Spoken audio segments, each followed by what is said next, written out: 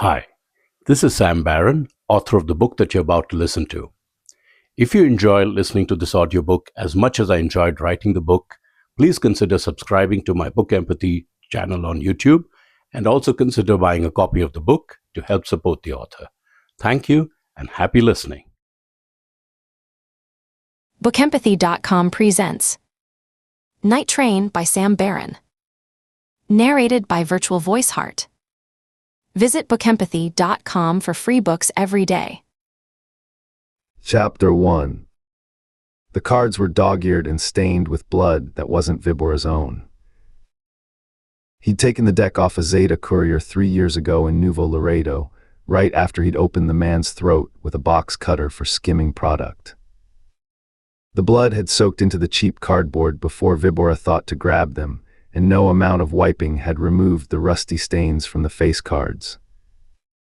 The Queen of Spades had a brown smear across her cheek, like a birthmark. The King of Hearts looked like he'd been weeping tears of dried blood. Vibora liked that. It reminded him that everything in this world was stained, one way or another. The only question was whose blood did the staining. He tossed 2 cards onto the makeshift table, a sheet of plywood balanced on ammunition crates, and watched Lobo's face for any tell. The kid was maybe 19, fresh ink still healing on his neck, eager to prove himself in ways that would probably get him killed within the year. He had the hunger, sure. Every young soldier in LM-13 had the hunger. But hunger without patience was just a different kind of suicide. "Call," Lobo said, pushing a crumpled 20 toward the center.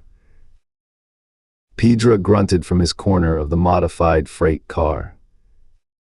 The big man had folded 3 hands ago and now sat with his massive arms crossed, watching the game with hooded eyes.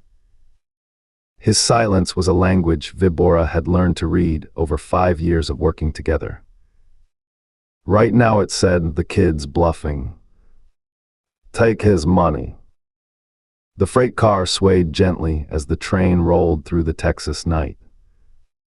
They'd converted this car themselves, bolted down the table, installed the battery-powered lights that cast everything in harsh white, hung the hammocks along the walls for sleeping in shifts. It wasn't comfortable, but comfort was for civilians. For people who'd never had to sleep in drainage ditches with rats crawling over their faces, or in shallow graves dug in the jungle while Salvadoran military patrols walked close enough to smell. Vibora had done both before his 15th birthday. A freight car with lights and cards and cold beer was a luxury. He flipped his cards. 2 pair jacks and 7s. Lobo's face crumpled. "Mierda." He threw down his hand, a pair of 4s and nothing else, and slumped back against the metal wall. "You bet like a drunk tourist," Vibora said, raking the bills toward himself. His Spanish carried the clipped consonants of San Salvador's rougher neighborhoods, the accent he'd never bothered to lose even after years of operating in the United States. "Every time you have nothing, you push hard. Every time you have something, you go quiet. A child could raid you. Maybe I wanted you to think that. Then you're stupider than I thought because you just lost $60 on a pair of 4s. Lobo's eyes flickered with something that might have been anger. Vibora watched it carefully, the way he watched everything. The kid had killed his first man at 14, a rival clique member in Lowe's Angels who disrespected his mother. He'd done it with a claw hammer, which took either tremendous rage or tremendous commitment. The kind of violence that got you noticed by the right people. But noticed and trusted were different things. LM-13 had built its empire on trust, the trust that came from shared blood, shared ink, shared bodies in the ground. Lobo was still proving himself. He'd be proving himself for years yet, assuming he lived that long. "Deal again," Lobo muttered. Vibora shook his head and pushed back from the table. I need to check the cargo. He grabbed his jacket from the hook near the door, black denim, lined against the December cold, and pulled it on over the Glock holstered at his hip. The jacket covered the worst of his tattoos, the ones that marked him as LM-13 leadership, the horned devil on his right shoulder that declared his rank, the teardrops beneath his left eye that recorded his kills, the LM-13 across his chest that proclaimed his allegiance. Not that anyone on this train didn't know exactly who he was and what he'd done to earn his position. But old habits died hard. He unlatched the heavy steel door at the end of the car and stepped through into the connecting passage. From the outside, this section of the train looked like any other string of freight cars, weathered metal sides, faded corporate logos, nothing to distinguish them from the thousands of others rolling across American rails every night. But LM-13 had spent months retrofitting these 6 cars, cutting access doors between them, reinforcing the frames, creating a self-contained module that could be coupled onto any freight run heading north. The rest of the train carried legitimate cargo, grain, auto parts, whatever the railroad was hauling that week. But this section belonged to La Muerte. The passage between cars was narrow and loud, the clatter of wheels on rails echoing off the metal walls. Vibora moved through it quickly, emerging into the next car where 2 guards sat playing dominoes under a battery-powered lamp. They nodded as he passed. He continued through another connecting door, then another, checking on his men at each station. It was elegant, really. He had to admire the system, even though he'd had no hand in designing it. The gringos thought they controlled their borders, thought their laws and their agencies and their technology made them safe. They had no idea. LM-13 had been moving product through this corridor for 3 years, drugs, weapons, people, without a single interdiction.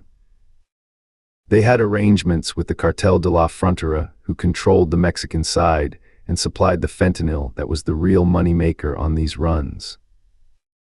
They had people inside the agencies who were supposed to stop them. They had drivers and engineers and dispatchers who took their money and asked no questions. America was like a house with a state-of-the-art alarm system and a back door that had never been locked. You just had to know which door to use. He reached the first of the prison cars at the end of the module. The internal door here was heavier than the others, fitted with a serious padlock, not to keep people out, but to keep the cargo in. Vibora unlocked the padlock and pulled the door open. The smell hit him first. It always did. Sweat and urine and fear, the particular odor of human bodies packed too close together for too long without adequate sanitation. He'd grown used to it over the years, the way you grew used to anything. He stepped up into the car and let his eyes adjust to the darkness. Emergency lighting, dim red bulbs powered by a battery pack, provided enough illumination to see by. The cargo was arranged in rows along both sides of the car, seated on the metal floor, wrists and ankles secured to chains that ran along the walls. Children. 33 of them in this car, ranging in age from maybe 7 to 15. They stared at him with eyes that reflected the red light like animal eyes in a forest at night, wide, terrified, resigned in the way of creatures who had learned that struggle was pointless. Vibora counted heads, checking against the manifest in his memory. All present. Good. A boy near the back of the car caught his attention. 12, maybe 13, with a thin face and eyes that held something other than fear. Defiance. The kid was glaring at him with an intensity that most of these pollos lost within the first few days of captivity. Vibora walked over and crouched in front of him. The boy didn't flinch. Didn't look away. "Como te llamas?" Vibora asked. "What's your name?" The boy said nothing. Vibora smiled. He'd seen this before, the ones who thought their silence was resistance, who believed they could hold onto some scrap of dignity by refusing to cooperate.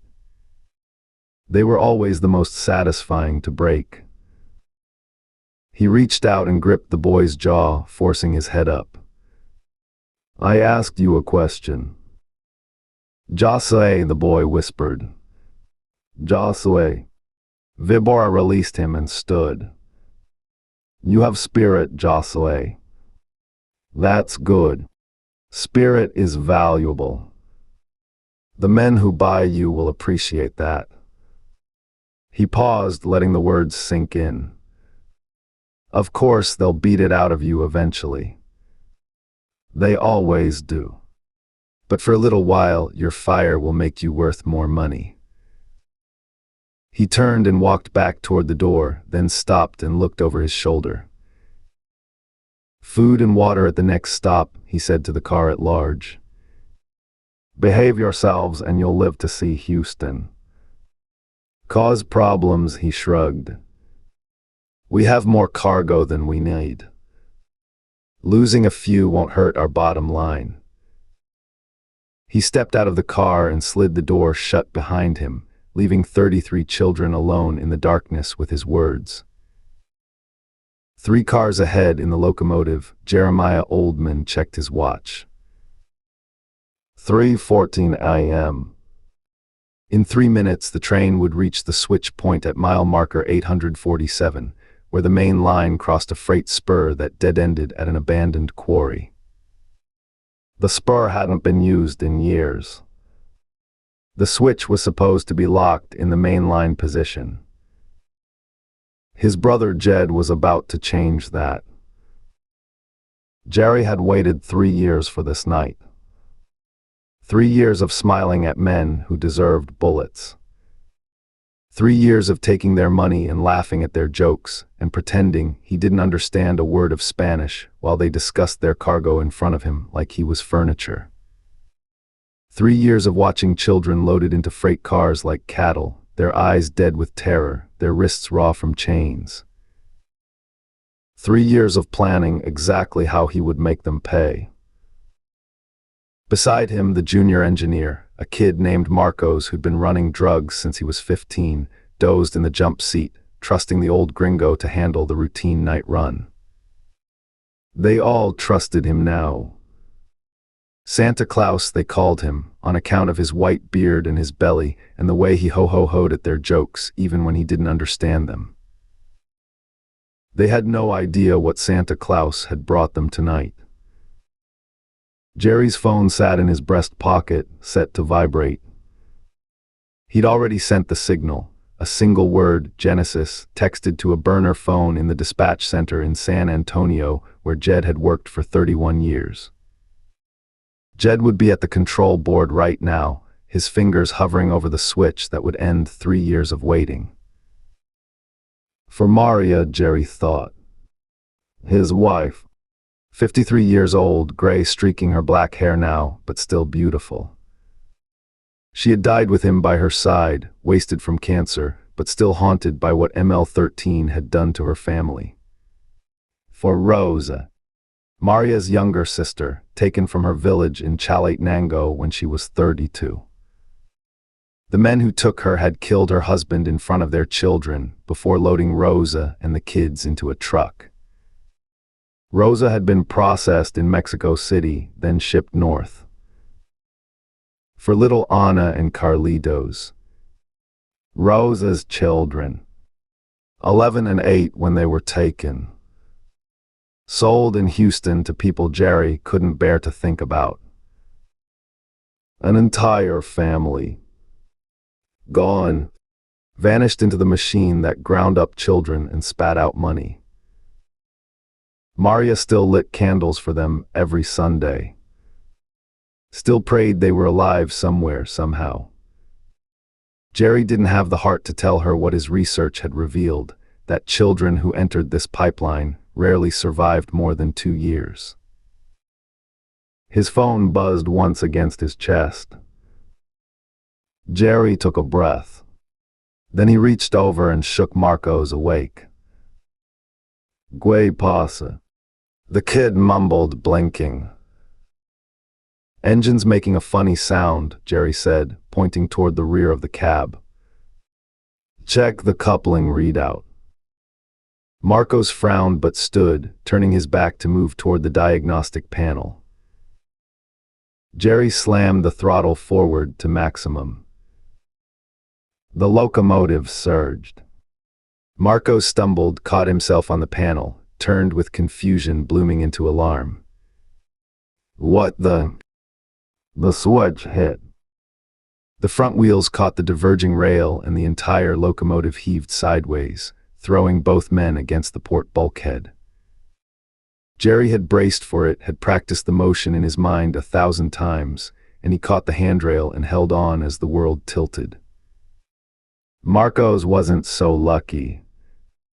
His head struck a metal stanchion with a crack that Jerry heard, even over the scream of tortured steel.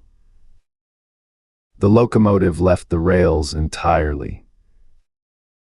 For one weightless moment, Jerry felt himself floating, the darkness outside the windscreen wheeling past in a spiral of stars and distant lights. Then gravity reasserted itself, and the engine struck the earth with an impact that felt like an explosion. The blood running down Jerry's face tasted like copper and regret. He'd known the crash would hurt. He'd accepted that. What he hadn't fully anticipated was how much it would hurt to move afterward, every breath a knife in his ribs, every step sending lightning bolts up his spine. He was 63 years old. His body didn't bounce back the way it used to. But he could still walk. He could still hold the bolt cutters. And he could still do what he'd come to do. The prison car loomed in front of him, listing at an angle but intact. He'd memorized its position in the train, fourth from the rear, marked with a faded logo of a tractor company that had gone bankrupt in 1987. Inside, according to the manifests he'd spent months studying, were 37 children. 37 Annas. 37 Carlitoses. He would not let them disappear into the machine. The lock on the door was industrial, hardened steel, resistant to bolt cutters. But Jerry had anticipated that, too. He pulled a battery-powered angle grinder from the bag he'd stashed in the engine compartment and set to work. Sparks showered his arms, burning through his sleeves, but he didn't stop. Couldn't stop. The lock gave way with a shriek of tortured metal. He heaved the door open and shined his flashlight inside. Lies. Dozens of them, reflecting the light like the eyes of animals caught in headlights. Children chained along both walls, their wrists raw and bleeding, their faces hollow with terror and malnutrition. The smell hit him, human waste, sweat, fear, and he had to swallow hard to keep from gagging. "No tengan miedo," he said. "Don't be afraid. Vengo a liberarlos. I've come to set you free." The children stared at him. Some were crying silently. Others had the blank, dissociated look of trauma victims who had retreated somewhere deep inside themselves. Jerry got to work with the bolt cutters. The chains were standard hardware store stock. The traffickers had never anticipated anyone getting this far. One by one he cut through the links, freeing small wrists, lifting children to their feet. "Corin," he told them. "Run. Hasha el Norte. No se detengan por nada. North. Don't stop for anything." They ran. Some in groups holding hands. Others alone, sprinting into the darkness like deer fleeing a wildfire. Jerry watched them go, his heart swelling with something he hadn't felt in 3 years. Hope. He was almost finished when he reached the boy in the corner. Vibora was walking back toward the command car when the world ended. He felt it first, a shudder that ran through the train like a tremor through a body. Wrong. Different from the normal sway and rhythm of wheels on rails. He'd ridden enough trains to know the difference between motion and malfunction. Then the shriek of metal on metal, impossibly loud, and the platform beneath his feet bucked like a living thing. He grabbed for the railing, but his hands found only air, and then he was falling, tumbling, the cold Texas night spinning around him as the freight car rose up like a wounded animal and came crashing down. He hit the ground hard, rolled through scrub brush and gravel, every rock and root finding new places to bruise and tear. Something struck his head, a piece of debris, a chunk of rail, and the world went white, then red, then black. When he came to, the train was destroyed. He pulled himself to his feet, swaying, his vision blurred with blood from a gash on his scalp. His left arm hung wrong, dislocated at the shoulder, probably. Pain screamed through his body from a dozen different places. But he was alive. Freight cars lay scattered across the Texas scrubland like the discarded toys of an angry god. Some had stayed upright, others had tipped, rolled, broken apart entirely. One was burning, the ammunition car, he realized, flames licking at crates of AR-15s and grenades that would start cooking off any minute. Another car had torn open along its side, spilling white powder across the dirt. The fentanyl. Tens of millions of dollars worth, blowing away in the December wind. The Cartel de la Frontera was going to be furious. That was their product scattered across the Texas plains. Their money gone. And they would blame LM-13. They would blame him. But that was a problem for later. Right now, Vibora had a more immediate concern. The prison cars. He ran toward them, his boots crunching over gravel and broken glass, his dislocated arm clutched against his chest. The first prison car had stayed upright, its reinforced doors still sealed. Thank God. But the second one had been torn open. The door hung from a single hinge, swinging in the wind. Inside, Vibora could see empty chains. Bolt cutters lying on the floor, still shiny and new. Someone had freed the cargo. Encuentren a los niños. He screamed into the night. Find the children. Mátenlos así necesario. Kill them if you have to. His men were emerging from the wreckage now, bloodied, limping, but armed. 6 of them. Maybe 7. They fanned out into the darkness, their flashlights cutting through the night, their shouts echoing off the distant hills.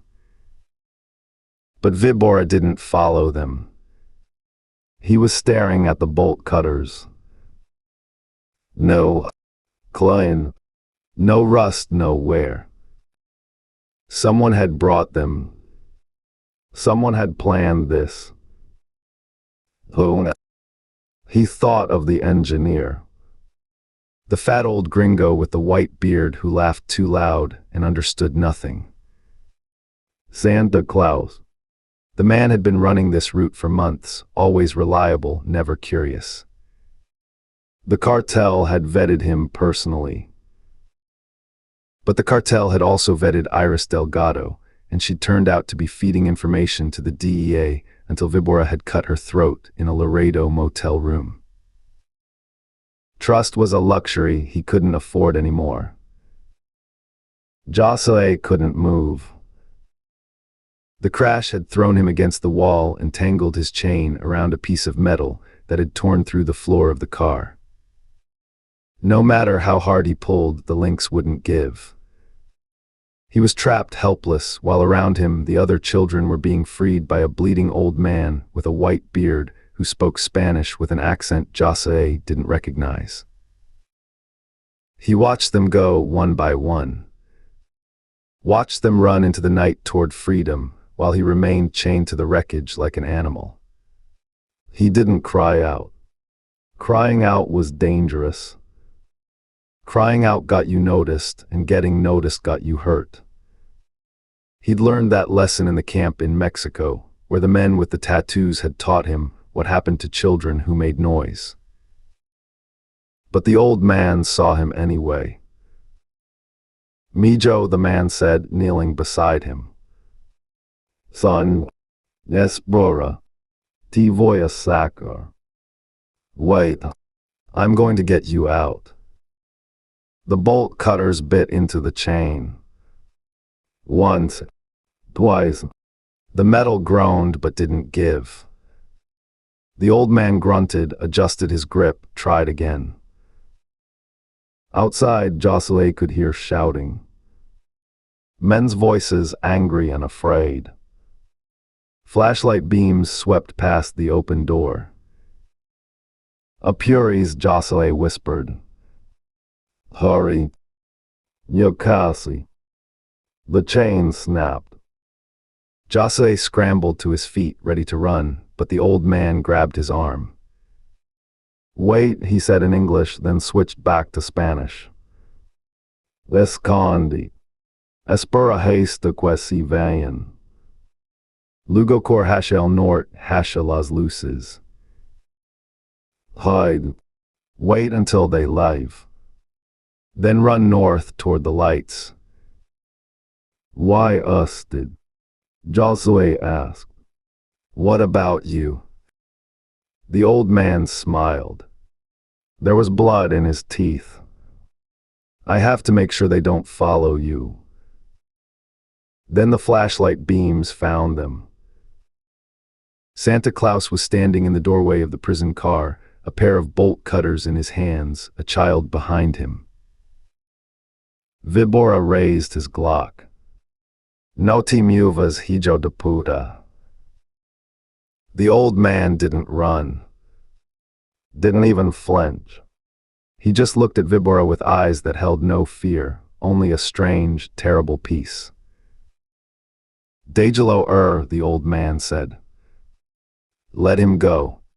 His Spanish was perfect. Salvadoran even, with the soft consonants of the countryside. Es solo un niño.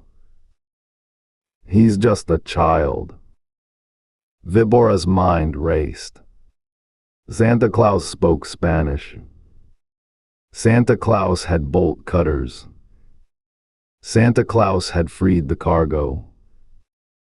Santa Claus had destroyed everything. Quien eres? Vibora demanded. Who are you? A man who's been waiting a long time to meet you. The old man moved faster than Vibora expected, shoving the child behind him, toward the shadows at the back of the car. Cor, he shouted. Vibora fired. The bullet caught Santa Claus in the shoulder and spun him around, but he didn't go down. He lunged at Vibora, swinging the bolt cutters like a club, and Vibora had to step back to avoid having his skull crushed. Two of his men were there now, Escorpion and a cartel-trained soldier named Aguila, and they grabbed the old man from behind, forcing him to his knees. The bolt cutters clattered to the ground. Vibora looked past them into the prison car. Empty. The child had vanished into the darkness. Find him, he said. Find all of them. Aguila nodded and disappeared into the night with his flashlight. Vibora turned back to Santa Claus. The old man was bleeding heavily from his shoulder, his white beard stained red, but he was smiling. Smiling. Te pares gracioso. Vibora asked softly. You think this is funny? I think, the old man said in his perfect Salvadoran Spanish, that you're going to have a very bad night.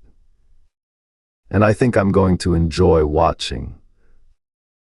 Vibora hit him across the face with the butt of his pistol. The old man's head snapped back, blood spraying from his broken nose, but when he looked up again, he was still smiling. "Who are you working for?"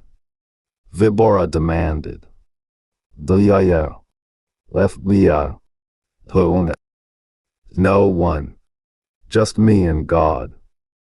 "Mentiroso. Liar." Vibora hit him again. "Who planned this?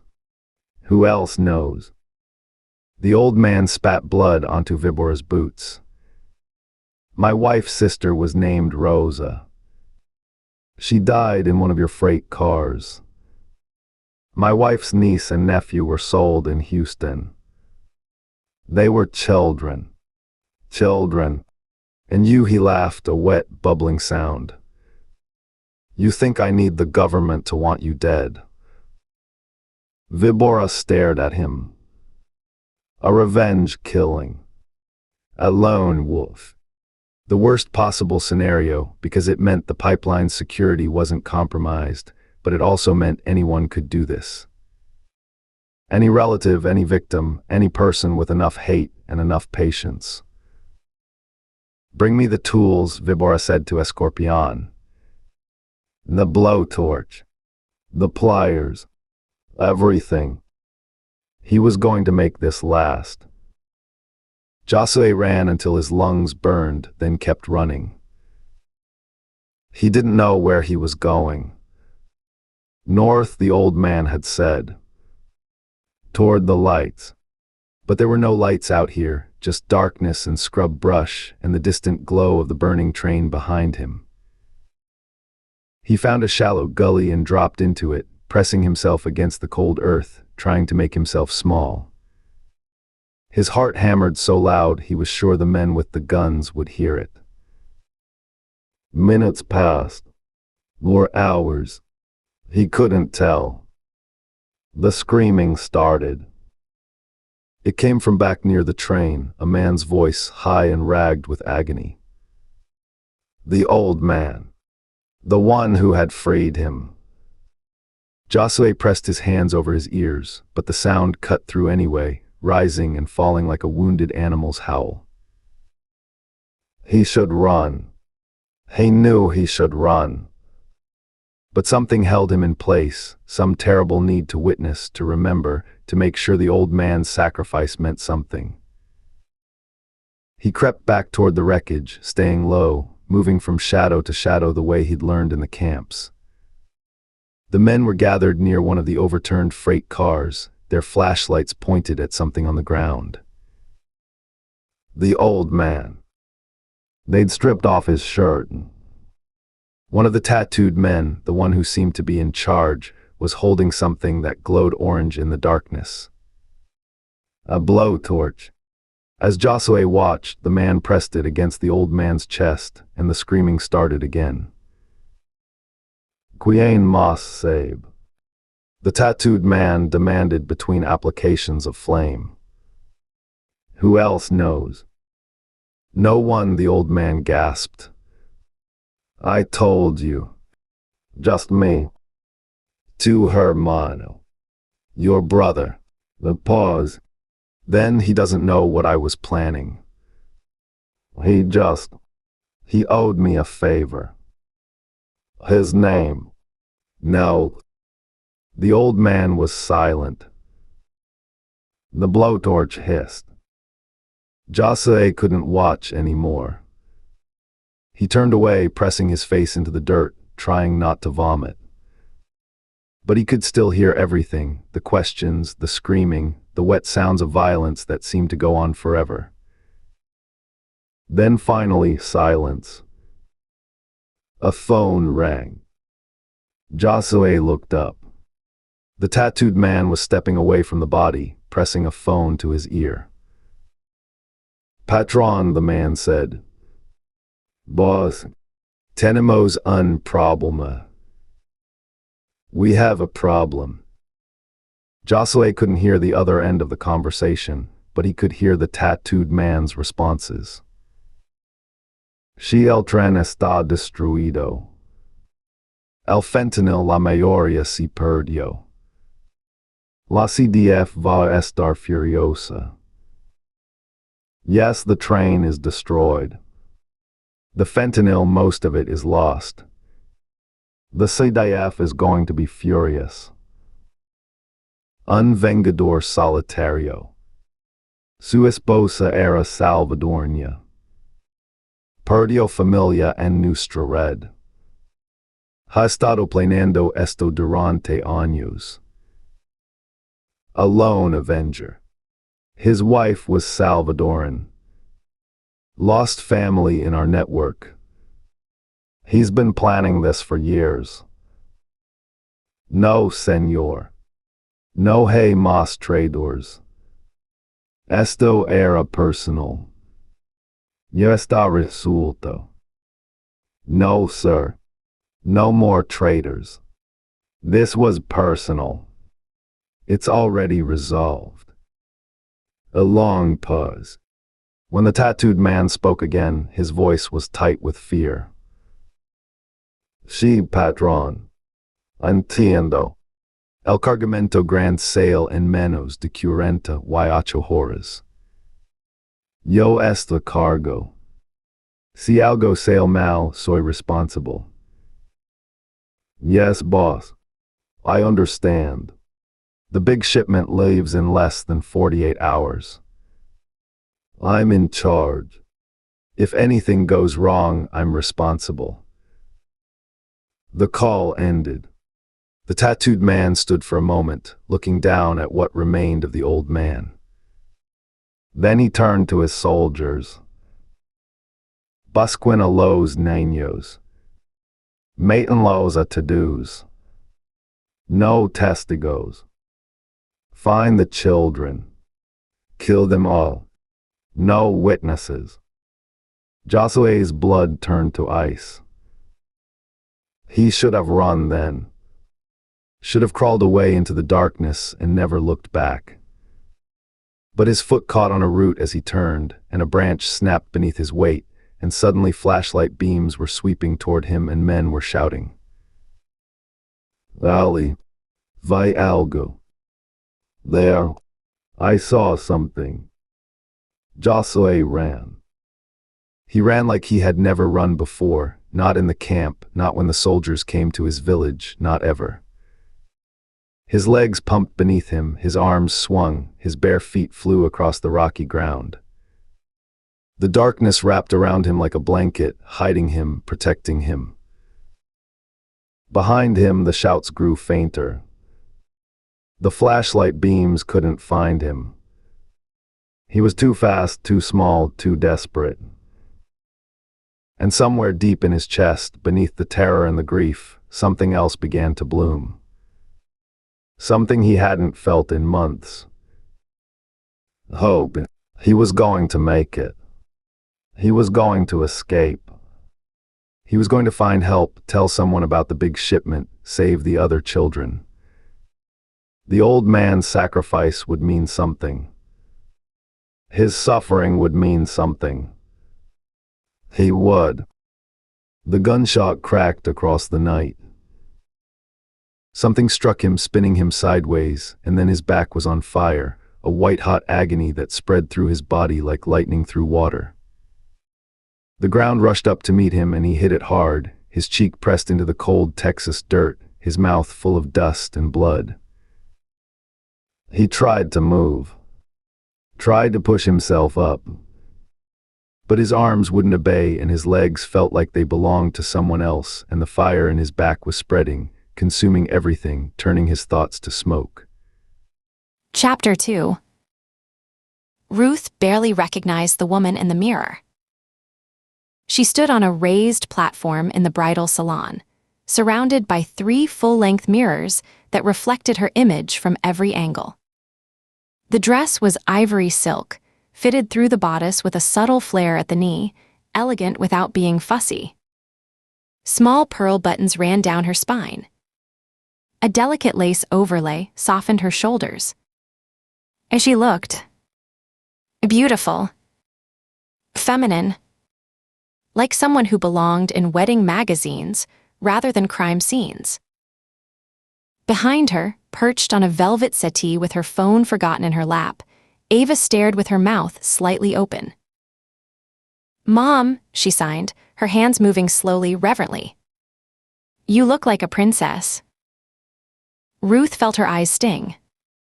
She blinked rapidly, refusing to cry and ruin the moment, or worse, get mascara on the sample dress. "You think so?" "I know so."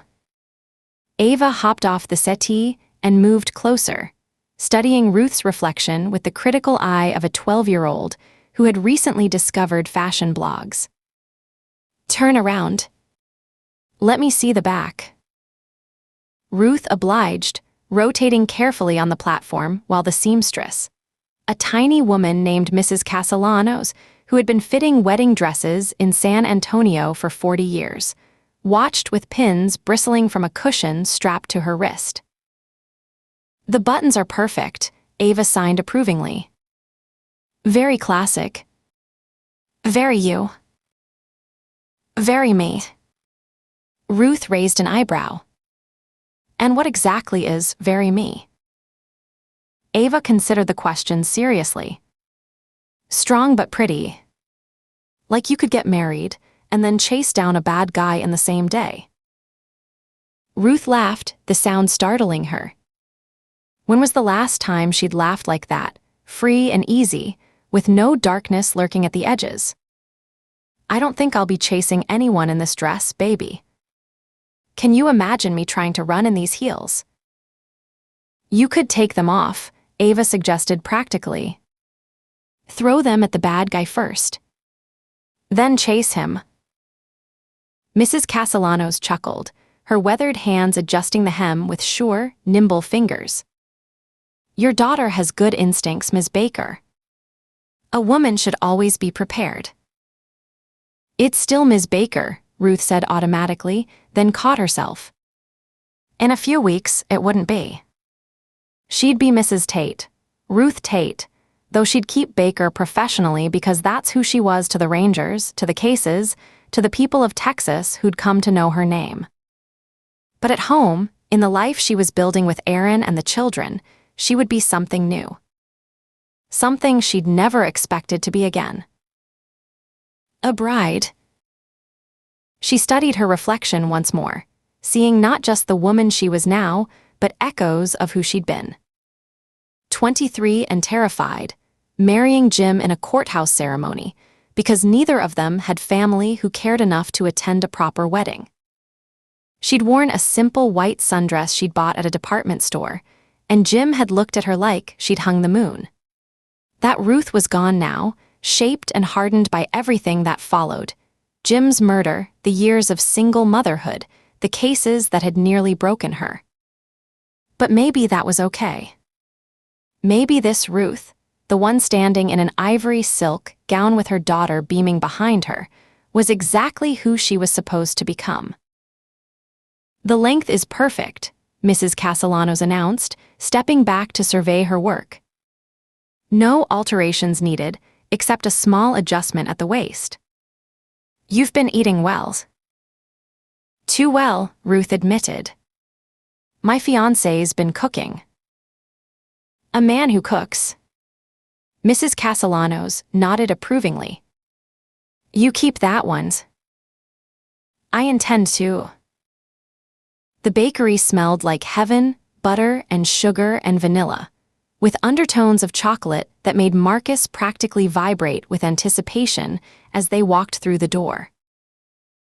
"Remember," Aaron said, one hand on each of his son's shoulders, "we're here to make a decision, not to eat our weight in cake." "Why not both?" Jake asked reasonably.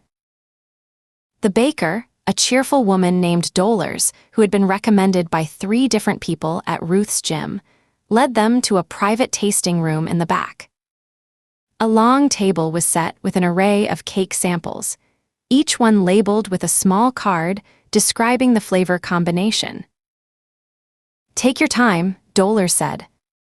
"I'll check back in 20 minutes. And please be honest. This is your wedding. You should have exactly what you want." She left them alone with the cake, and for a moment, all 5 of them just stared at the spread. "This is the best day of my life," Marcus whispered. "You said that about the go-kart track last month," Jake pointed out. "That was the best day of my life then. This is the best day of my life now." Ruth caught Erin's eye and smiled. This was her family, messy and loud and ridiculous and absolutely perfect. "Okay," she said, taking charge before chaos could descend. "Let's be systematic about this. We'll each try every sample, rate them on a scale of 1 to 10, and then compare notes." "Or," Marcus suggested, already reaching for a forkful of chocolate ganache, "we could just eat cake." Ava was studying the labels with scholarly intensity. "This one is lemon raspberry with cream cheese frosting." "That sounds sophisticated." "Since when do you care about sophisticated?" Jake asked, signing the words as he spoke. His ASL had improved dramatically over the past year, and Ruth loved watching him communicate with Ava in her native language. "Since always," Ava signed back primly. "I contain multitudes." "Where did you learn that phrase?" "English class. We're reading Walt Whitman." Ruth sampled the lemon raspberry while the kids continued their debate. It was good, bright and tangy, with a sweetness that didn't overwhelm. She made a mental note. "This chocolate one is incredible," Aaron said, his expression approaching religious ecstasy. "Ruth, you have to try this." She leaned over and he fed her a bite from his fork, an intimacy so casual and comfortable that she barely registered it as unusual. A year ago, she would have been self-conscious about such displays in front of the children. Now it just felt like family. "That is good," she admitted. "Good. It's transcendent. This should be the cake." Decision made. "We haven't even tried the vanilla bean yet," Ruth pointed out. "A vanilla bean?" Aaron shook his head sadly. "We're at a crossroads in our relationship, Ruth. I thought I knew you." "The vanilla is actually really interesting," Ava signed, having moved methodically through the samples. "It has these little black specks in it from the actual bean. And the frosting is Italian buttercream, which is lighter than American buttercream because it uses a meringue base." Everyone stared at her. "What?" She signed defensively. "I watched some videos." "Our daughter is a cake scholar," Aaron said to Ruth, and the casual way he said our daughter made her heart swell 3 sizes. They spent the next 20 minutes in increasingly passionate debate. Jake, surprisingly, advocated for the carrot cake. It has cream cheese, frosting, and vegetables, so it's basically health food. Marcus remained devoted to the chocolate. Ava had become a convert to the lemon raspberry. Ruth genuinely couldn't decide, and Aaron was staging a one-man campaign for a multi-tier cake that would include all 4 top contenders. "That's ridiculous," Ruth said. "That's not a wedding cake, that's a cake buffet." "I fail to see the problem." "The problem is that we're not feeding an army. We're having an intimate ceremony with family and close friends." "Who all deserve cake options," Aaron countered. "Think about it. Everyone has different tastes. Why should they be forced to eat whatever we arbitrarily decide is the wedding cake? This is America, Ruth. Freedom of choice is in the Constitution. Pretty sure the Founding Fathers didn't have wedding cake in mind. Pretty sure they'd be on my side if they tried this chocolate ganache." Dolers returned to find them still arguing, though the atmosphere was more amused than contentious. When Ruth explained Aaron's multi-tier proposal, the baker's eyes lit up. "Oh, I love that idea," she said. "Very modern. Very inclusive. And honestly, it photographs beautifully. Each tier a different flavor, different decoration style, all coming together into one unified whole." She smiled at Ruth and Aaron. "Kind of like a blended family, when you think about it." Ruth looked at Aaron. He looked back at her, eyebrows raised in a C expression. "Fine," she said. "4 tiers. 4 flavors. But you're explaining to your mother why we didn't just pick one cake like normal people." "My mother," Aaron said confidently, "is going to love it." 3 hours later, Ruth was significantly less confident about what Aaron's mother would love. They'd gathered in the living room for a video call with Aaron's parents and his sister Becky, all of whom were deeply invested in every detail of the upcoming wedding. The large-screen TV showed Alina and Roy Tate sitting on their living room couch in Tulsa, with Becky squeezed in beside them, while the 5 members of the Texas branch of the family arranged themselves on and around the sectional. "4 tiers seems excessive," Alina was saying, her tone the particular kind of gentle that meant she absolutely disapproved, but was too polite to say so directly. "What happened to tradition? When your father and I got married, we had a simple white cake with white frosting. None of this. What did you call it? Lemon raspberry." "Times change, Mom," Aaron said patiently. "And we wanted to include the kids in the decision. This way everyone gets their favorite." "The chocolate tier was my idea," Marcus volunteered proudly.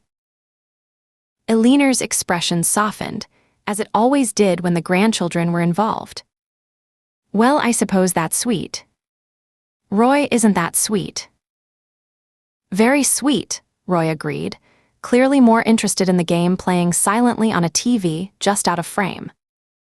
"Chocolate sounds good to me." "Dad's watching the Cowboys," Becky reported. "He's been watching this call for about 5 minutes now." "I'm multitasking," Roy protested. "I can care about cake and football." "What about the flowers?" Alina pressed on, undeterred. "Have you decided on the flowers yet? Because I saw the most beautiful arrangements at the Henderson wedding last month, cascading white roses with just a touch of greenery. Very elegant. I could send you pictures." Ruth and Aaron exchanged a glance. They hadn't discussed flowers yet, hadn't even thought about flowers, but Ruth knew that admitting this would only extend the conversation by another hour. "We're still exploring options," she said diplomatically. "But we'd love to see those pictures." "I'll text them right now." "Becky, remind me to text those pictures." "You can text them yourself, Mom. Your phone is literally in your hand." While Alina navigated the mysteries of smartphone photography, Ava tugged on Ruth's sleeve. "Can I show Grandma Alina my flower girl dress?" She signed. "The pictures are on my phone." Ruth's heart clenched at Grandma Alina, a title that had emerged organically over the past year, as Aaron's parents had embraced Ava as fully as they'd embraced their biological grandchildren. Alina and Roy had driven down from Tulsa 3 times already to spend weekends with the blended family, and each visit had strengthened the bonds between them. "Of course, baby. Go ahead." Ava held up her phone to the TV's camera, showing off the pictures from their shopping trip last week. The dress was pale pink with a tulle skirt, age-appropriate, but still elegant enough to complement Ruth's gown. "Oh, Ava, you're going to look beautiful," Alina cooed. "Just beautiful." "Roy, look at Ava's dress." "Very pretty," Roy said, finally tearing his attention from the football game. "You'll be the prettiest flower girl in Texas." Ava beamed, and Ruth felt a wave of gratitude so intense it nearly knocked her over. This was what she'd never had growing up: extended family who cared, who wanted to be involved, who showed up for the big moments and the small ones. She'd spent her childhood bouncing between foster homes, never staying long enough to form real connections, never having grandparents who would coo over her dress choices or aunts who would text flower arrangement photos. But Ava would have all of it. Aaron's family had claimed her as their own, and Ruth would spend the rest of her life being grateful for that gift. "Now," Eleanor said, settling back into wedding planning mode, "let's talk about the seating chart. I have some concerns about putting Uncle Harold near the bar." By the time the video call ended, 2 hours later, with extensive discussions of seating arrangements, musical selections, and the great debate over whether Marcus could be trusted to carry the rings without dropping them, Ruth was exhausted in the best possible way. The kids had scattered to their respective corners of the house. Jake in his room with headphones on, Marcus sprawled on the floor of the den playing video games, Ava curled up in the window seat with a book. The evening sun slanted through the windows, painting everything in warm gold. Ruth found Aaron in the kitchen, assembling ingredients for dinner. He'd changed out of his nice clothes into worn jeans and a soft flannel shirt, and something about the domesticity of the scene made her breath catch. "Tacos?" she asked, noting the ground beef, the stack of tortillas, the various toppings arranged on the counter. The kids voted. Democracy in action. He glanced up and smiled at her, that particular smile that still made her feel like a teenager with a crush. "You okay?" "You got quiet toward the end of the call." Ruth moved to stand beside him, stealing a shred of cheese from the cutting board. "Just thinking about how different things are now." "Good different," she added quickly. "Just different." "Different how?" She considered the question, trying to articulate the feeling that had been building in her chest all day. "I never had this growing up. The big family, the wedding planning, people who actually cared about what kind of cake I liked. It was just me, moving from place to place, trying not to get too attached to anything because I knew it wouldn't last." Aaron set down his knife and turned to face her fully. "And now I have everything I never let myself want."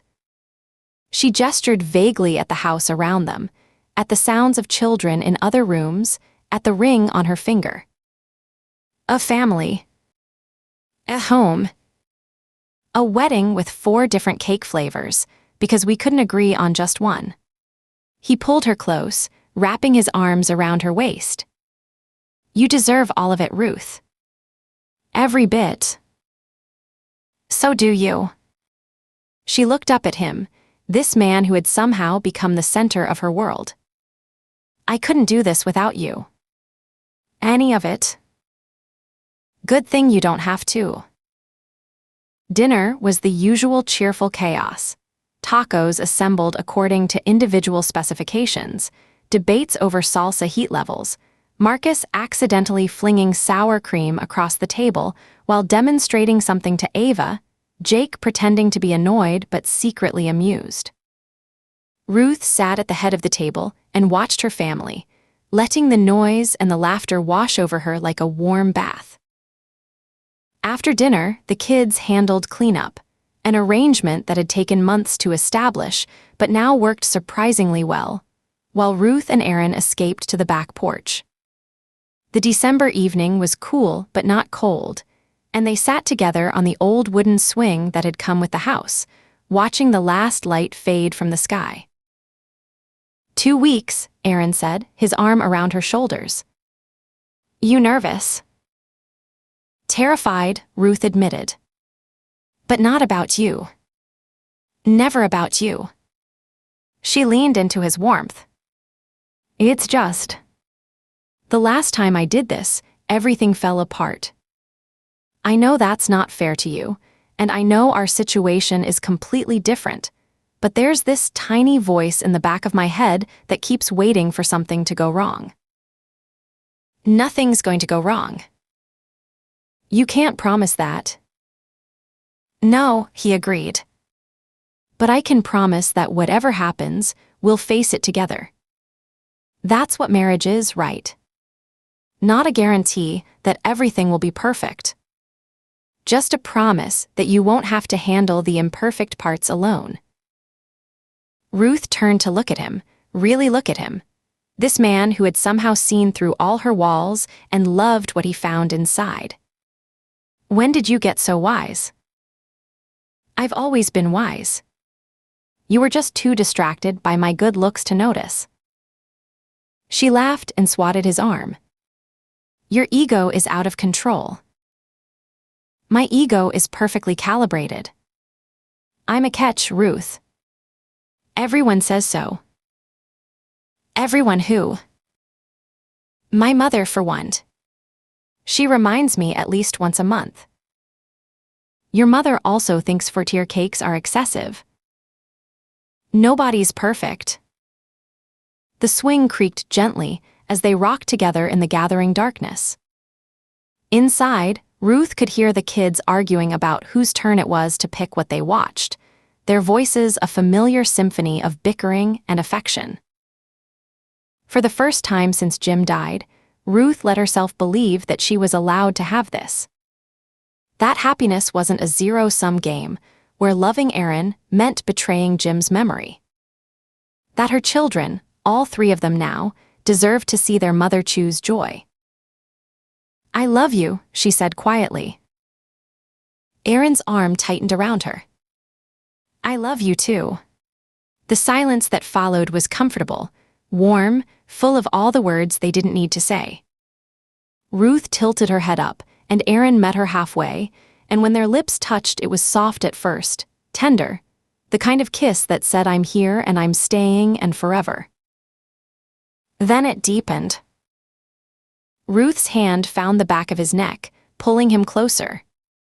Aaron made a small sound in his throat and shifted on the swing, turning toward her, his hand sliding to the small of her back, pressing her against him. The world narrowed to the taste of him, the warmth of him, the solid reality of this man she was going to marry, and for a long, perfect moment there was nothing else. No past, no future, just the two of them suspended in the amber glow of the porch light. His other hand came up to cup her face, thumb tracing her cheekbone, and Ruth felt something inside her crack open, some last wall she hadn't even known she was still holding up. The phone rang. They broke apart, both breathing harder than they should have been. Ruth fumbled for her phone, half tempted to throw it into the bushes and deal with the consequences later. Don't answer it, Aaron murmured, his forehead pressed against hers. It might be important. It's Saturday night. Nothing's important on Saturday night. But Ruth was already looking at the screen. She answered. Baker. She listened for 30 seconds. Her face went still, all the warmth draining away, replaced by something Aaron recognized. The mask she wore when things were bad. Really bad.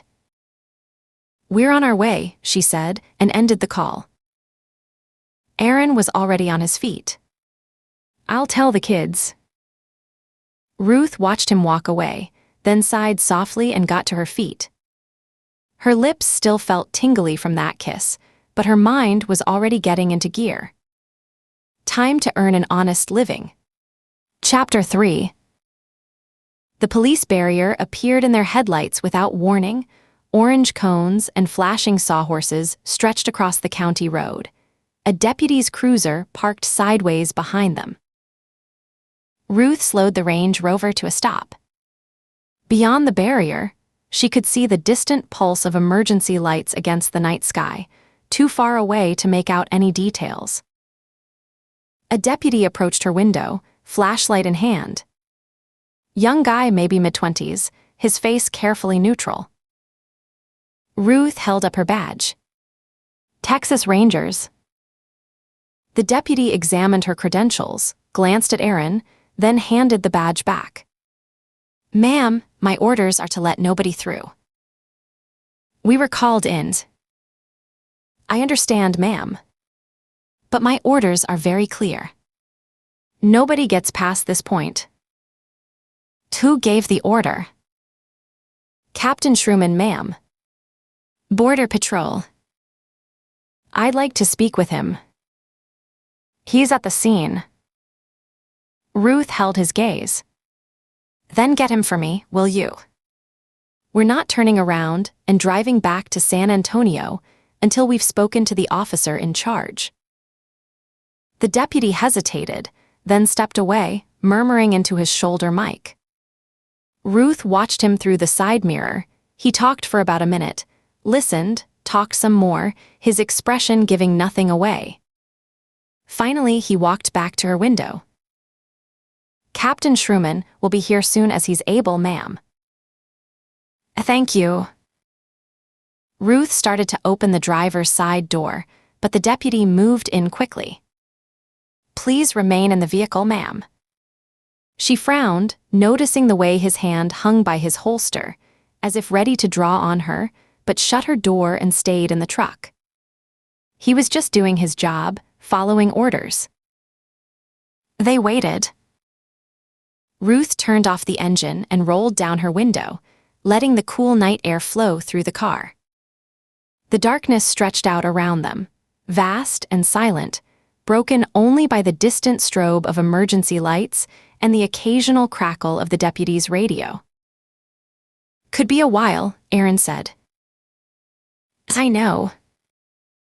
Might be nothing. Wrong information, crossed wires. Might be. Almost 20 minutes passed before headlights appeared in the distance, bouncing along the road from the direction of the wreck. A border patrol SUV pulled up beside the barrier.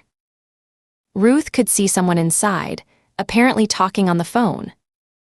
After another few minutes, a large man climbed out. He was wearing a yellow hazmat suit that crinkled loudly as he moved, the hood pushed back to reveal a weathered face and close-cropped gray hair. He walked toward them with the slightly awkward gait the bulky suit imposed, then stopped beside Ruth's window and unzipped the suit partway, letting in the night air. Rangers.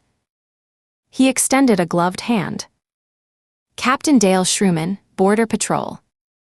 Appreciate you folks coming all the way out here. Ruth shook his hand. Ruth Baker. This is my partner, Aaron Tate. We received a call about a possible crime scene at this location. Crime scene. Shrewman's eyebrows rose. No, ma'am, nothing like that. Just a bad accident.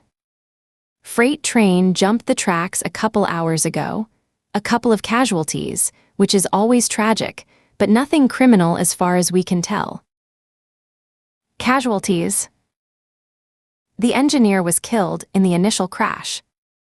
The conductor survived, but he's in bad shape. They airlifted him to San Antonio General about an hour ago. Shrewman shook his head, his expression appropriately somber. Other than that, it was just cargo. Grain, auto parts, the usual. And unfortunately, one car was carrying industrial chemicals that ruptured on impact. That's why we've got the perimeter pushed back so far. Can't let anyone closer until the hazmat boys give us the all clear. It all sounded reasonable. Accidents happened. Trains derailed. Chemicals spilled. Ruth felt some of the tension ease from her shoulders. But not all of it. The thing is, she said, the call I received mentioned something specific. Human trafficking. And drugs. Shrewman's expression shifted. It was subtle, a fractional tightening around his eyes, a slight stiffening of his posture, but Ruth had spent years reading people. She noticed. Human trafficking. He let out a small laugh, but it didn't quite reach his eyes. "Ma'am, I don't know who called you, but they were badly misinformed. This is a freight train. Grain and auto parts. No passengers, no contraband, just a sad accident and a lot of paperwork." The caller identified himself as Captain Ruiz. The change was unmistakable this time. Shrewman's smile froze on his face.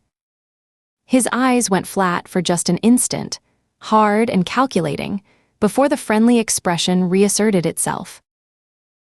"Captain Ruiz," he repeated slowly. "Can't say I know anyone by that name." Ruth watched him carefully. He was very specific. Gave me the exact coordinates. Said there was clear evidence of human trafficking and drug smuggling. "Well, I don't know what to tell you." Shrewman's tone was still pleasant, but something underneath had cooled.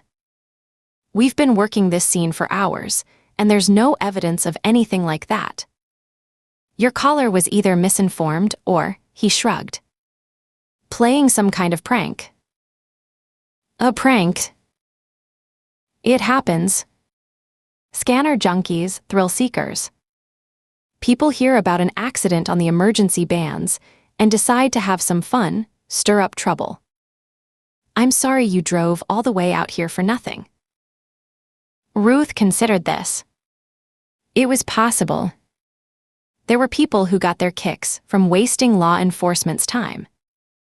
But something about Shrewman's reaction when she'd mentioned Ruiz's name nagged at her. "I'd like to see the scene anyway," she said. "If you don't mind. Just to be thorough." "I'm afraid that's not possible." Shrewman's smile thinned. "Chemical contamination, like I said. I can't authorize anyone near that site without proper protective gear. Liability issues. We could suit up. If you have spares.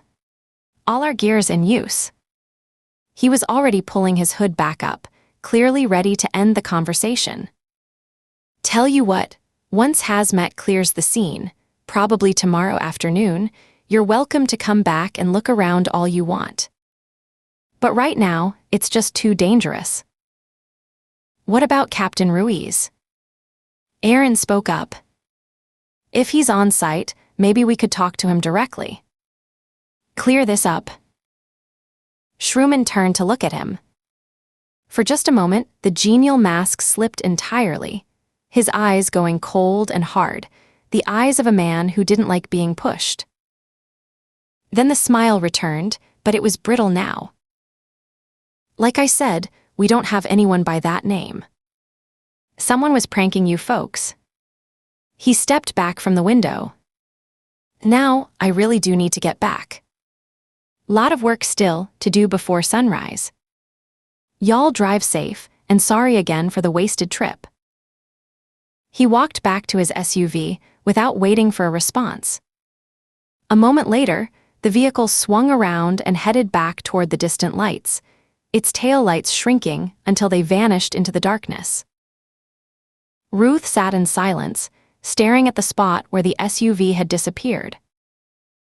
"Well," Aaron said, reaching for his seatbelt, "that's that. Sounds like someone was just messing with you." "It happens." He stifled a yawn. "Come on, let's go home. If we leave now, we might actually get a few hours of sleep before." He stopped. Ruth hadn't moved. She was still staring down the dark road, her hands resting on the steering wheel. He was wearing a yellow hazmat suit that crinkled as he moved. He walked toward them without hurrying, stopped beside the barrier, and took his time removing his helmet. The face beneath was weathered and broad, close-cropped gray hair, the kind of face that had spent decades under the Texas sun. He tucked the helmet under his arm and approached Ruth's window. "Rangers." It wasn't a question. "Captain Dale Shrewman, Border Patrol." "Ruth Baker." "This is my partner, Aaron Tate." He didn't offer to shake hands, still wearing the hazmat suit's heavy gloves. "Deputy says you were called in." "That's right." "Mind telling me by who?" "Someone identifying himself as Captain Ruiz." Shrewman's expression didn't change, but something shifted behind his eyes. A flicker quickly suppressed. "Don't know anyone by that name." He said there was evidence of human trafficking at this location. "And drugs." "Did he?" Shrewman's tone remained pleasant, but the warmth had drained out of it. "Well, I don't know what to tell you, Ranger Baker. We've got a freight train derailment here. Accident, not a crime scene. Switch malfunction sent her off the rails around midnight. Casualties: engineers dead. Conductors critical, airlifted him to San Antonio a few hours ago. And the cargo: grain, auto parts, industrial equipment." Shrewman paused. "And one car carrying chemical solvents that ruptured on impact. That's why we've got the perimeter pushed back this far." Ruth nodded slowly. It was a reasonable explanation. She had no reason to doubt it. Except for the way Shrewman's eyes had flickered when she'd said Ruiz. "I'd still like to see the scene," she said.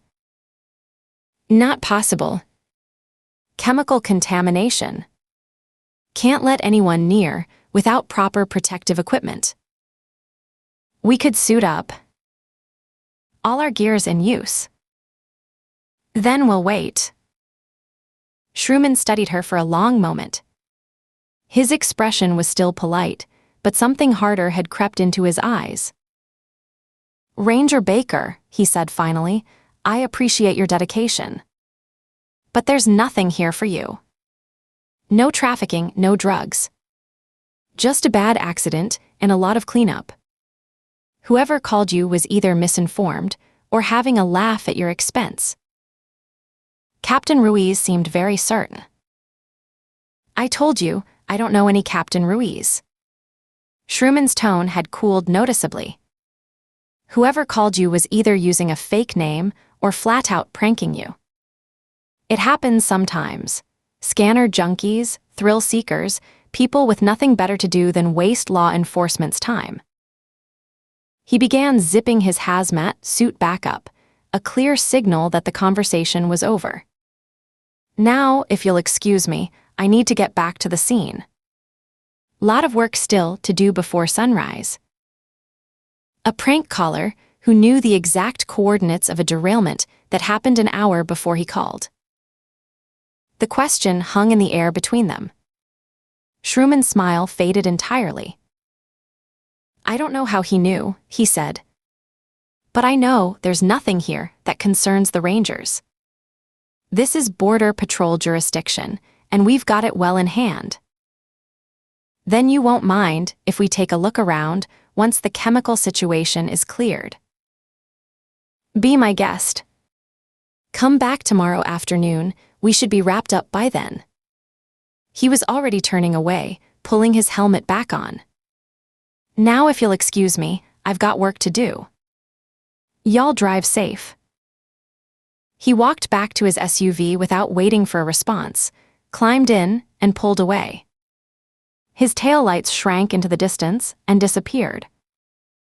Ruth sat in silence, staring down the dark road. "Well," Aaron said after a moment, "that's that." He reached for his seatbelt. "Sounds like someone was just messing with you. Come on, let's go home. Maybe we can still get a few hours of sleep before." He stopped. Ruth hadn't moved. "Ruth." He knew the name. "What?" "Ruiz." Ruth turned to look at him. When I said the name, something changed in his face. Just for a second. He recognized it. He said he didn't. He was lying. Aaron was quiet for a moment. Okay. Maybe. But even if that's true, could be anything. Internal politics, jurisdictional beef, somebody he doesn't like. Doesn't mean anything sinister. You're right. It doesn't. Ruth started the engine, turned the Range Rover around, and headed back the way they'd come. They drove in silence for maybe 2 minutes. Suddenly, she twisted the steering, pulled the truck off the road, and headed south across the open scrubland. The Range Rover lurched as it bumped over unseen rocks and shrubbery. Aaron looked at her in surprise. What are you doing? Thinking. Ruth navigated around a mesquite bush, the tires crunching over dry brush. Ruiz called me with exact coordinates. We show up, and there's a derailment at those exact coordinates. Right. And Shrewman said it was probably a prank. That's what's bothering me. She glanced at him. What kind of prank caller dials a Texas Ranger's personal cell in the middle of the night, gives them the precise location of a train derailment, and when we show up, there's actually a derailment at that exact spot? Aaron considered this. A well-informed prankster. Ruth shot him a look. If someone was pranking me, Ruth continued, how did they know? The derailment happened around midnight, according to Shrewman. The call came maybe an hour later. That's not enough time for it to hit the news. Not enough time for scanner traffic to spread. So how did a prankster know exactly where to send us? Aaron opened his mouth, then closed it again. Okay, yeah. He rubbed the back of his neck. That doesn't make sense. And Shrewman recognized the name. I saw it in his eyes. He knows who Ruiz is, and he wanted us gone the moment I mentioned him. The train came into view as they crested a low rise. A dark mass sprawled across the landscape, maybe a quarter-mile ahead. The locomotive lay on its side, half buried in the dirt. Behind it, freight cars were scattered in various states of ruin. Ruth could see the emergency vehicles now, clustered on the far side of the wreckage. Lights strobing. Figures in yellow hazmat suits moving between the cars. She swung wide, circling south and west, using the bulk of the derailed train to screen their approach. If Shrewman's telling the truth, she said, we'll find a chemical spill and nothing else, and I'll feel very foolish, and we'll go home and never mention this again. He sighed. And if he's not? And she shrugged. Then we'll go home and never mention this again. He chuckled and patted her thigh. Alrighty then.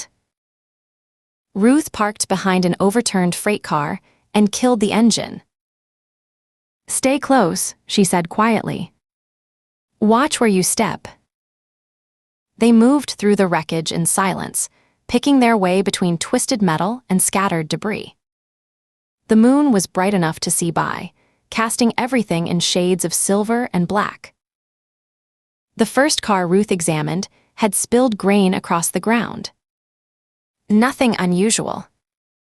The second held auto parts, bumpers and door panels glinting in the moonlight. She was starting to wonder if Aaron had been right, if she was chasing shadows, when they reached the third car. This one was different. It had stayed mostly upright, tilted but intact. Even in the darkness, Ruth could see that it had been modified, reinforced frame, heavy locks on the doors, small ventilation holes cut high in the walls. The door stood open. A heavy padlock and a broken chain lay in the dirt nearby. She shone her service flashlight on it. The chain had been cut clean through. Cutters, Aaron said. She nodded. Then she moved to the freight car. Ruth stepped inside. The smell hit her first. Human waste. Sweat. Fear. The smell of bodies packed too close together for too long without sanitation. Ruth knew that smell, would never forget it. This car was empty now. But the evidence was everywhere. Chains bolted to the walls at regular intervals. Manacles attached to the chains, small manacles sized for slender wrists. Dark stains on the floor. Plastic bottles scattered everywhere, some clearly used as makeshift toilets. Scratch marks on the walls where fingernails had clawed at metal. A child's sandal in the corner. Pink with a flower on the strap. Jesus, Aaron breathed. Ruth moved deeper, her flashlight revealing more with every step. She counted attachment points. There were dozens, too many to count accurately in the light of her flashlight. She snapped a few quick shots on her phone, conscious that anyone looking in this direction would notice the flash strobing. The second modified car was worse. This one had torn open in the crash, its side peeled back like a sardine can. More chains, more manacles, and blood. A lot of blood, dried to dark crests on the floor and walls. Some of them got out, Aaron said, pointing to the torn metal. When it split open. Ruth played her flashlight across the ground outside. Disturbed earth. Footprints. But also drag marks. And more blood trailing into the darkness. Some of them didn't make it. A sound from the north side, voices closer now. Ruth killed her flashlight and pressed against the intact portion of the car. Through a gap in the metal, she could see flashlight beams approaching, yellow hazmat suits moving between the freight cars. Two of Shrooman's people. Their movements were clumsy in the bulky suits, their vision restricted by the face shields. They passed within 20 feet without pausing. Need to get this cleared before dawn, one was saying, voice muffled by his respirator. Shrooman wants every chain, every shackle gone. What about the fentanyl? Mendez says half is salvageable. Rest blew away. CDF's gonna be pissed. Above my pay grade. They moved on. Ruth's blood went cold. Fentanyl. She looked toward where they'd come from and saw it, an overturned car maybe 50 yards away, its side split open, glass glinting in the moonlight. Containers scattered across the ground. Some intact, some shattered pale drifts of powder against the dark earth. The smell reached her now. Faint but distinct. Chemical sweetness over something medicinal. She grabbed Aaron's arm. We need to go. Now. They retreated quickly, moving through the debris field toward the Range Rover. Ruth's heart hammered. She knew what fentanyl could do. A few milligrams absorbed through skin or inhaled could kill. And there were hundreds of pounds back there, scattered on the ground, carried on the wind. They were halfway to the car when the breeze shifted. Ruth felt it against her cheek. The wind swinging around, pushing air from the wreck site toward them. From the fentanyl. Run. They ran. Ruth's lungs burned as she sprinted over rough ground, branches whipping her face. Don't breathe deep. Small breaths. Get to the car. Her body screamed for oxygen, but she forced herself to take tiny sips, filtering through her collar.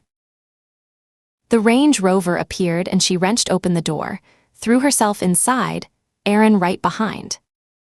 She slammed the door and switched the climate to recirculate, sealing them off.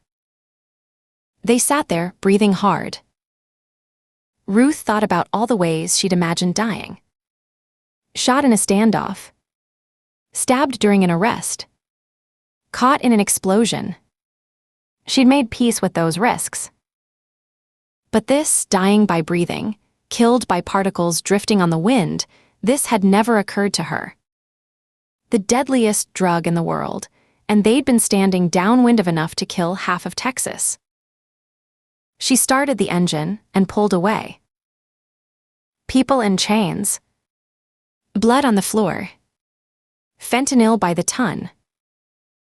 And Shrewman trying to make it all disappear before sunrise. Whoever Captain Ruiz was, he had tried to warn her. He'd risk something to make that call. Ruth intended to find out why. Chapter 4. Jose woke to pain. It came to him slowly at first, a distant burning sensation that seemed to belong to someone else. Then he tried to move, and the pain announced itself fully, a searing line of fire across his lower back that made him gasp and clutch at the cold earth beneath him. He lay still, breathing through his teeth, waiting for the worst of it to pass. The night sky wheeled above him, stars scattered across the blackness like spilled salt. He could smell dirt and crushed sage and something else, something metallic and warm. Blood. His blood. Slowly, carefully, he reached back with his right hand and touched the wound. His fingers came away wet and sticky.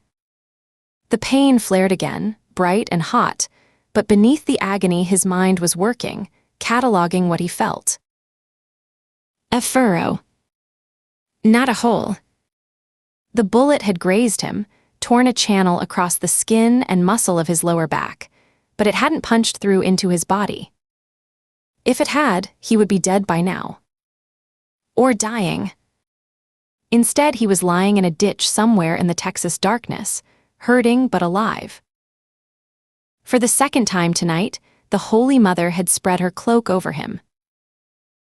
Jose closed his eyes and whispered a prayer of thanks, the words coming automatically in the Spanish of his grandmother's kitchen in Arquitao, that small town nestled in the hills of Chalatenango, where he had spent the first 11 years of his life. Gracias, Virgencita. Gracias por protegerme. His grandmother had always told him that the Virgin watched over children, that no matter how dark the night or how lost the path, her light would guide those who believed. Josue had stopped believing in many things over the past year, in safety, in adults, in the basic goodness of the world, but he had never stopped believing in her. And twice now, in the span of a few hours, she had proven his faith justified. First the crash, when the prison car had torn open and he'd been able to escape. Then the old man with the white beard, appearing like an angel to cut his chains. And now this, a bullet that should have killed him, that had been aimed at his spine, somehow deflecting just enough to leave him wounded but whole. You're not meant to die tonight, he told himself. She has plans for you. He opened his eyes and took stock of his surroundings. He was lying in a shallow gully, maybe 3 feet deep, choked with scrub brush and dried grass. The fall must have tumbled him down here when the bullet hit, and the vegetation had closed over him like a blanket. Anyone searching with a flashlight would have had to stand directly over the gully to see him, and even then the shadows might have hidden his small body. In the distance, he could see the glow of lights against the sky, not the orange flicker of the burning freight car, but the steady pulse of red and blue. Emergency vehicles. Police. For a moment, hope flickered in his chest. Police meant rescue. Police meant safety. Police meant... No, he crushed the hope before it could take root. He had learned that lesson in Mexico, in the processing camp where men with badges had walked among men with tattoos, sharing cigarettes and jokes, counting money in thick stacks. The police were not always the good guys. Sometimes the police were just another kind of predator. He needed to see more before he decided what to do. Slowly, painfully, Josue pushed himself up onto his hands and knees. His back screamed in protest, and for a moment his vision went gray at the edges. He breathed through it, waiting for the dizziness to pass, then carefully rose to his feet. Everything still worked. His legs held him. His arms obeyed. The wound on his back burned like someone had pressed a hot iron against his skin, but he could move, could walk, could run if he had to. He climbed out of the gully and oriented himself. The lights were maybe half a mile away, clustered around the dark mass of the derailed train. He could hear voices now, faint and distorted by distance, speaking in English he couldn't understand. Jose began to move toward them, staying low, using the scattered brush and the natural undulations of the land for cover. His grandmother had taught him to move quietly in the hills around Arquitao, tracking rabbits and wild birds. Later, in the processing camp, he had learned to move quietly for different reasons: to avoid the attention of the guards, to steal food from the kitchen, to visit the younger children in the other dormitory and whisper reassurances through the gaps in the walls. Those skills served him now. It took him almost 20 minutes to cover the distance, moving carefully, freezing whenever a flashlight beam swept too close. As he got nearer, the scene resolved into clarity. The train lay scattered across the landscape like the carcass of some great beast, freight cars tipped and torn, contents spilled across the dirt. Emergency vehicles were clustered on the north side, several large SUVs with official markings, a truck that looked like it might carry equipment, 2 or 3 regular police cruisers. Their lights strobed endlessly, painting everything in alternating washes of red and blue.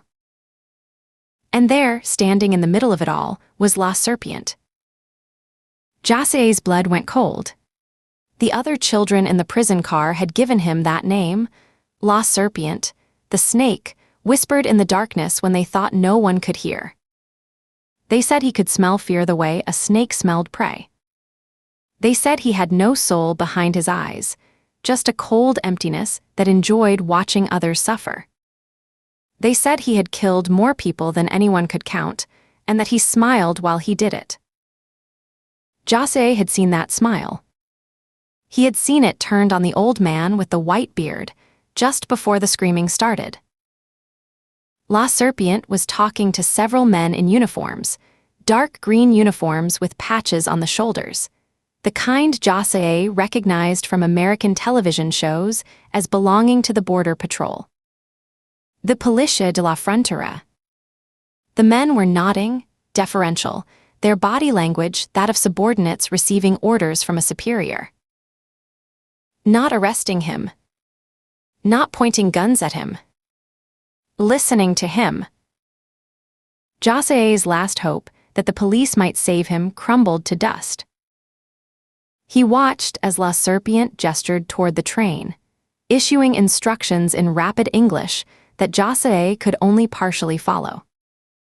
He caught a few words here and there: clean, evidence, dawn, the kind of simple words he had picked up from American sitcoms during the rare occasions back home when his family had access to a working television. Friends and The Big Bang Theory and old reruns of George Lopez, watched on a neighbor's ancient set, the whole street crowded into one small room. That felt like 1,000 years ago now. The uniformed men began pulling on strange yellow suits, bulky things that covered them from head to toe, with hoods and gloves and clear face shields. Jose watched them struggle with the suits, clumsy and awkward, and slowly he understood what they were doing. El polvo asesino. The killer powder. He had heard the older boys in the processing camp talk about it. The white powder that came from China, worth more than gold, that the cartels shipped north in enormous quantities. A single grain on your tongue could kill you. A breath of its dust could stop your heart. The gringos were dying from it by the thousands, and still they couldn't get enough. Now that he knew to look for it, he could see the scattered containers near one of the overturned freight cars, glass glinting in the emergency lights, white powder drifting in the breeze like poisoned snow. José tore a strip from the bottom of his already ragged shirt, what was one more tear among dozens, and wrapped it around his mouth and nose, tying it behind his head. It wouldn't offer much protection, but it was better than nothing. He had survived a bullet tonight. He did not intend to be killed by powder. He backed away from the scene, moving slowly, keeping to the shadows.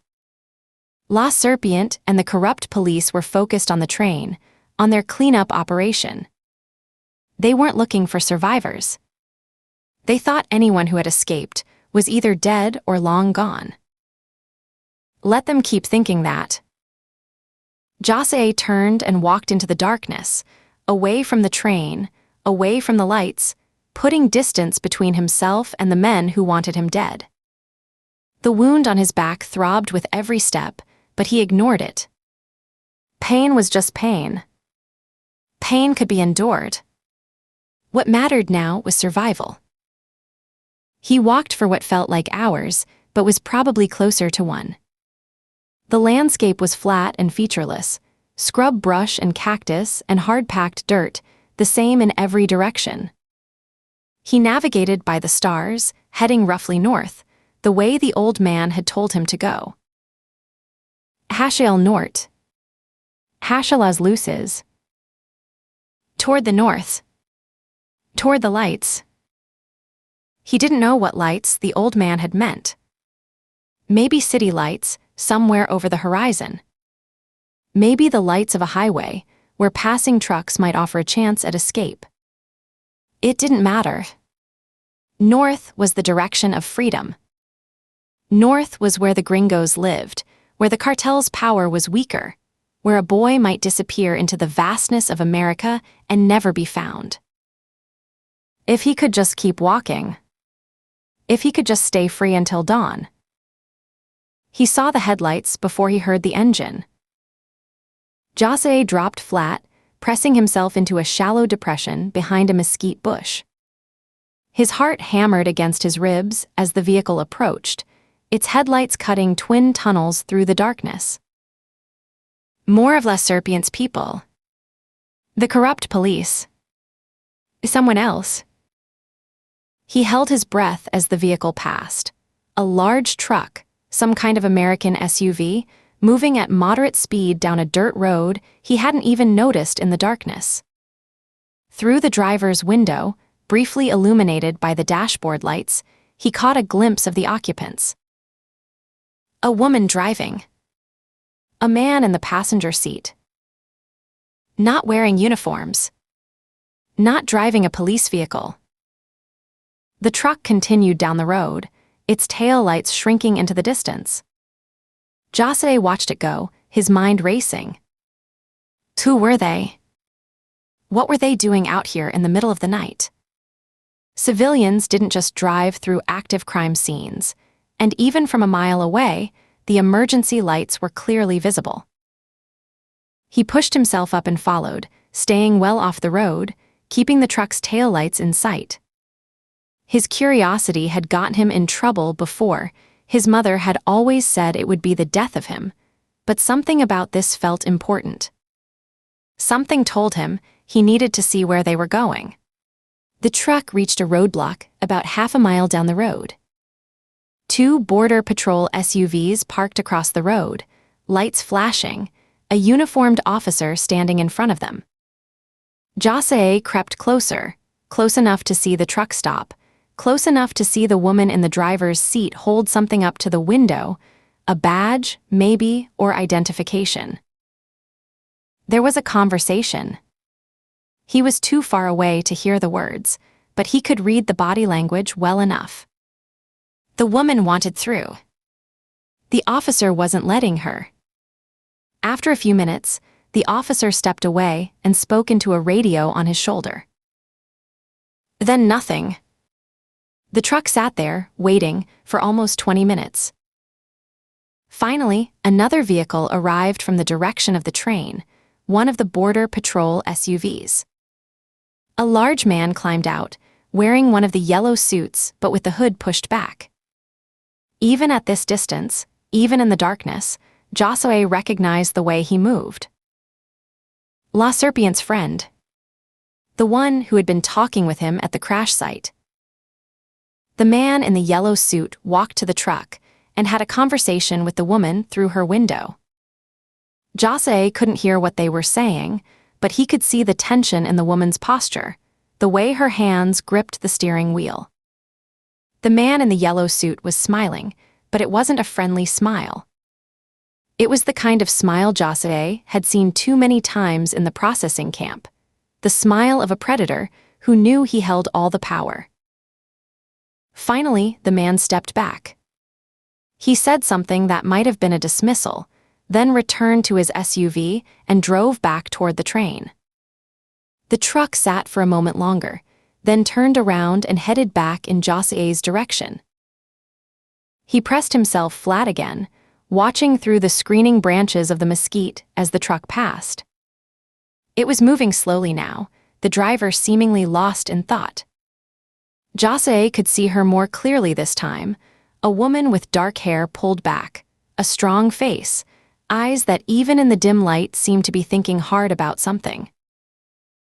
The truck continued down the road, away from the roadblock, away from the train. Jose watched it go, feeling a strange mix of disappointment and relief. Whoever they were leaving. The corrupt police had turned them away, and they were giving up. Just like everyone always gave up. He pushed himself to his feet and started walking again, heading north, the way he'd been going before. The encounter had cost him time, but maybe it didn't matter. Maybe nothing mattered, except putting one foot in front of the other until the truck stopped. Jose froze, watching from maybe 100 yards away. The brake lights glowed red in the darkness, then went out as the engine cut off. For a long moment, nothing happened. Then the truck turned off the road. It bumped across the scrubland, heading not north or south but east, back toward the train, but from a completely different angle. Back toward the wreckage, but on the opposite side from where La Serpient and the corrupt police were working. Josue's heart began to beat faster. He followed. It was harder going now, the terrain rougher, and the truck was moving faster than he could walk. But he kept it in sight, watching as it circled wide around the crash site, using the bulk of the derailed train to screen its approach from the emergency vehicles on the north side. The truck parked behind an overturned freight car, and the engine went silent. Jose crept closer, finding cover behind a low rise maybe 50 yards away. He watched as both doors opened and the two figures climbed out, the woman and the man from before, moving quietly, purposefully. They were carrying flashlights, but they didn't turn them on. Instead, they moved through the wreckage in darkness, navigating by moonlight, picking their way between twisted metal and scattered debris with the careful precision of people who had done this kind of thing before. Hunters, Josue thought. They move like hunters. But hunters of what? He watched them examine one freight car, then another. He saw the woman stop at the third car, one of the prison cars, he realized, where he and the other children had been chained, and step inside. Saw her emerge a few minutes later with her face set in hard lines, her jaw clenched tight. She and the man spoke in low voices, too quiet for Josue to hear. Then she raised her phone and began taking pictures. The man did the same. Evidence, Josue realized. They're gathering evidence. Hope flickered in his chest again, fragile as a candle flame. He tried to suppress it. Hope had betrayed him too many times already, but it wouldn't die. These people weren't with La Serpient. They weren't wearing the yellow suits of the corrupt police. They had been turned away at the roadblock, and instead of giving up, they had found another way in. They were looking for the truth. A sound from the north side of the train made all three of them freeze, Jose in his hiding spot, the woman and the man near the torn-open prison car. Flashlight beams were approaching, yellow suits visible between the freight cars. La Serpient's people, making their rounds. The woman grabbed the man's arm and pulled him into the shadows, pressing against the intact portion of the prison car. They held perfectly still as two figures in yellow suits walked past, close enough to touch, their voices audible in the night air. Jose didn't understand the English words, but he understood the woman's reaction. He saw her body go rigid, saw her hand tighten on the man's arm.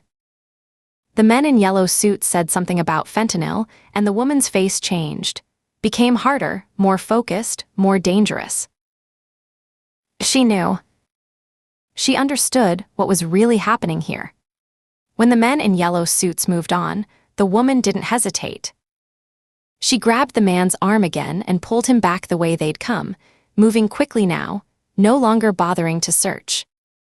They were retreating, heading for their truck, and Jose realized with sudden alarm that he was about to lose them. He scrambled to follow, staying low, moving as fast as his wounded back would allow. The pain was worse now, a constant burning that radiated down into his legs and up into his shoulders, but he ignored it. He couldn't lose them. They were the first people he'd seen all night who might actually be on the right side. They were almost to the truck when the wind shifted. Josue felt it against his face, smelled the sudden chemical sweetness in the air, and understood immediately what it meant. El polvo asesino. The killer powder. Blowing toward them on the night breeze. The woman understood too. She said something sharp, a single word that Josue didn't recognize, but that clearly meant run, and then both of them were sprinting for the truck. Josue ran too, angling to intercept them, his lungs burning, his back screaming in protest. He saw them reach the truck, saw them throw themselves inside and slam the doors, saw the engine start and the headlights flare to life. They were leaving. They were his only chance. Josue made a decision. He burst out of the scrub brush directly in front of the truck, waving his arms over his head, putting himself square in the path of the headlights. For one terrible moment, he thought the woman wouldn't stop, thought the truck would simply run him down or swerve around him, and he braced himself for the impact. The brakes shrieked. The truck skidded to a halt, its front bumper stopping maybe 2 feet from where he stood. For a long moment, nothing happened. Josue stood frozen in the headlights, his arms still raised, his heart hammering so hard he could feel it in his throat. He could see the woman behind the wheel, could see the man in the passenger seat, both of them staring at him with expressions of shock. Then both doors opened, and they climbed out. They had guns. Josue saw that immediately, pistols in their hands, held low and ready. But they weren't pointing them at him. They were pointing them at the ground, keeping them ready but not threatening. That was different. That was not what La Serpient's people would have done. The woman approached slowly, her eyes moving over him, taking in his ragged clothes, his bare feet, the blood that had soaked through the makeshift bandage on his back. Her face was unreadable in the light from the truck, but her body language wasn't aggressive. It was careful. Cautious. The way you approached a wounded animal that might bolt at any moment. Hey, she said, her voice low and calm. It's okay. You're okay. We're not going to hurt you. Josue didn't understand all the words, but he understood the tone. He understood the way she held her gun, pointed away from him, not at him. He understood the way she moved, slowly, giving him space, not crowding him. No hablo inglés, he managed. Por favor. Ayúdame. The woman stopped. Something changed in her face, a softening around the eyes, a slight relaxation of her jaw. When she spoke again, it was in Spanish, and her accent was strange, but her words were clear. Está bien. Estás a salvo ahora. Como te llamas? It's okay. You're safe now. What's your name? Jose, he said, and suddenly the words were pouring out of him, a flood he couldn't have stopped even if he'd wanted to. Me llamo Jose. Estaba en el tren. Había muchos niños, dosnes de nosotros, encadenados en los vagons.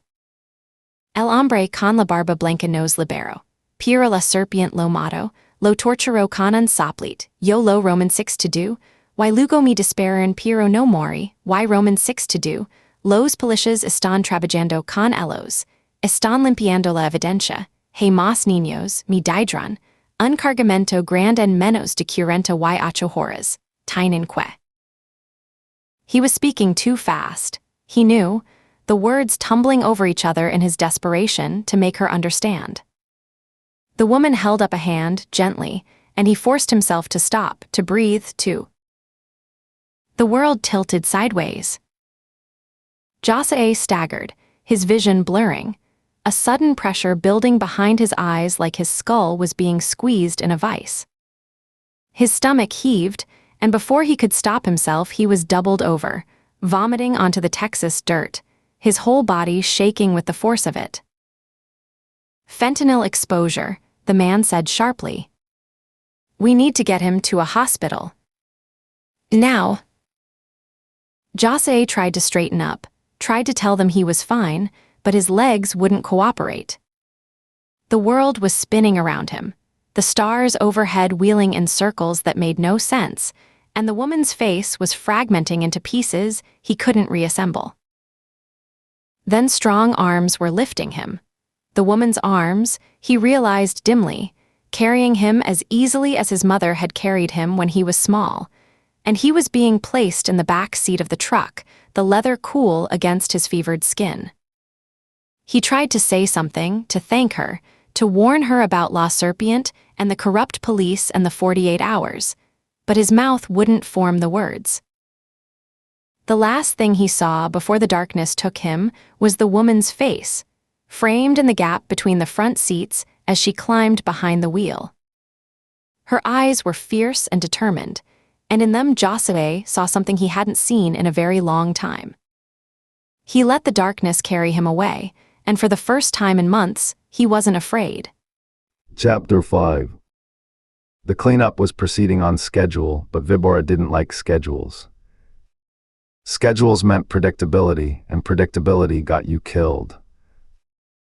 He stood at the edge of the debris field, watching his men work. They moved with the ease of people who had done this before, because they had twice in the past 18 months, though never on this scale.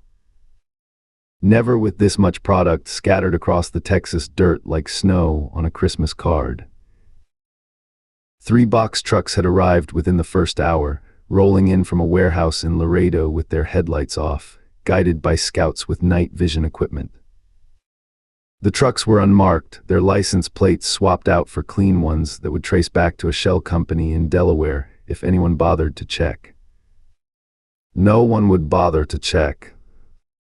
That was the beauty of the system Shrooman had built, a system that cost the Cartel de la Frontera nearly $20 million a year in bribes and payoffs, but earned them 200 times that in product moved safely across the border. Tonight, though, the system was being tested. Vibora watched as a team of 4 men in hazmat suits carefully loaded salvageable fentanyl containers into padded crates. They worked in pairs, one man lifting while the other steadied, moving with the exaggerated caution of people who understood that a single broken seal, a single cloud of white powder, could kill everyone within 50 feet. The intact containers went into the first truck. The damaged ones, cracked but not shattered, their contents still mostly contained, went into sealed biohazard drums that would be transported to a processing facility in Monterey for careful extraction. The second truck was for the weapons. AR-15s and AK-47s, pulled from the burning ammunition car before the fire could cook off the rounds. Crates of grenades, some still hot to the touch. Ammunition in a variety of calibers. All of it bound for LM-13 cells across Texas and beyond, soldiers in the endless war against American law enforcement and local rivals. The third truck was for the bodies. There were 4 of them now. The engineer the traitor his men had called Santa Claus, and 3 of Vibora's own men killed in the derailment. Their corpses had been wrapped in plastic sheeting and loaded into the truck bed like cordwood. They would be driven to a ranch outside Nuevo Laredo, where they would disappear into a pit of quicklite that had swallowed dozens of bodies over the years. No graves, no markers, no evidence. Just gone as if they had never existed. The way Santa Claus was gone now. The way all of Vibora's enemies eventually went. He touched the knife at his belt, a reflexive gesture he developed over years of violence. The blade was a custom piece, 7 inches of black steel with a serrated spine and a handle wrapped in stingray leather. A smith in San Salvador had made it for him when he'd earned his first teardrop, a gift from his padrino in the gang. The blade was curved slightly like a fang, and Vibora kept it sharp enough to split a hair lengthwise. He had used it on Santa Claus after the blowtorch had done its work. A final stroke across the throat, quick and clean, more mercy than the old man deserved. But Vibora believed in efficiency, even in death. Suffering had its uses. It loosened tongues, broke spirits, sent messages, but once those purposes were served, there was no point in prolonging things. The old man had talked, eventually.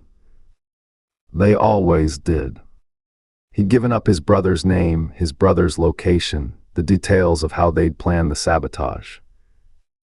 Jed Oldman, a dispatcher in San Antonio, had been picked up by 2 of Shrewman's men within an hour of the interrogation ending. Footsteps crunched on gravel behind him. Vibora turned to see one of the CDF sicarios approaching, a lean, hard-faced man named Cachillo who had been sent along to oversee the cartel's interests in the shipment. "It's done," Cachillo said. "The brother. The one who threw the switch. Jed Oldman. He's in the ground. Outside Laredo." Vibora spat into the dirt. "Good. Hijo de puta." He shook his head, looking out at the scattered wreckage, the millions of dollars in product and cargo strewn across the Texas scrubland. All this because 2 old men wanted revenge for something that happened years ago. "I hope they're burning in hell together." Cachillo nodded and melted back into the darkness. But that was one problem solved. The clock was still ticking. But that was a problem for later. Right now, the clock was ticking. Dawn was maybe 3 hours away. Once the sun came up, the world would start paying attention. News helicopters would appear overhead, their cameras hungry for footage of twisted metal and scattered cargo. Real federal agents, DEA, FBI, ATF, would start asking questions that Shrewman's carefully cultivated network couldn't easily deflect. Reporters would descend like vultures, picking through the wreckage for stories that would make careers and destroy carefully constructed operations. Everything had to be gone by then. Every chain, every shackle, every container of fentanyl, every crate of weapons. The modified freight cars would be explained away as standard cargo haulers, the ventilation holes as aftermarket additions for livestock transport, the reinforced frames as structural upgrades required by insurance regulations. Shrewman had done this before. He knew how to make evidence disappear. But he had never had to make this much evidence disappear this quickly. Vibora's radio crackled. "Halfway the north section is clear." Moving to the second prison car now. How long? Maybe another hour. There's a lot of blood. I don't care about blood. Blood can be explained. I care about chains. I care about manacles. I care about anything that shows those cars were carrying people instead of cargo. Understood halfway. Vibora clipped the radio back to his belt and resumed his survey of the operation. The men were working fast, but not fast enough. There was too much ground to cover, too much evidence scattered across too wide an area. The fentanyl alone would take another 2 hours to fully collect, and that was assuming they didn't miss any containers hidden in the brush or buried under debris. And then there were the children. 33 of them had been in the prison cars when the train derailed. According to his men's count, they had recovered 11, some hiding in the wreckage, others caught fleeing across the scrubland. 11 out of 33. That left 22 still unaccounted for, scattered across the Texas darkness like seeds thrown to the wind. 22 witnesses. 22 potential problems. He needed those children found. He needed them silenced. Halfway, Pedro materialized out of the darkness, his massive frame made even more imposing by the yellow hazmat suit stretched tight across his shoulders. Aguila says someone came to the roadblock earlier. Federals. Vibora went still. What? 2 of them. A man and a woman. They showed badges to the deputy, asked to see the scene. And Shrewman. Talked to them. Sent them away. When? Maybe an hour ago. Hour and a half. Vibora felt the anger building in his chest, cold and heavy, like a stone being lowered into dark water. An hour ago. An hour and a half. And Shrewman hadn't thought to mention it. Where is he? Pedro pointed toward the cluster of emergency vehicles on the north side of the wreckage. Coordinating with his men. Vibora walked. He didn't run. Running suggested panic, and panic was weakness, but he walked fast, his boots crunching over gravel and broken glass, his hand resting on the knife at his belt. He found Shrewman standing beside his SUV, the hazmat suit unzipped to his waist, talking into a satellite phone. The Border Patrol captain looked tired, his weathered face drawn and pale in the strobing emergency lights. He glanced up as Vibora approached, and something flickered in his eyes, wariness, maybe, or guilt. Good. He should feel guilty. Vibora waited until Shrewman finished his call, then spoke without preamble. Why didn't you tell me about the Federals? Shrewman blinked. What? The 2 federal agents who came to your roadblock. An hour ago. Maybe longer. Why am I only hearing about this now? They weren't. Shrewman stopped, recalibrated. They were Texas Rangers. State law enforcement, not federal. And I handled it. Sent them on their way. You handled it. Yes. And you didn't think I needed to know that law enforcement officers, of any kind, showed up at the scene of an operation I am personally responsible for. Shrewman's jaw tightened. I made a judgment call. They asked some questions, I gave them answers, they left. End of story. No point bothering you with every minor interruption when you've got bigger things to worry about. Minor interruption. Vibora let the words hang in the air between them. Texas Rangers show up asking questions about human trafficking and drugs, and you call that a minor interruption. Something shifted in Shrewman's expression. How do you know what they were asking about? Because I make it my business to know everything that happens on my operations. Vibora took a step closer, close enough to smell the sweat and fear beneath Shrewman's cologne. You work for me, Captain. Not the other way around. When something happens, anything, I expect to be informed immediately. Not an hour later. Not when it's convenient. Immediately. Shrewman held his gaze for a moment, then looked away. Fine. You're right. I should have told you. But it doesn't change anything. I sent them away and they're not coming back. You'd better hope so. Vibora paused, letting the silence stretch. No. The children.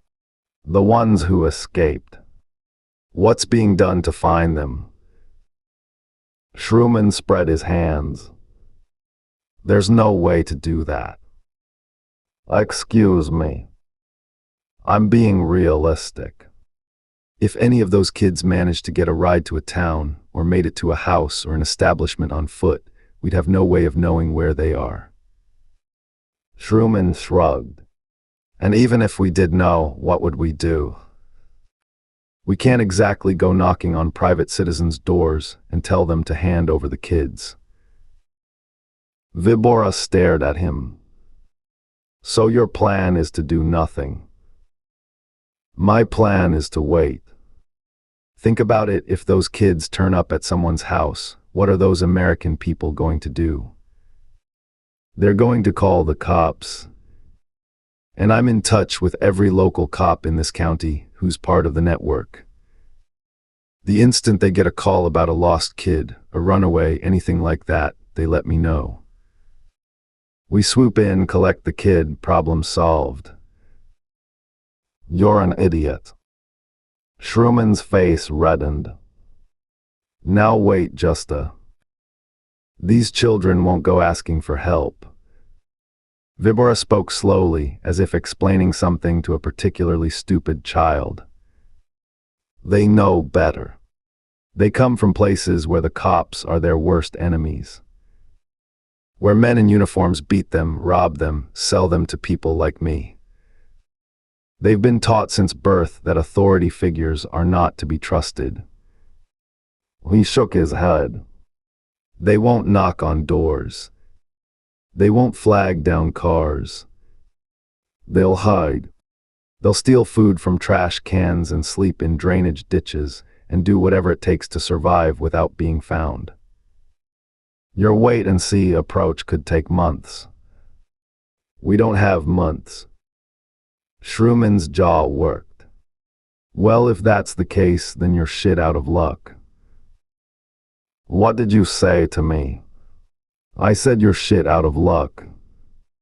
Shrewman's voice had an edge to it now, frustration bleeding through the deference. You want me to be honest? Fine. There's no way in hell anyone can find someone who doesn't want to be found in the USA. This isn't El Salvador. This isn't Mexico. This is 300 million people spread across 4 million square miles. You want to find 22 kids who are actively hiding from everyone. Good luck. It can't be done. Vibora moved before Shrewman could react. One moment he was standing 3 feet away. The next, his hand was fisted in Shrewman's collar, dragging the bigger man close, and the curved black blade was pressed against Shrewman's belly, just below the ribs. Not cutting, not yet, but the point dimpling the fabric of his uniform shirt, promising what would come next. Those children are my property, Vibora said softly. They represent a significant investment by the Cartel de la Frontera and by LM-13. They have a destination and buyers waiting for them at that destination. I need to find them and bring them to that destination, and if you can't help me do that, then I will shoot you in the head right now and find someone who can. Shrewman's face had gone gray. His eyes were fixed on the knife, on the steady hand that held it. Do you understand me, Captain? Yes. Yes, I understand. Good. Vibora pressed the blade a little harder, just enough to break the skin through the shirt, just enough to draw a thin line of blood. Then tell me what you're going to do about my problem. Well, I'll get on it. Right away. Shrewman's voice was high and tight, the voice of a man who had just realized how close he was to dying. Helicopters. We have helicopters. Thermal imaging. I'll put them up at first light, search the whole area. And I'll expand the network, get more local cops involved, more eyes on the ground. Someone will have seen something. Someone always sees something. That's better. Vibora released him, the blade disappearing as quickly as it had appeared. Much better. Shrewman stumbled backward, one hand pressed against his belly, where a small red stain was spreading through his shirt. His breathing was ragged, his eyes wide with shock and barely suppressed fury. Get to work, Vibora said. And Captain, don't make me come find you again. Shrewman stumbled toward his SUV, his movements jerky and uncoordinated, like a puppet whose strings had been cut. He fumbled with the door handle, nearly dropped his keys, finally managed to climb inside. Vibora was turning back toward the wreckage when his radio crackled. Halfway. Lobo's voice, young and eager. This is North Lookout. I got something. Vibora keyed the mic. What? That truck from earlier, the one with the two federals who came to the roadblock. It just passed my position again. Heading back toward the city. Vibora frowned. Shrewman had said they left. Said they wouldn't be coming back. Are you sure it's the same vehicle? Positive, Hefe. Big black Range Rover, no markings. Same two people inside, the woman driving, the man in the passenger seat. And the pause. When Lobo spoke again, his voice was tight with something that might have been excitement or might have been fear. There's someone in the back seat, Hefe. A kid. Small, bloody, dressed in rags. Looked like one of ours. The world went very still. Vibora stood motionless, the radio pressed to his ear, his mind racing through implications and possibilities. The Federals hadn't left. They had circled back, approached the wreckage from the other side, found something, or someone, and now they were fleeing with evidence that could bring the entire operation crashing down. A child. One of his children. In the back of a Texas Ranger's truck. Follow them, Vibora said, his voice flat and cold. Do not lose sight of that vehicle. Do you understand me? Yes, halfway. If you lose them, I will personally cut off your cajones and feed them to you while you watch. Am I clear? Crystal clear, halfway. I'm on them. Vibora was already moving, ripping off the hazmat suit as he walked, leaving it in a yellow heap on the ground. He strode to Shrewman's SUV and yanked open the passenger door, throwing himself inside. Shrewman stared at him. What? Drive. Where? North. Toward the city. No. I don't understand. Vibora grabbed Shrewman by the collar and pulled him close, close enough to see the broken blood vessels in the man's eyes, close enough to smell the fear on his breath. Your Texas Rangers didn't leave, Captain. They came back. They searched the wreckage. And now they're driving away with one of my children in their back seat. He shoved Shrewman back against his seat. Drive like your life depends on it. Because it does. Shrooman drove. Chapter 6. The hospital waiting room smelled like disinfectant and stale coffee. Ruth sat in one of the molded plastic chairs, her hands clasped between her knees, staring at the scuffed linoleum floor without really seeing it.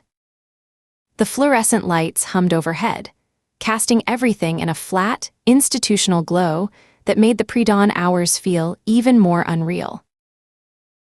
Aaron was pacing by the window, his phone pressed to his ear. He'd been on the call for several minutes now, his voice too low for Ruth to make out the words, but she could read his body language well enough. Something was wrong. Something beyond the obvious wrongness of the night they just had. She'd handled the admission paperwork while Aaron made the calls. It had been complicated. A minor with no identification, no guardian, no insurance, no documentation of any kind. Ruth had flashed her badge and used words like material witness and protective custody, until the hospital administrator had stopped asking questions and started processing forms. The boy was in the system now, registered under a temporary ID number, his care covered by emergency state funds until someone figured out a more permanent solution. The boy. Jose. Ruth turned the name over in her mind, remembering the way he'd said it, the defiance underneath the fear, the desperate hope in his eyes when she'd spoken to him in Spanish. He couldn't be more than 12. The same age as Ava. The thought made something twist in her chest. Aaron ended his call and walked over, his face drawn. He sat down heavily in the chair beside her. "That was Ben's sister," he said. Ruth looked up. "Linda. What's wrong?" Aaron was quiet for a moment.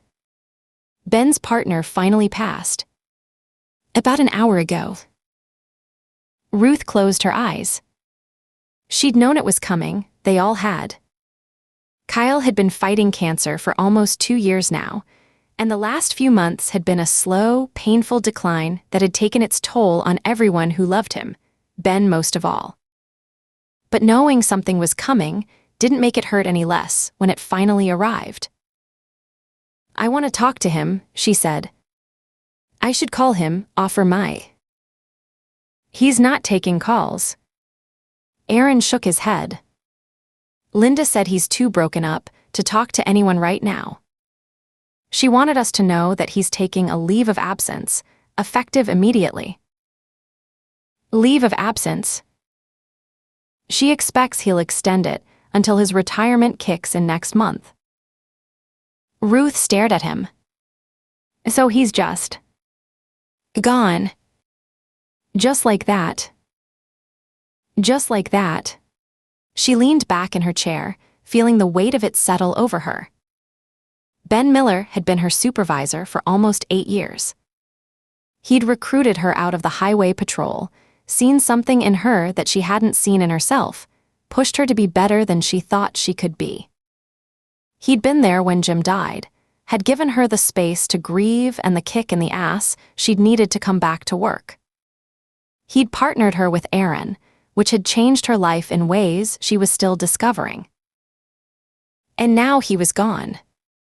Not dead, thank God, but gone from her life all the same. Retreating into his grief, as he had every right to do.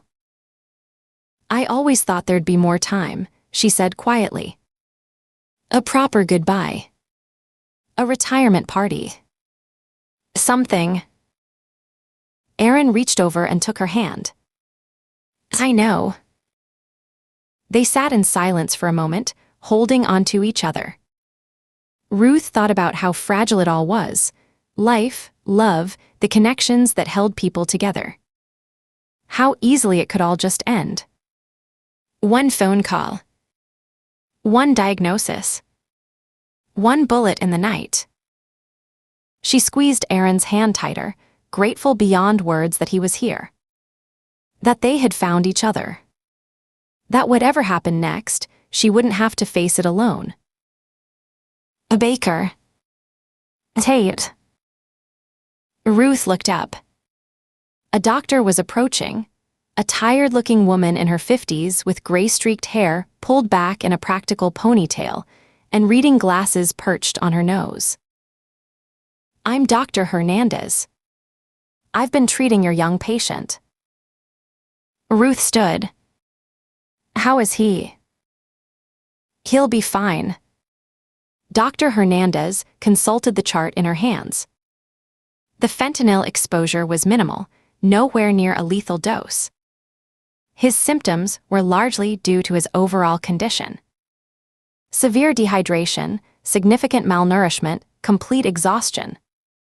He also has a wound on his lower back that appears to be very recent, a graze of some kind, possibly from a bullet, though I'll need to do more tests to confirm.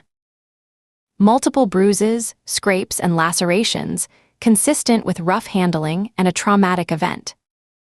And a mild concussion, probably from a fall. "Jesus," Aaron muttered. "The good news is that none of it is life-threatening. What he needs most is rest, fluids, and food. With proper care, he should make a full physical recovery within a few weeks."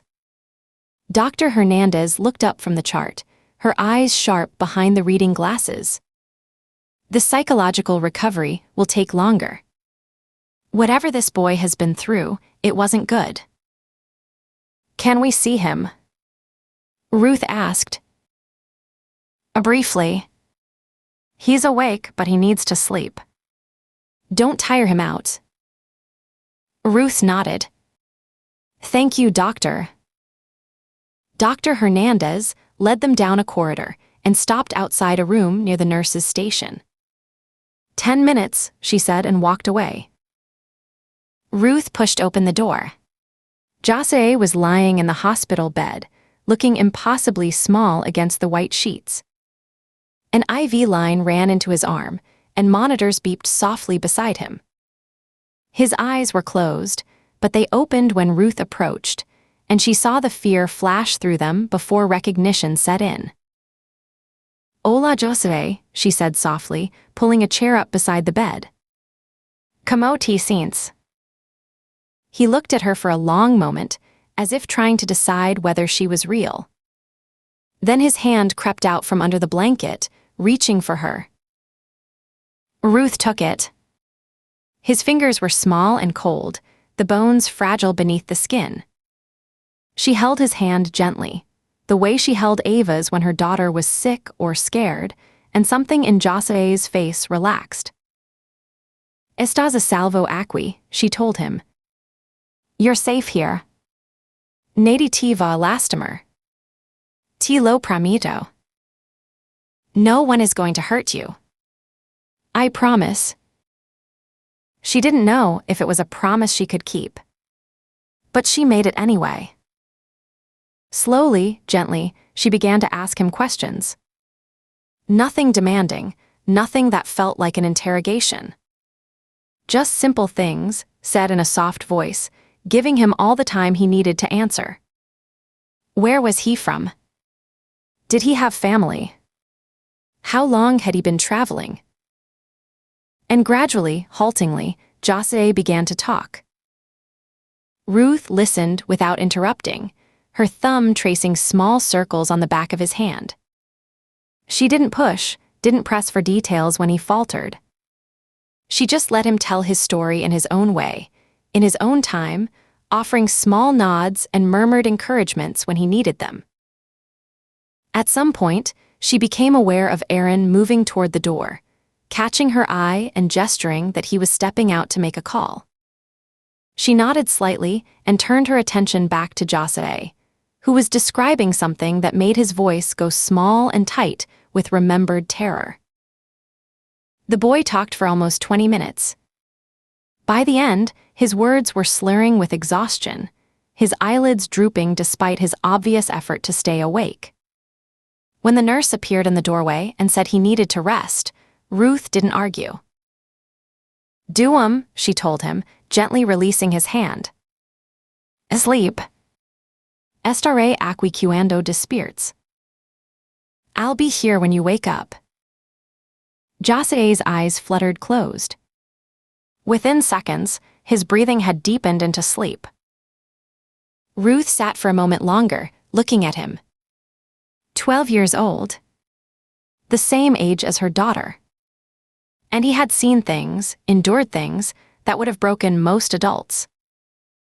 She stood quietly and slipped out of the room.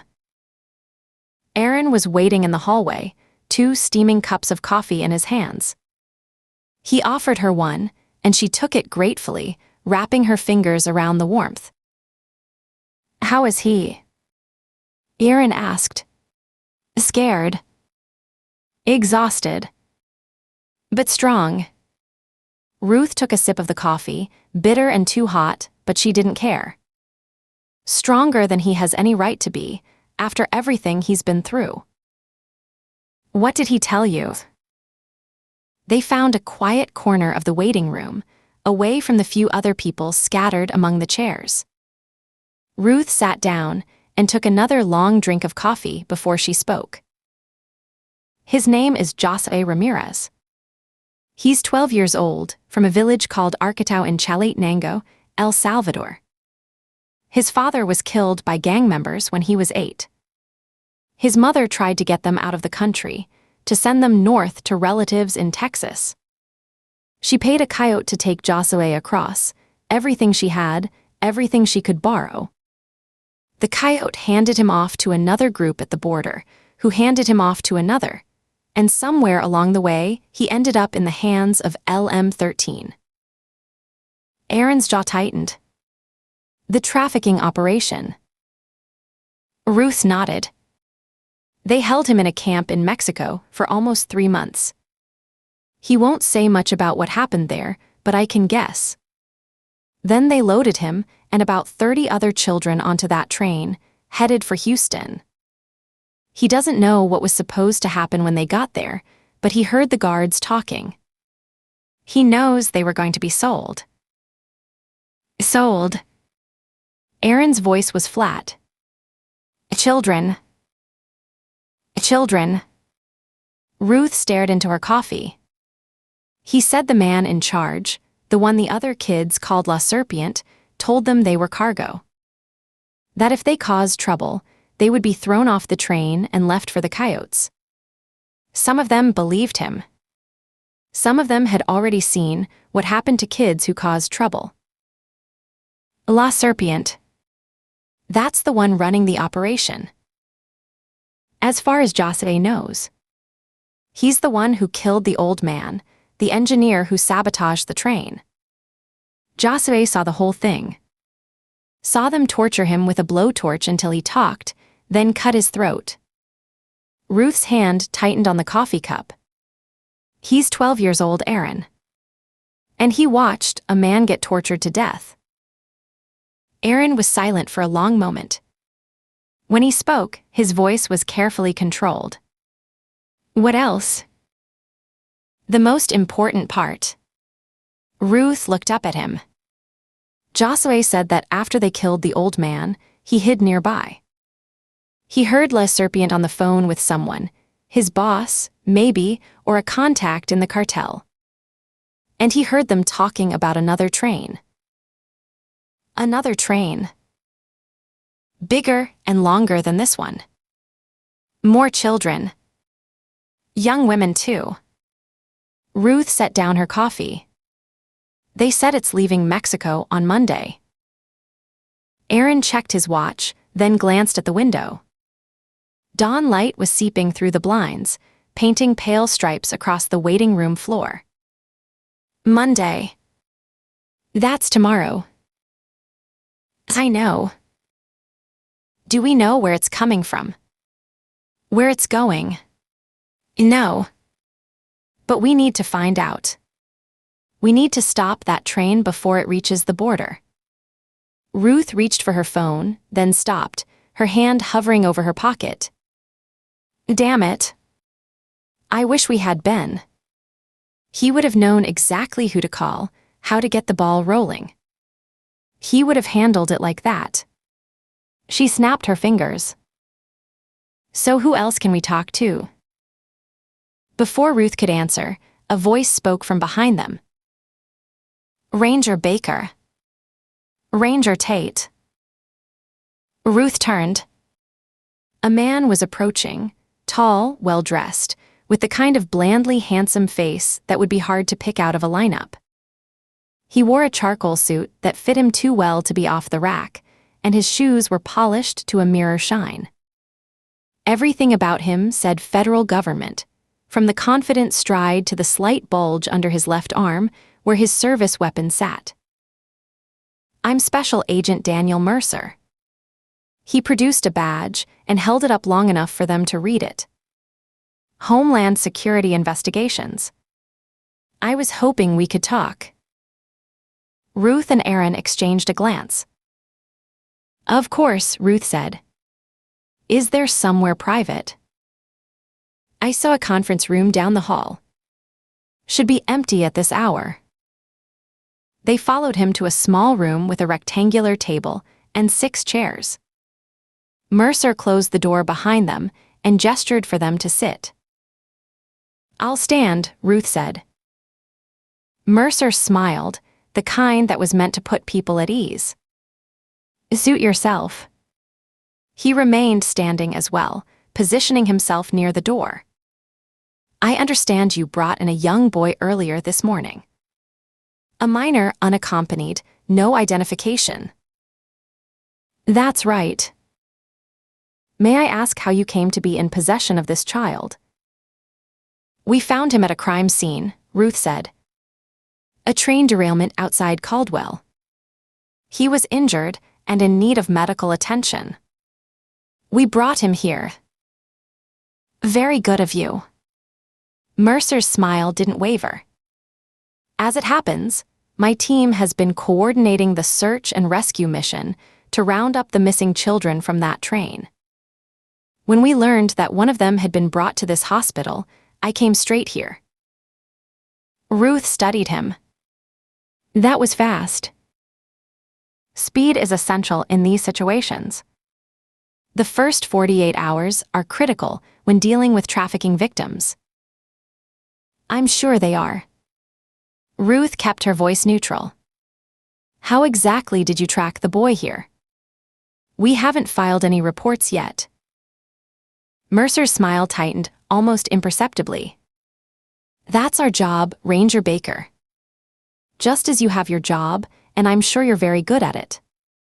Let's just say we have resources and methods that allow us to move quickly when children's lives are at stake. I see. And now, Mercer clasped his hands in front of him. The boy is a potential witness to a major federal crime. I'll need to arrange for his transfer to a secure facility where he can be properly debriefed and protected. He's not going anywhere, Ruth said flatly. He's a material witness in our investigation, and he's under the protection of the Texas Rangers until further notice. Something flickered in Mercer's eyes, annoyance, maybe, or something colder. But his smile stayed in place. I understand your concern, Ranger Baker. But human trafficking is a federal matter. HSI has jurisdiction here.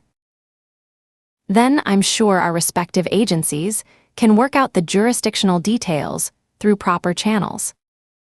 In the meantime, the boy stays where he is. A brief silence stretched between them. Mercer seemed to be weighing his options, calculating his next move. Finally, he inclined his head in what might have been a concession. Of course. I wouldn't dream of interfering with your investigation.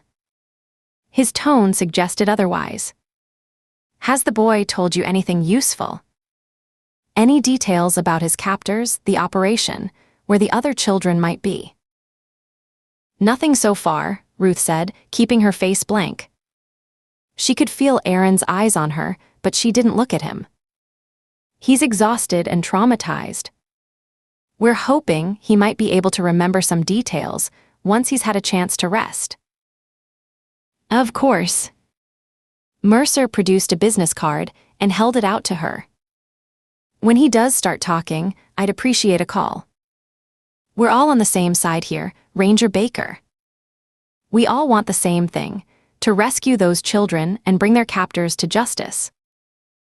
Ruth took the card. Naturally.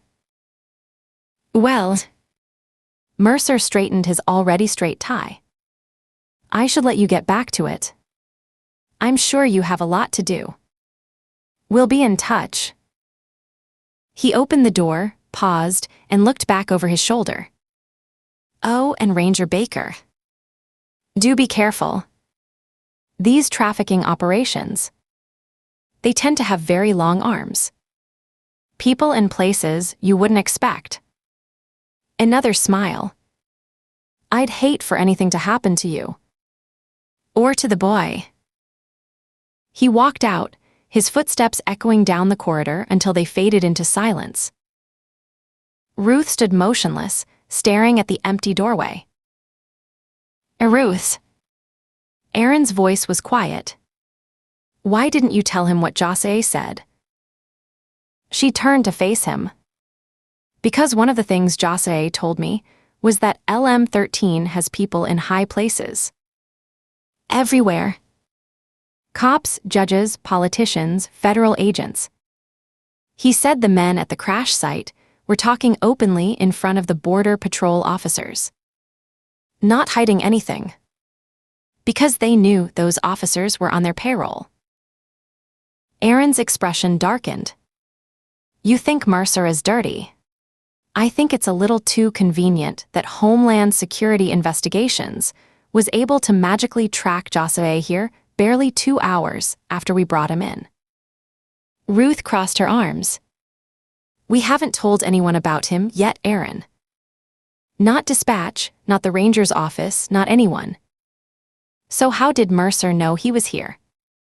How did he know which hospital, which room, which case to ask about?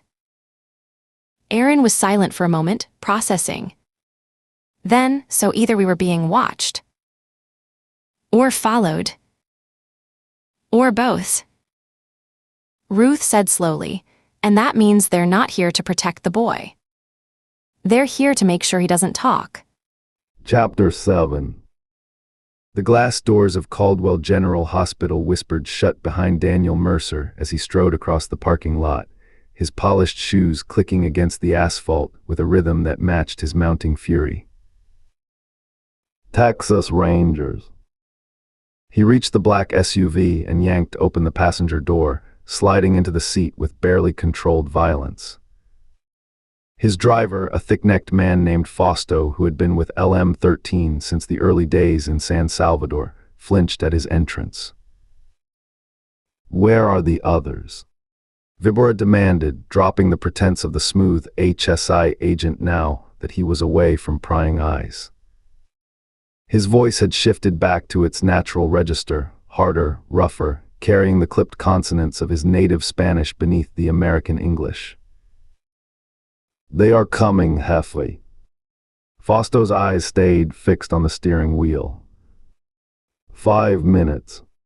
Maybe less. 5 minutes.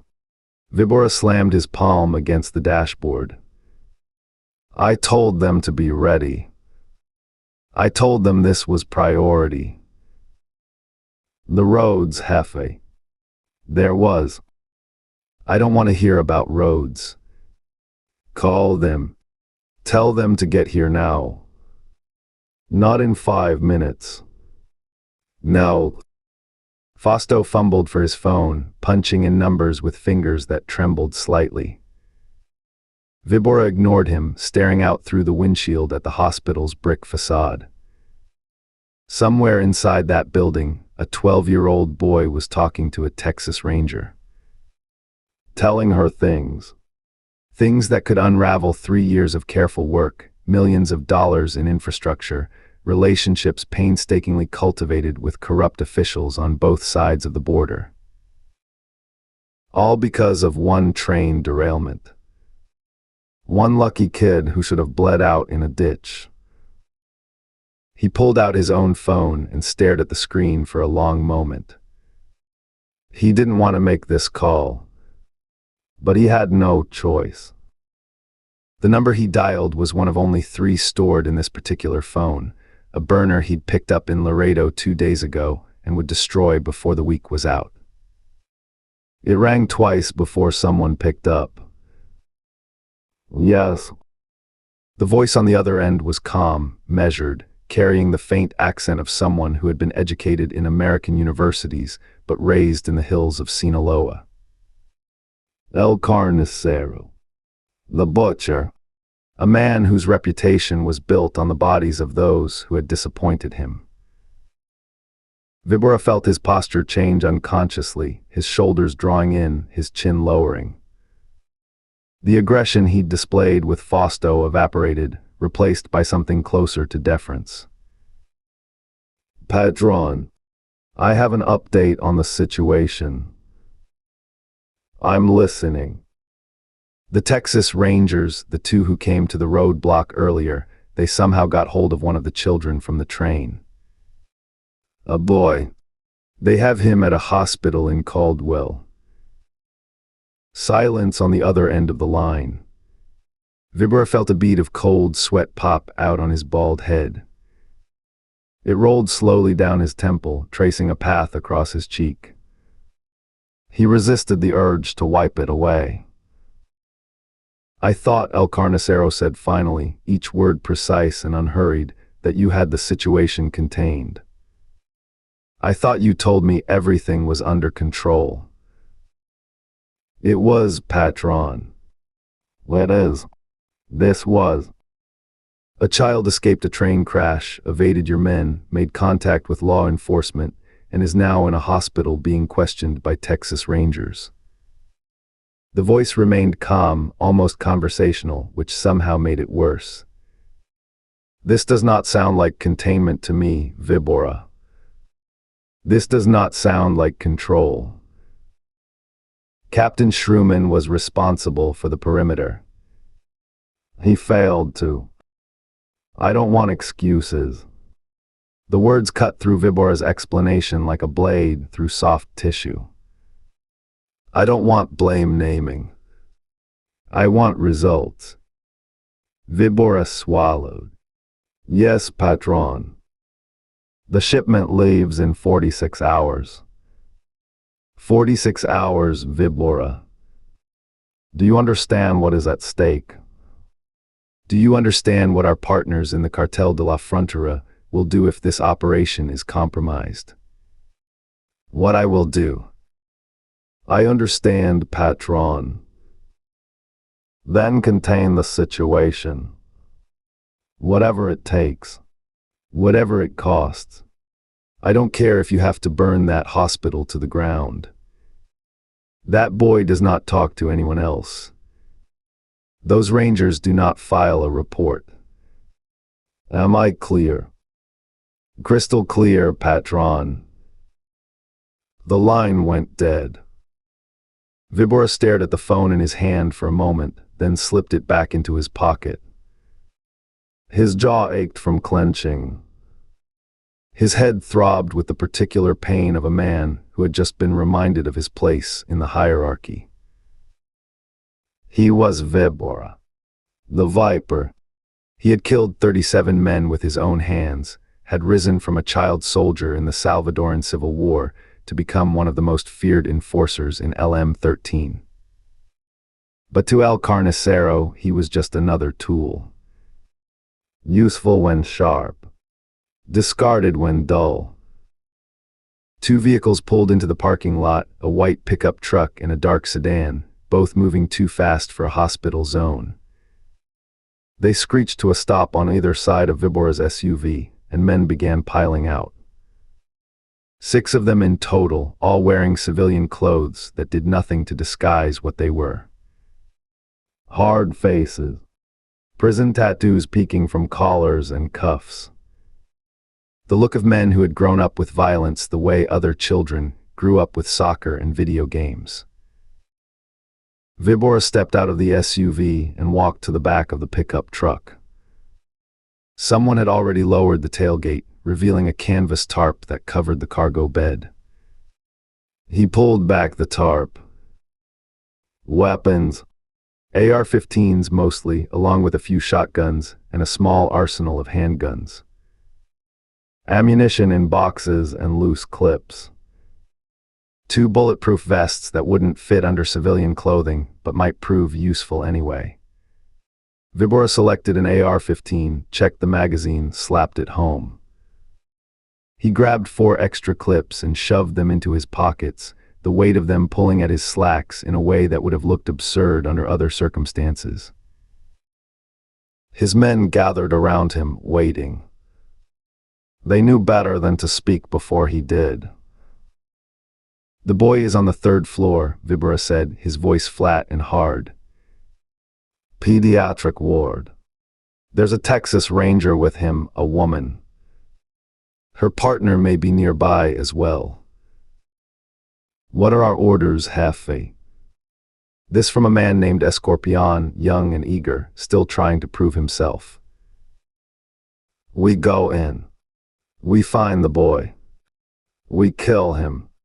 Vibora met each man's eyes in turn, making sure they understood.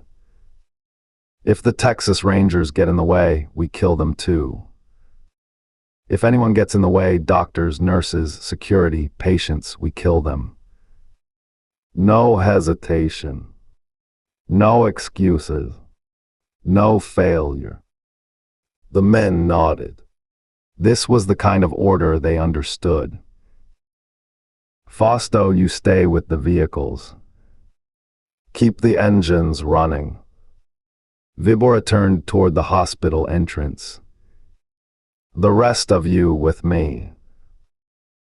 They crossed the parking lot in a loose formation, weapons held low but visible. A woman loading groceries into a minivan saw them and froze, her mouth falling open. Vibora ignored her. A man in scrubs coming off shift spotted them and immediately reversed course, ducking behind a row of cars.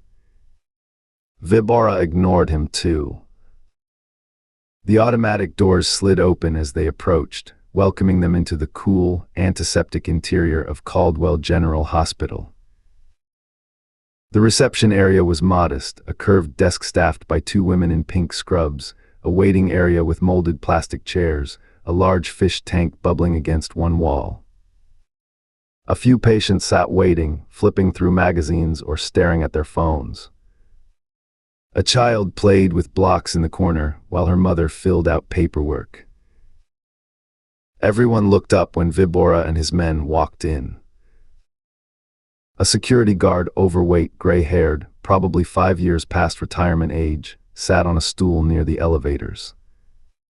He saw the weapons first. His hand moved toward the radio on his belt, his mouth opening to say something, to call for help, to do his job one last time. Vibora raised his AR-15 and fired without breaking stride. The burst caught the guard in the chest and throat, spinning him off his stool and onto the linoleum floor. The sound was deafening in the enclosed space, that distinctive crack crack crack of automatic fire that civilians only knew from movies and nightmares. A nurse screamed. The mother in the waiting area grabbed her daughter and dove behind a row of chairs. The receptionists disappeared below their desk. Someone was crying. Someone else was praying. Vibora walked past the dead guard without looking down. "Stairs," he said, pointing to a door marked with an emergency exit sign. "Pedro, take 3 men. Go up to the 3rd floor. Cover the stairwells. Nobody lives." Pedro nodded and peeled off with half the team, disappearing through the stairwell door. Vibora pressed the elevator button. The car was already on the ground floor, a small Mercy. The doors slid open to reveal a space barely large enough for 6 people. Inside stood a ward attendant in blue scrubs and a patient in a wheelchair, an old man with an oxygen tube trailing from his nose, his eyes rheumy and confused. They both stared at Vibora and his remaining men as if unable to process what they were seeing. Vibora stepped into the elevator. Escorpion and Lobo followed. The attendant pressed himself against the wall, his face gone white. The old man in the wheelchair made a small sound, not quite a whimper, not quite a moan, and gripped the armrests with hands that trembled like leaves in a storm. "Third floor," Vibora said. The attendant didn't move. "Third floor." Vibora raised the rifle slightly, not quite pointing it at the man, but making his intentions clear. The attendant's hand shot out and jabbed the button for the third floor. The doors slid closed. The elevator began its slow ascent, the hum filling the silence. Vibora stared at the numbers above the door, 1, 2, climbing toward 3. His reflection stared back at him from the polished metal doors, distorted and strange. "Pinches Texas Rangers," he muttered. "Always meddling. Always getting in the way." The attendant and the patient said nothing. They barely breathed. The elevator chimed. The doors began to open. Vibora raised his weapon. Chapter 8.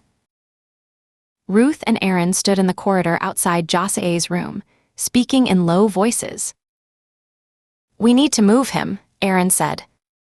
"If Mercer is dirty, he knows exactly where the boy is. He was in that room. He saw the bed number." Ruth nodded. She'd been thinking the same thing. "But where? We can't take him to another hospital. If they've got people in HSI, they could have people anywhere. And we can't take him home. That puts the kids at risk. A safe house. We'd need to call it in. Get authorization. That takes time we might not have." Aaron rubbed his jaw, thinking. What about? A scream cut through the air. It came from the direction of the reception area, maybe 50 feet down the corridor, around the corner where the elevators and nurses' station were located. A woman's voice, high and sharp, the sound of genuine terror. Ruth's weapon was in her hand before the scream finished. She moved to the corner where the corridor turned toward reception, Aaron right behind her. She pressed her back against the wall, then leaned out just far enough to see. The man who had introduced himself as HSI Agent Daniel Mercer stood near the elevators. He was no longer wearing his suit jacket. His white shirt was open at the collar, his sleeves rolled up, and he held an AR-15 in a two-handed grip. Behind him, fanning out across the reception area, were 6 other men, all armed, all wearing tactical vests, all moving with the coordinated precision of professionals. A security guard stood near the reception desk. He was middle-aged, gray-haired, his hand fumbling for the pistol on his belt.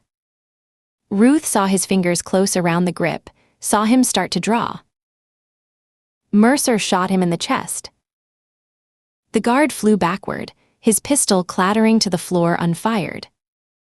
He hit the wall behind him, slid down, left a dark smear on the pale green paint. His legs twitched once, twice, then went still. A nurse screamed, the same voice Ruth had heard before. She was crouched behind the reception desk, her hands over her head, her body shaking. One of the gunmen grabbed a doctor by the collar of his white coat. The doctor, young, maybe 30, his face frozen in disbelief, tried to pull away. The gunman shoved him hard. The doctor's head struck the wall with a sound like a melon hitting concrete. He collapsed in a heap and didn't move. Ruth pulled back around the corner. Her heart was pounding, her mind racing through options. 6 armed men with rifles, plus Mercer. She and Aaron had pistols. But they were Texas Rangers. And there was a 12-year-old boy in the room behind them who would die if they didn't act. Aaron met her eyes. She saw the same calculation there, the same grim acceptance.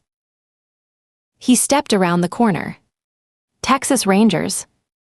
Stop where you are and throw down your weapons." His voice carried down the corridor, hard and clear. "I won't ask twice." Mercer's head snapped toward the sound. For a fraction of a second, his face registered surprise. Then his expression twisted into something ugly, a snarl of rage that stripped away any pretense of the smooth federal agent he'd been playing. He raised his rifle and fired. The burst chewed into the wall beside Aaron's head, spraying plaster and paint chips. Aaron jerked back around the corner as more gunfire erupted, a sustained barrage from multiple weapons that filled the corridor with noise and fury. Ruth leaned out and fired. Her first shot caught one of the gunmen in the shoulder, spinning him sideways. Her second went wide as return fire forced her back. Bullets punched into the wall where she'd been standing, close enough that she felt fragments sting her cheek. She leaned out again, fired twice more. Aaron was doing the same from his position, the two of them trading shots with the advancing gunmen, trying to slow them down, trying to buy time. But there were too many. And they kept coming. "Get the kid."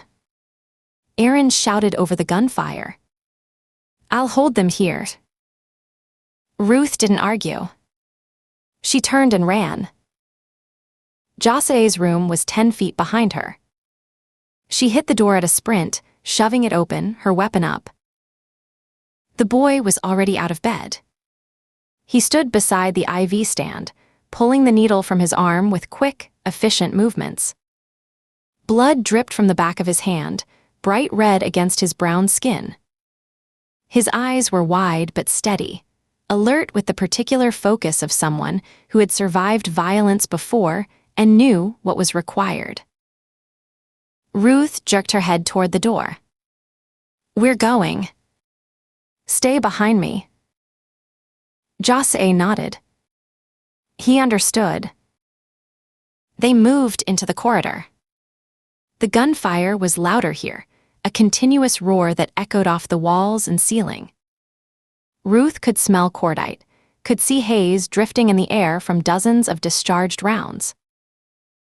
Aaron was 15 feet ahead, pressed against the wall at the corner, firing around the edge in controlled bursts. His face was set in concentration, his movements precise despite the chaos. Brass casings littered the floor around his feet. Movement to the left. Ruth's eyes snapped toward the stairwell door. It was swinging open, men pouring through, 2, 3, 4 of them spreading out into the corridor with their weapons raised. One of them saw Aaron. Saw that Aaron's attention was fixed on the reception area, that he hadn't registered the new threat. The gunman raised his rifle, taking aim through the glass wall of a waiting area that separated them. Ruth fired. The glass exploded. Her bullet caught the gunman in the chest, punching him backward. He stumbled, his shot going wild, shattering a light fixture overhead. Sparks rained down. He didn't fall, the tactical vest had absorbed the round, but he was hurt, gasping, trying to bring his weapon back up. Aaron spun at the sound, saw the men from the stairwell, started to pivot. Mercer stepped out from behind the reception desk and fired down the corridor. Ruth saw the muzzle flash, heard the crack of the rifle, felt something pass so close to her face that her hair moved. The bullet went past Aaron, past her, past Jose, missing all 3 of them by inches. Ruth fired at Mercer. Once, twice. He ducked back behind the desk, her shots sparking off the countertop. She turned back to the wounded gunman by the stairwell. He had recovered his balance, was raising his rifle, the barrel swinging toward Jose. He was aiming at the boy. Ruth fired. 3 shots in rapid succession. The first hit the gunman's arm, knocking his weapon aside. The second took him in the throat, just above the collar of his vest. The third punched through his left eye. He went down, but his finger had already tightened on the trigger. The rifle fired as he fell, a wild burst that stitched across the corridor behind Ruth. Someone screamed a man's voice, high with agony. Ruth turned. A male attendant in blue scrubs was on the floor, clutching his hip. Blood pumped between his fingers, pooling on the linoleum beneath him. His face was gray with shock, his mouth open, his eyes fixed on nothing. She couldn't leave him there. He'd bleed out in minutes, or catch a stray round and die faster. "Help me," she said to Josue. Together, they grabbed the attendant under his arms and dragged him toward the nearest door. Ruth kicked it open with her boot, revealing a patient room, a woman in the bed, a nurse standing beside her, both of them frozen in terror. Ruth held up her palm. "I'm a Texas Ranger. Stay calm." The nurse's mouth worked soundlessly. The patient clutched her blanket to her chest. Ruth lowered the attendant to the floor as gently as she could. He moaned, his hands still pressed against the wound, blood seeping through his fingers. "Keep pressure on it," Ruth told the nurse. "Don't let him move. Help is coming." She didn't know if that was true. Her eyes swept the room. There was another door on the far wall, not the bathroom, something else. She pointed at it. "Where does that go?" The nurse swallowed. "Radiology," she said, her voice barely audible. "The imaging rooms." Ruth grabbed Josue's arm and pulled him toward the door. She opened it, checked the space beyond, a short corridor lined with doors marked X-ray, MRI, CT scan. Emergency lighting cast everything in pale yellow. The corridor curved to the right, and Ruth realized it must loop around to the other side of the reception area. Behind the gunmen. She moved down the corridor, Josue close behind her. The gunfire was muffled here, the thick walls and lead-lined doors of the imaging rooms absorbing the sound. But she could still hear it, the irregular rhythm of a firefight, bursts and pauses and single shots. Aaron was still alive. Still fighting. The corridor ended at another door. Ruth eased it open an inch and looked through. She was behind the reception area now, looking at the backs of Mercer and his remaining men. They were spread out in a loose semicircle, using the desk and overturned furniture for cover, firing down the main corridor toward Aaron's position.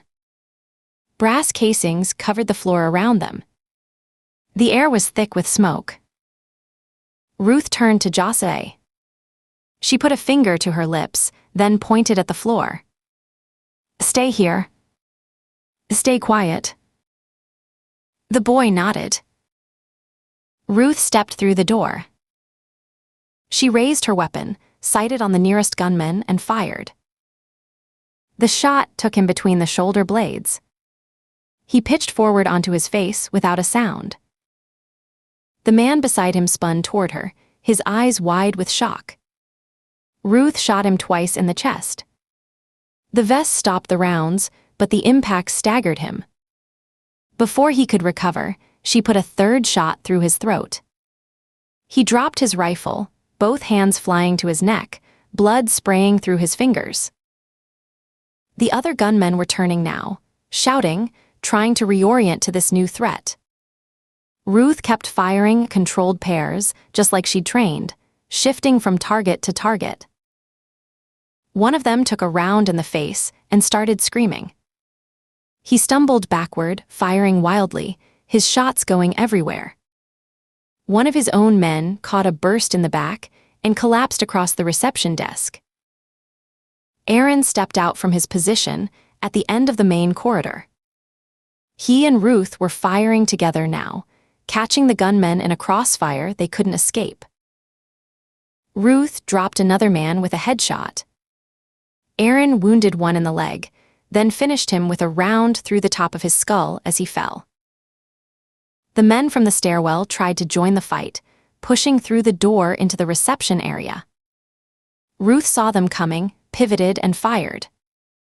Her first shot missed. Her second caught the lead man in the forehead. He dropped like a puppet with cut strings, blocking the doorway, and the men behind him stumbled over his body. Mercer was screaming in Spanish curses, commands. Ruth couldn't tell which. He rose from behind the reception desk and fired at her, a sustained burst that forced her to dive behind an overturned chair. Bullets tore through the upholstery inches from her head, filling the air with stuffing and fabric. She rolled, came up on one knee, and fired back. Her shots ripped across the desk, sending splinters flying.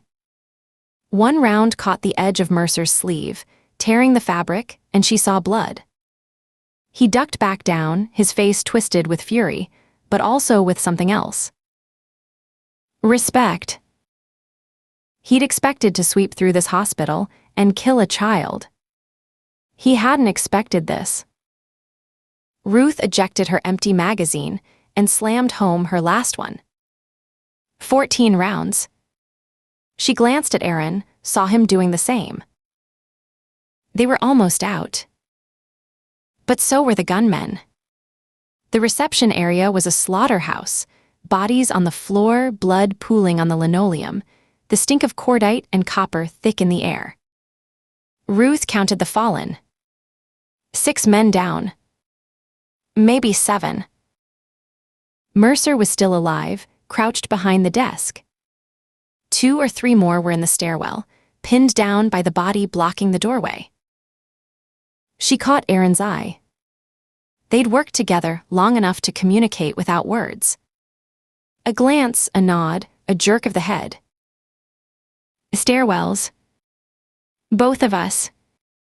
Get out now. Aaron moved toward the stairwell door nearest to his position, the one where the gunmen had been emerging. He fired twice through the doorway to clear it, then disappeared through. Ruth ran back to where Jose was waiting in the radiology corridor. The boy's face was pale but calm. He'd heard everything, the gunfire, the screaming, the sounds of men dying. But he hadn't run. He'd stayed exactly where she'd told him to stay. She grabbed his arm and pulled him toward the stairwell door on her side of the reception area. She kicked it open, her weapon up, checking for threats. The stairwell was empty. Concrete steps leading up and down, lit by harsh fluorescent lights. The sound of the firefight was muffled here, reduced to a distant rumble. From the reception area behind her, she heard Mercer's voice, raw with rage, shouting in Spanish. Vayan tras los Rangers. Maten los. Maten los. Go after the Rangers. Kill them. Kill THEM. Ruth stood in the stairwell, Jose beside her, her hand on the door. She could hear boots on concrete, men coming, from above or below, she couldn't tell. Up led to the roof. A dead end. Nowhere to go but back down. Down led to the basement. Service corridors. Loading dock. A way out. Or a trap. She had seconds to decide. Chapter 9. Ruth went down. The stairwell was concrete and steel, lit by harsh fluorescent tubes that hummed and flickered overhead. Her boots echoed on the steps, no matter how carefully she placed them. Jose was right behind her, his bare feet nearly silent, his breathing quick but controlled. First floor. That was the goal. First floor meant exits, meant the parking lot, meant the Range Rover. Meant getting this boy somewhere safe. They reached the second floor landing. Ruth paused, listening. A door banged open above them. Boots on concrete. Multiple sets moving fast. Voices calling to each other in Spanish, short, clipped commands that echoed down the stairwell. They were coming. Ruth calculated distances and odds. She couldn't outrun them, not with Jose, not down a flight of stairs where a single misstep could mean a broken ankle or worse. And she couldn't let them catch her in the stairwell, where the narrow space would turn into a kill box with no cover and nowhere to go. She had to fight. She positioned herself at the turn of the landing, where the stairs doubled back on themselves.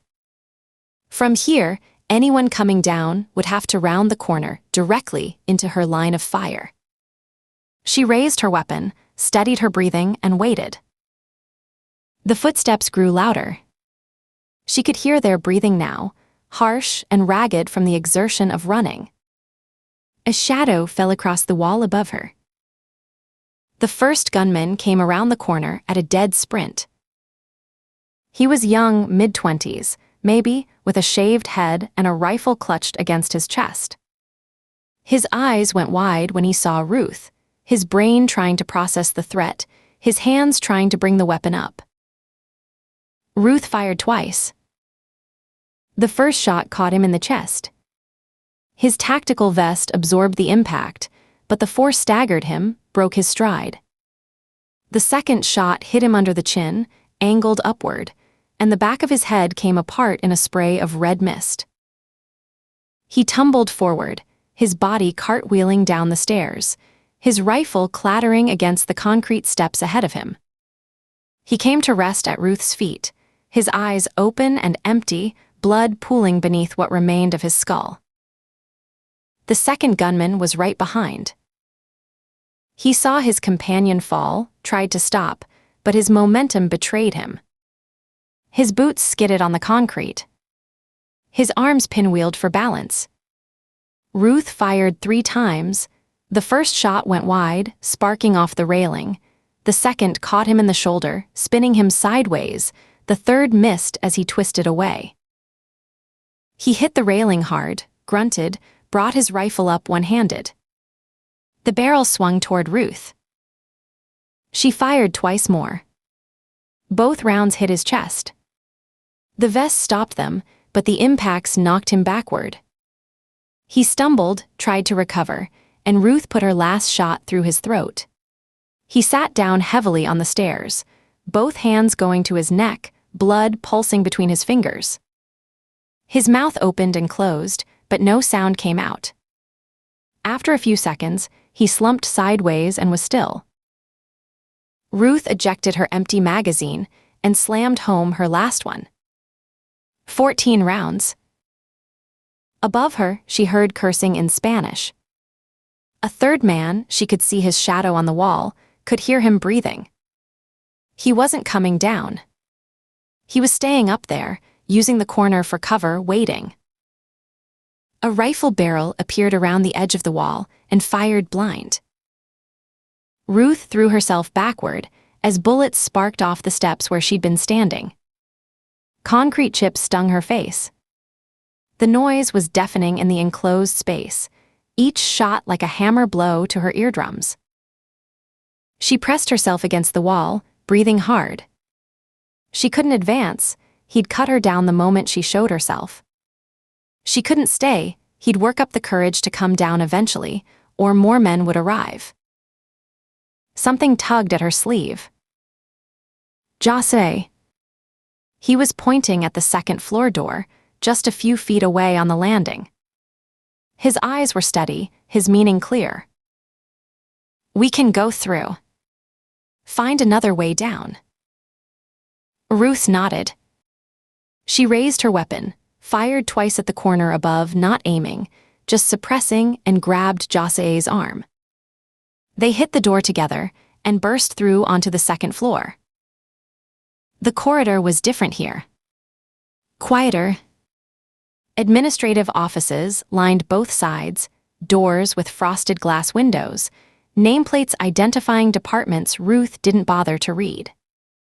The lights were dimmer than on the third floor, the carpet muffling their footsteps. A sign on the wall, pointed toward another stairwell at the far end of the corridor. Ruth oriented herself and started moving. Behind them, the stairwell door banged open. Ruth didn't look back. She could hear him, boots on carpet, the jingle of equipment, his harsh breathing. He was maybe 30 feet behind and closing. An office door stood open on her right. Ruth shoved Jose through it and dove after him. Gunfire exploded behind her. Bullets tore through the space they just occupied, punching into the far wall, shattering the frosted glass of an office door across the corridor. Ruth hit the floor rolling, came up on one knee, and fired twice through the doorway. The gunman had taken cover behind a water cooler. She saw him flinch as her shots passed close, saw him duck lower. The office was small, 3 desks, a copy machine, a window overlooking the parking lot. A woman in business attire was crouched behind one of the desks, her hands over her head, her eyes squeezed shut. 2 other workers had flattened themselves on the floor. "Stay down." Ruth shouted at them. "Don't move." She grabbed Jose and pulled him toward a door on the far side of the office. It opened onto another corridor, narrower, clearly meant for staff rather than visitors. The sign for the stairwell was visible at the far end. They ran. Ruth's legs burned, her lungs ached, but she kept pushing. Josue matched her pace, his bare feet slapping against the linoleum. The stairwell door grew closer, 20 feet, 10, 5. She hit the push bar and they were through, descending again. Second floor to first floor landing. Ruth paused at the door, pressed her ear against the cold metal, listened. Nothing. No footsteps above them. Either she'd lost him, or he was taking another route. She cracked the door open and peered through. A service corridor stretched away in both directions. Concrete floor, exposed pipes overhead, the hum of machinery somewhere in the distance. Signs on the wall pointed toward loading dock and deliveries. Not the main lobby. Good. Less chance of running into more of Mercer's men, covering the exits. Ruth slipped through the door, Jose close behind. They moved down the corridor, Ruth in front with her weapon up, scanning every doorway, every shadow, every place where someone could be hiding. The corridor was lined with storage rooms, their doors closed, their windows dark. A maintenance office with a cluttered desk visible through the glass. A door marked electrical, authorized personnel only. The lights flickered overhead, casting brief shadows that made Ruth's heart stutter each time. The corridor turned to the left. Ruth slowed, approached the corner carefully, checked. A hand grabbed her wrist. The grip was crushing, immediate, overwhelming. Ruth's weapon was wrenched upward before she could fire, before she could even think. She found herself staring into a face that seemed carved from stone, heavy brow, flat nose, eyes like chips of black glass. Tattoos crawled up past his collar, disappearing into the shadow of his jaw. He was enormous. 6'4" at least, 250 pounds, shoulders so wide they nearly filled the corridor. His hand engulfed her wrist completely, his fingers overlapping as they squeezed. He slammed her against the wall. Ruth's head cracked against the concrete. Light exploded across her vision, white, then red, then a gray haze that threatened to swallow everything.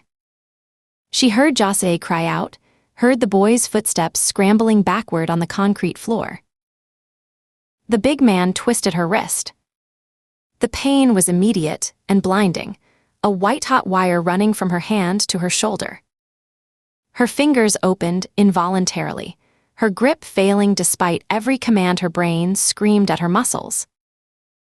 Her Glock clattered to the floor. She saw his fist coming. A sledgehammer of bone and calloused flesh, drawing back and then driving forward with the force of a piston. She tried to turn, to roll with it, but she was pinned against the wall and there was nowhere to go. The blow caught her in the ribs. Ruth's feet left the ground. She flew backward, crashed into a stack of cardboard boxes that collapsed under her weight, kept going until she hit the far wall. The impact drove the remaining air from her lungs. Her ribs screamed, cracked, maybe broken, she couldn't tell. She couldn't breathe. She couldn't think. The world tilted sideways. Gray edges crept into her vision. Get up. She couldn't. Get up. Jose needs you. Get up. The big man was advancing. Unhurried now, confident. His boots crunched on broken glass from a shattered light fixture.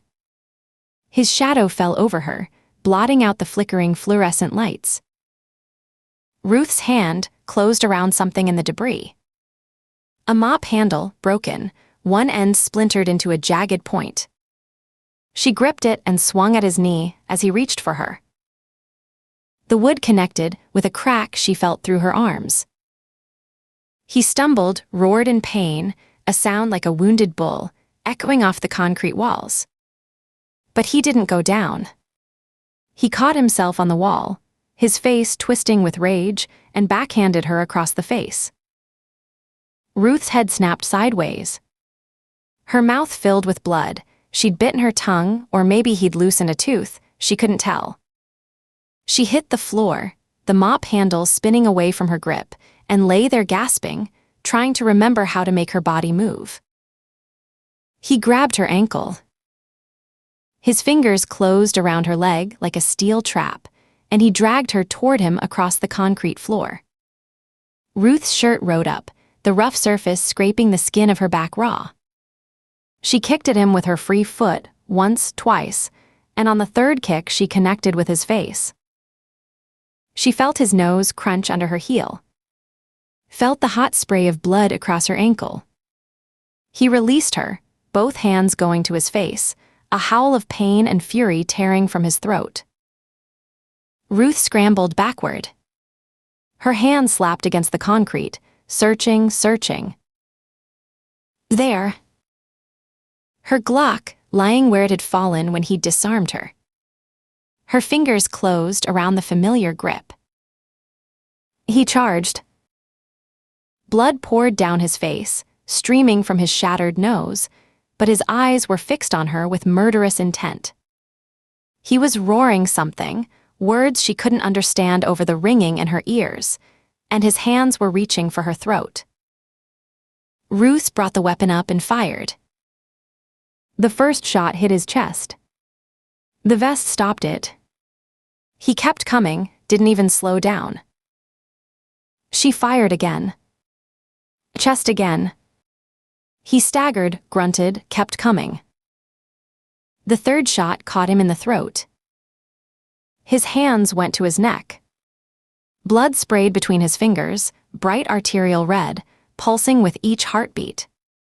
He took one more step, then another, and then he was falling, his momentum carrying him forward, his massive body crashing into Ruth like a tree coming down. She went flat on her back, 250 pounds of dying man crushing the air from her lungs. His blood poured onto her face, hot and thick, filling her nose with the smell of copper. His weight pressed down on her chest, her cracked ribs shrieking in protest. She couldn't breathe. She couldn't move. Then he went limp. Ruth lay there, pinned beneath the corpse, staring up at the flickering lights, trying to draw air into lungs that wouldn't expand. Gray crept in at the edges of her vision. Ruth. Jose's voice. Small, frightened, but close. Ruth. As he pushed. Her arms trembled, her ribs screamed, but she pushed. The body shifted, rolled. She wriggled sideways, clawing at the concrete floor, and dragged herself out from under the dead man. She got to her knees. Then, after a long moment, to her feet. Josue was pressed against the wall, his eyes huge in his pale face. But he was unharmed. He was alive. Ruth checked her weapon. 3 rounds left. She held out her hand. Josue took it. His fingers were cold and trembling, but his grip was strong.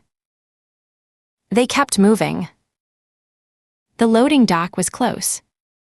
Ruth could see the red glow of an exit sign at the end of the corridor, could feel a faint draft of cool air from somewhere ahead. Her ribs throbbed with every step, every breath. Blood dripped from her split lip, leaving a trail on the concrete behind her. They reached the door. Ruth pushed through, and suddenly they were outside, standing on a concrete loading platform overlooking a small parking lot. Night air hit her face, cool and sharp, carrying the smell of gasoline and cut grass. She breathed deep, wincing at the pain in her ribs, and scanned the lot. Delivery trucks. Dumpsters. A chain-link fence at the perimeter. And beyond the fence, visible in the glow of the parking lot lights, their Range Rover. Ruth grabbed Josue's hand, and they ran. Her ribs screamed with every stride. Her vision blurred, cleared, blurred again. She could feel blood running down her face from a cut she didn't remember getting, could taste it in her mouth, could smell it mixing with the night air. They reached the fence. Ruth found a gap where 2 sections didn't quite meet, squeezed through, pulled Josue after her.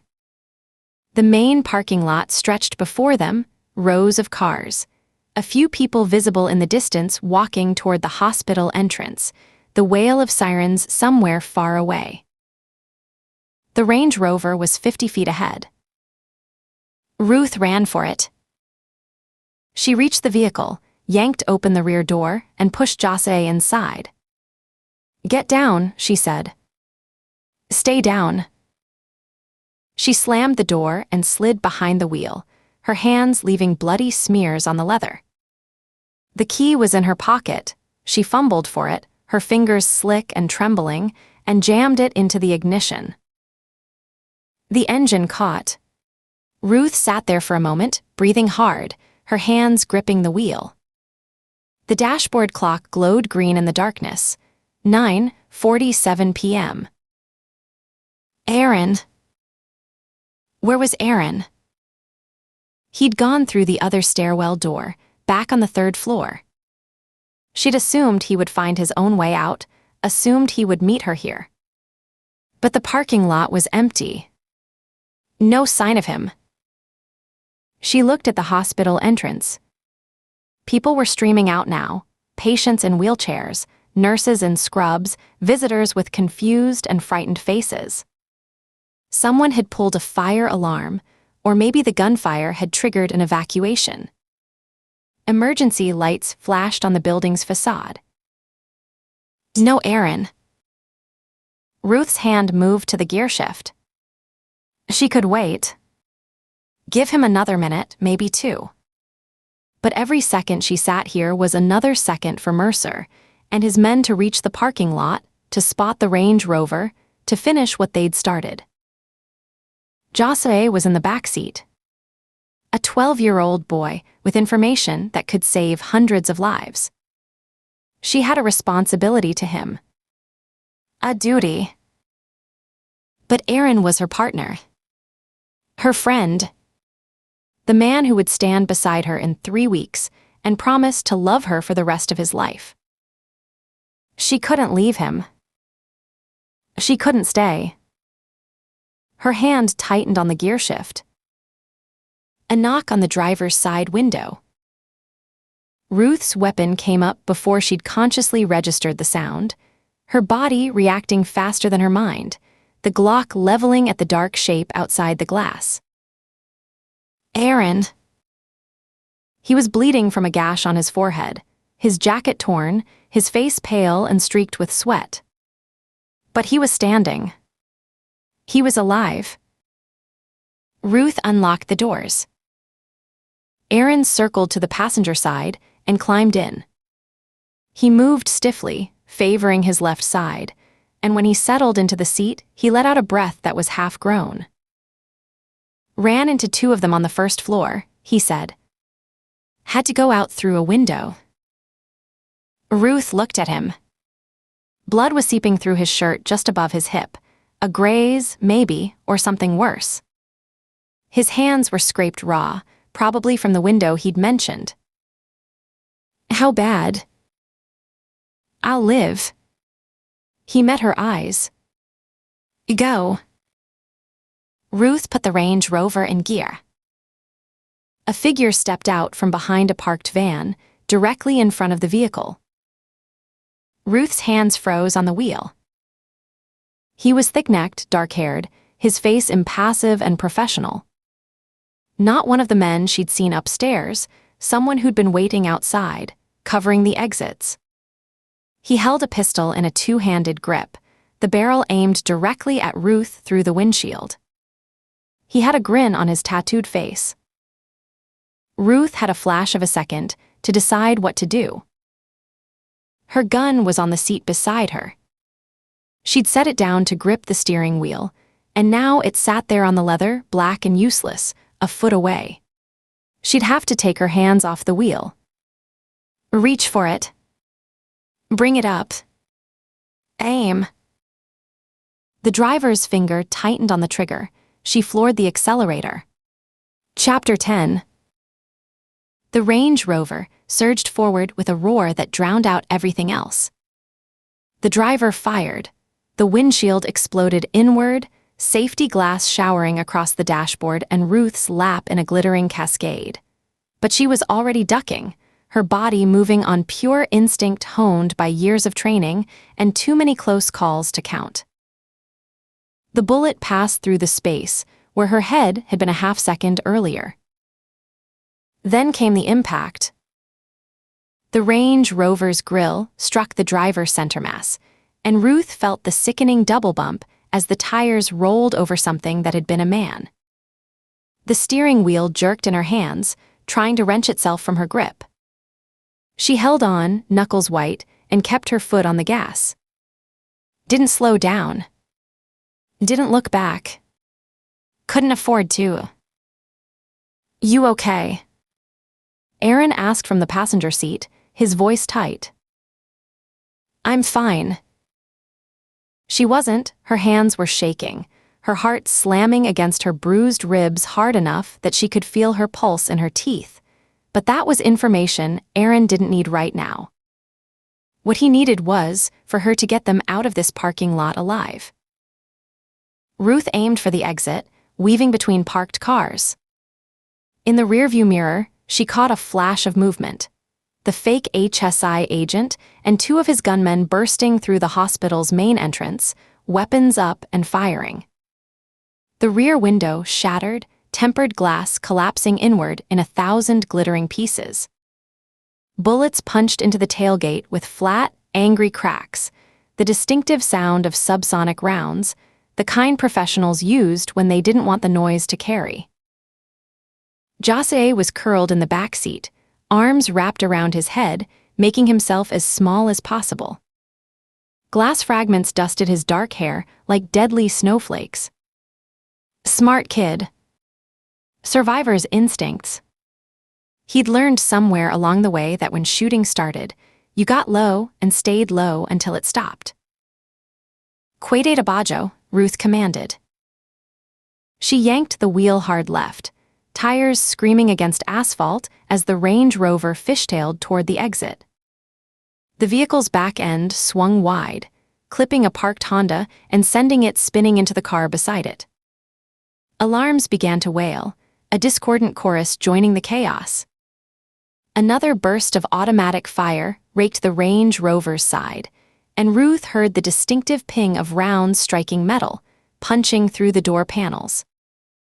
One of the side mirrors exploded into fragments, leaving a jagged stump trailing wires. In the rearview, she saw the fake agent sprinting toward a black Suburban, his men close behind. Even at this distance, Ruth could see the cold fury in his hard, close-set gaze. This wasn't some cartel foot soldier. This was someone who had made his beef with her a personal vendetta. He wouldn't stop coming at her until one or both of them were dead. "Come on then, you bastard," she thought grimly.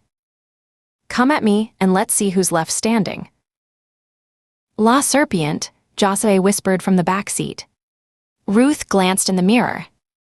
The boy had lifted his head just enough to see through the shattered rear window, his dark eyes fixed on the running figure with an expression that made her stomach clench.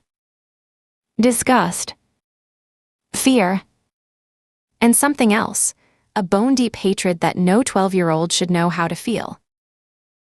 He is the worst of them all. A demon in human form. "He will not stop," José said, his voice thick with the weight of experience. "He never stops. He finds everyone. Always." "What's his name?" Ruth asked. "His real name." "Vibora."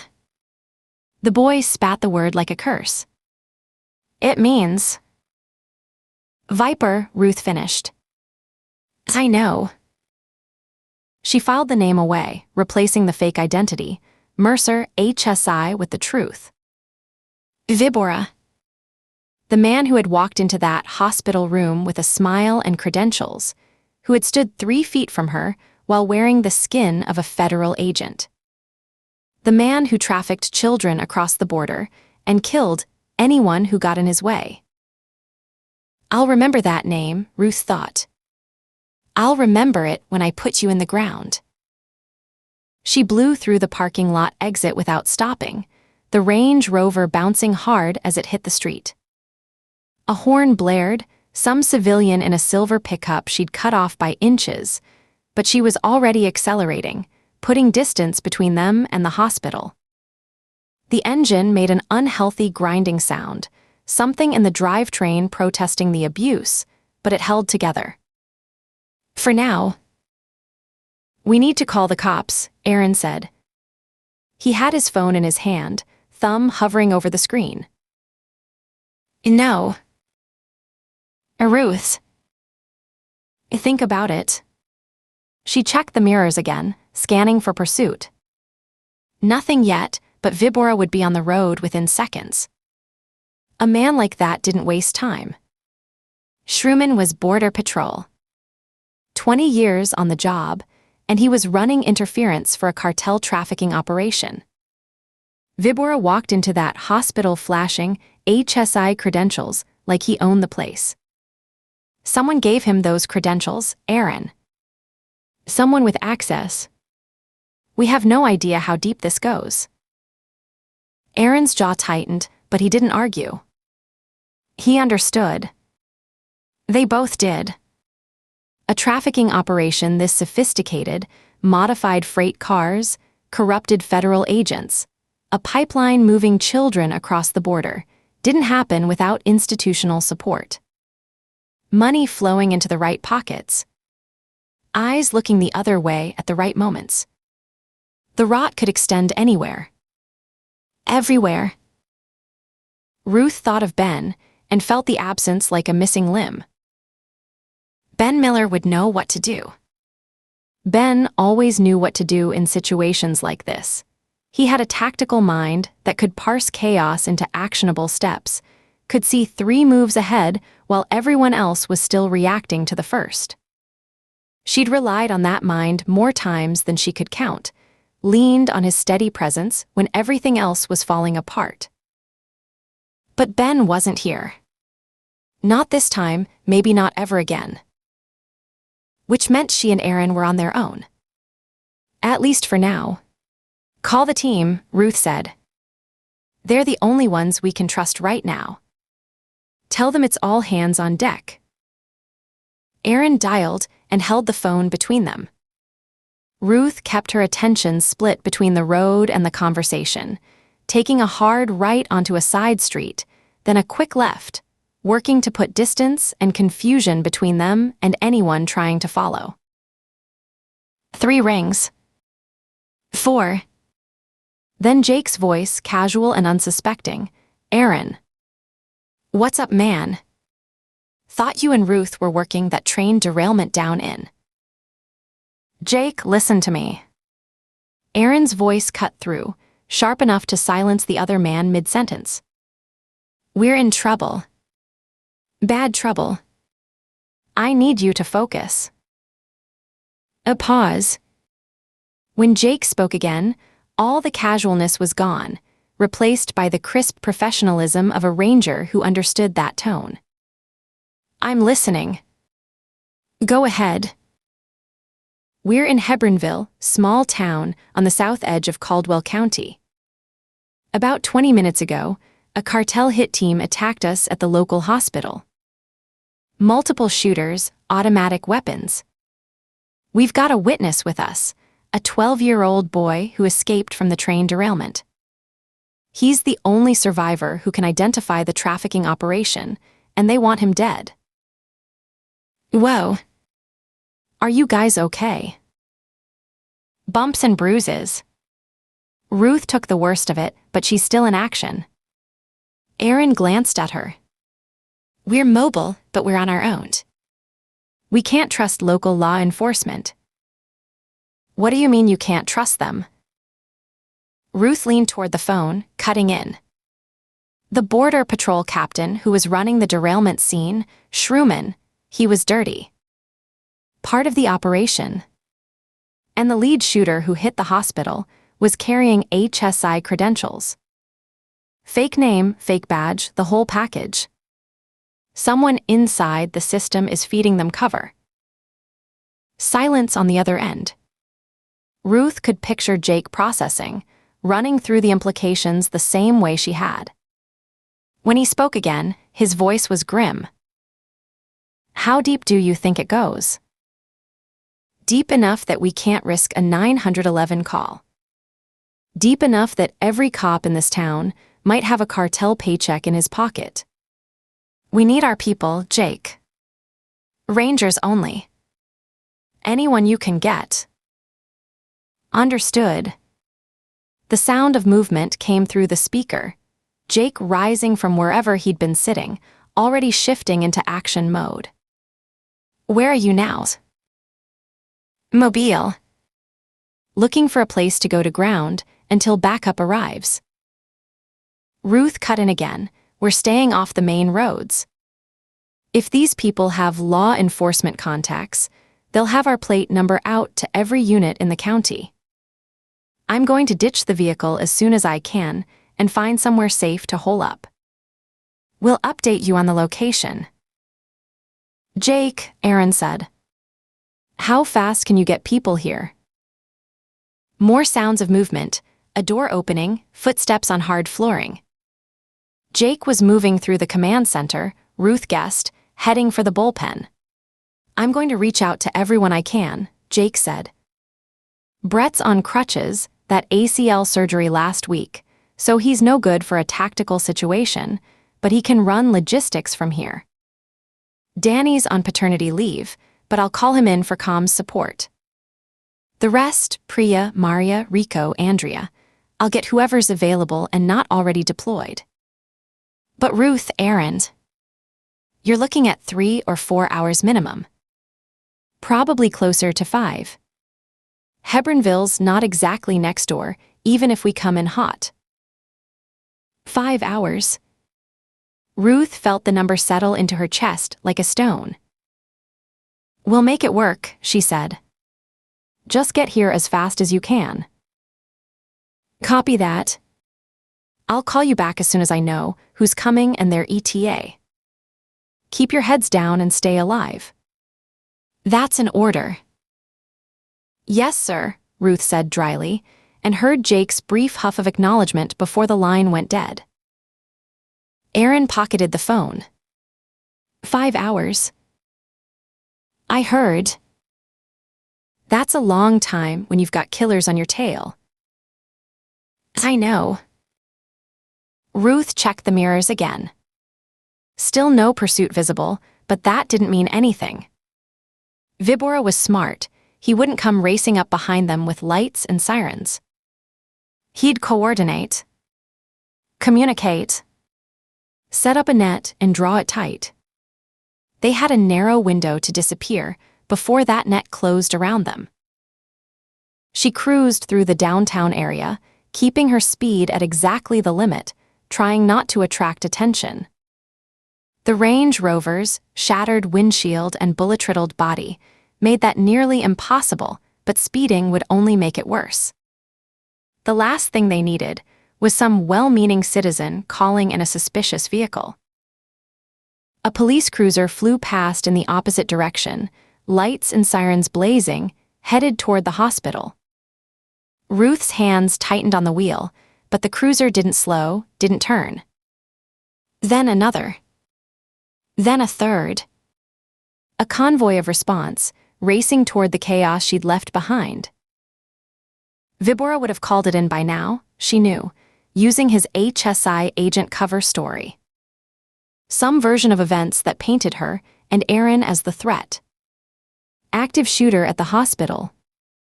Armed suspects fleeing in a damaged Range Rover. 2 Texas Rangers gone rogue, endangering civilians. The story would spread, mutate, take on a life of its own.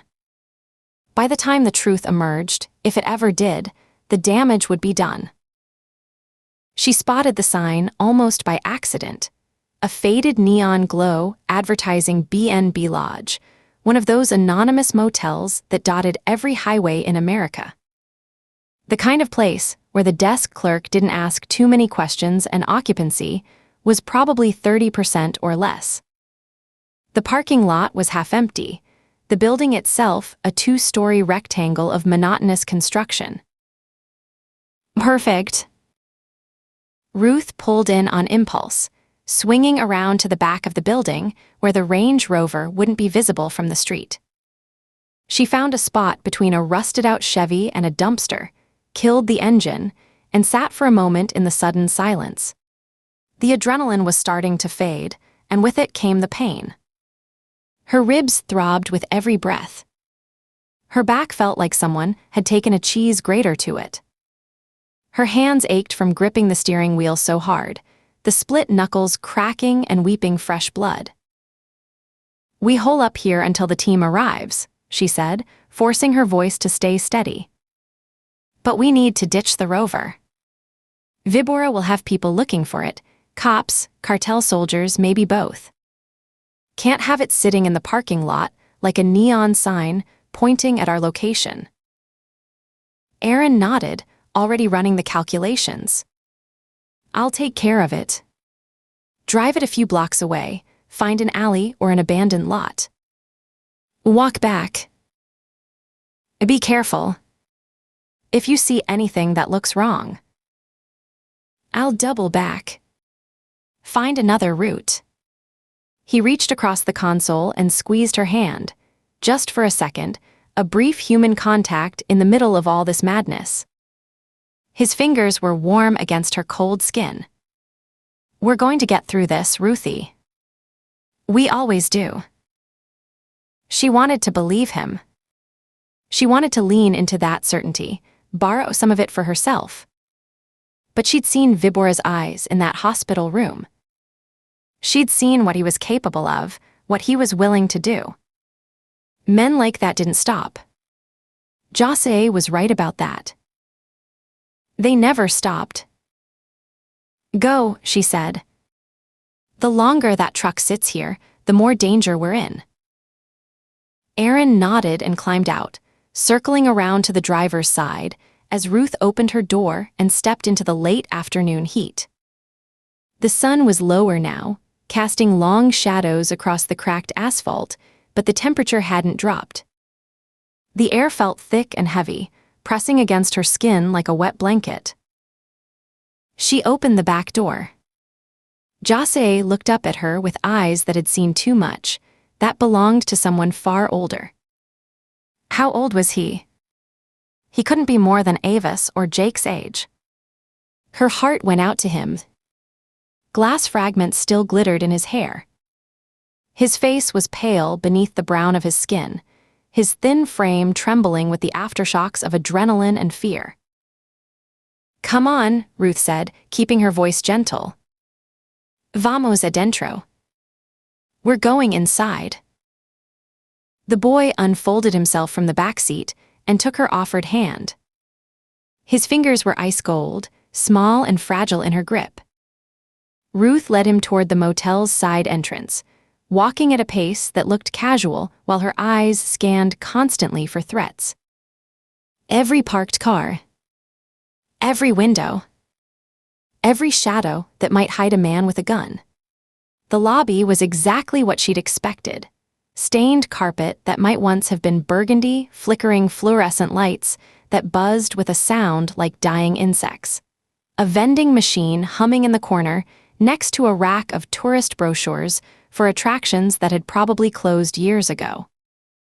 The air smelled of industrial cleaner and mildew, with an undertone of something else.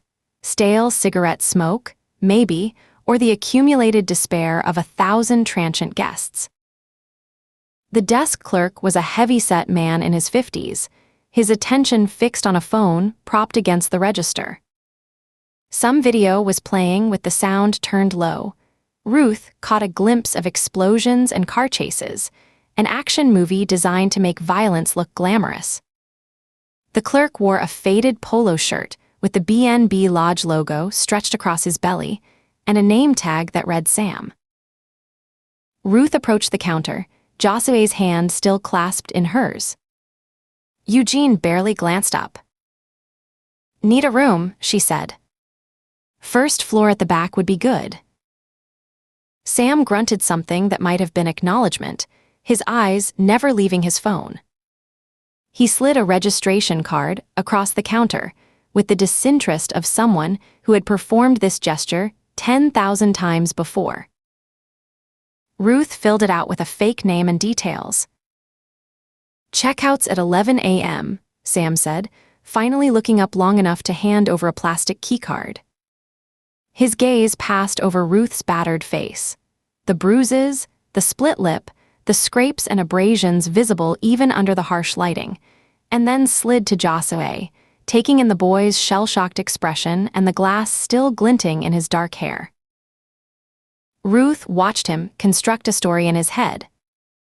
Domestic violence, probably. Woman fleeing an abusive husband, dragging her kid along for the ride. It was a narrative that fit the evidence, and more importantly, it was a narrative that Sam clearly didn't want any part of.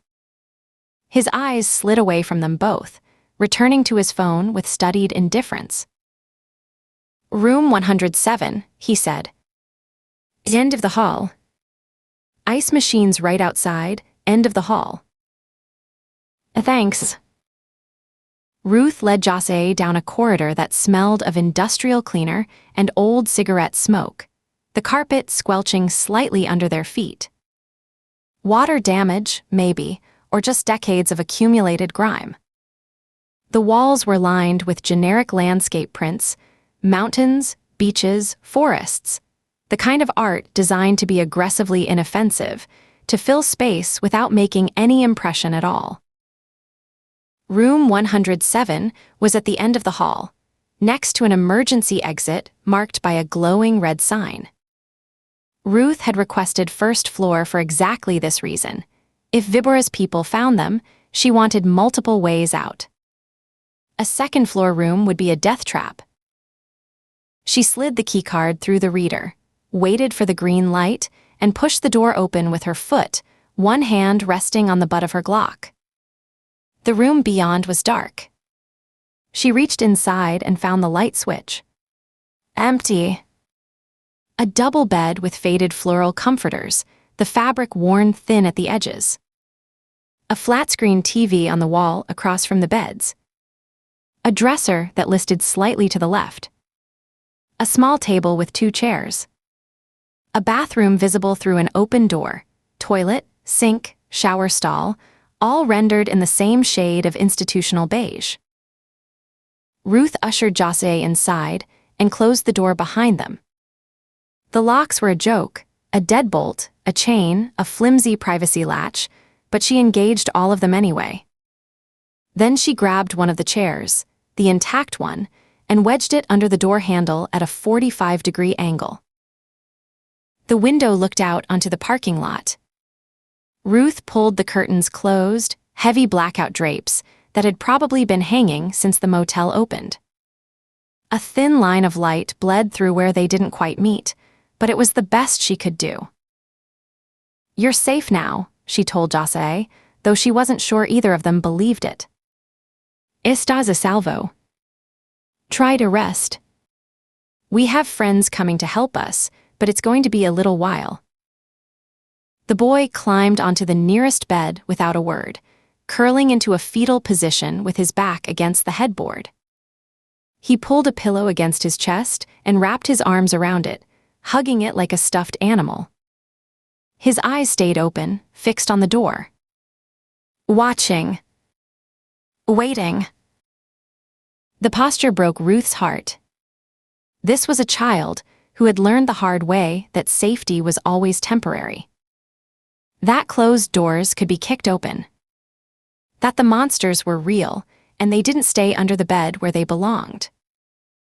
She wanted to tell him it would be okay. She wanted to promise that she would protect him, that nothing bad would happen as long as she was there. But she'd seen what was coming for them. She'd looked into Vibora's eyes and seen the patient, calculating malice of a predator.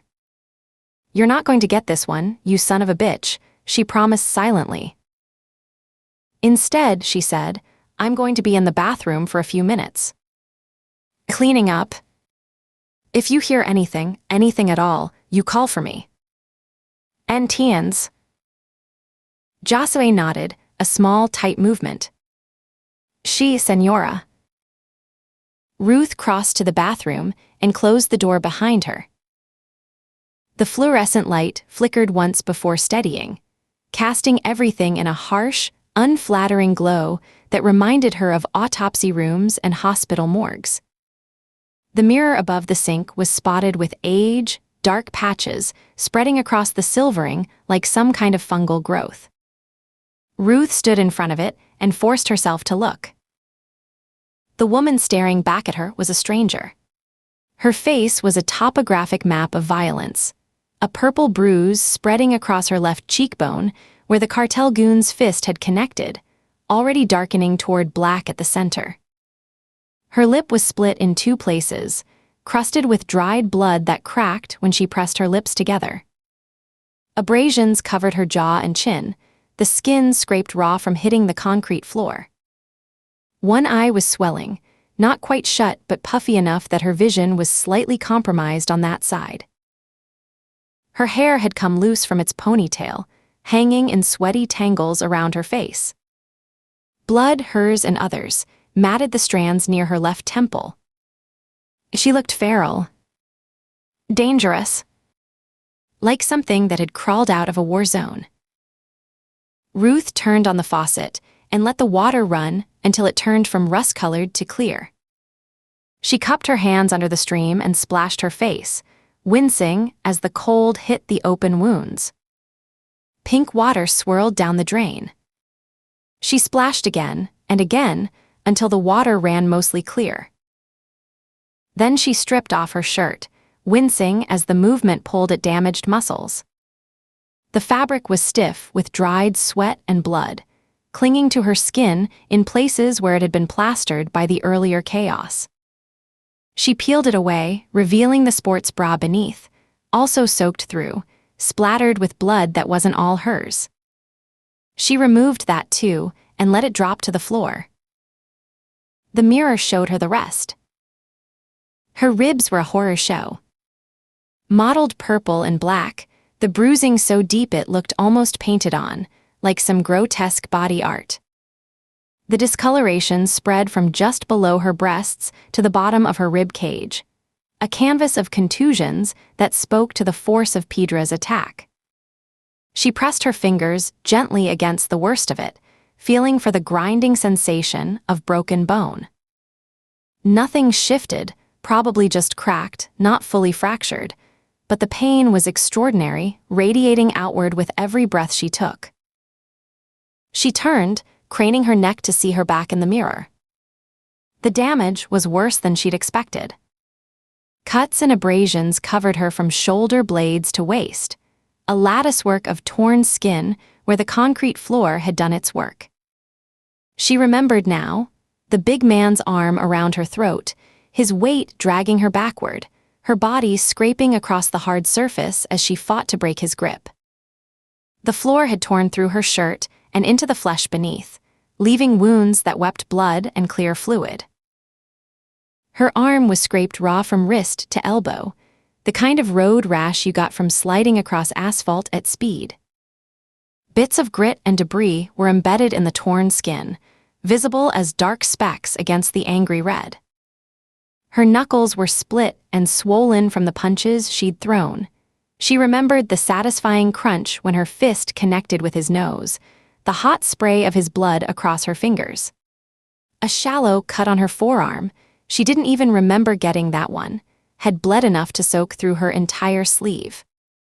The blood had dried to a tacky crust, pulling at her skin when she moved. Ruth stood there for a long moment, cataloging the damage with the cold detachment she'd learned in her years on the job. Inventory the wounds. Assess the severity. Prioritize treatment. It was easier to think of her body as a problem to be solved than to dwell on the pain, on the implications of how close she'd come to dying in that hospital corridor. This was what it cost to survive. This was what it cost to keep a trafficked kid alive when men with guns were trying to kill him. She'd pay it again. 100 times. 1,000. Whatever it took. The first aid kit was mounted on the wall next to the sink. A cheap plastic box with the BNB Lodge logo on it, probably stocked years ago and never replenished. Ruth popped it open and surveyed the contents.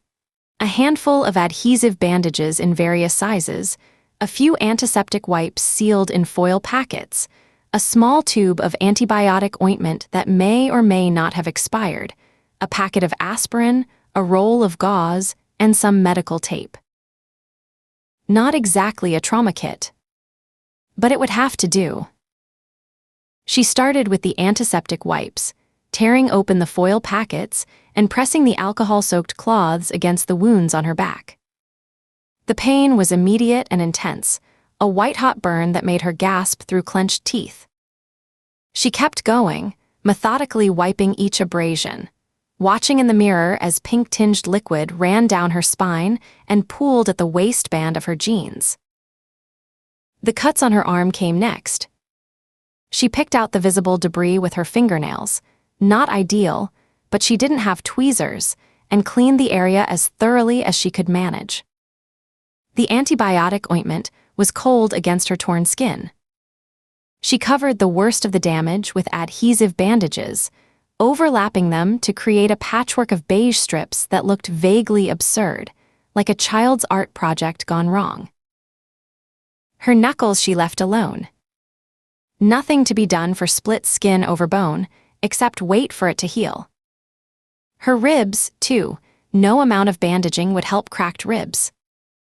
She just had to breathe shallow and hope nothing was more seriously damaged than it felt.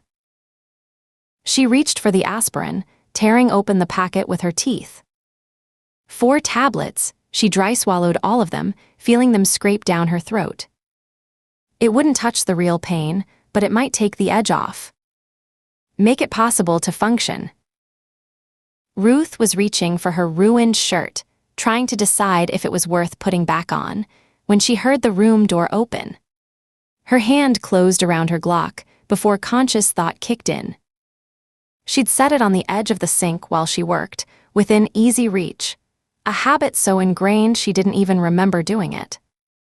Now she raised it in a two-handed grip, ignoring the scream of protest from her injured ribs, and moved toward the bathroom door.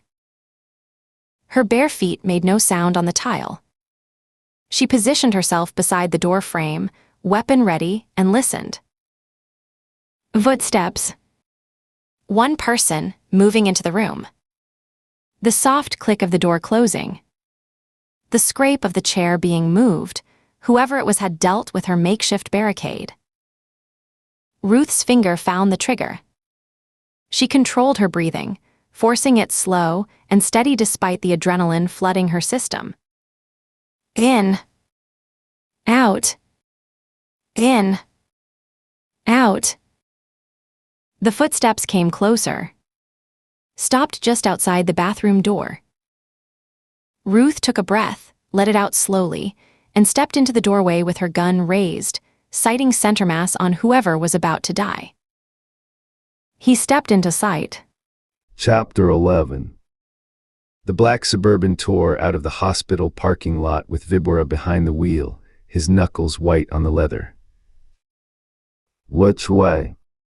He'd seen the Range Rover turn right onto the main road, heading into town.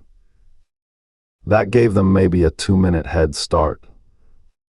In a vehicle with a shattered windshield and bullet holes in the tailgate, they wouldn't get far without attracting attention. Vibora floored the accelerator. The streets of Hebronville blurred past strip malls, gas stations, fast food joints with their garish signs bleeding neon into the night. He scanned every parking lot, every side street, every shadow that might hide a damaged SUV. Nothing.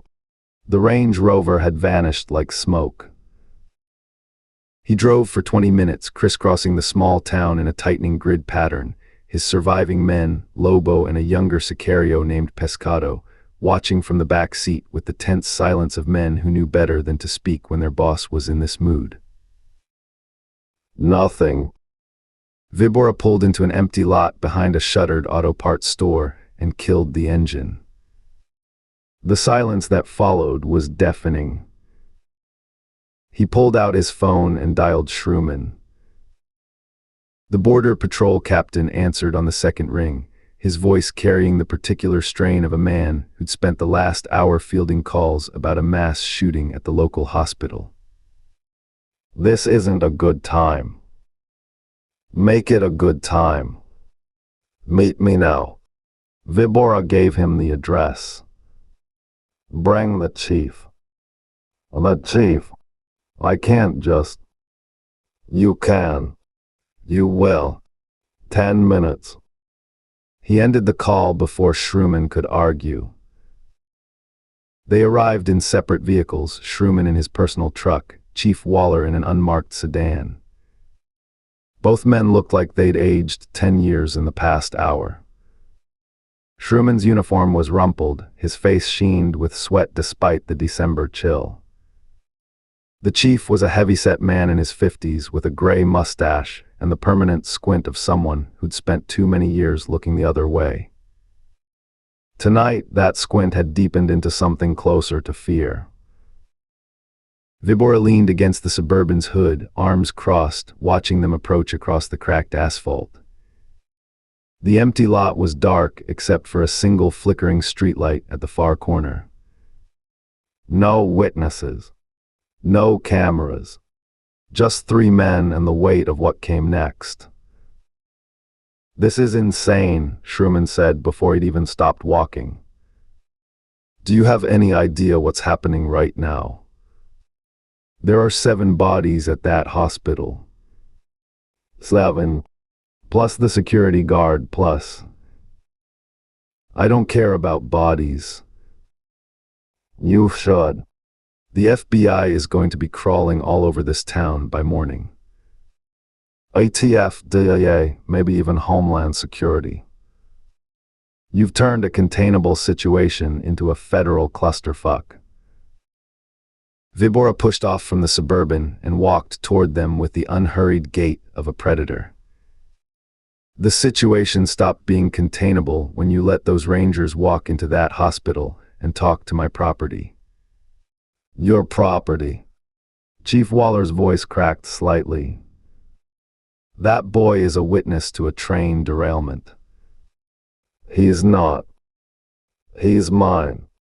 He was in my car on my train under my control. And now 2 Texas Rangers have him, and you're going to help me get him back. Shrooman shook his head. We can't just. You're going to hunt them down. Find them. Hold them for me. Vibora smiled, but there was nothing warm in it. Then I'll take care of the rest. Hunt them down. Waller's face flushed red. These are Texas Rangers we're talking about. You don't just hunt down Texas Rangers. They're not some local deputies we can push around. They've got the full weight of the state behind them, and if we go after them... You will do what I tell you, Vibora said, his voice dropping to something barely above a whisper, or I will have no more use for you. And you know what happens to people I have no use for. Shrooman stepped forward, his jaw tight. Now listen here, you can't just come into my town and start threatening. Vibora's hand moved in a blur. The backhand caught Shrooman across the mouth with a crack that echoed off the empty buildings. The captain staggered, his hand flying to his face, blood already welling from a split lip. Waller's reaction was instinctive, decades of law enforcement training overriding his fear. His hand went to his holster, fingers closing around the grip of his service weapon. He never got it clear of the leather. Vibora was on him in 2 steps, one hand clamping down on the chief's wrist, the other bringing his knife up to press against the soft flesh beneath Waller's jaw. The blade was cold and sharp and utterly steady. You want to die tonight, Hefe. Vibora's breath was hot against the older man's face. Because I can arrange that. I can gut you right here and leave you flopping in the dirt like a fish. Then I'll visit your wife. Your daughter. That pretty little granddaughter I've seen you picking up from school on Thursdays. Waller's face went white. How do you? I know everything about you. Both of you. Vibora's eyes flicked to Shrooman, who stood frozen with blood dripping from his chin. I know where you live, where you eat, where you sleep. I know your debts and your secrets and every dirty thing you've done for my organization. So when I tell you to hunt down 2 Rangers, you say yes, sir, and you do it. Comprend. The fight went out of Waller like air from a punctured tire. His hand fell away from his weapon. Yeah, he said, his voice barely a whisper. Yeah, I understand. Vibora held the knife against his throat for another long moment, letting the lesson sink in. Then he stepped back and sheathed the blade in one smooth motion. Put out an APB on the Range Rover. Black late model, shattered windshield, bullet damage to the rear. They can't have gotten far. Waller nodded shakily and pulled out his radio, turning away to make the call. Shrooman dabbed at his split lip with the back of his hand, staring at the blood with the stunned expression of a man who just learned his place in the food chain. Vibora turned to him. The train. The cleanup. Where do we stand? Shrooman swallowed hard. It's done. The scene is secured, the cargo has been recovered, the bodies have been dealt with. But the Rangers have opened a case file. That means there's going to be scrutiny. Investigators poking around, asking questions. Shrooman's voice steadied slightly as he moved onto familiar ground. And this mess at the hospital hasn't helped. You've brought too much heat down on this town. Once the media gets hold of the story and starts connecting it to the derailment. Let me worry about that. You don't understand. This could go national. CNN, Fox News, all of them. And once it goes national, Washington pays attention.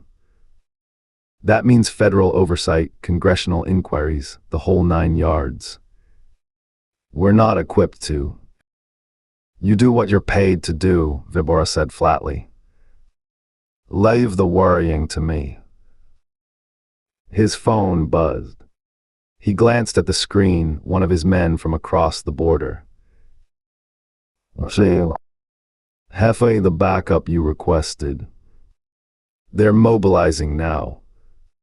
How many men do you need? Will 20 be enough? Vibora thought of the woman ranger. The way she'd fought through his men at the hospital, killed Pedro in the basement, run down Fausto in the parking lot without hesitation. She wasn't going to stop. She wasn't going to surrender. She was going to keep fighting until one of them was dead. Everyone, he said. I want everyone. Tadoos. But that's... Did I stutter? Everyone. Every man we can spare. Get them across the river tonight. He ended the call. When he looked up, Shrewman was staring at him with something close to horror. You bring an army into this town, the captain said slowly, and you're going to start a war. Vibora showed his teeth. I didn't start this war. That puta started it when she took my property. He slid his phone back into his pocket. Now I'm going to finish it. Waller lowered his radio and turned back to them, his face still pale but his voice steadier. One of my units found the Range Rover. It's behind the Thirsty Coyote, that dive bar on Garza Street, south side of town. Vibora was already moving toward the Suburban. Show me. The Thirsty Coyote was exactly the kind of place its name suggested. A squat cinder-block building with a hand-painted sign, a gravel parking lot full of pickup trucks, and the sour smell of spilled beer drifting from its propped-open door. The Range Rover sat behind the building, wedged between a dumpster and a chain-link fence, as if someone had tried to hide it from casual view. Vibora circled the vehicle slowly, taking in the damage. The windshield was a spiderweb of cracks around a single bullet hole. The rear window had been shot out entirely. Bullet holes stitched across the tailgate in a ragged line. He pressed his palm against the hood. Still warm. They're close, he said. Lobo Pescado with me. The bar's interior was dark and loud, country music blaring from a jukebox in the corner, the air thick with cigarette smoke despite the state ban. A dozen patrons hunched over their drinks, studiously ignoring the three men who just walked in like they owned the place. A bouncer materialized from the shadows near the door, a big man with a shaved head and arms sleeved in faded tattoos. He held up one meaty hand. Hey now, fellas. You can't just... Vibora's knife slid into his belly before he could finish the sentence. The bouncer's eyes went wide. His mouth opened, but no sound came out except a wet gurgle. Vibora twisted the blade once, then pulled it free and stepped past the falling body without breaking stride. Anyone else want to tell me what I can't do? The bar had gone silent. The jukebox played on, Merle Haggard crooning about being on the run, but no one was listening anymore. Every eye in the place was fixed on the three men with guns and the bleeding body on the floor. Spread out, Vibora said. Check everywhere. They moved through the bar methodically, Lobo taking the back rooms, Pescado the kitchen, Vibora heading for the restrooms. The men's room door banged open under his boot, revealing a cramped space with two stalls and a urinal that hadn't been cleaned this decade. A woman's startled yelp came from the larger stall. Vibora kicked it open. A prostitute in a leopard print dress was pressed against the wall, her client, a middle-aged man with his pants around his ankles, frozen in mid-thrust with an expression of pure terror. Vibora studied their faces.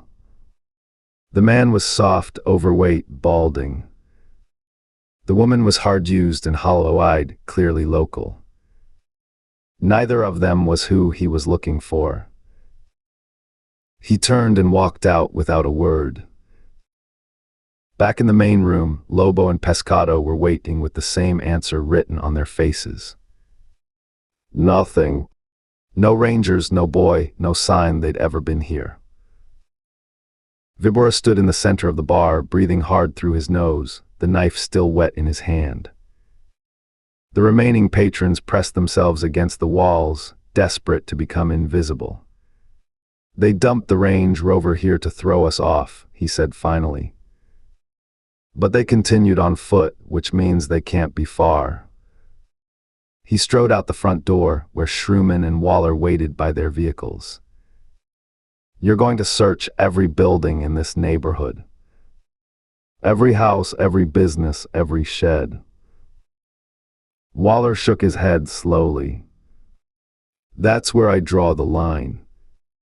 I start banging on doors and searching private businesses and residences. It's going to piss off a lot of people. These are citizens with rights, and I can't just... Vibora drew his pistol and pressed the muzzle against the chief's forehead. If you don't do what I tell you, it's going to piss me off. And I'll blow your fucking face off right here in this parking lot. How does that sound? Waller's face crumpled. Even if I do it, even if I search every building in a 5-block radius, there's no way to know if they're hiding out without the owner's knowledge. They could be in an attic, a basement, anywhere. Short of tearing every building apart board by board, I can't guarantee. Vibora lowered the gun. The chief had a point, much as he hated to admit it. The Rangers could have talked their way into any citizen's home. Could have shown their badges and asked for help and gotten it, because Americans trusted their law enforcement, even when they shouldn't. Searching door to door with these useless local cops would take too long and yield nothing. He knighted his own men. Men who wouldn't hesitate to tear a house apart if he told them to. Fine, he said. Wait. When my people arrive, we search every building in this town until we find them. And when we do, he drew his finger across his throat. He turned and walked back into the bar. The prostitute was just emerging from the hallway that led to the restrooms, smoothing down her dress with shaking hands. Her client scurried past Vibora with his head down, practically running for the exit. Vibora caught the woman's wrist. Come with me. I don't, she started to pull away, then stopped. Her eyes traveled over his face, his neck, taking in the tattoos that marked him as LM13. The fight went out of her. Okay, whatever you want. Just let go my wrist. He released her and jerked his head toward the restroom. She went. Inside the cramped bathroom, he locked the door and leaned against the sink, watching her in the spotted mirror. On your knees. She knelt on the dirty tile without argument, her hands reaching for his belt. She'd done this 1,000 times before. It was just business. No teeth, Vibora said as she freed him from his pants. If I feel teeth, I'll knock them out myself. She nodded and went to work. Vibora closed his eyes, trying to focus on the sensation, trying to find some release from the pressure that had been building in his chest since the train derailed 2 days ago. But his mind kept circling back to the woman ranger. The way she'd looked at him in the hospital corridor, no fear in her eyes, just cold calculation. The way she'd fought, killed, escaped. Puta. His phone rang. He looked at the screen and felt his stomach drop. El Carnicero. He answered, keeping his voice steady through sheer force of will. Jefe. First, the train. The butcher's voice was soft, almost gentle, which made it infinitely more terrifying than if he'd been shouting. Then a hospital. 7 dead, I'm told. Perhaps more by now. What is happening there, Vibora? Vibora opened his mouth to respond, but for the first time in over a decade, since he was a terrified teenager being initiated into La Muerte 13, the words wouldn't come. He stammered like a child. The Texas Rangers, he managed finally. They're proving harder to kill than expected. But I've sent for more men. I'm handling it. Handling it. El Carnicero let the words hang in the air. The shipment leaves in less than 40 hours. You know how important that train is to the operation. To me personally. I know, Hefe. I'll deal with this situation here and make it to the train. You have my word. Silence stretched across the connection. Vibora could hear his own heartbeat pounding in his ears. Your word, El Carnicero said finally. We'll see what that's worth. The line went dead. Vibora stood there for a long moment, the phone clutched in his hand, the prostitute still on her knees before him. She looked up. Honey, I can't really do much if you can't get it up. Vibora looked down at himself. She was right. Mierda. He zipped up his pants, threw a crumpled 20 at her feet, and walked out. Chapter 12. Ruth's finger was on the trigger when Aaron stepped into sight. For one frozen heartbeat, she saw him down the barrel of her Glock, his familiar silhouette framed in the bathroom doorway, hands raised, eyes wide. It's me, he said quickly. Just me. Ruth lowered the weapon, her arms suddenly shaking. Jesus, Aaron. I know. He crossed the small bathroom in 2 steps and pulled her into his arms. She let him, pressing her face against his chest, feeling his heart hammering as hard as her own. I know. I'm sorry. I should have called out. You should have knocked. The door was locked. I used the key. She laughed, a sharp, unsteady sound that was closer to a sob than she wanted to admit. Next time, knock anyway. A deal. His hands moved up her back, and she felt him wince. You're bleeding. So are you. They pulled apart and looked at each other properly for the first time since the hospital. Aaron had a gash above his left eyebrow that was still seeping, and his knuckles were raw and swollen. Ruth knew she looked worse. She could feel the throbbing in her ribs where Pedra had connected, the sting of a dozen small cuts on her arms and face. Josue? She asked. Sleeping. Finally. Aaron glanced toward the closed bathroom door. Kid's exhausted. He was out before his head hit the pillow. Ruth nodded, setting her gun on the edge of the sink. The adrenaline was still coursing through her, making her hands unsteady, her pulse too fast. She turned on the tap and started washing the blood from her forearms, watching the water run pink into the stained basin. Aaron moved behind her, his hands gentle as he lifted her shirt to examine her ribs. His fingers probed the bruised flesh, and she hissed through her teeth. Not broken, he said. But you're going to feel that for a while. I'm feeling it now. He found the small first aid kit she'd grabbed from the Range Rover before they ditched it, and started cleaning the cut on her temple. Ruth stood still, watching him in the spotted mirror. His face was intent, focused, the same expression he wore when he was solving a case or teaching Jake to throw a curveball.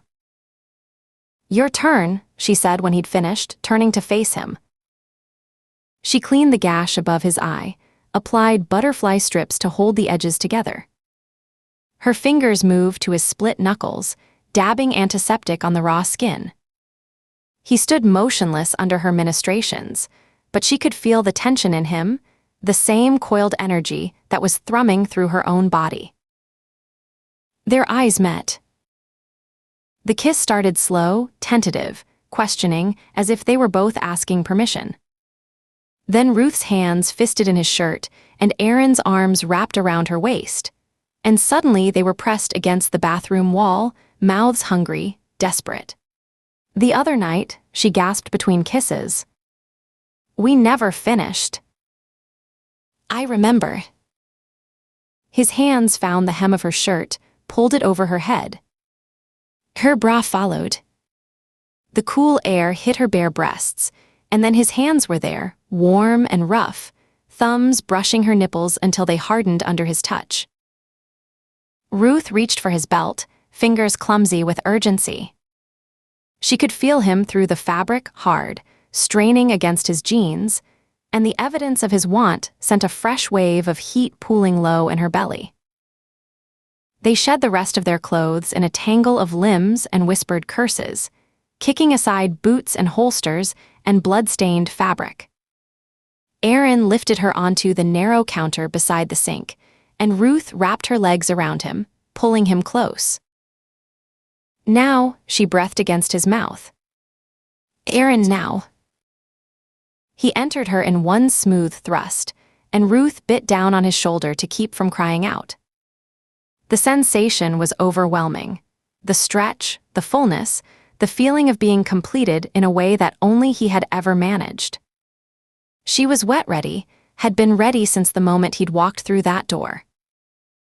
They moved together in the cramped space, finding a rhythm that was equal parts desperation and tenderness. Ruth braced one hand against the mirror, the other clutching Aaron's shoulder, watching their reflection in fragmented glimpses, her head thrown back, his face buried in the curve of her neck, two bodies moving as one. The tension built quickly, fueled by adrenaline and fear and the bone-deep relief of still being alive. Ruth felt the wave cresting, tried to hold it back, wanted to make this last, but then Aaron shifted his angle and his thumb found the sensitive bundle of nerves at her center, and she shattered. The climax tore through her like electricity, white-hot and all-consuming. She felt Aaron follow moments later, his body going rigid against hers, the hot rush of his release flooding her center. They clung to each other through the aftershocks, breathing hard, foreheads pressed together. For a long moment, neither of them moved. "Well," Aaron said finally, his voice rough. "That was..." "Yeah." Ruth let out a shaky laugh. "It was." 20 minutes later, they sat on the sagging couch beside the bed, fully dressed, freshly cleaned up. The bathroom still smelled faintly of sex and antiseptic. Ruth found she didn't mind. Jose lay curled on the bed, his small body wrapped in the thin motel blanket. Even in sleep, his face wasn't peaceful, his brow furrowed, his lips moving soundlessly, caught in dreams that Ruth suspected were closer to nightmares. Every few minutes he'd twitch or whimper, some fragment of Spanish escaping his lips. "Mama." "No, por favor." Ruth watched him, the postcoital warmth still humming through her body. She felt loose, settled, more at peace than she had any right to feel given the circumstances. Aaron's arm was around her shoulders, his thumb tracing lazy circles on her upper arm. "He's so young," she said quietly. "Same age as Jake." Ruth nodded. She'd been thinking the same thing. Thinking about Ava, too, how her daughter had been through her own trauma, had emerged scarred but whole. Would this boy be so lucky? "We killed a lot of people tonight," she said. Aaron was quiet for a moment. "We did what we had to do." "I know." She did know. Every one of those men would have killed her, killed Aaron, killed Josue without a moment's hesitation. It had been them or us, the oldest equation in the world. But knowing that didn't make the weight any lighter. Doesn't make it easy. It's not supposed to be easy. Aaron's hand found hers, their fingers intertwining. Day it gets easy is the day we need to hang it up. Ruth let out a slow breath. On the bed, Josue mumbled something unintelligible and turned over, his hand reaching for something that wasn't there. The kids are probably wondering where we are, she said. Ava especially. She worries. I texted Jake before I ditched the rover. Told him we'd be late, not to wait up. He's a good kid. They all are. They are. Aaron shifted beside her, and she felt him looking at her profile. Ruth. How much longer do we do this? She turned to face him. What do you mean? This. The job. Running toward gunfire, while our kids are at home waiting to find out if we're coming back. He gestured vaguely at the room, the dingy walls, the sleeping boy, the weapons within arm's reach. We've been doing this a long time. Maybe it's time to think about what comes next. Ruth had thought about it. Late at night, lying awake after a hard case, she'd let herself imagine a different life. A quieter life. But she'd never let herself say it out loud. What would we even do? She asked. This is all I know. All I've ever been good at. That's not true, and you know it. Aaron's voice was gentle but firm. You're good at a lot of things. You're a hell of a mother. You could teach, the academy's always looking for instructors. Or we could go private, consulting work. Set our own hours, pick our own cases. Chasing cheating spouses and insurance fraud. Better than getting shot at in hospital hallways. He paused. I'm not saying tomorrow. I'm not even saying next year. But eventually.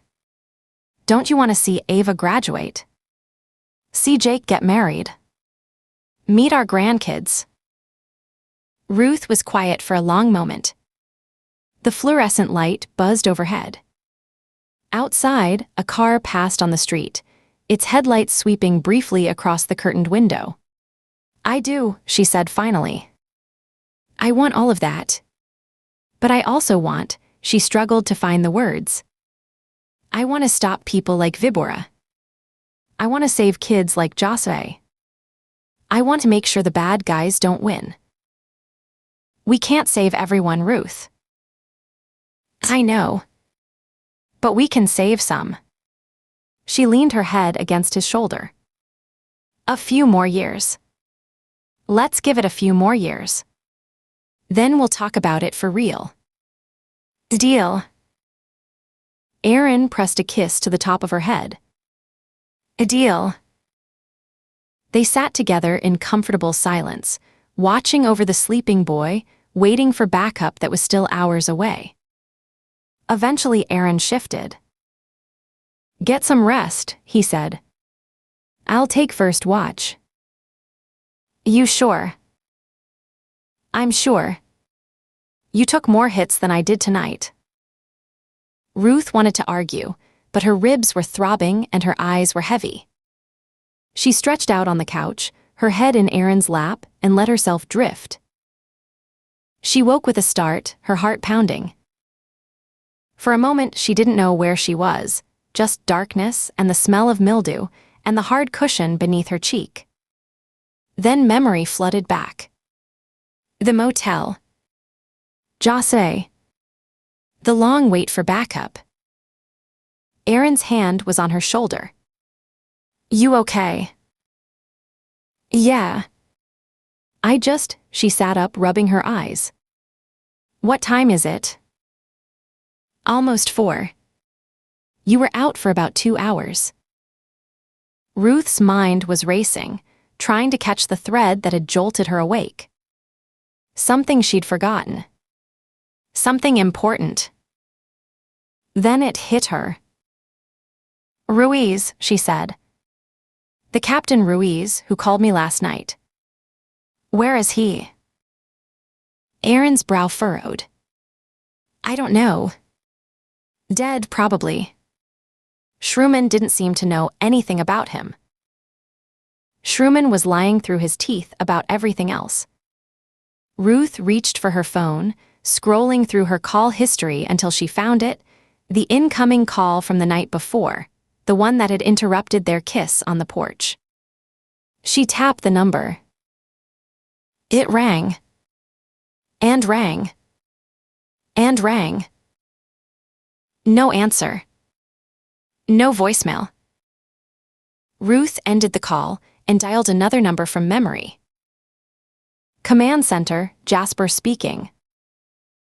"Jasper, it's Baker. I need you to trace a phone for me." "Ruth." Jasper's voice sharpened with concern. "Jesus, are you okay? We've been hearing some crazy stuff about a shooting at Caldwell General." "I'm fine." "The trace, Jasper. Can you do it?" Yeah, of course. Give me the numbers." She read it off, then waited while Jasper's keyboard clattered in the background. Aaron watched her, his expression alert. "Okay, got it," Jasper said. "Last known location is..." "Hi." "That's south of the border. About 40 miles into Mexico, looks like a rural area in Tamaulipas." "When did it last move?" More typing. "Night before last. It's been stationary since then. Battery's probably dead by now, or..." He didn't finish the sentence. He didn't need to. "Can you identify the owner?" "Running it now." A pause. "Captain Mateo Ruiz, Instituto Nacional de Migración. That's Mexican immigration. Age 43, 18 years on the job, based out of Nuevo Laredo. Decorated officer, commendations for anti-trafficking work, citations for bravery." Jasper's voice took on a somber note. "Ruth, there's more. His wife filed a report with his commanding officer yesterday morning. Said she hadn't heard from him since Saturday afternoon. He told her he was following up on a lead and would be home for dinner. Never showed." Ruth closed her eyes. She could picture it now, a dedicated officer, working his own angles on the trafficking pipeline, tracking a train full of human cargo across the border. He'd seen the derailment, seen the evidence scattered across the Texas scrubland. And he'd known that the American authorities on scene were compromised. So he'd made a call. Not to his own people, they might be compromised too. Not to the FBI or Border Patrol, same problem. He'd called the one agency he thought he could trust. The Texas Rangers. He'd lied about his name, his title, his jurisdiction. He'd done whatever it took to get her to that scene, to put eyes on evidence that would otherwise have been buried. And then he disappeared. "Jasper, what else can you tell me about him? Family, background, anything." "Let me dig." More typing. Born in Mexico City, father was a police officer killed in the line of duty when Ruiz was 12. Mother raised him and 2 sisters on a cleaning woman's salary. He put himself through law school, joined INM right out of school, worked his way up. Married 15 years, 2 daughters, ages 11 and 13. Jasper's voice caught slightly. "Ruth, this guy was one of the good ones. His file is full of cases where he went above and beyond.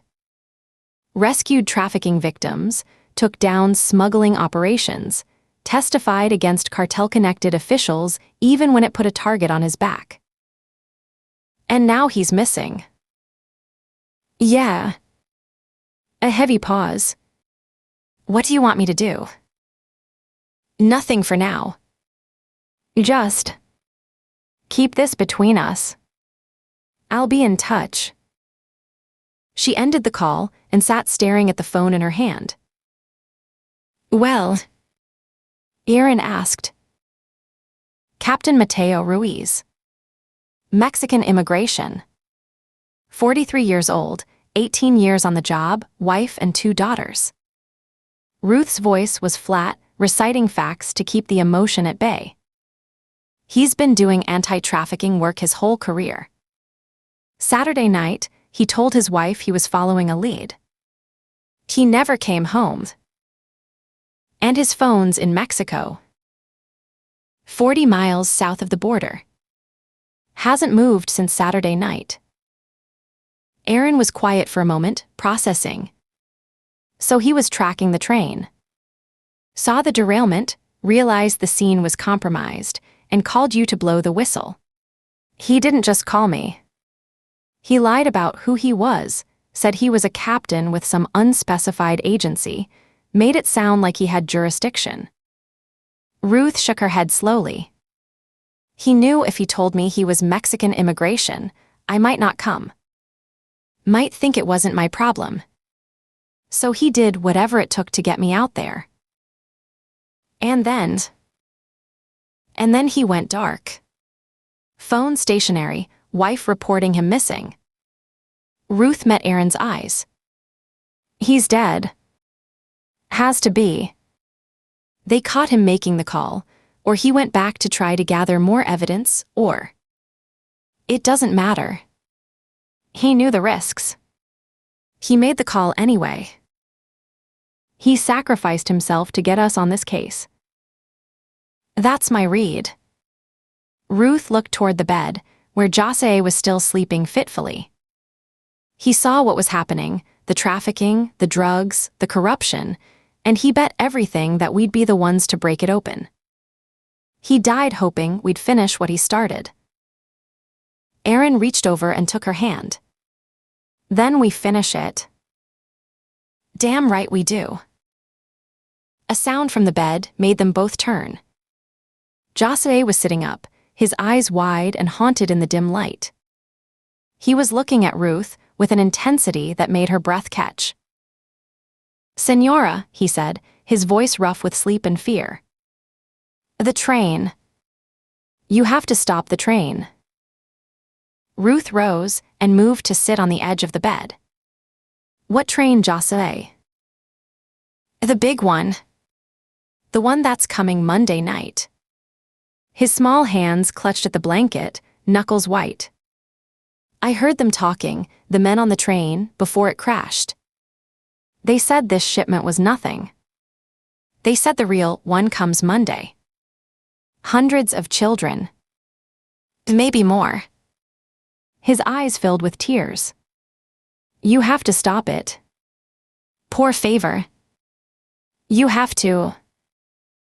Ruth reached out and took his hands in hers. They were cold, trembling. Jose, listen to me. She held his gaze, willing him to believe her. I'm going to stop that train. I'm going to stop this whole evil operation dead in its tracks. You have my word. The boy searched her face for a long moment. Then slowly, he nodded. I believe you, he said quietly. Gracias, señora. Ruth squeezed his hands. Try to get some more sleep. We've still got a few hours before our backup arrives. Josue lay back down, but his eyes stayed on her, watching, trusting. Ruth returned to the couch, to Aaron's waiting arm. Monday night, Aaron said quietly. That gives us less than 48 hours. Then we'd better make them count. Outside, the first gray light of dawn was beginning to seep around the edges of the curtains. Somewhere in the distance, a train whistle sounded long and mournful, echoing across the Texas plains. Ruth listened to it fade and made a silent promise to a dead man she'd never met. "We'll finish it. I swear to God, we'll finish it. I just pray that it doesn't finish us in the process." Chapter 13. The cavalry arrived at 9:47 a.m. Ruth heard them before she saw them, the rumble of engines, the crunch of tires on gravel, the distinctive whoop of sirens being briefly activated to announce official presence. She stepped out of the motel room into harsh morning sunlight and watched as a convoy of vehicles rolled into the B&B Lodge parking lot. 3 black SUVs with Texas Ranger markings. 2 unmarked sedans. A mobile command unit that looked like it could coordinate a small war. Jake Ramirez was the first one out, his boots hitting the pavement before his vehicle had fully stopped. He crossed the parking lot in long strides, his face tight with concern that melted into relief when he saw Ruth standing in the doorway. "Jesus, Ruth." He pulled her into a brief, fierce hug. "When we got Aaron's call, I thought, I'm fine." She stepped back, cataloging the rest of the team as they emerged from their vehicles. Priya Patel, already checking her phone for updates. Maria Santos, scanning the perimeter with the professional alertness of someone expecting trouble. Brett Collins, conferring with a group of agents Ruth didn't recognize. "We're all fine. Where's the rest?" "Setting up a perimeter around the town. FBI's coming in hot. They've declared this a federal crime scene, and they're locking everything down." Jake's jaw tightened. Word is the hospital shooting made national news about 2 hours ago. CNN, Fox, all of them. 7 dead, including a security guard. They're calling it a cartel massacre on American soil. Ruth felt something cold settle in her chest. National attention meant federal oversight, which meant jurisdictional complications that could slow everything down. And they didn't have time for slow. The train José had warned them about was less than 36 hours away. "Where's Aaron?" "Inside with the boy. Kid's pretty shaken up." Jake glanced toward the motel room. "Ruth, what the hell happened out there?" She gave him the short version: the hospital ambush, the firefight, the escape, the night spent waiting in this dingy motel room with a traumatized 12-year-old, and the knowledge that a cartel enforcer was hunting them through the streets. Jake listened without interrupting, his expression growing grimmer with each detail. "Vibora," he said when she'd finished. "I've heard that name. Bad news." "Worse than bad." Ruth rubbed her eyes, feeling the exhaustion she'd been holding at bay finally starting to creep in. "He's got reinforcements coming. A lot of them. And he's not going to stop until he gets that boy." "Then we don't let him get the boy." Jake's voice carried the simple certainty of a man who'd spent his career putting himself between innocent people and the monsters who wanted to hurt them. "Come on." FBI set up their command post at the high school gym. "They want a briefing from you and Aaron ASAP." Hebronville High School's gymnasium had been transformed into a federal operations center in the space of a few hours. Folding tables bristled with laptops and communication equipment. Agents in FBI windbreakers moved between workstations. A large screen on one wall displayed a map of the town with various points marked in red: the hospital, the motel, the bar where Aaron had ditched the Range Rover. Ruth spotted 2 familiar faces near the center of the controlled chaos. Sack Jennifer Hawkins looked exactly as Ruth remembered her from the black Cadillac case, tall and striking, with strong cheekbones and intelligent dark eyes that seemed to catalog everything around her. Her thick brown hair was pulled back in a neat bun, and she carried herself with the athletic grace of someone who took her physical training seriously. She was conferring with a cluster of agents, but she looked up as Ruth and Aaron approached. Rangers Baker and Tate. Hawkins extended her hand, her grip firm and professional. I wish we were meeting again under better circumstances. Sack Hawkins. Ruth shook her hand, then turned to the woman standing beside her. Agent Lambert. Didn't expect to see you here. Sarah Lambert offered a tired smile that didn't quite reach her eyes. The AIC looked like she'd aged 5 years since Blood Orchard. Her auburn hair showed more gray than Ruth remembered, and the lines around her eyes had deepened. But her handshake was still strong, her gaze still sharp. When a cartel hits a hospital in broad daylight, every field office in the region gets the call, Lambert said. I was already in San Antonio on another matter. Seemed like fate. Or bad luck, Ruth replied. Lambert's smile turned wry. With you too. Definitely bad luck. Let's find somewhere quieter to talk. They commandeered a small office off the main gym, probably the athletic director's, judging by the football trophies and team photos covering the walls. Hawkins closed the door and gestured for everyone to sit, but Ruth remained standing. She was too wired to sit, too aware of the clock ticking down toward Monday night. First things first, Hawkins said, pulling up something on her tablet. The man you've been dealing with. Daniel Mercer, that's the alias he was using with HSI, correct? That's what his credentials said. Ruth's voice was flat. I'm guessing that's not his real name.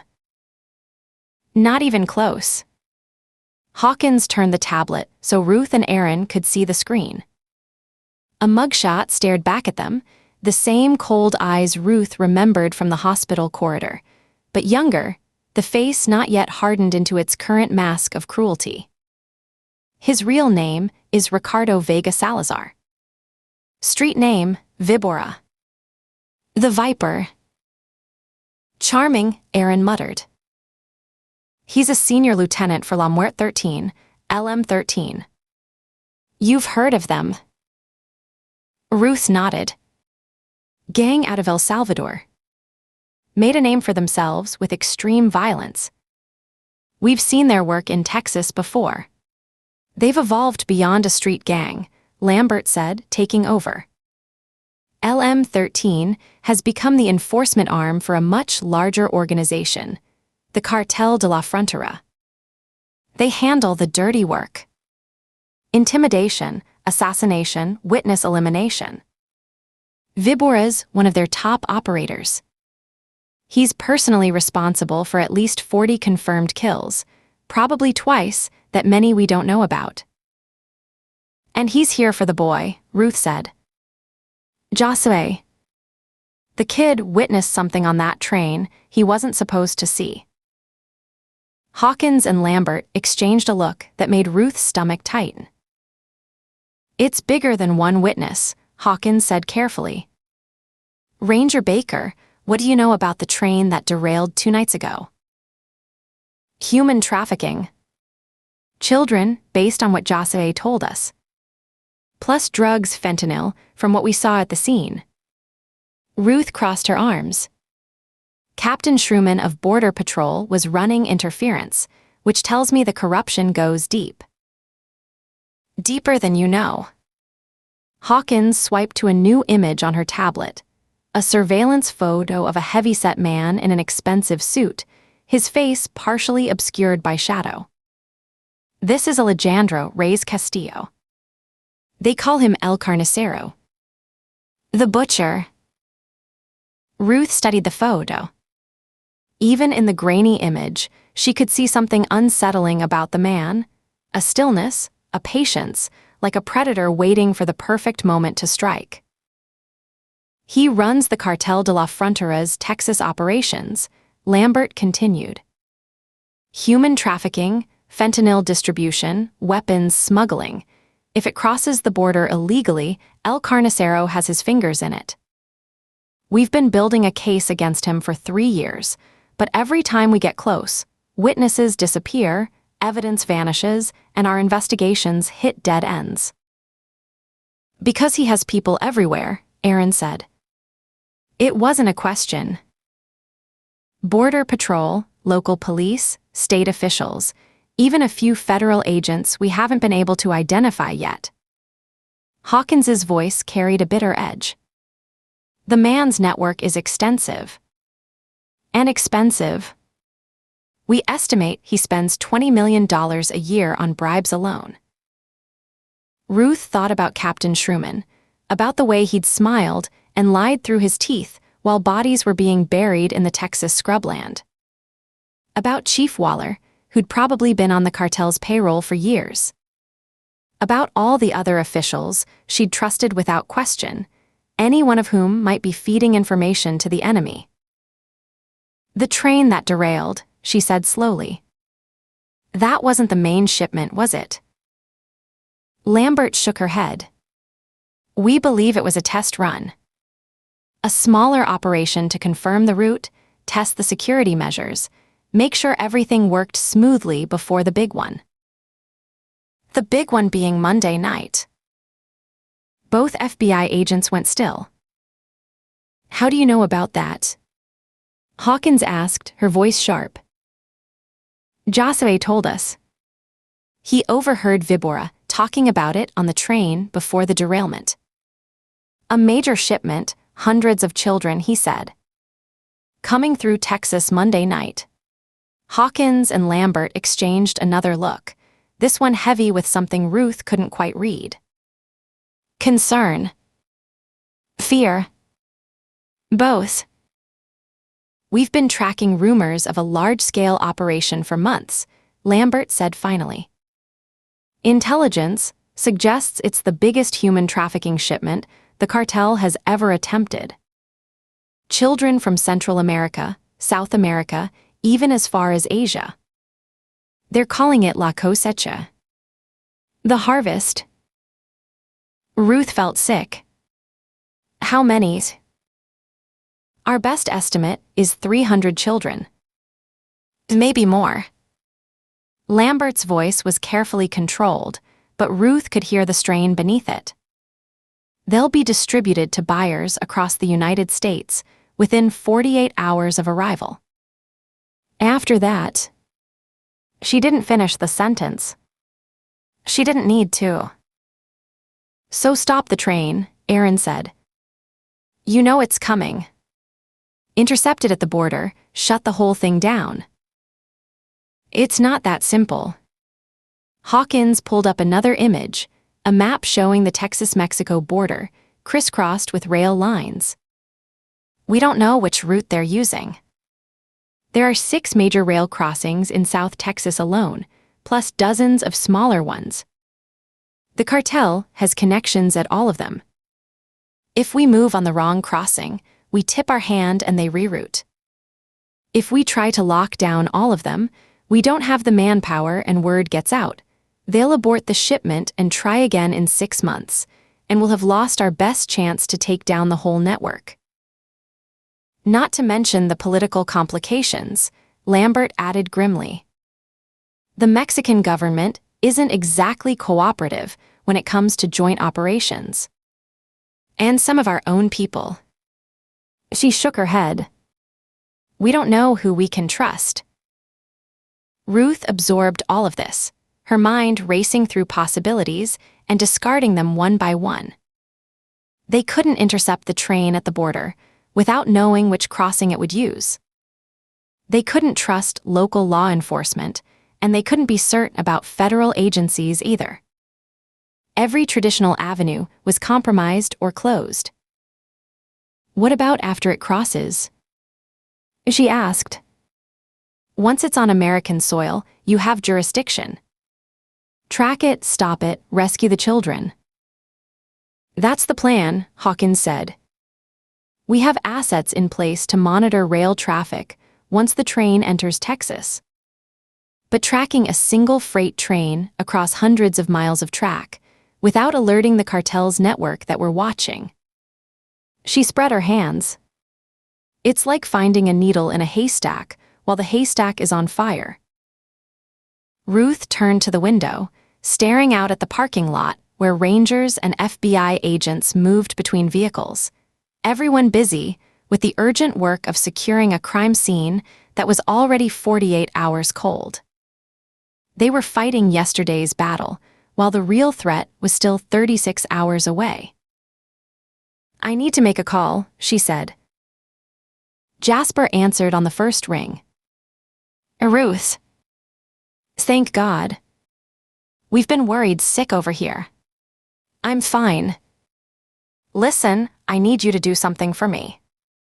She moved to a quiet corner of the gym, away from the bustle of the command center. "I need you to identify every freight train scheduled to cross from Mexico into Texas between Sunday night and Tuesday morning. Focus on the southern crossings: Laredo, Eagle Pass, Del Rio, Brownsville." "That's a lot of trains, Ruth." "I know. But narrow it down. Look for anything unusual, last-minute schedule changes, routes that don't make sense, trains that are running heavier than their manifests suggest. The cartel's moving a large shipment of human cargo. They'll need specialized cars, climate control maybe, definitely extra security. Something will stand out." She could hear Jasper's keyboard already clattering in the background. "I'm on it." "Anything else?" "Yeah. When you find it, I need the complete route.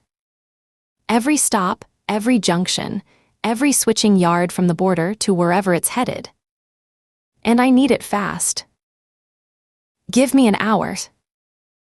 Ruth ended the call and found Aaron waiting nearby, his expression thoughtful. "You have a plan," he said. It wasn't a question. The beginnings of one.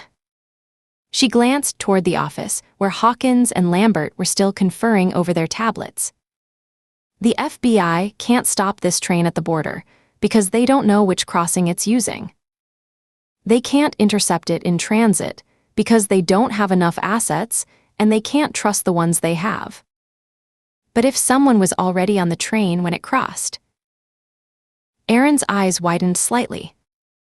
"Ruth." Someone who could confirm the cargo, identify the route, and relay information to a strike team waiting at the right location. She met his gaze steadily. Someone the cartel wouldn't expect. "You want to get on a cartel train carrying 300 kidnapped children and however many armed guards." Aaron's voice was flat. "That's suicide." "It's the only way." Ruth grabbed his arm, pulling him further from the other agents. "Think about it. Hawkins said it herself. They don't have the manpower to cover every crossing, and they can't trust their own people. But if we're on that train, we can tell them exactly where it is, exactly what's on board, exactly when and where to hit it. We take the guesswork out of the equation. And if the cartel figures out we're there, if Vibura's people are on that train and they recognize us, then we improvise." Ruth's jaw tightened. "I made a promise to that boy, Aaron. I told him I would stop this. I gave him my word." Aaron was quiet for a long moment, his gaze searching her face. She knew what he was seeing: the exhaustion, the determination, the stubborn refusal to accept defeat that had defined her entire career. She also knew he understood it, because it was the same thing that drove him. "You know I'm coming with you," he said finally. "I was counting on it." Her phone buzzed. "Jasper." "That was fast," she said, answering. "I found it." Jasper's voice was tight with excitement, and something else, fear maybe, at what he'd uncovered. "Sunday night, 11:47 p.m., a freight train designated CMX 4471 is scheduled to cross at Laredo. Manifest says it's carrying agricultural equipment and machine parts, but the weight doesn't match. It's running almost 40% heavier than it should be for that cargo. And here's the thing, the route was changed 3 times in the last week. Originally, it was supposed to go through Eagle Pass, then Del Rio, now Laredo. Someone's being very careful about keeping the actual crossing point secret until the last minute. Where's it headed? That's where it gets interesting. The official destination is a freight yard in Houston, but the route takes it through some very isolated stretches of track in South Texas. There's a 4-hour window where it'll be running through ranch country with no scheduled stops, no switching points, nothing but empty land for 50 miles in any direction. Perfect for transferring cargo without being observed, or for making people disappear. "Send me everything," Ruth said. "The complete route, every junction, every possible intercept point. And Jasper, keep this between us for now. Don't log it in the official system." A pause. "Ruth, what are you planning?" "I'll tell you when I know." She ended the call and turned to Aaron. "We have our train. CMX 4471, crossing at Laredo Sunday night. And the FBI." Ruth looked across the gym to where Hawkins and Lambert were now surrounded by a cluster of agents, all of them focused on whatever was on Hawkins's tablet. Good people, probably. Dedicated agents trying to do the right thing in a system riddled with corruption. But they were constrained by rules, by politics, by the very bureaucracy that was supposed to help them. Ruth wasn't constrained by any of that. "We tell them what they need to know," she said. "When they need to know it. But getting on that train, that's on us." Aaron nodded slowly. "How do we even get on board? It's not like we can buy a ticket." "I'm working on that." Ruth's mind was already spinning through possibilities. The route, the timing, the isolated stretches of track where a train might slow down enough for someone to board without being seen. "But first, we need to deal with Vibora. As long as he's out there hunting us, we can't move." "The FBI's got the town locked down." "What about Vibora?" Ruth asked. "Where is he now?" Hawkins and Lambert exchanged a look. "Gone," Hawkins said. "He had 50, maybe 60 men converging on this town when we arrived. We think he was preparing to turn Hebronville into a battlefield looking for you. But he ran when the FBI showed up. Skedaddled the moment our helicopters appeared on the horizon." Lambert's voice carried a note of frustration. "We considered pursuit, but boxing in 60 armed cartel soldiers on Texas back roads. It would have been a bloodbath. Civilians, agents, everyone caught in the crossfire. And even if we'd taken him alive," Hawkins added, "what could we charge him with? He was using a fake HSI identity. That's federal impersonation, maybe 5 years. The hospital shooting. We'd have to prove he personally pulled the trigger, and his lawyers would have him out on bail before the paperwork dried. Sometimes the smart play is letting the small fish swim so you can catch the big one." Ruth's jaw tightened. She understood the logic, even if she hated it. Vibora had murdered people in front of her, had hunted her through the streets of this town, and now he was out there somewhere, free to kill again. "The big one being El Carnicero," Aaron said. "And the Monday shipment." Hawkins pulled up a new screen on her tablet. "That's actually what I wanted to discuss with you. We've identified the train." Ruth straightened. "You have?" CMX 4471. Scheduled to cross at Laredo Sunday night, 11:47 p.m. Manifest claims agricultural equipment and machine parts, but the weight's off by almost 40%. We've been tracking schedule changes for the past week. Someone's been very careful about keeping the actual crossing point secret. That matches what Josue told us, which is why we're confident this is the one. Hawkins set down the tablet and fixed Ruth with a level gaze. Ranger Baker, I want to thank you for everything you've done. You and Ranger Tate have provided invaluable intelligence, and the Bureau is grateful. But from this point forward, this is an FBI operation. Ruth felt Aaron tense beside her. Meaning we need you to step aside. Lambert's voice was gentle but firm. We have the train identified, we have assets moving into position, and we have a tactical plan to intercept it before it reaches Houston. What we don't need is 2 Texas Rangers going cowboy on a federal operation and potentially compromising months of work. We're not trying to go cowboy. I know. Lambert held up a hand. I know you, Ruth.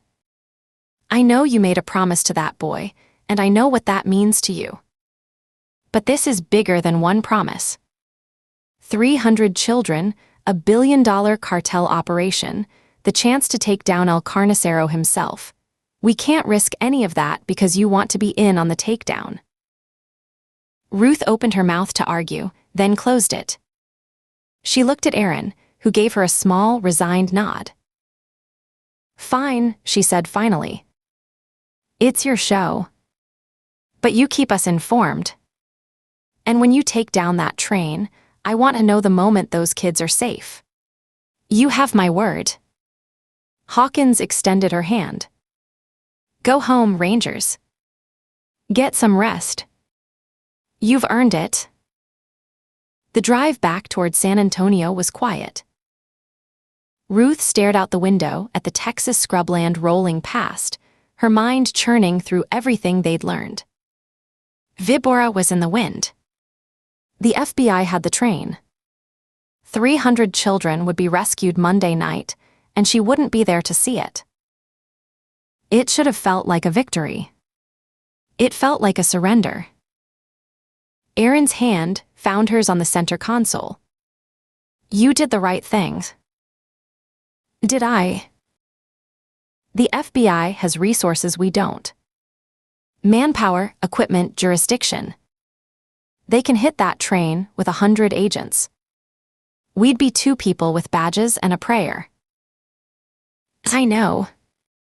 She squeezed his hand. I just hate leaving it to someone else. Welcome to interagency cooperation. Her phone buzzed. She glanced at the screen. Jasper. Hey, she answered. We're heading back. FBI's taking over the train op, so. Ruth, listen to me. Jasper's voice was tight, urgent. Don't say anything, just listen. I've been monitoring federal communications, don't ask how, and something's wrong. Ruth sat up straighter. Aaron glanced at her, reading her shift in posture. What kind of wronged? The FBI has a mole. LM-13, inside the Bureau. I don't know who, but I've traced communications going out to cartel-linked numbers from somewhere inside the Houston field office. Ruth's blood went cold. Jasper. It gets worse. The train the FBI identified. CMX 4471. It's a decoy. The cartel knows the feds are watching it. They're going to let them intercept it. It'll be carrying a load of illegal immigrants, enough to make the bust look good. But the real shipment, the children, they're on a different train. Different route. And the FBI has no idea. Aaron had pulled the Range Rover onto the shoulder, watching Ruth's face as the color drained from it. "How sure are you?" she asked. "Sure enough that I'm risking my career telling you. The communications I intercepted, they're laughing about it, Ruth. Laughing about how the FBI is going to raid an empty train while 300 kids disappear into the pipeline." Ruth closed her eyes. She thought about Hawkins, about Lambert, about all those agents preparing to intercept a decoy while the real cargo slipped past them in the dark. The real train. Can you identify it? Already working on it. I should have something within the hour. Send it to me the moment you do. Route, schedule, everything. Ruth, what are you going to do? She looked at Aaron. He was already turning the Range Rover around, pointing them back south. "What we always do," she said. "The job." Chapter 14. The truck stop outside Laredo was the kind of place that existed between worlds, not quite Texas, not quite Mexico, a liminal space where long-haul truckers and Border Patrol agents shared counter space at 3 in the morning without acknowledging each other's existence. Ruth nursed a cup of coffee that tasted like it had been brewed during the previous administration, while Aaron studied a map on his phone. Her own phone buzzed. "Jasper." "Tell me you have something," she said. "FNM 7729. Jasper's voice was tight with the particular tension of someone who'd been staring at screens for too many hours. Mexican National Railways freight, crossing at the Frontera International Rail Bridge at 11:52 p.m. That's 5 minutes after the decoy crosses at the main Laredo terminal. Different crossing point. Exactly. The Frontera Bridge is 12 miles west, smaller, less trafficked, mostly used for industrial cargo. The manifest lists machine parts and agricultural equipment, but the weight anomalies are identical to what we saw with the decoy. Someone loaded about 400 tons of cargo that isn't on any paperwork. 400 tons. 300 children plus guards, plus whatever infrastructure they needed to keep that many people alive during transit. It tracked. What about the FBI? Still laser-focused on CMX 4471. They've got 3 tactical teams staged along the route, helicopters on standby, the whole 9 yards. They're going to hit that train like the wrath of God and find nothing but confused migrants and egg on their faces. And the moles. Still feeding them bad intel. I've been monitoring the communications. Whoever it is, they're good. The information looks legitimate unless you know what to look for. Jasper paused. Ruth, I've got the team on standby. Jake, Priya, Maria, Brett, they're staged at a truck stop near Cotala, about 3 hours north of your position. But they can't move until you give the signal. If they intercept too early, before the train hits the isolated stretch, the mole tips off the cartel and it turns into a bloodbath. Ruth finished the thought. I know. We'll make contact when we're in position and have eyes on the cargo. Not before. Copy that. I'm sending you the complete route now. The train's got a long run through empty ranch country, nearly 4 hours before it reaches any major junction. That's your window. Ruth's phone buzzed with the incoming data. She pulled up the map, studying the thin line of track cutting through the vast emptiness of South Texas. Miles and miles of nothing, scrub brush, cattle ranches, the occasional oil derrick nodding in the darkness. Perfect for moving cargo you didn't want anyone to see. Thanks, Jasper. We'll be in touch. Ruth. His voice caught her before she could hang up. Be careful. Both of you. Always. She ended the call and slid the phone across the table to Aaron. He studied the route in silence, his brow furrowing as he traced the track with his finger. Crossings in less than an hour, he said finally. How do we board? Ruth had been thinking about this since they'd turned the Range Rover south. A moving freight train, guarded by cartel soldiers, wasn't exactly designed for uninvited guests. But every system had weaknesses, and she'd spent 20 years learning how to exploit them. There's a switching point here. She tapped the screen, indicating a spot 12 miles north of the border crossing. Minera Junction. The track curves around a limestone bluff, sharp enough that any train has to slow down significantly or risk derailing. We're talking 15 miles per hour, maybe less. That's still pretty fast to grab onto a moving train. Faster than I'd like. But it's the only point in the first 50 miles where the train won't be doing 40 plus. Ruth met his eyes. Unless you've got a better idea. Aaron was quiet for a moment, studying the map. Then he shook his head slowly. No. I don't. He looked up at her, and she saw the same calculation in his eyes that she felt in her own chest, the weighing of risk against necessity, the cold reality of what they were about to attempt. Okay. Minera Junction. What do we need? They went through their equipment in the Range Rover's cargo area, the parking lot's sodium lights casting everything in shades of orange and shadow.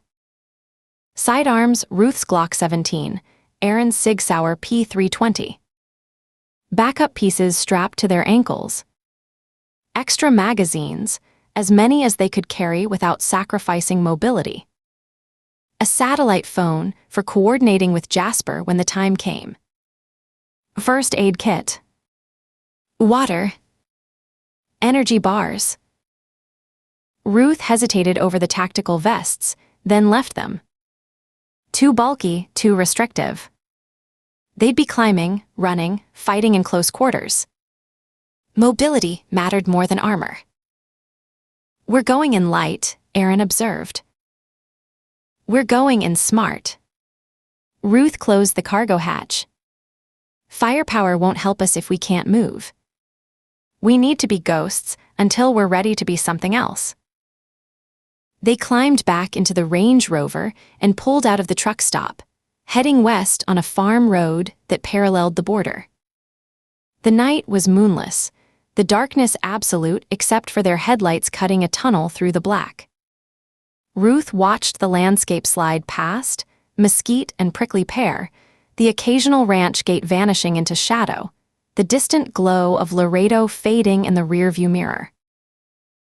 You think about what happens if we don't make it. Aaron's voice was quiet, conversational, like he was asking about the weather. But Ruth heard the weight beneath the words. I made arrangements before we left San Antonio, she said. Letter for Ava.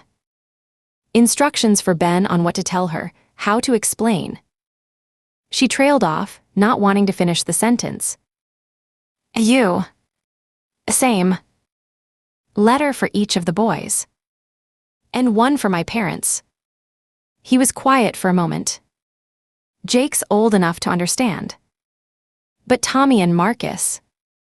They're still young enough to think their dad's invincible. Maybe that's not the worst thing. Believing someone's invincible. Until they're not. Ruth reached over and took his hand. His fingers intertwined with hers, warm and solid and real. We're going to make it, she said. We're going to stop that train, save those kids, and go home to our families. That's how this ends. You sound pretty sure about that. I am. She squeezed his hand. I promised Josue I'd stop this. I don't break my promises. They drove in silence after that, the miles unspooling beneath their wheels. Ruth watched the clock on the dashboard tick toward midnight, each minute bringing them closer to whatever waited at Minera Junction. The limestone bluff rose from the Texas scrubland, like the spine of some buried giant, pale rock glowing faintly in the darkness. Ruth killed the headlights a quarter-mile out and navigated by starlight, the Range Rover's tires crunching over gravel and dry brush, until she found a spot where the terrain would hide the vehicle from the tracks. They got out into the night. The air was cool and dry, carrying the scent of sage and something else, creosote maybe, from the railroad ties. In the distance, Ruth could hear the whisper of wind through the mesquite, the occasional call of a night bird. Otherwise, silence. There. Aaron pointed toward the bluff, where the tracks curved sharply around its base. That's our spot. They moved through the darkness on foot, picking their way over uneven ground until they reached the tracks. The rails gleamed faintly, two parallel lines of steel stretching into infinity in both directions.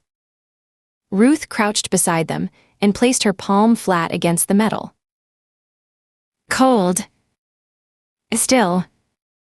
No vibration. Train's not close yet, she said.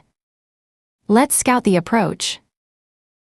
They walked the curve, identifying the optimal boarding point, a stretch where the shadow of the bluff would provide cover, where the train would be moving at its slowest, where a running human could match pace with a freight car long enough to grab a ladder.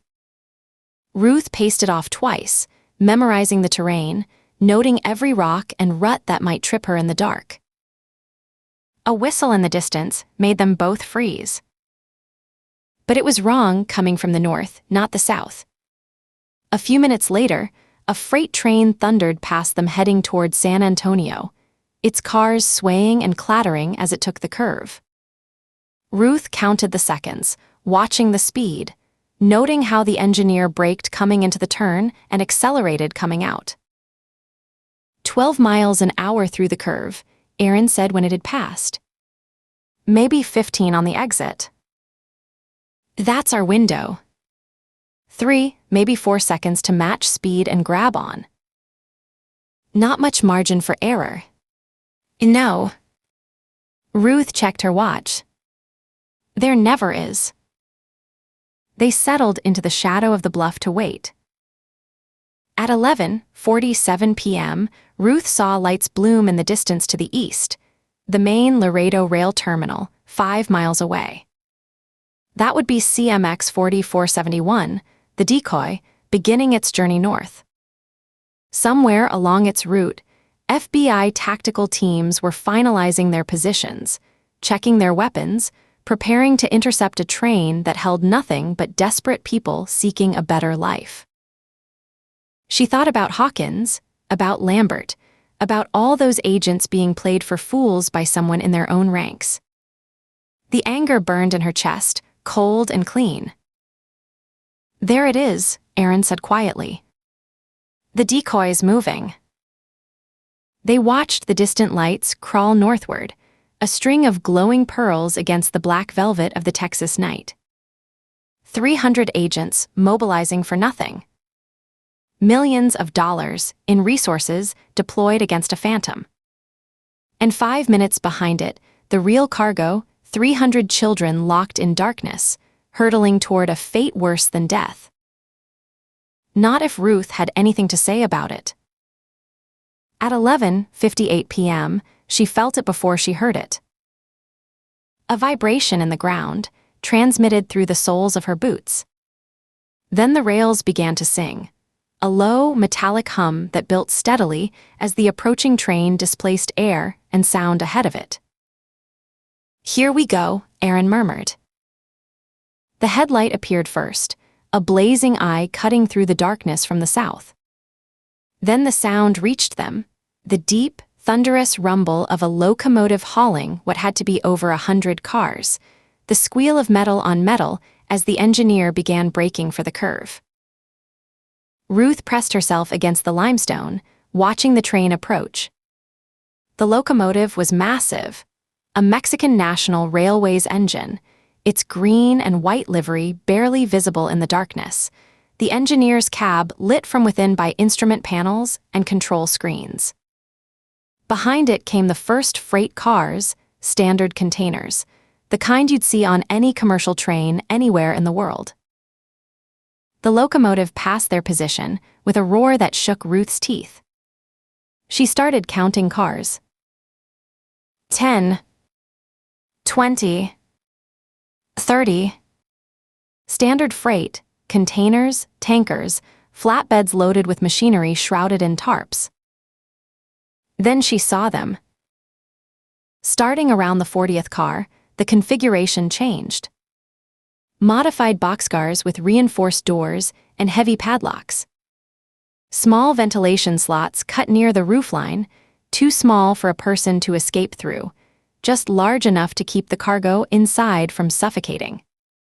The cars were painted the same dull brown as the rest of the train, designed to blend in, to look unremarkable to any inspector who didn't know what to look for.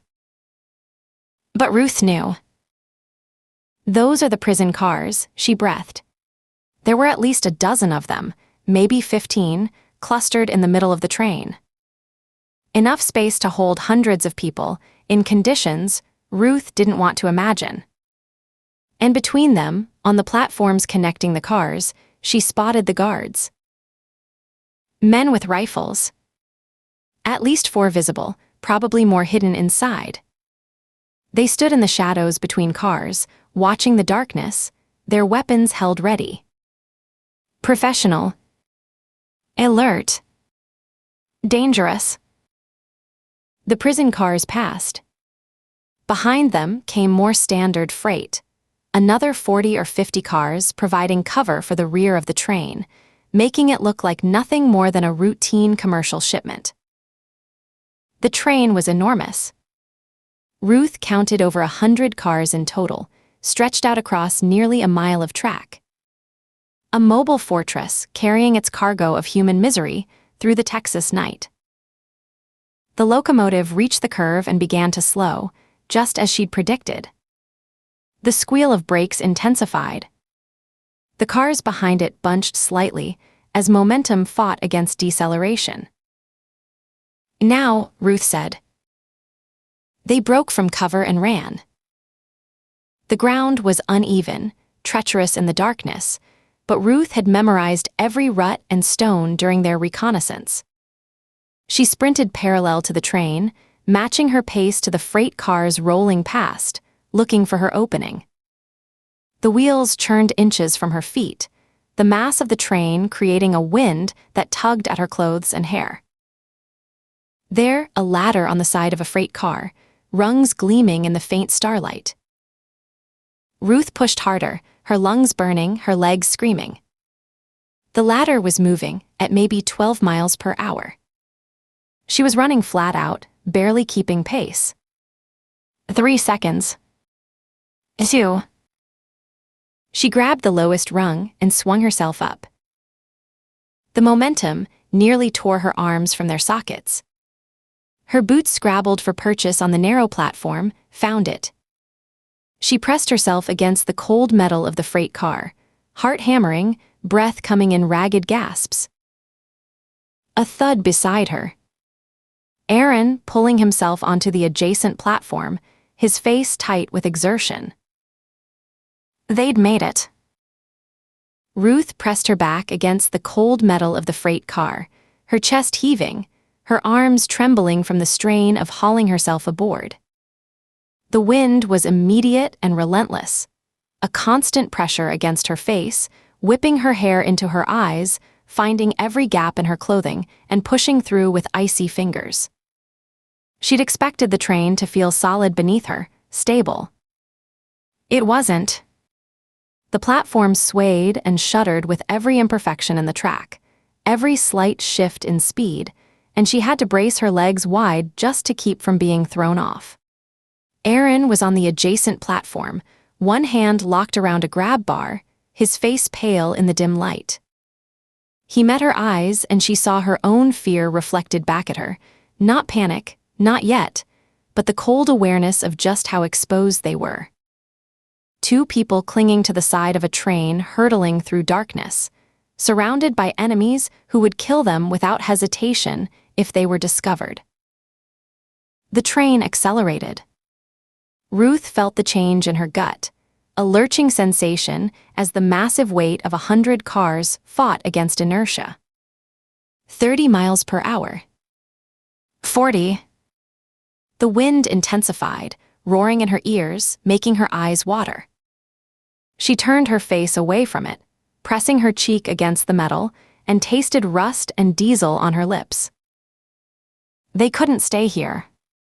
The platforms between cars offered no cover. Anyone walking the train would spot them instantly. But moving meant exposing themselves, climbing over couplings, and crossing the gaps between cars where a single misstep would send them under the wheels. Ruth thought about those wheels. 8 of them on every car, steel grinding against steel with a sound like continuous thunder. She'd seen what train wheels did to a human body. Everyone in Texas, law enforcement had. The images came unbidden, limbs separated cleanly, torsos bisected, the particular way blood sprayed across gravel and ties. She pushed the images away. Not helpful. Focus. Aaron pointed forward, toward the front of the train. Ruth nodded. They needed to move toward the prison cars, get eyes on the guards, find a position where they could observe without being observed. But every car they crossed was another chance to be seen, another opportunity for a guard to step out of the shadows with a rifle raised. She went first.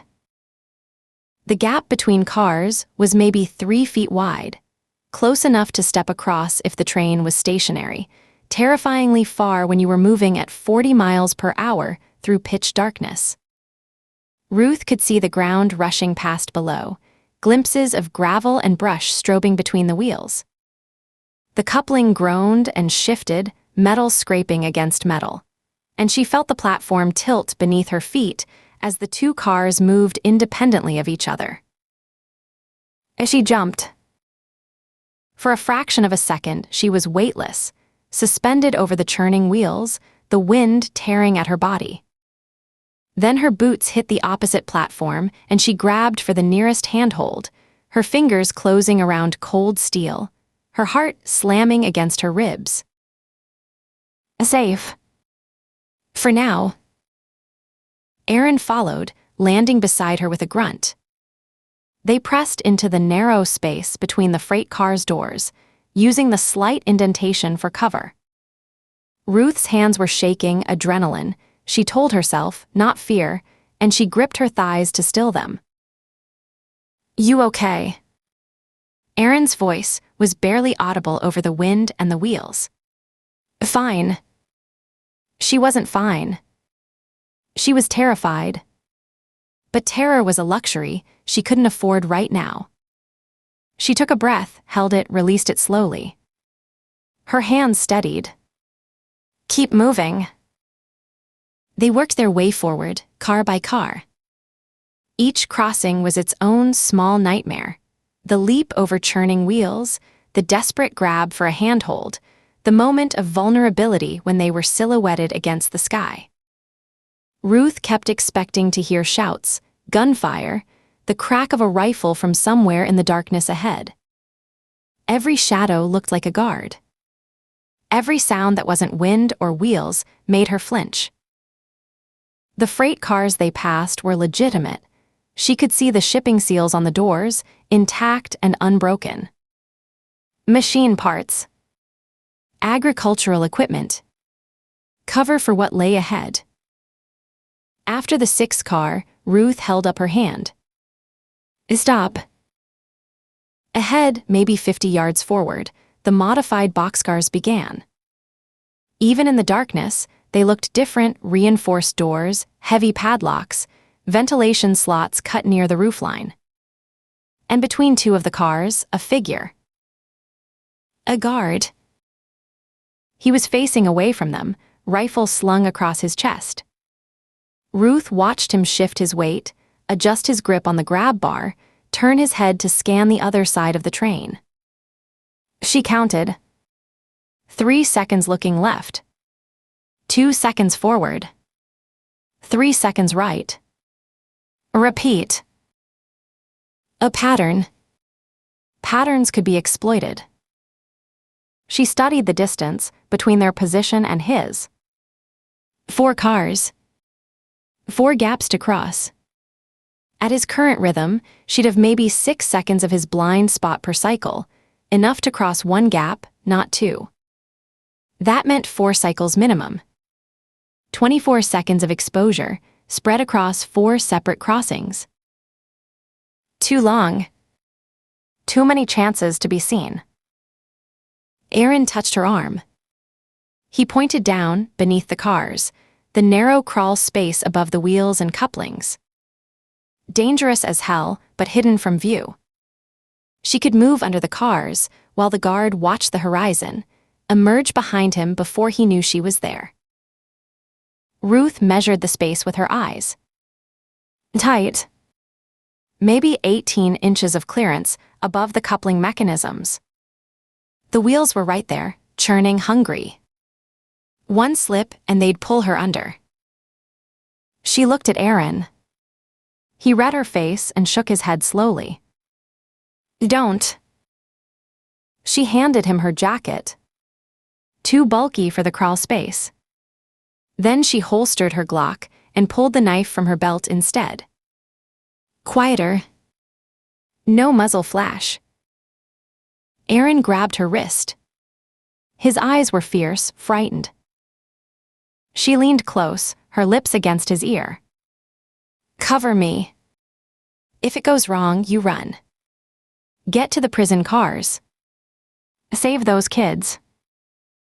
Before he could argue, she dropped to her belly.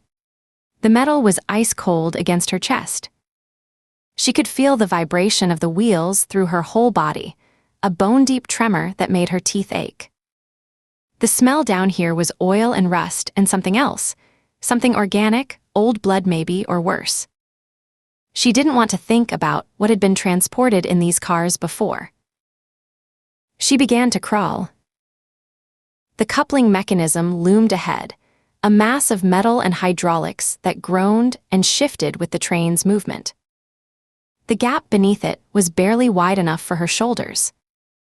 She flattened herself as much as she could, pressing her cheek against the cold steel, and wriggled through. Her shirt snagged on something. She froze. Tugged gently. The fabric tore and she was free, sliding forward, the wheels screaming inches from her head. 1 car down. 3 to go. She could see the guard's boots now, scuffed leather, military style, planted on the platform above and ahead of her. He shifted his weight. Turned. His pattern. 3 seconds left. 2 seconds forward. 3 seconds right. Ruth kept crawling. The second coupling was worse. Something wet and slick coated the metal, and her hands slipped as she pulled herself through. She bit down on her lip to keep from making a sound. Blood filled her mouth, warm and copper. 2 cars down. The guard coughed. Spat over the side of the train. She heard the wet sound of it hitting gravel below. She froze, not breathing. His boots shifted. Settled. The pattern resumed. Ruth moved. 3rd coupling. Her arms were burning now, her shoulders screaming from the strain of pulling herself through spaces too small for a human body. The wheels were so close, she could feel the heat of friction on her face. One of them threw a spark, and she flinched, nearly cracking her head on the undercarriage above her. 3 cars down. 1 to go. She was directly beneath him now. She could see his shadow on the gravel below, elongated by the angle of the moonlight. He was 6 feet ahead, maybe 7. One more coupling to clear, then she'd emerge on the platform behind him. She gripped the knife between her teeth and pulled herself forward. The last coupling was the tightest yet. Her hips caught. She twisted, feeling metal bite into her side, feeling skin tear. Didn't matter. She pushed through, her fingers finding the edge of the platform, hauling herself up and out of the crawl space. The guard was 5 feet away. His back was to her. 3 seconds left in his scan cycle. Ruth rose from the shadows, silent as death, the knife in her hand. She closed the distance. Chapter 15. The command car swayed with the rhythm of the train, a converted boxcar fitted with the bare essentials, a table bolted to the floor, bench seating along the walls, battery-powered lanterns casting yellow pools of light, a cooler stocked with water and food for the long journey north. It smelled of diesel and sweat and the particular staleness of enclosed spaces. Vibora sat alone at the table, his men giving him distance. They'd learned to read his moods over the years, learned when to speak and when to disappear. Right now, the air around him was poison. Hebronville. The word kept circling in his mind like a vulture over carrion. 53 men. He brought 53 armed soldiers to that shithole Texas town, the best LM-13 had to offer in the region, men who'd killed for the cartel from Matamoros to Houston. And he couldn't find 2 rangers and a wounded boy before the FBI arrived and forced him to run. Run. The word tasted like ash. He'd never run from a fight. Not once in 20 years of cartel warfare. He'd faced down rival gangs, corrupt federals, American DEA agents with their helicopters and night vision. He'd killed his way out of ambushes that should have been death sentences. And now, because of one woman and her partner, he'd fled like a frightened dog. His fist slammed against the table. The lantern jumped. His lieutenants in the far corner of the car pretended not to notice. The satellite phone buzzed. Vibora looked at the screen and felt his stomach drop. He let it ring twice, composing himself, then answered. Jefe, status. El Carnicero's voice was soft, almost gentle. That softness was more terrifying than any scream. Men who screamed had lost control. El Carnicero never lost control. The shipment is secure. Train is on schedule. Guards are in position at all. You did not finish the job. Vibora's mouth went dry. The Texas Rangers and the boy talked to the FBI. El Carnicero's tone hadn't changed, still that terrible calm. Now the Federals know about our train, our business, our pipeline. They are mobilizing as we speak. Jefe, the FBI arrived in force. We had no choice but to. Do you know who Ruth Baker is, Vibora? The name landed like a punch to the throat. Vibora said nothing. Texas Ranger. 15 years on the job. 37 confirmed kills, cartel soldiers, traffickers, assassins. Men who were supposed to be untouchable. The pause. Some say her count exceeds even yours. And you let her walk away. Twice. Vibora gripped the phone so hard the plastic creaked. His knuckles went white. This shipment is worth more than your life, El Carnicero continued. More than the lives of everyone on that train combined. If it arrives safely in Houston, your failures will be forgotten. If it doesn't. The silence stretched thick and suffocating. I've sent one of my special men. When assassin. He will deal with the rangers and the boy if they somehow find the train. You and your men are not to interfere with him. He reports directly to me. Understood. Understood. Good. The line went dead. Vibora sat motionless, the phone still pressed to his ear, listening to nothing. His jaw ached from clenching. A vein pulsed in his temple. Ruth Baker. He set the phone down slowly, deliberately, fighting the urge to hurl it against the wall. His lieutenants had gone very still in their corner, sensing the change in atmosphere, the way prey animals sense a predator's mood shifting toward violence. Ruth Baker. He mouthed the name. Let it sit on his tongue. Tasted it. Lazora, who killed 6 of his men at the hospital. Who crushed Fausto under the wheels of her truck without even tapping the brakes. Who escaped from that pediatric ward when she should have been bleeding out on the linoleum with the rest of them. And Pedro. Dios mío, she'd killed Pedro. Vibora still couldn't wrap his mind around it.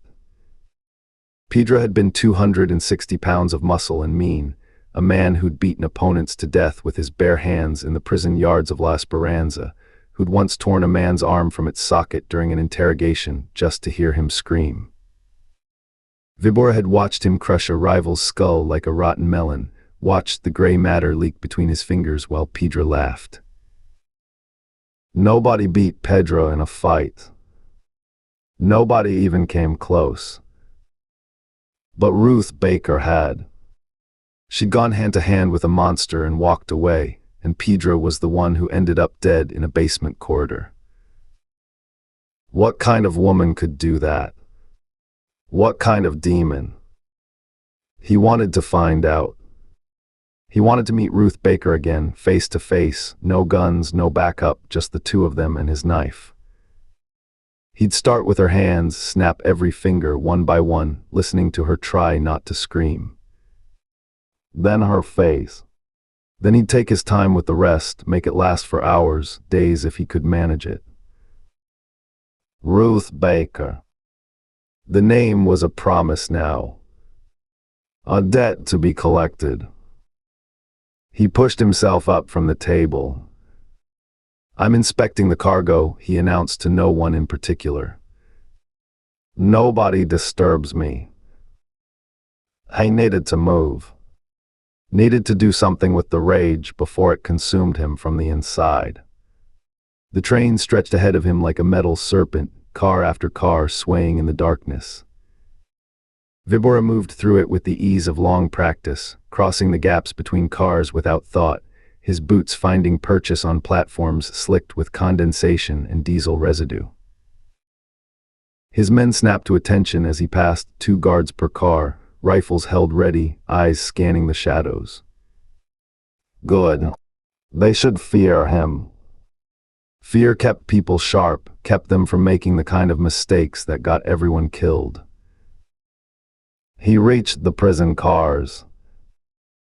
They looked like standard freight from the outside, the same dull brown paint, the same railroad markings, the same heavy couplings connecting them to the train. But the modifications were there if you knew what to look for. The reinforced doors with their heavy padlocks, the ventilation slots cut near the roofline, the subtle differences in weight distribution that made these cars ride lower on their wheels than the others. 15 cars in total. Enough space for 320 children, packed tight. Vibora nodded to the nearest guard. Open it. The man produced a key and worked the padlock, then slid the heavy door open just wide enough for Vibora to see inside. The smell hit first, a wall of stench that made even Vibora's hardened stomach clench. Sweat and urine and fear, the particular reek of too many bodies crammed into too small a space with inadequate sanitation. Beneath it something else, the sour tang of sickness, of children whose bodies were beginning to fail under the strain. The sound came next. Whimpering, crying, the shuffle of small bodies pressing away from the sudden light, away from the silhouette of the man in the doorway. Vibora's eyes adjusted. Rows of children packed so tight they could barely move, their faces pale smudges in the darkness. The youngest were maybe 4 or 5 years old, still clutching ragged stuffed animals or scraps of blanket. The oldest were teenagers, boys and girls alike, their eyes holding a different kind of fear, the fear of those who understood exactly what awaited them at the end of this journey. Most of them cowered. They'd learned what happened to children who didn't cower, who made noise, who caused problems. They'd learned it on the long journey north through Mexico, in the safe houses and holding pens where the weak were culled and the defiant were broken.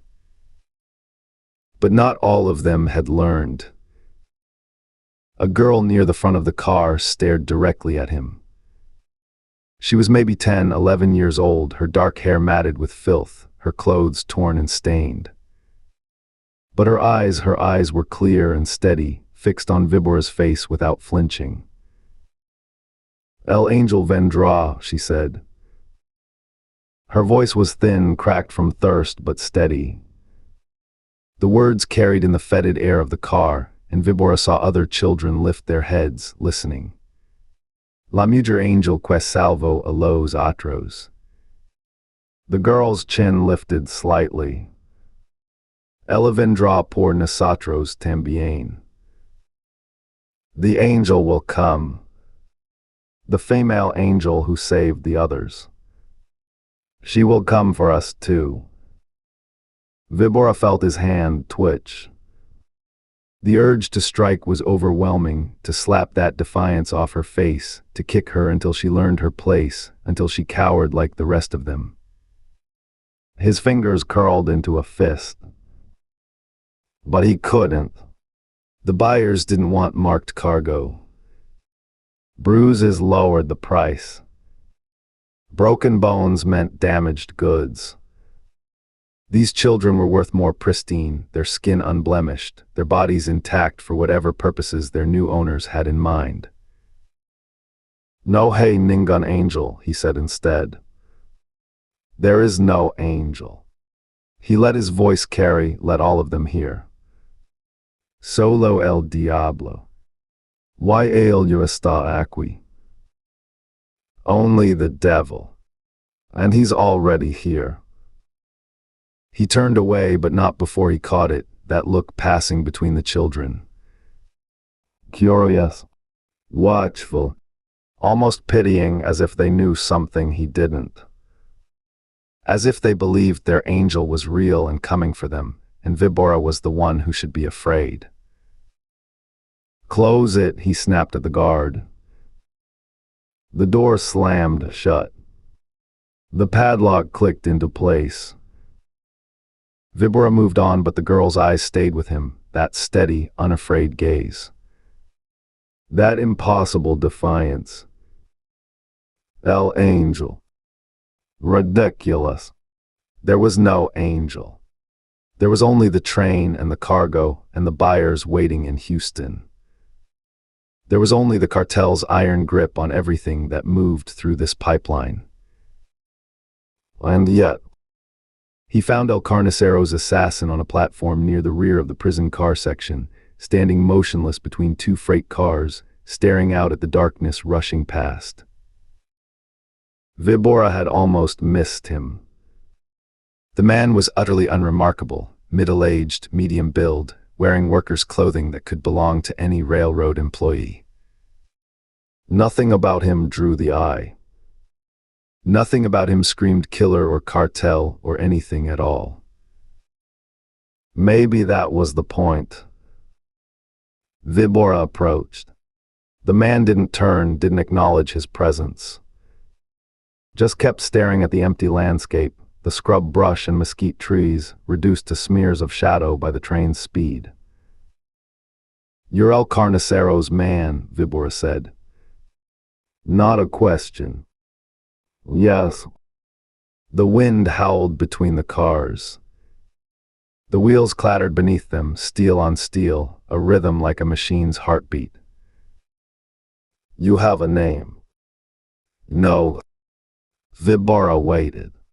Nothing else came. The man just stood there still as stone, watching nothing. Vibora was not accustomed to being ignored. He was not accustomed to men who didn't flinch when he spoke, who didn't scramble to show respect.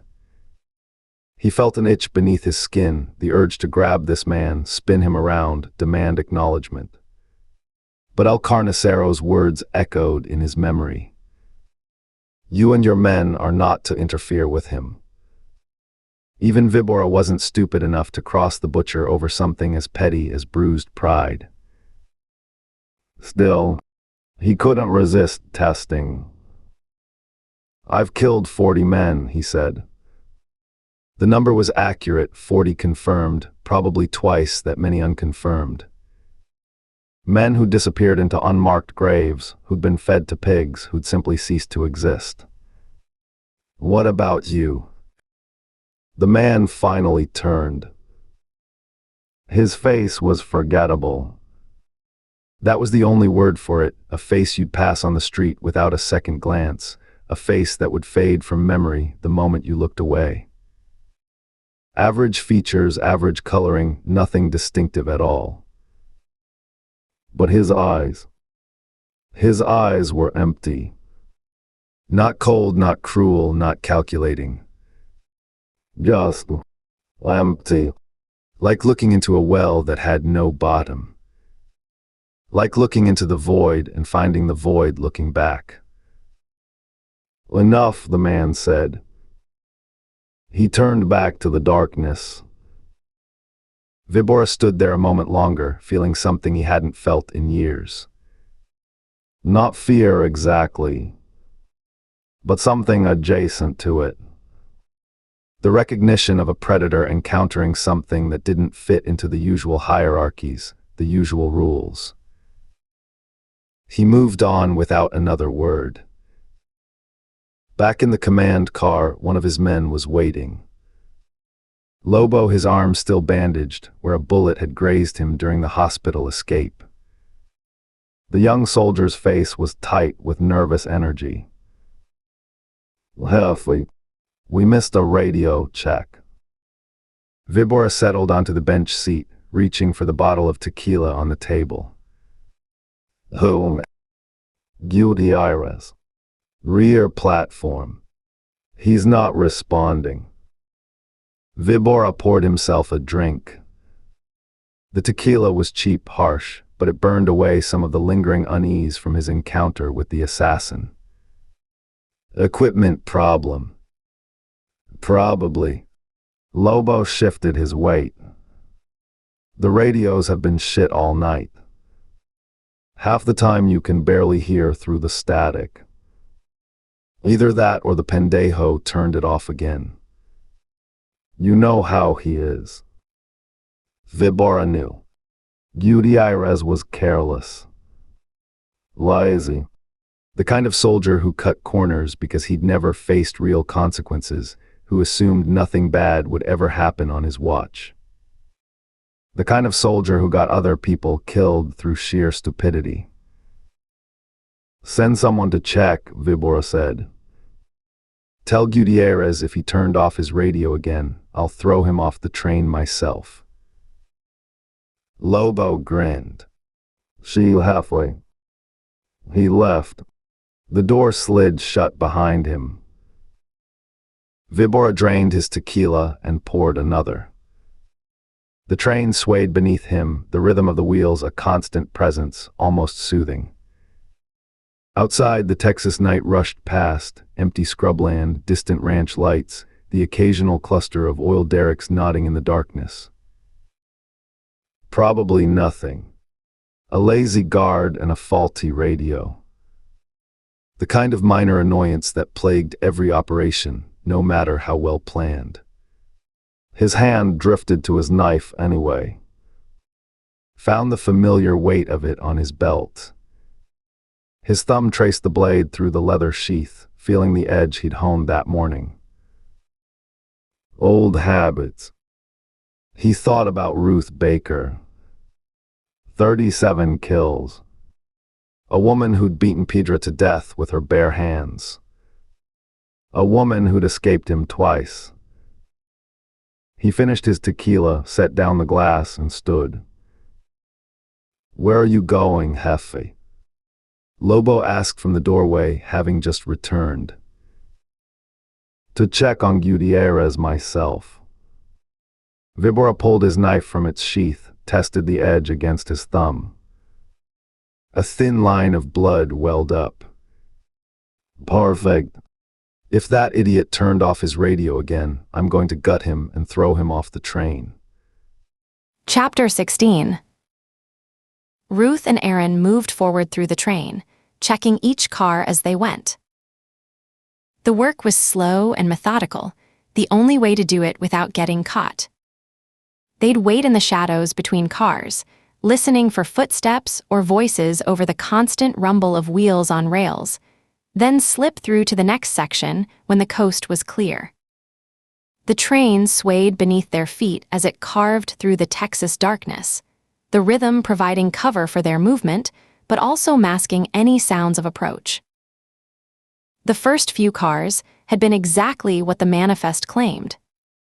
Industrial machinery bound for factories in San Antonio, massive metal housings wrapped in protective plastic, secured to the floor with heavy chains. Crates of auto parts destined for assembly plants further north, their contents labeled in both English and Spanish. Pallets of building materials, rolls of industrial cable, the unglamorous cargo that kept the American economy moving. Legitimate freight. The kind of shipment that would pass any inspection, that gave the train its cover of normalcy.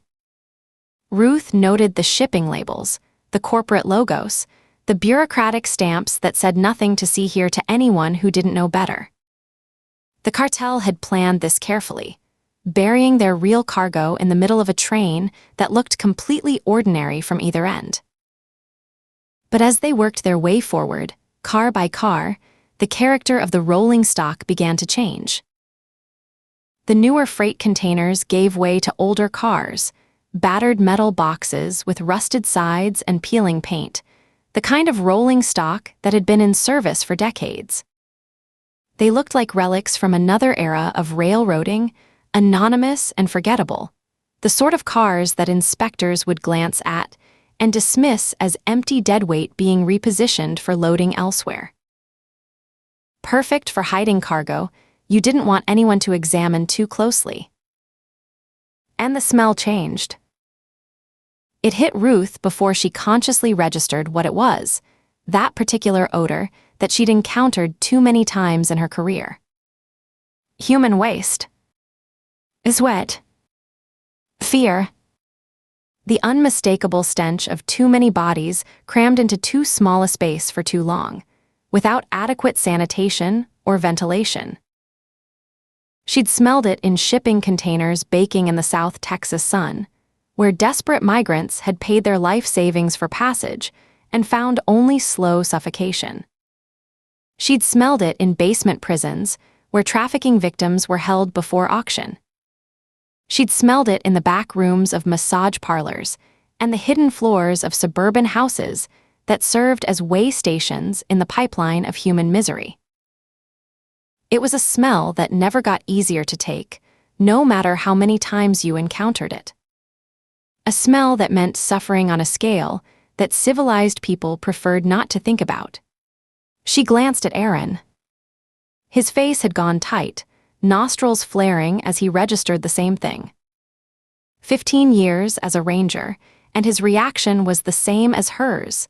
A visceral revulsion that never dulled, no matter how much experience you accumulated. They were close now. Close to the reason they'd boarded this train, close to the horror that José had described, close to 300 children who didn't know if help was coming or if they'd been forgotten by the world. They reached the first of the modified cars. Ruth could see where the original structure had been altered, heavy steel plates reinforcing the doors, New locks installed that hadn't come from any railroad supply company. Ventilation slats had been cut into the sides at regular intervals, crude rectangles hacked through the metal with a torch.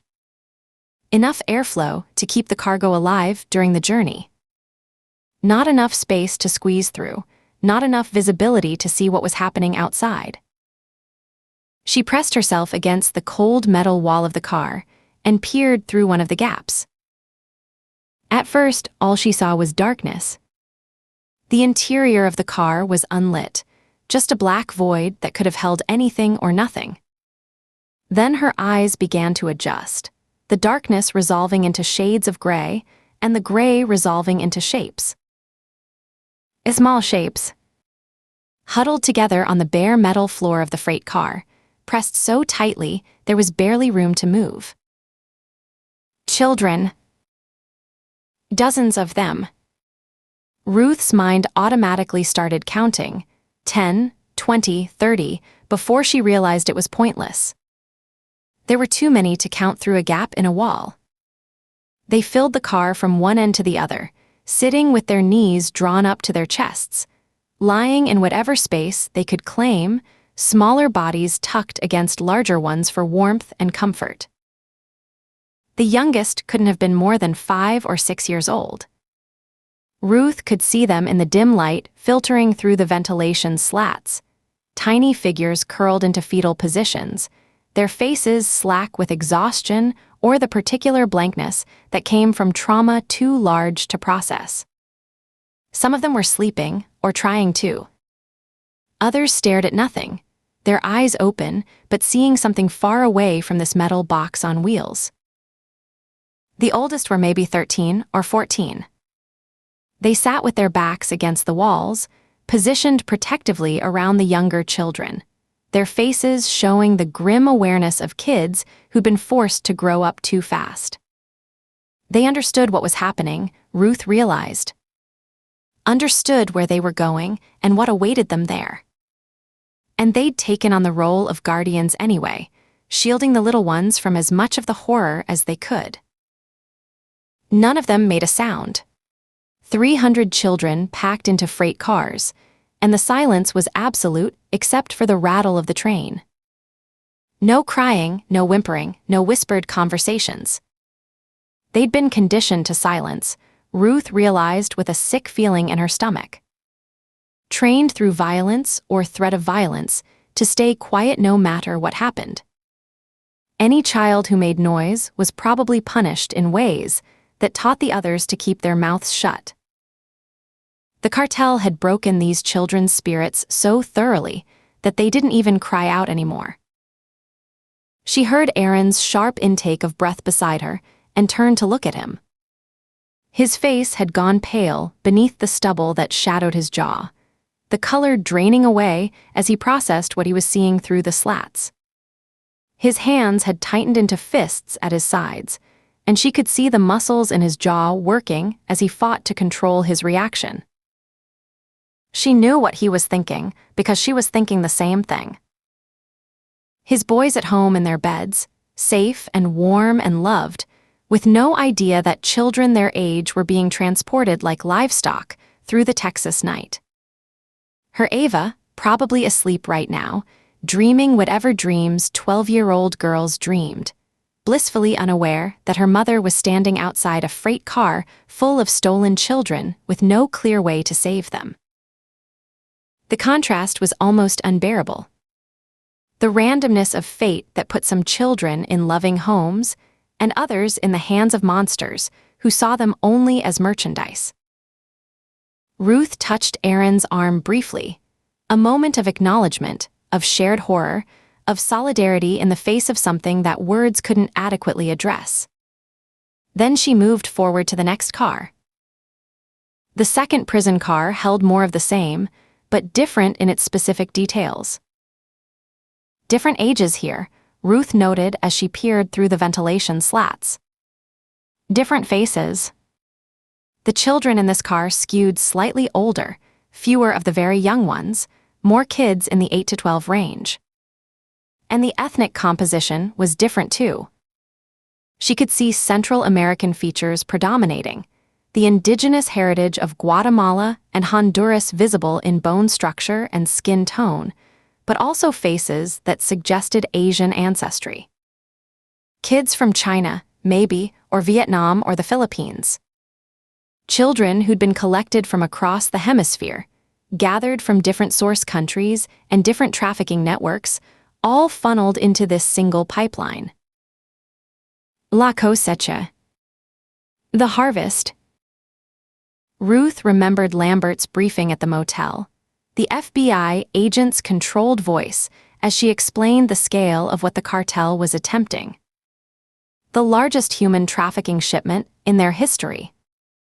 Children gathered from multiple continents, transported across Mexico by various means, consolidated at staging points along the border, then moved into the United States in a single massive operation designed to overwhelm any interdiction efforts. 300 children.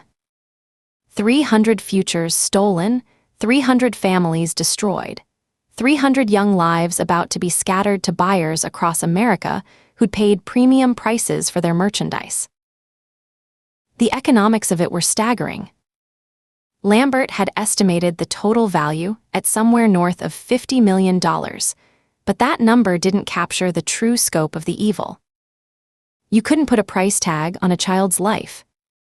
You couldn't quantify the suffering that awaited these kids at the end of the line. Ruth moved to the third car. It was worse. She knew it would be before she looked through the slats, knew from the logic of how these operations worked, but knowing didn't prepare her for seeing. These were the oldest captives. Teenage girls mostly, ranging from maybe 14 to 17. They'd been separated from the younger children, isolated in their own car, and Ruth understood immediately why. Different buyers. Different purposes. The younger children would be sold for labor or adoption, funneled into networks that exploited them in various ways. But these girls were destined for a specific market that valued their age and their gender and their helplessness. Some of them sat alone, arms wrapped around themselves, eyes staring at nothing. Others huddled together in small groups, drawing what comfort they could from proximity to others who shared their fate. A few had their faces buried in their knees, their shoulders shaking with silent sobs that they'd learned to suppress into soundlessness. Ruth's hand tightened on the metal railing until her knuckles went white and pain shot up her forearm. She welcomed the pain. It gave her something to focus on besides the rage building in her chest, the fury that wanted to kick down the doors of this car and start shooting until every guard on this train was dead. But that wouldn't save these girls. That would only get her and Aaron killed and leave 300 children with no one coming to help them. A face appeared at the slats directly in front of her. A girl. Maybe 15 years old, with dark hair matted against her forehead from sweat and grime, tangled and unwashed. Her face was thin, too thin, the sharpness of malnutrition visible in her cheekbones and the hollows of her temples. But it was her eyes that hit Ruth the hardest. They held no light at all. No hope, no fear, no anger, no anything. Just a flat, dead stare that looked through Ruth rather than at her. The girl had noticed someone watching through the slats and had moved close enough to see who was there. But her expression showed no expectation that this observation would change anything. She'd stopped believing that help would ever come. Ruth held her gaze. Mouthed the words slowly, carefully, making sure the girl could read her lips through the narrow gap. We're here to help. Hold on. The girl's expression didn't change. Not a flicker of hope. Not a spark of recognition that these words might mean something different from all the other lies she'd been told. She'd heard promises before, Ruth realized. Probably from the men who'd taken her, who told her she was going somewhere better. Probably from handlers along the route, who'd offered false comfort before passing her to the next link in the chain. Every promise had been a lie, and she'd learned to stop believing any of them. Ruth felt the weight of those dead eyes settle on her conscience. This girl was already broken. Whatever happened tonight, whatever rescue Ruth managed to pull off, some of these children would never fully recover from what had been done to them. She stepped back from the car, her mind running the numbers automatically. 3 cars. Roughly 100 children in each, packed tight. The FBI's estimate had been right, 300 souls being transported north through the Texas night. And she was looking at them through gaps in a freight car wall, as unable to free them right now as if she were 1,000 miles away. She thought about Jose, the 12-year-old boy she'd handed over to FBI custody back in Hebronville. The boy who'd trusted her enough to tell her about this train, who'd escaped from the first shipment only to watch his friends get loaded onto this one. She'd looked into his eyes and made him a promise. "We'll stop them. You have my word." She intended to keep that promise or die trying. Aaron materialized out of the shadows between cars. He pressed close to Ruth so she could hear him over the constant rumble of the train. 6 guards per prison car, he reported, his voice barely above a whisper. 2 positioned at the front, 2 at the rear. They're carrying AR-15s, and I spotted radios on their belts. They've got overlapping fields of fire, covering all the access points. Ruth nodded, building the tactical picture in her mind. "There's more," Aaron continued. "Roving patrols through the legitimate freight sections. I counted at least 6 men moving between cars on a regular rotation. Probably more I didn't spot. 24 guards for the prison cars alone. Another 6 or more on patrol. And that was just what Aaron had been able to observe from his limited reconnaissance. Vibora's main force was probably stationed elsewhere on the train, maybe in forward cars where they could respond to threats from either direction, or maybe distributed throughout the length of the train to prevent exactly what Ruth was contemplating. "The configuration's tight," Aaron said. "No way to approach those cars without being seen. The guards have clear sightlines on every entrance." Ruth studied the layout in her mind, running scenarios, looking for weaknesses. There weren't any obvious ones. The cartel had designed this setup to be defensible, to prevent anyone from interfering with their cargo. 2 guards at each entrance meant no single point of failure. Radios meant instant communication if something went wrong. The roving patrols filled any gaps in the static defensive positions. She ran the numbers again. She and Aaron had their sidearms and limited ammunition. They were outnumbered at least 12-1 if they only counted the prison car guards. Add Vibora's men elsewhere on the train, over 50 armed soldiers in total, according to what they'd learned in Hebronville, and the odds became impossible. Even if she called in the entire Ranger team, everyone who could physically respond, they'd still be grossly outnumbered.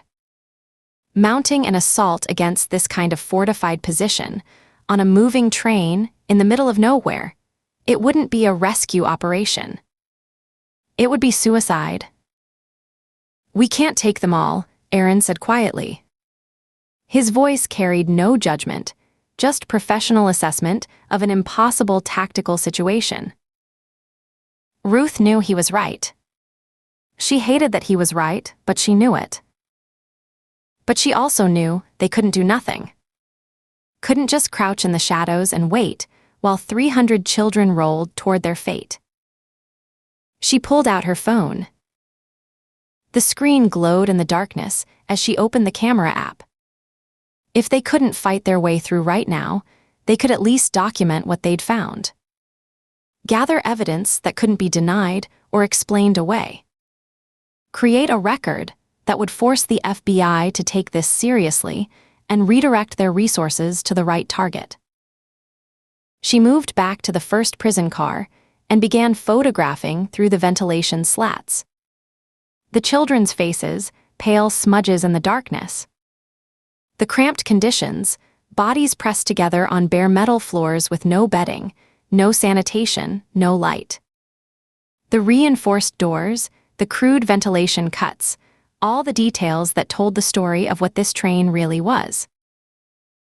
Aaron did the same with video, holding his phone steady as he panned across the interior of each car. Silent footage capturing the scope of the horror in a way that still images couldn't, the tiny movements, the labored breathing, the sheer number of children packed into each metal box. They worked quickly and methodically, conscious that every second increased their risk of detection. First car, second car, third car. Photographs and video of 300 stolen children, evidence that would be impossible to dismiss as exaggeration or misunderstanding. When they had enough, they retreated. Moving carefully through the legitimate freight sections, they stayed low in the shadows between stacked crates and pallets of machinery, working their way back toward the rear of the train. Ruth's heart pounded against her ribs as they passed within 50 feet of a roving patrol. Two men with rifles slung across their chests, talking in low Spanish about something that made one of them laugh. She pressed herself flat against a crate and held her breath until they passed, then continued moving. They found an empty car near the rear of the train. One of the legitimate freight containers had been offloaded somewhere along the route, leaving a dark hollow space that offered temporary concealment. Ruth slipped inside, Aaron following close behind, and they pressed into the shadows to regroup. Ruth pulled up Jasper's number while Aaron positioned himself at the gap in the car's sliding door, his eyes fixed on the dim passage outside. The phone connected after 2 rings. Ruth. Jasper's voice was tight with tension, the sound of someone who'd been staring at screens for hours, waiting for news. Tell me you have something. More than something. Ruth kept her voice low, conscious of how sound carried in the metal confines of the train. We found them. 3 cars full of children, has to be close to 300, just like the FBI estimated. I'm sending photos and video now. She attached the files and hit send, watching the progress bar crawl across her screen as the images uploaded through whatever cell coverage existed out here in the empty scrubland of Webb County. The connection was weak, the upload agonizingly slow, but it was working. Train identifier is FNM 7729, she continued. We're heading north, probably 40 miles out of Laredo by now. Standard freight route toward San Antonio. I need you to forward everything to Sac Hawkins and AIC Lambert immediately. This is the real train, Jasper. This is what we've been looking for. Sending now, Jasper confirmed. She could hear him typing in the background, the rapid click of keys as he worked to relay the information. Ruth, these pictures. His voice caught slightly. Jesus. They're just kids. I know. She didn't need him to finish the sentence. She'd seen the same thing he was seeing, and she'd smelled the fear and the desperation that the photographs couldn't capture. Just get it to the FBI. They need to see this. They need to understand that the decoy train is exactly that, a decoy. On it. Stand by. The line went to hold, some generic corporate melody playing faintly through the speaker. Ruth lowered the phone and waited, her eyes adjusting to the darkness of the empty freight car. The train swayed beneath her feet, the constant rhythm of wheels on rails marking their progress north through the Texas night. Aaron remained motionless at the door, his silhouette barely visible against the slightly lighter darkness outside. His posture was tense, alert, ready to move or fight at the first sign of trouble. Ruth appreciated his vigilance, even as her mind churned through the tactical calculations that kept coming up with the same impossible answer. Over 50 armed men on this train. 2 rangers with pistols. Even with the FBI redirecting their resources, it would take time to coordinate and intercept. Time to reposition assets, time to plan the approach, time to execute a rescue operation of this scale. And every minute that passed was another minute these children spent locked in darkness, wondering if anyone was coming for them. The minutes stretched. 1, 2, 3. Ruth counted her heartbeats to pass the time, a trick she'd learned years ago for staying focused during long surveillance operations. It didn't help much now. The weight of what she'd seen pressed down on her thoughts, the faces of those children swimming in her memory. The teenage girl with the dead eyes. The tiny figures curled on the floor of the freight car. 300 souls who'd been reduced to cargo. Her phone buzzed. "Good news and bad news," Jasper said when she answered. Of course there was. There always was. "Give me the good news first." FBI received everything. Hawkins and Lambert both looked at the photos and video. "They believe you, no question this is the real shipment."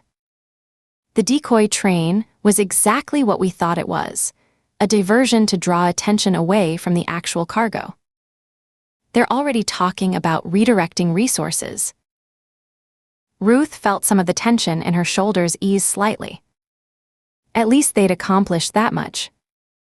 The evidence was undeniable, the FBI was convinced, and help would eventually come. And the bad news. Jasper's hesitation told her it was significant before he even spoke. The pause stretched just a beat too long, the kind of silence that preceded information no one wanted to deliver. They're already committed to the decoy train operation. Assets in position, coordination with Mexican authorities locked in, the whole thing ready to go. Hawkins made the call to see it through. She says they can't risk ignoring the decoy completely, on the chance it's carrying something too.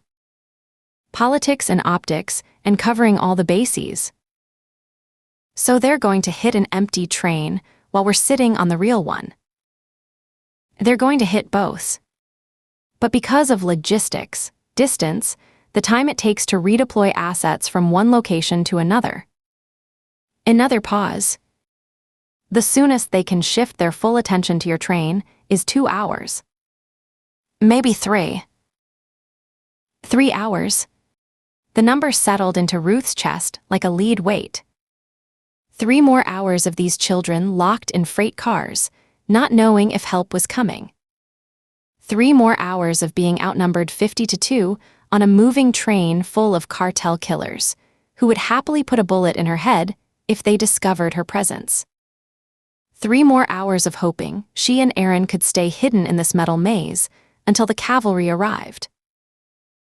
3 hours was an eternity. "Jasper," Ruth began. "Drop the phone."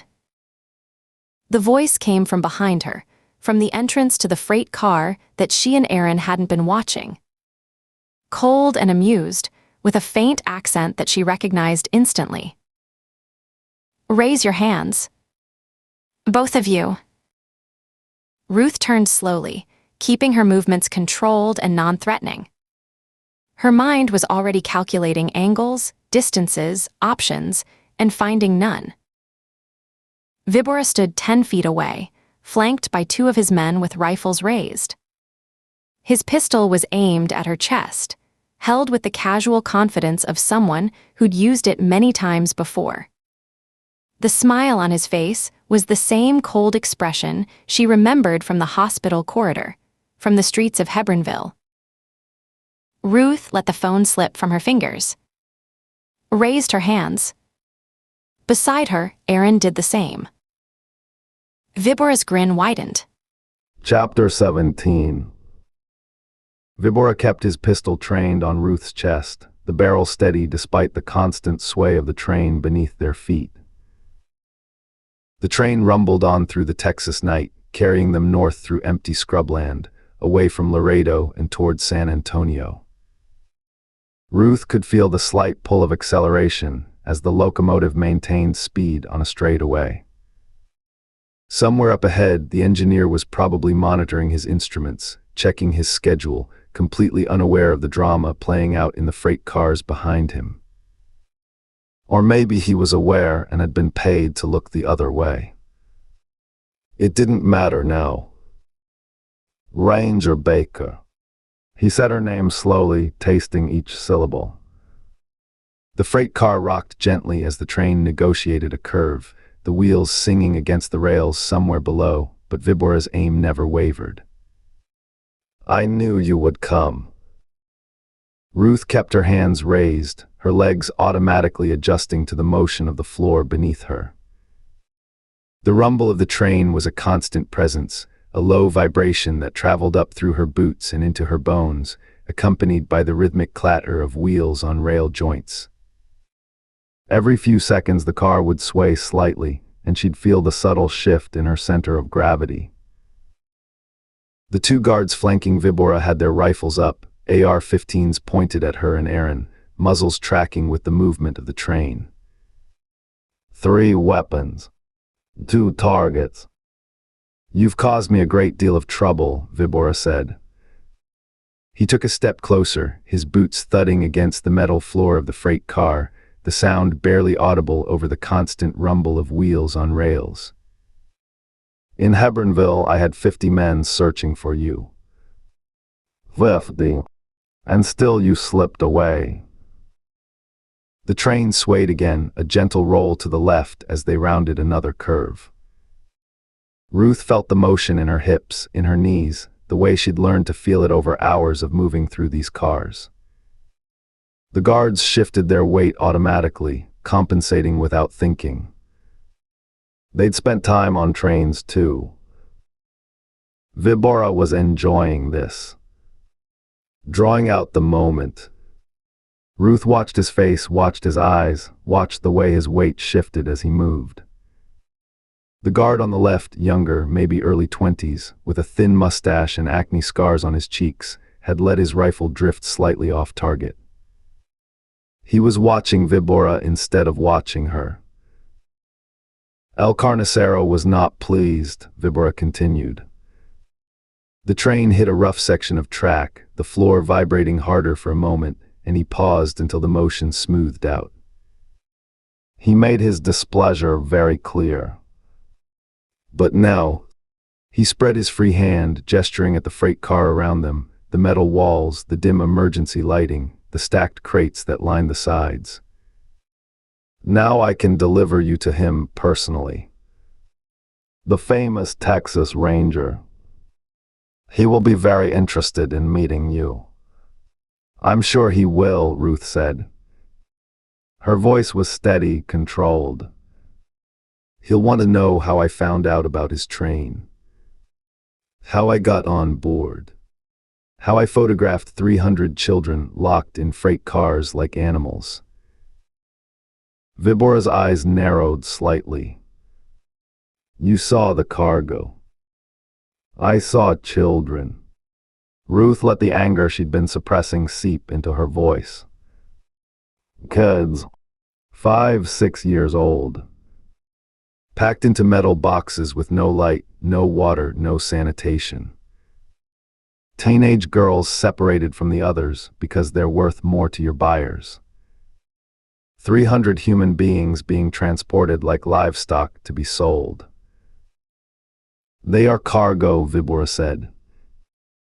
Product. This is business. This is slavery. Ruth took a half step forward, her hands still raised but her body language aggressive. The younger guard's rifle came up, tracking her movement, but she didn't stop. You're selling children to pedophiles. To brothels. to people who will use them up and throw them away like garbage. That's not business. That's evil.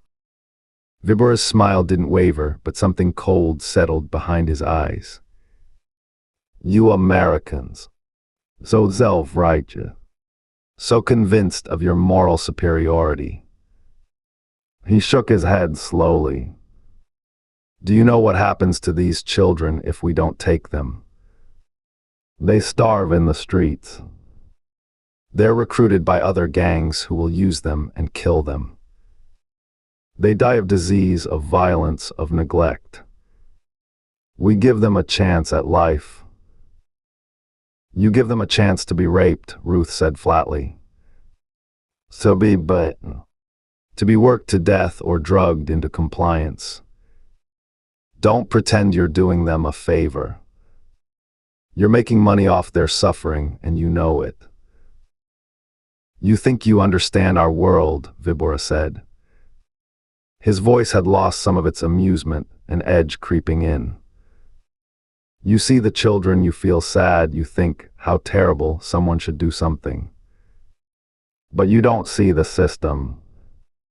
The demand. The money that flows from your own country, from your own people, to buy what we sell. He stepped closer, the pistol still rock steady.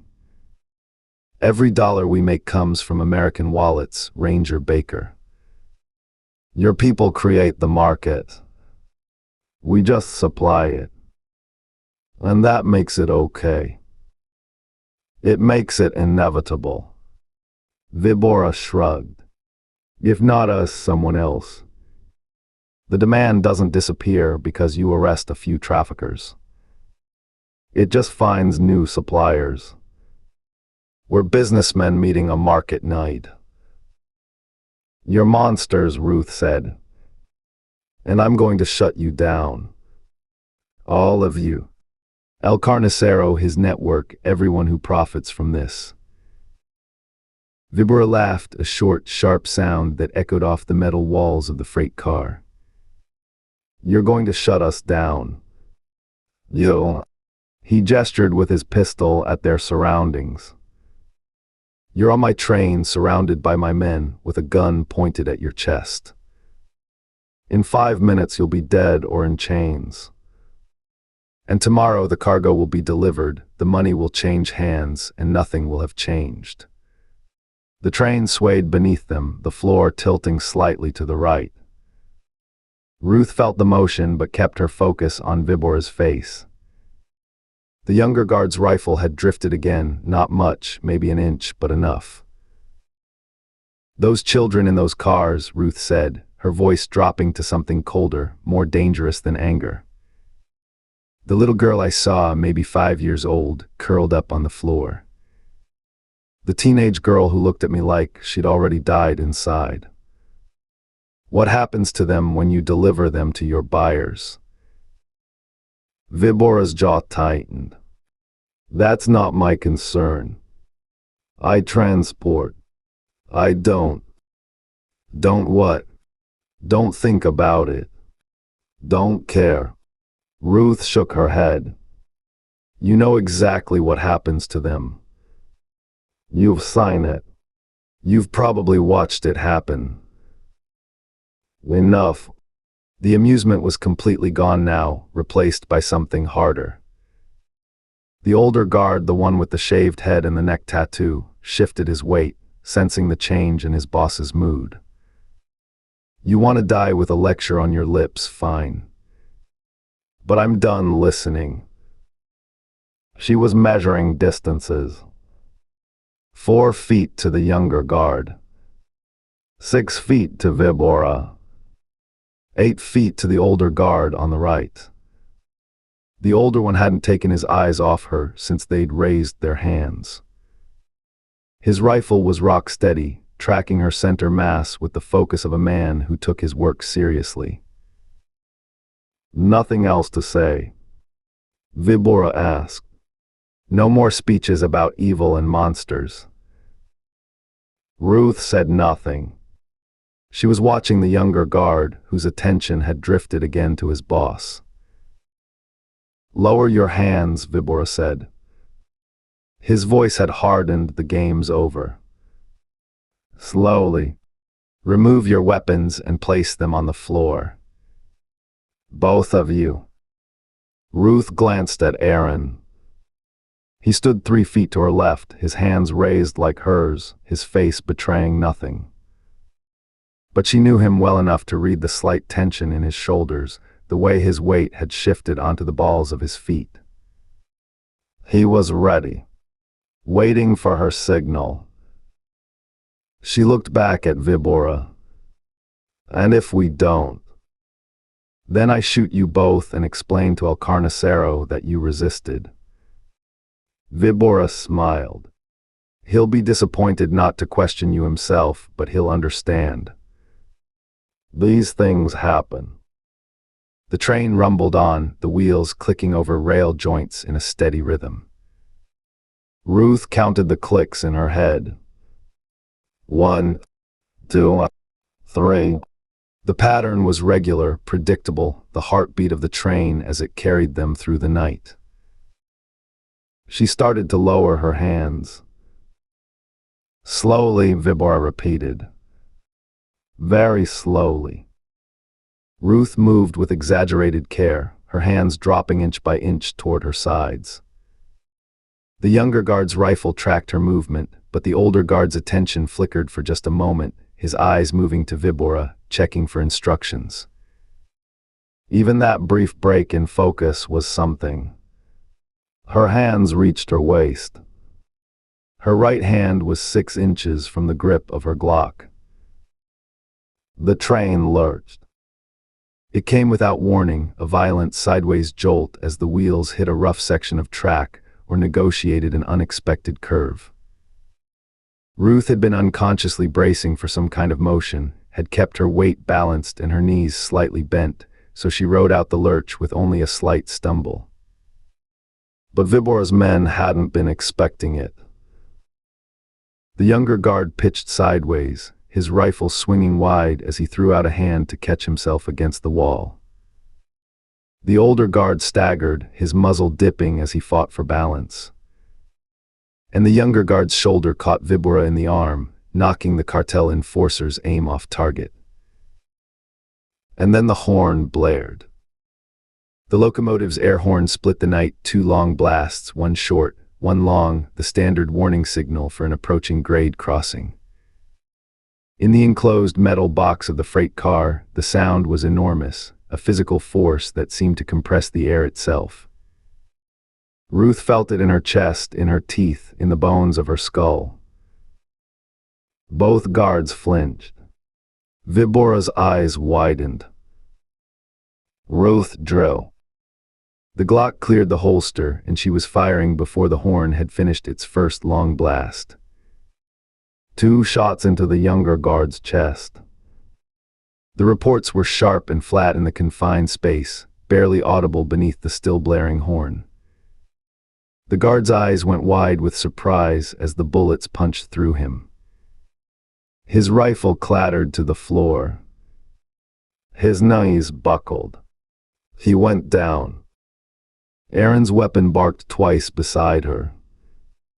The older guard had been bringing his rifle back up, had almost recovered his aim, when the rounds took him in the chest. He slammed back against the wall of the freight car, his finger convulsing on the trigger and sending a burst of automatic fire into the ceiling. Then he slid to the floor, leaving a dark smear on the metal behind him.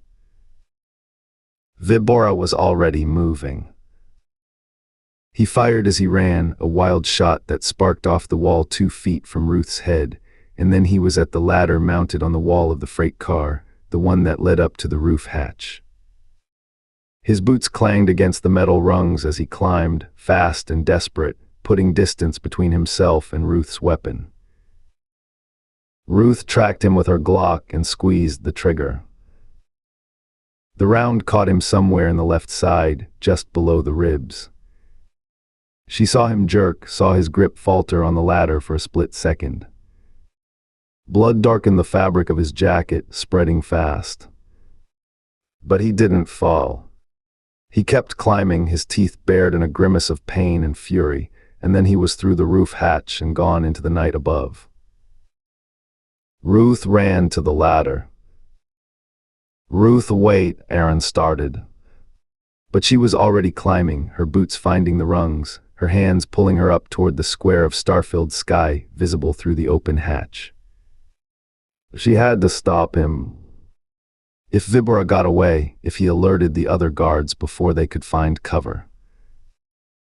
The wind hit her like a fist. She emerged onto the roof of the freight car into a maelstrom of noise and motion. The train was doing at least 40 miles an hour, maybe more, and the slipstream tore at her clothes and hair with savage force. Her eyes watered instantly, tears streaming back toward her temples. The roof stretched ahead of her, a narrow metal pathway maybe 8 feet wide, studded with vents and fixtures, with nothing but rushing darkness on either side. Ruth dropped into a crouch, one hand gripping a roof fixture to anchor herself. The train swayed beneath her, a constant rolling motion that threatened to pitch her off the edge with every passing second. The night sky wheeled overhead, stars impossibly bright this far from city lights, and the Texas scrubland was a blur of shadows rushing past below. She saw Vibora. He was 2 cars ahead, a dark shape silhouetted against the starlit sky. He was running despite his wound, his left hand pressed against his side where Ruth's bullet had hit him, his right hand still clutching his pistol. Blood was visible on his jacket even in the dim light, a spreading stain that told her the wound was serious. But not serious enough to stop him. As Ruth watched, he reached the gap between cars and jumped. 4 feet of empty space. The coupling grinding and clanking below. Certain death for anyone who missed. He landed hard on the next car, stumbled, went down on one knee. For a moment she thought the wound had finally caught up with him, thought he might collapse right there on the roof. But then he was up again, pushing himself forward, putting distance between them. Ruth raised her Glock. The wind buffeted her arm, made the sight picture swim and blur. She tried to steady her aim, tried to track his movement against the constant swaying of the train beneath her. He was maybe 60 feet away now, a moving target on an unstable platform, illuminated only by moonlight and stars. She squeezed the trigger. Once, twice. Both shots went wide. She saw sparks fly where one round struck metal somewhere to Vibora's left, but he didn't even flinch. Didn't slow down. Just kept moving, putting more distance between them with every stride.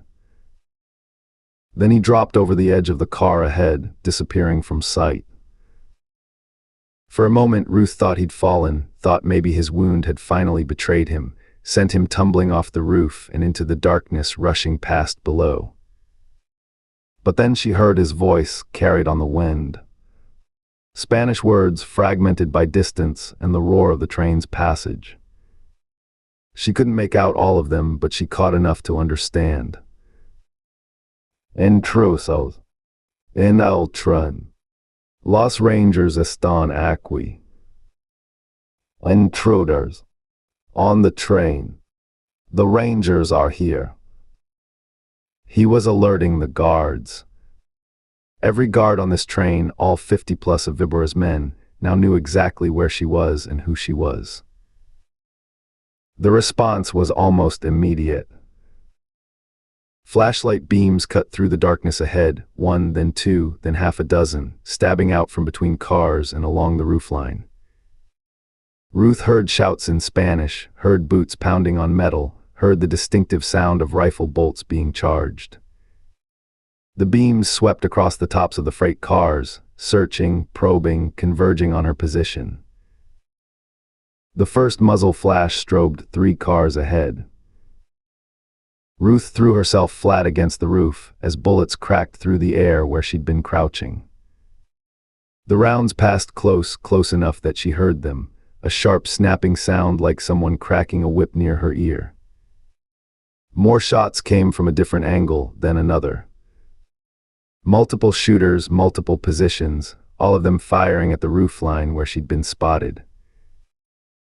She pressed herself against the cold metal, making herself as small as possible.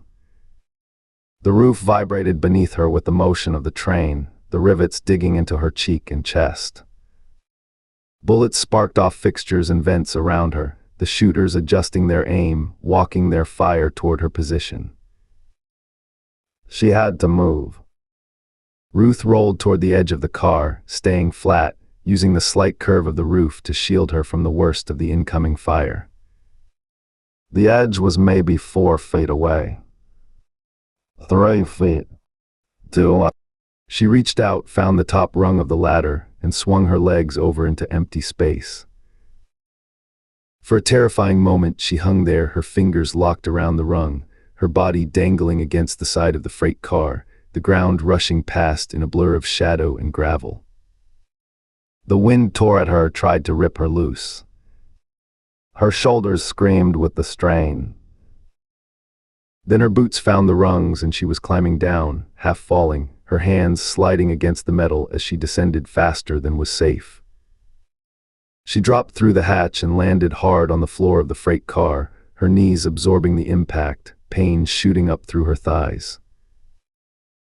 Aaron was crouched beside the bodies of the 2 guards, the AR-15s laid out in front of him, along with the extra magazines he'd stripped from their tactical vests. He looked up as she landed, his face tight with controlled tension. Vibora, wounded but mobile. Ruth moved to a position beside him, pressing her back against a steel shipping container that provided cover from the walls of the car. She could hear the boots now, pounding on the roof above them, pounding on the coupling platforms between cars. The whole train was waking up. He's alerting everyone. They know we're here. I heard. Aaron handed her one of the AR-15s. She checked the magazine automatically, full 30 rounds, and chambered a round. The action was smooth, well-maintained. Whatever else these cartel soldiers were, they took care of their weapons. Aaron had the spare magazines arranged on the floor beside him. 4 extras between the 2 dead guards. 120 rounds total. Against 50-plus men. The shouts were getting closer now. Ruth could hear them through the walls of the freight car, Spanish commands, coordinating the search, organizing the response. Flashlight beams swept past the gaps in the car's walls, probing, searching. The boots on the roof were directly overhead now, multiple sets of footsteps moving fast. She pulled out her phone. The screen was cracked, a spiderweb of fractures across the glass, probably from her landing, but it still responded to her touch. She found Jasper's number and hit dial. He answered on the first ring. Ruth, what's happening? I heard shooting. We're blown. Her voice came out steady, controlled, despite the adrenaline flooding her system. Vibora found us. He's wounded, I hit him in the side, but he made it to the roof, and he's alerted every guard on the train. Damn it. Jasper's voice was tight. How many guards? 50. Maybe more. The boots overhead had stopped moving. Ruth looked up at the ceiling, tracking the sound. They were right above her now. Probably trying to figure out which car she'd dropped into. They know who we are, they know where we are, and they're converging on our position right now. Okay, listen, I've got news. I finally cracked the encrypted communications we intercepted. Ruth El Carnicero is on that train. He's traveling incognito, none of his own people know he's there. He wanted to oversee this shipment personally. Ruth felt something cold settle in her stomach. The butcher himself. On this train. Somewhere in these cars, watching his operation unfold, and even Vibora didn't know. I passed it to Hawkins and Lambert, Jasper continued. But they said it's even more reason to stick to the plan. They have to follow through with the plan and intercept the first train, even if it's only a decoy. They can't risk El Carnicero getting away because they pulled out at the last minute. Getting away. Ruth said over the roar of the wind, he will get away if they don't get here and stop this train pronto. You ask me, they're worried about the optics too. They're afraid that people will say they didn't intercept the first train because they were paid off by the gangs and cartels. So they're playing politics while we're about to get killed. Ruth said, Jasper, you need to get them to act before it's too late. I know. The good news is the interception is imminent. Should be over in the next 30 minutes. Once they confirm the first train is just a decoy, they'll redirect everything to you. 30 minutes. Ruth almost laughed. A flashlight beam stabbed through a gap in the wall, sweeping across the interior of the car. She and Aaron pressed deeper into the shadow of the shipping container, holding their breath as the beam passed over them. It moved on, probing other sections of the car. Yes, we won't last 3 minutes here. We need backup now. I understand. Jasper's voice was tight with urgency. I'm okay, I'm going to try something. Whatever you're trying, do it quick. We're dying here, just. Stay alive, Ruth. Whatever it takes. Stay alive. The line went dead. Ruth lowered the phone and looked at Aaron. His face was half lit by the dim emergency lighting, shadows pooling in the hollows of his cheeks and eyes. He had his rifle up, the stock tucked against his shoulder, the muzzle pointed toward the door at the front of the car. El Carnicero, he said quietly. On this train. Somewhere. Ruth tucked the phone away and raised her own rifle. Jasper cracked their comms. The butcher wanted to watch his big shipment personally. And the FBI. She shrugged in frustration. More worried about the optics and being politically correct than about actually doing their job. Aaron was silent for a moment. The train swayed beneath them, the wheels clicking over rail joints in their endless rhythm. Outside, the shouts were getting closer, the flashlight beams multiplying. We're not going to last 30 minutes, he said. No, Ruth agreed. We're not. We're on our own. We need to do something and do it quick. Chapter 18. Aaron fired a 3-round, burst through the door at the front of the car. The muzzle flashes that answered came from at least 3 different positions, multiple shooters in the passage beyond, spreading out to cover the approach. He saw the flashes through the doorframe, heard the bullets ping off the exterior of the freight car, the sound like hammers striking iron. Aaron ducked back behind the shipping container, counted to 2, leaned out and fired again. He heard Ruth behind him, working at something on the right side of the car. He couldn't look, couldn't take his eyes off the door where shadows were massing. But he could hear her hands scraping against metal, hear her grunting with effort. Boots on the roof now. Multiple sets, moving fast, the vibrations traveling through the metal ceiling above his head. The guards had figured out where they were, and they were coming from every direction, front, above, the left side where the main doors offered easy access.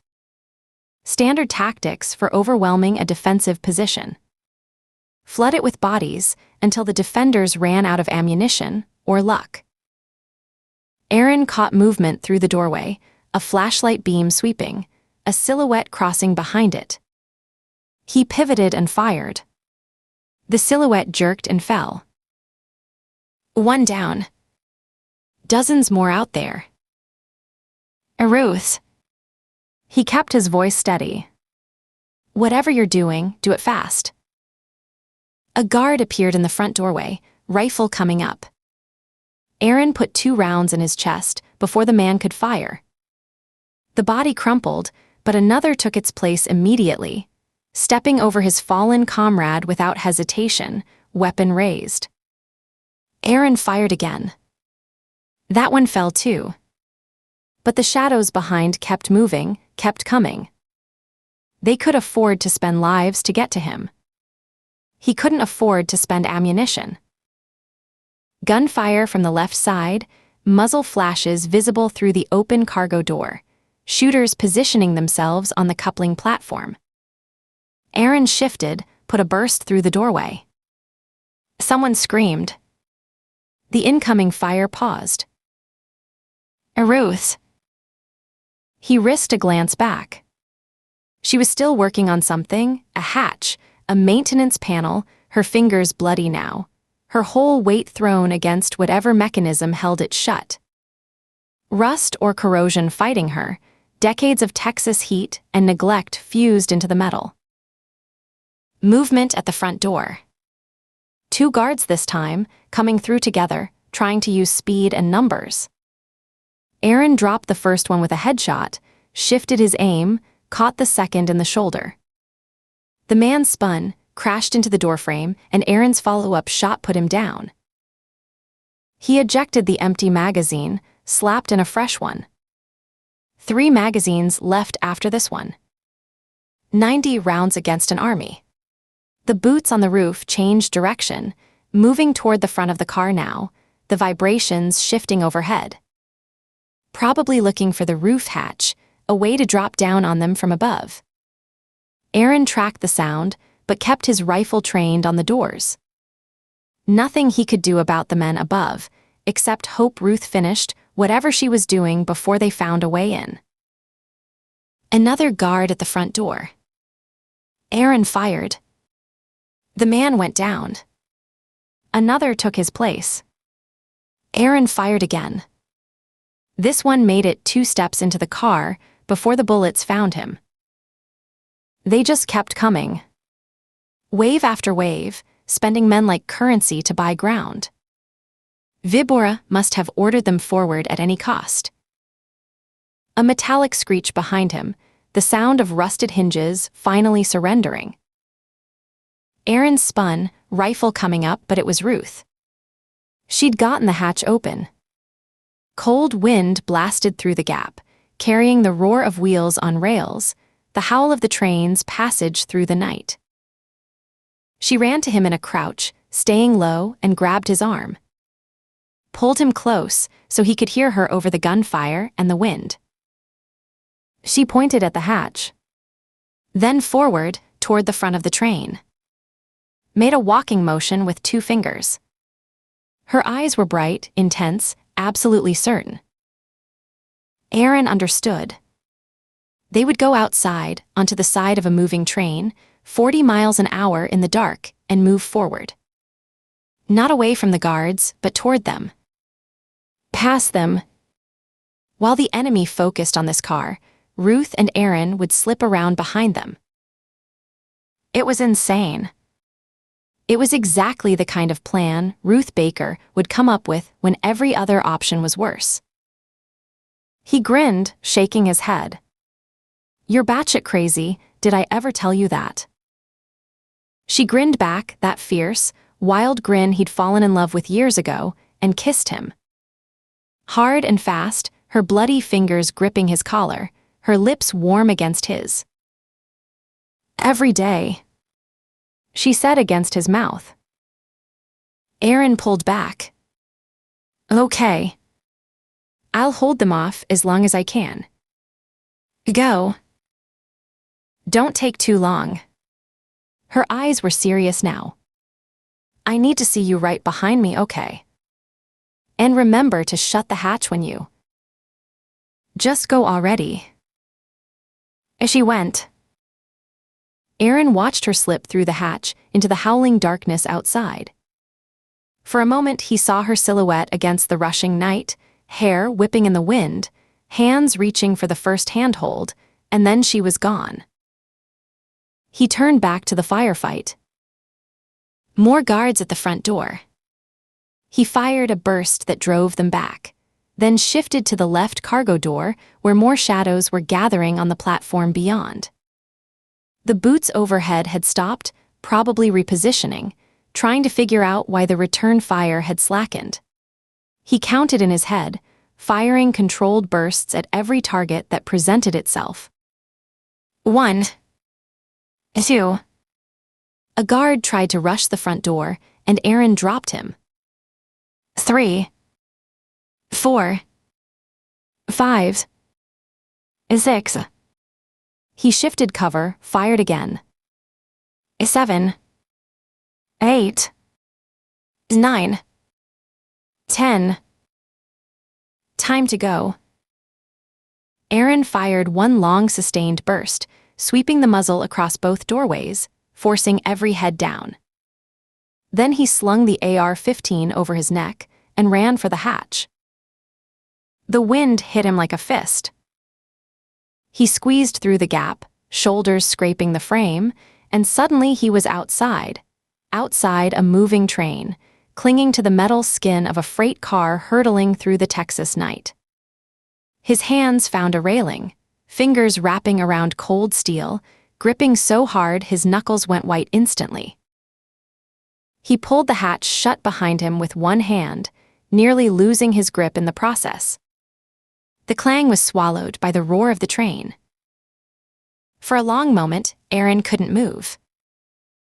The ground rushed past below him, a blur of gravel and scrub brush, darker than dark, moving so fast his eyes couldn't track it. The wind tore at his clothes, his hair, tried to pry his fingers off the railing one by one. The train swayed beneath him, a rolling motion that seemed designed to shake loose anything clinging to its sides. His feet found a ledge. Narrow. Maybe 4 inches of metal jutting out from the base of the freight car. He got his boots onto it, felt the vibration traveling up through his soles, his ankles, his knees. The whole train was alive with motion, not just forward momentum, but a constant shaking, rattling, bucking that made every surface feel unstable. He pressed his body flat against the side of the car. The metal was cold through his shirt, cold against his cheek where he turned his face to the side. His fingers ached already, the tendons in his forearms screaming from the force of his grip. Ruth was ahead somewhere. Moving forward. He had to follow. Aaron slid his right hand along the railing, keeping his left locked in place, then shifted his right foot a few inches forward. The wind found the gap between his body and the train, tried to wedge itself in, tried to peel him away from the metal. He pressed harder, flattening himself until his chest hurt from the pressure. Left hand forward. Left foot forward. The world shrank to these movements. Right hand. Right foot. Left hand. Left foot. Inches at a time, his body scraped along the side of the freight car, the metal rough against his clothes, snagging on his tactical vest, catching on the rifle slung across his back. His fingers found a new handhold, a bracket of some kind, bolted to the side of the car. He wrapped his hand around it and pulled, dragging himself forward. The bracket was sharp-edged, not meant for human hands. He felt it bite into his palm, felt warmth that might have been blood, but he couldn't let go. Letting go meant falling. Falling meant death. The train lurched. Aaron's feet slipped off the ledge. For one heart-stopping instant, he was hanging by his hands alone, his body swinging out over the rushing darkness below, the wind catching him like a sail. His shoulders shrieked with the sudden weight. His fingers started to slip.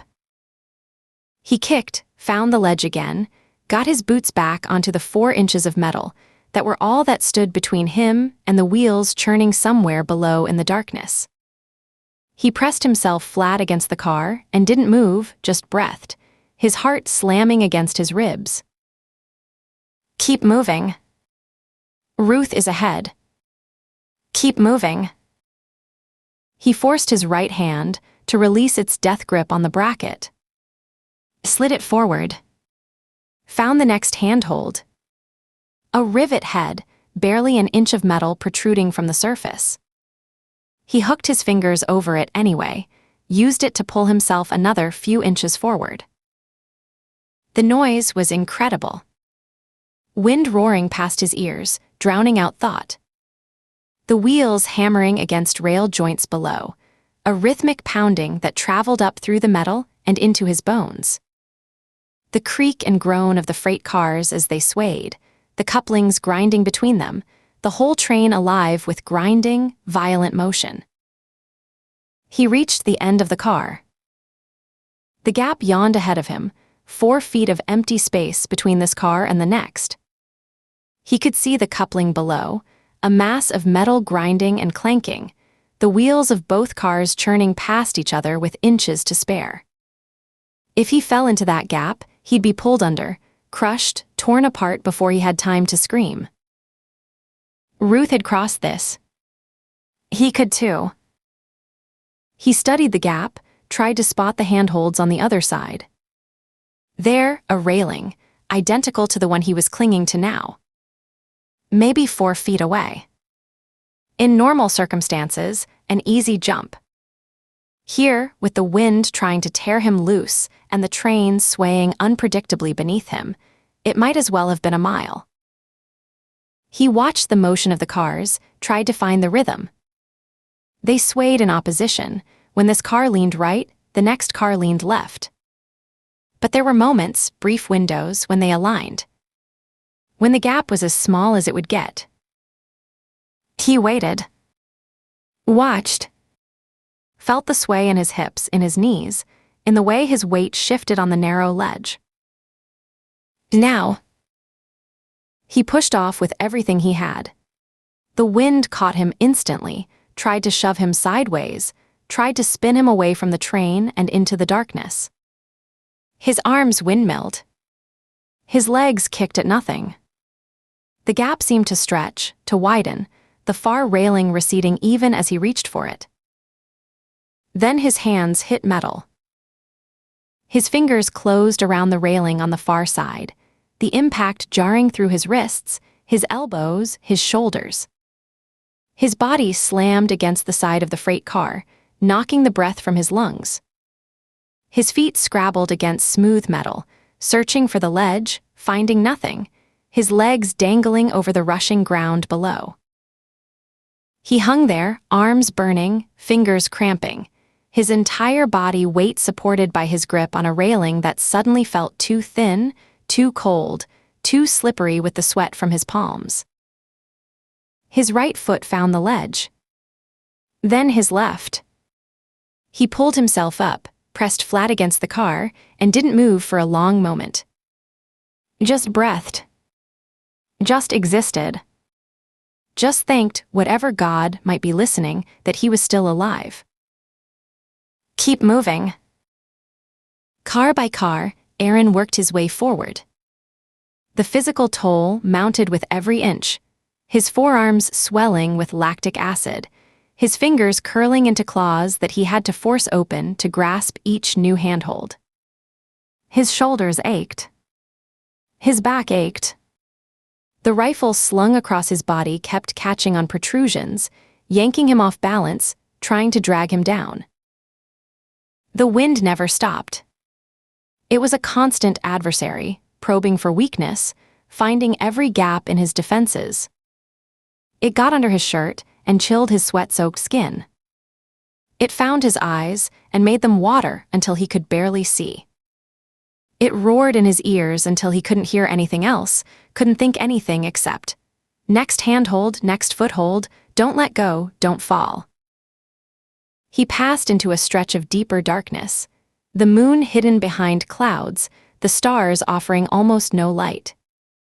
His hands had to find the handholds by feel alone, fingers probing the metal surface for anything that jutted out far enough to grip.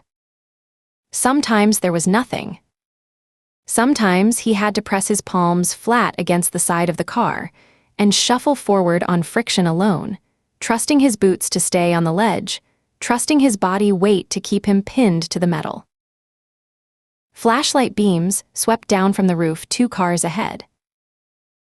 Aaron froze. He pressed himself against the freight car, turning his face away from the light, making himself as flat as possible. The beams swept along the side of the train, probing the darkness where he clung. He could see the light playing across the metal inches from his position, illuminating rivets and brackets and the weathered paint of the car's exterior. He didn't breathe. Didn't blink. Didn't exist except as a shadow pressed against a shadow. The beam passed within inches of his boots. Moved on. Swept toward the rear of the train, toward the car they'd left, where the guards thought the Rangers were still pinned down.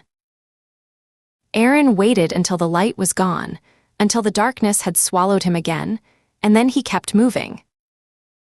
The next car. And the next. His world reduced to metal and wind, and the screaming of his muscles. He passed the prison cars. He could see them through the ventilation slats as he edged past, glimpses of darkness within, shapes huddled together, the dim suggestion of small bodies packed into a space too small for them. Through one slat, wider than the others, he caught a flash of a face, a child's face, eyes catching the faint moonlight, staring out at the night. The child couldn't see him. Couldn't know that help was inches away, clinging to the outside of their prison. Aaron kept moving, his jaw tight, his hands finding the next grip, pulling himself forward. 300 children. That's what this was for. That's why he was out here, risking his life on the side of a moving train. 300 children who needed someone to save them. He kept moving. The car ahead was different.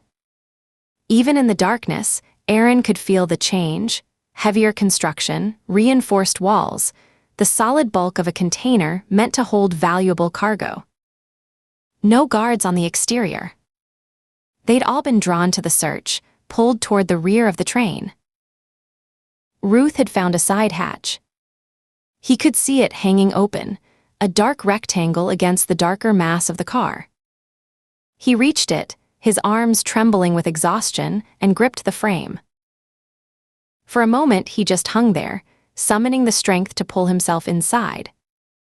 Then he heaved, got one elbow over the edge, and tumbled through the hatch into the car beyond. The absence of wind was like a physical blow. Aaron lay on the floor, his chest heaving, his muscles twitching with fatigue. The stillness pressed against his ears, almost painful after so long in the roaring maelstrom outside. He could hear his own heartbeat, his own ragged breathing, the creak and sway of the train beneath him. He pushed himself up. Crates. Stacked floor to ceiling, filling the car, their shapes barely visible in the darkness. Ruth was a shadow among shadows, moving between the stacks, prying at lids with something metal. Aaron got his feet under him and joined her, his legs unsteady. She'd already opened several crates. He peered through the darkness at the contents. The first held rifles. AR-15s, dozens of them, packed in grease and foam, gleaming faintly where the moonlight caught them through the ventilation slats. The second held ammunition. Boxes stacked on boxes, thousands of rounds. The third made his breath catch. He leaned closer, squinting through the darkness, making sure he was seeing what he thought he was seeing. Detonators. Blasting caps. Coils of wire. And beneath them, nestled in shaped foam, blocks of something dense and clay-like that he recognized instantly. C4. Ruth caught his eye through the darkness. Her face was unreadable, but something passed between them, understanding, acknowledgement. She started gathering materials. He helped. They moved forward to the next car, slipping through the gap between containers, the wind hitting them briefly before they ducked into the shelter of the next freight car. The smell hit Aaron first. Chemical. Acrid. The unmistakable odor of processed narcotics, so concentrated it made his eyes water. He knew that smell from 100 crime scenes, but never at this intensity, never filling an entire freight car from floor to ceiling. He blinked, letting his eyes adjust to the darkness. Slowly, the shapes resolved. Plastic-wrapped bricks, stacked on pallets, filling the car from end to end, floor to ceiling. Hundreds of them. Thousands of them. The poison flooding American streets, the product that was killing tens of thousands every year. Aaron didn't try to calculate the value. The number would be meaningless anyway. Hundreds of millions. Maybe more. Ruth was already working. She moved among the pallets, her hands busy with the materials they'd brought from the other car. Wire. Detonators. The blocks of C4. Aaron watched her work for a moment, then stepped in to help, holding wire taut while she wrapped connections, steadying components while her fingers worked in the darkness. The smell was thick, cloying, coating the inside of his nose and throat. He breathed through his mouth and focused on the task. Ruth paused, examined what she'd built, then looked at Aaron through the darkness and held up her fingers, counting something. She pointed back toward the ammunition car. She needed more. Aaron nodded, squeezed her shoulder, "I'll be right back," and headed for the gap between cars. The wind hit him as he stepped outside, but his body knew what to do now. He crossed the coupling, the gap that had nearly killed him an hour ago now, just another obstacle to be navigated. Pulled himself through the hatch into the ammunition car. Started gathering what Ruth needed. More detonators. Another coil of wire. A second block of C4. As he worked, his hands sorting through crates of explosives in the darkness, Aaron found himself thinking about all the things he and Ruth had done over the years. 12 books worth of impossible situations. Desperate gambits. Last-ditch plans that had somehow worked out. This was, by far, the craziest of them all. Clinging to the side of a moving train in the dark. Rigging explosives in a car full of drugs while 50 armed men hunted them. Betting everything, their lives, the lives of 300 children, on a gamble that only made sense because every other option was worse. It was insane. Suicidal. The kind of plan that would get them both killed if anything went wrong. But when your back was against the wall, a bad plan was better than no plan. Chapter 19. Ruth worked in the darkness, her fingers moving by feel. The smell of the drugs was thick around her, chemical, acrid, coating her throat with every breath. She'd stopped noticing it consciously, her mind focused entirely on the task in front of her. Wire. Detonator. Connection. The C4 was malleable in her hands, dense and clay-like, surprisingly warm from being pressed against her body during the crawl along the outside of the train. The freight car swayed beneath her, the constant rhythm of wheels on rails a percussion that had become background noise. Moonlight filtered through the ventilation slats, casting thin silver lines across the stacked pallets of product.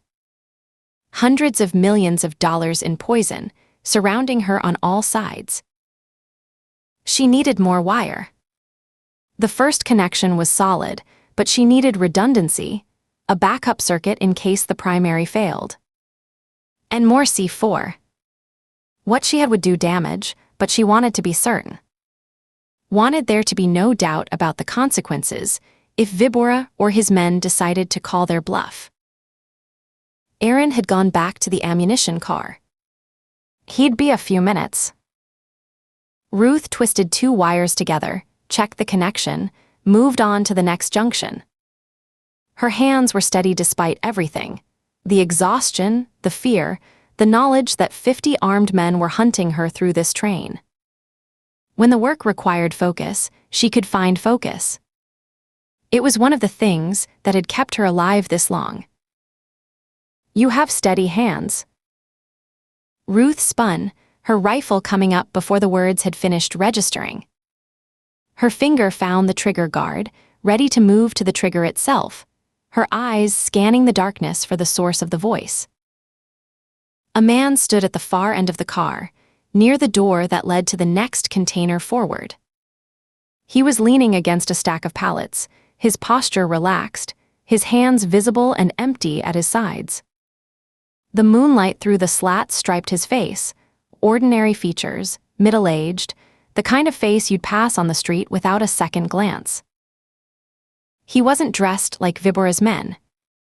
No tactical vest, no visible weapons.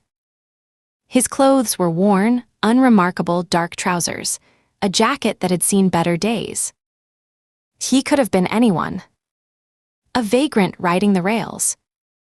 A worker who'd hidden when the shooting started. But his eyes caught the moonlight, and they were calm. Utterly calm. The eyes of a man watching something interesting unfold, with no stake in the outcome. Steady hands are important, he continued, as if Ruth hadn't just pointed a rifle at his chest. For delicate work. Ruth kept the weapon trained on him. Who are you? No one important. He smiled slightly. A traveler. Like yourself. I'm not a traveler. No. He tilted his head, studying her. You're far from home. Moving through the night toward an uncertain destination. Facing dangers that most people can't imagine. The smile widened slightly. That sounds like travel to me. Ruth's finger stayed on the trigger guard. Something about this man didn't fit. His calm was wrong, too complete, too settled. Even innocent people got nervous when someone pointed a gun at them. This man looked like he was waiting for tea to steep. You should be hiding, she said. There are men with guns searching this train. I know. He didn't seem concerned. They've passed by several times. They never look closely at the shadows. And you just sit here. In the dark. While a gunfight happens around you. Where else would I go? He spread his hands, a simple gesture, almost philosophical. The train is moving. The world outside is moving faster. Sometimes the safest place is exactly where you are. Ruth lowered the rifle slightly. Not all the way, just enough to ease the ache in her shoulders. The man hadn't moved, hadn't made any threatening gesture. And she had work to do. You should stay hidden, she said. When this is over, there'll be law enforcement. Federal agents. They'll help you. Perhaps. He was watching her with something that looked almost like curiosity. You believe that? That it will be over? That law enforcement will come? Yes. Such faith. He said it without mockery, without irony. Just observation. In a situation like this, most people would despair. Would focus on survival, on escape. But you. He gestured at the wires in her hands, the device she was building. You're still working. Still planning. Still believing that your actions can change the outcome. Ruth turned back to her work, keeping the man in her peripheral vision. Her fingers found the wire, resumed twisting. Someone has to. Why you? The question was simple. Direct. Ruth found herself answering before she decided to. Because I'm here. Because I can. That's not an answer. Many people are here. Many people can. Most of them choose not to. He shifted slightly, the movement drawing her eye. But he was just settling more comfortably against the pallet. There are 300 children on this train. You didn't put them here. You didn't create the system that brought them here. You have no obligation to them. And yet here you are, risking everything to save them. Why? Ruth's hands paused on the wire. The question shouldn't have been difficult. She'd been doing this work for 15 years. She'd answered versions of this question 100 times, from journalists, from supervisors, from her own children. But something about the way this man asked it made the familiar answers feel inadequate. Because it's my job, she said. Your job is in Texas. In an office. In a jurisdiction far from this train. You are here because you chose to be here. Because you chose to step outside your authority, your mandate, your safety. His voice was gentle. I'm asking why. The train swayed beneath them. Ruth could hear the distant sounds of the search, boots on metal, voices calling in Spanish. Getting closer or moving away. She couldn't tell. I have a daughter, she said finally. Ava. She's 12. The man nodded, as if this explained something. The same age as some of the children in those cars. Yes. You see her face when you look at them. It wasn't a question, but Ruth answered anyway. I see every child's face. Every parent who's wondering where their daughter is. Every family that's been torn apart. She twisted the wire harder than necessary. Someone has to care about them. Someone has to fight for them.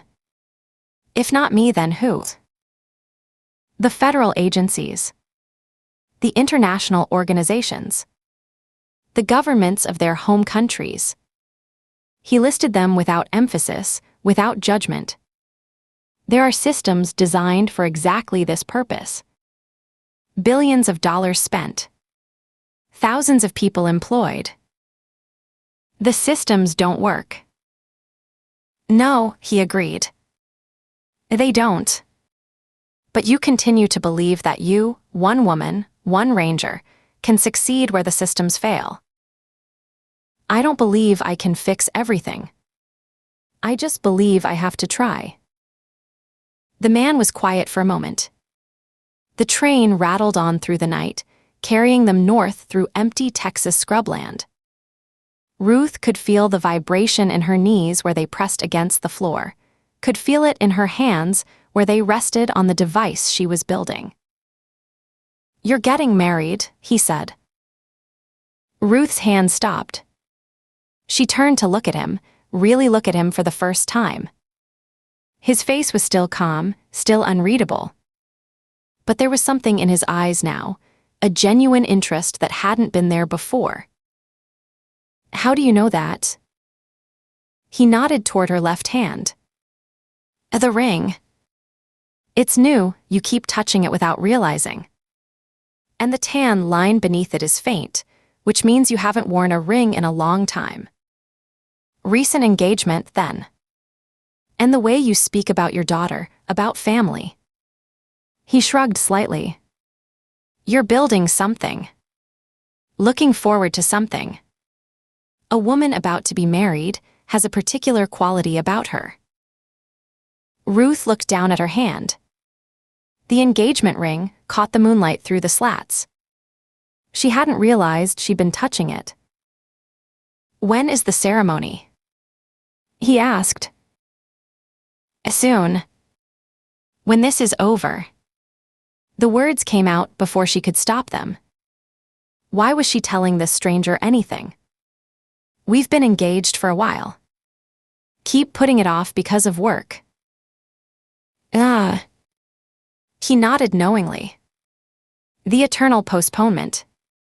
Always one more case, one more crisis, one more reason to wait for a better time that never comes. "You sound like you understand." "I've watched it happen. To colleagues, to friends." He paused. "To family. My sisters complained endlessly about their husbands' work schedules. My daughters." A slight smile crossed his face. "My daughters learned early that their father's work would always compete for his attention. They adapted. Children do." "You have daughters?" 3. All married now, with children of their own." The smile widened, became something almost warm. "I've sat through more wedding planning sessions than any man should have to endure. Color schemes, seating arrangements, the eternal debate about the cake." Ruth found herself almost smiling. "We haven't even gotten to the cake yet." "Don't let them talk you into fondant." He said it with the weariness of experience.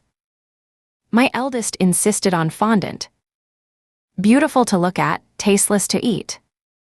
Half the guests left their slices untouched. "I'll remember that." Buttercream. Simple. Classic. No one complains about buttercream.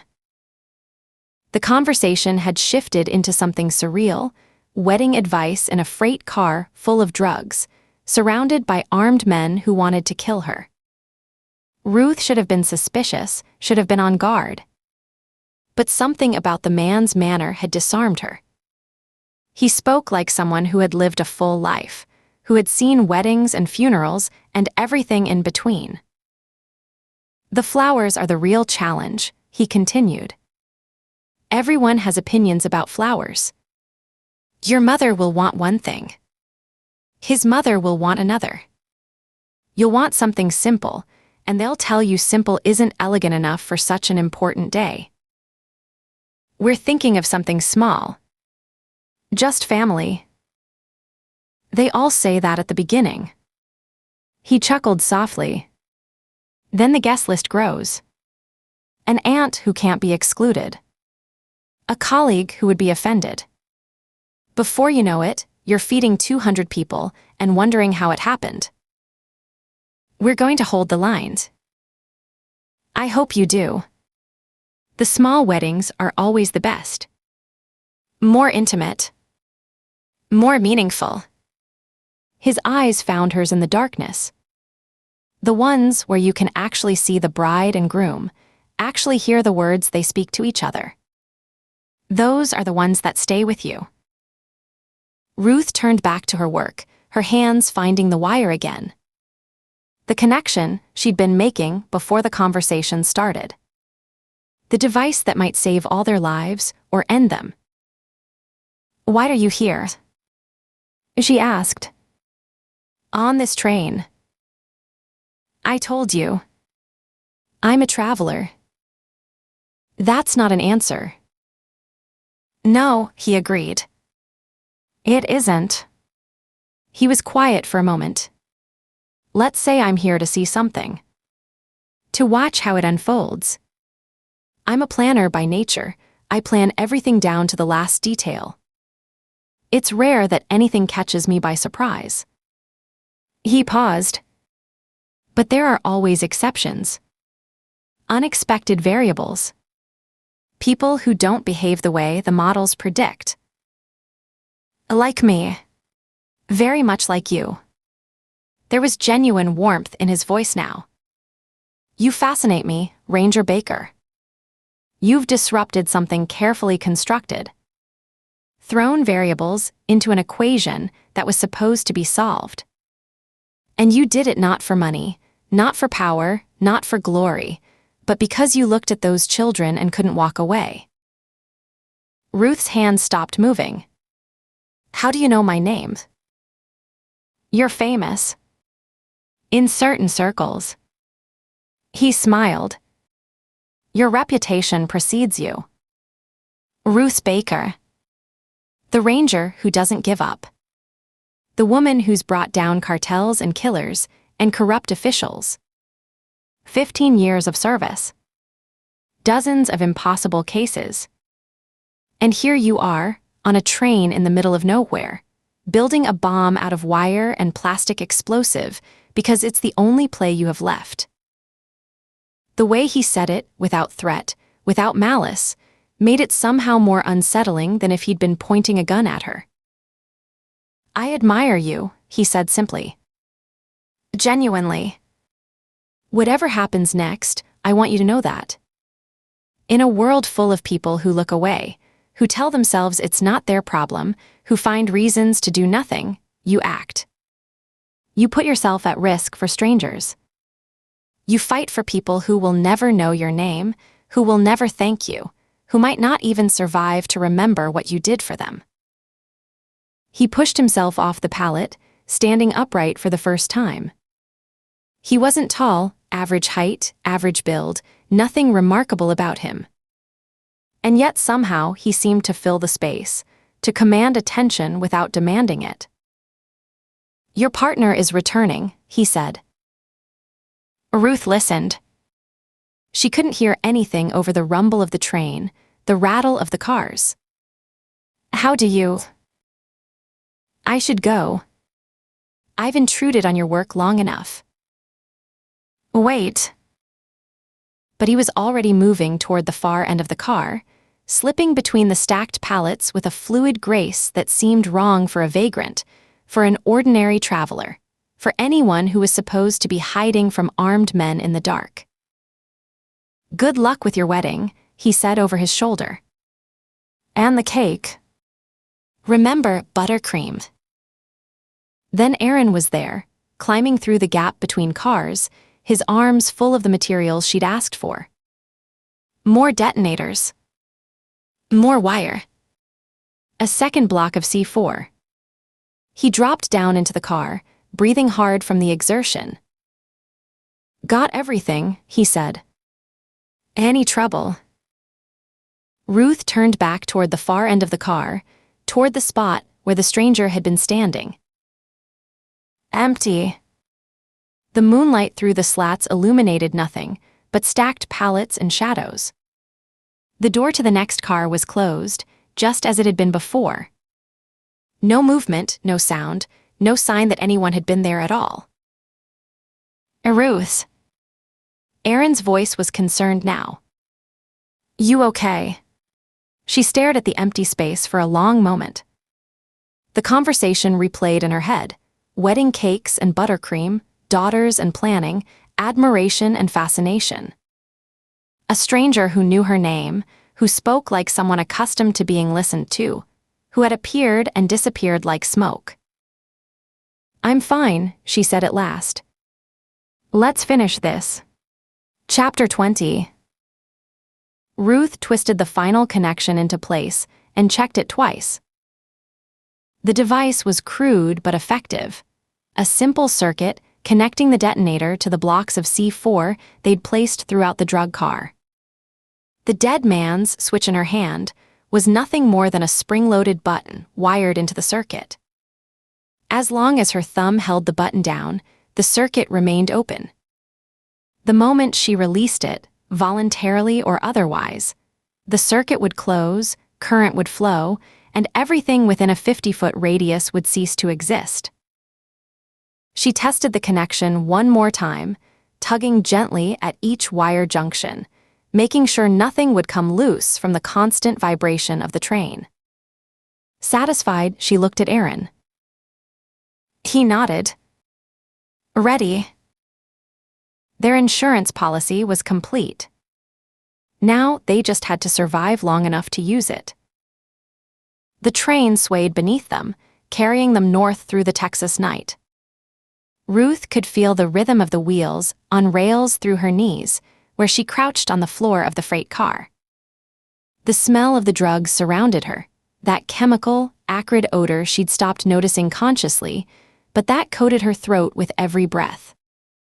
Plastic-wrapped bricks of poison stacked on pallets, floor to ceiling, wall to wall.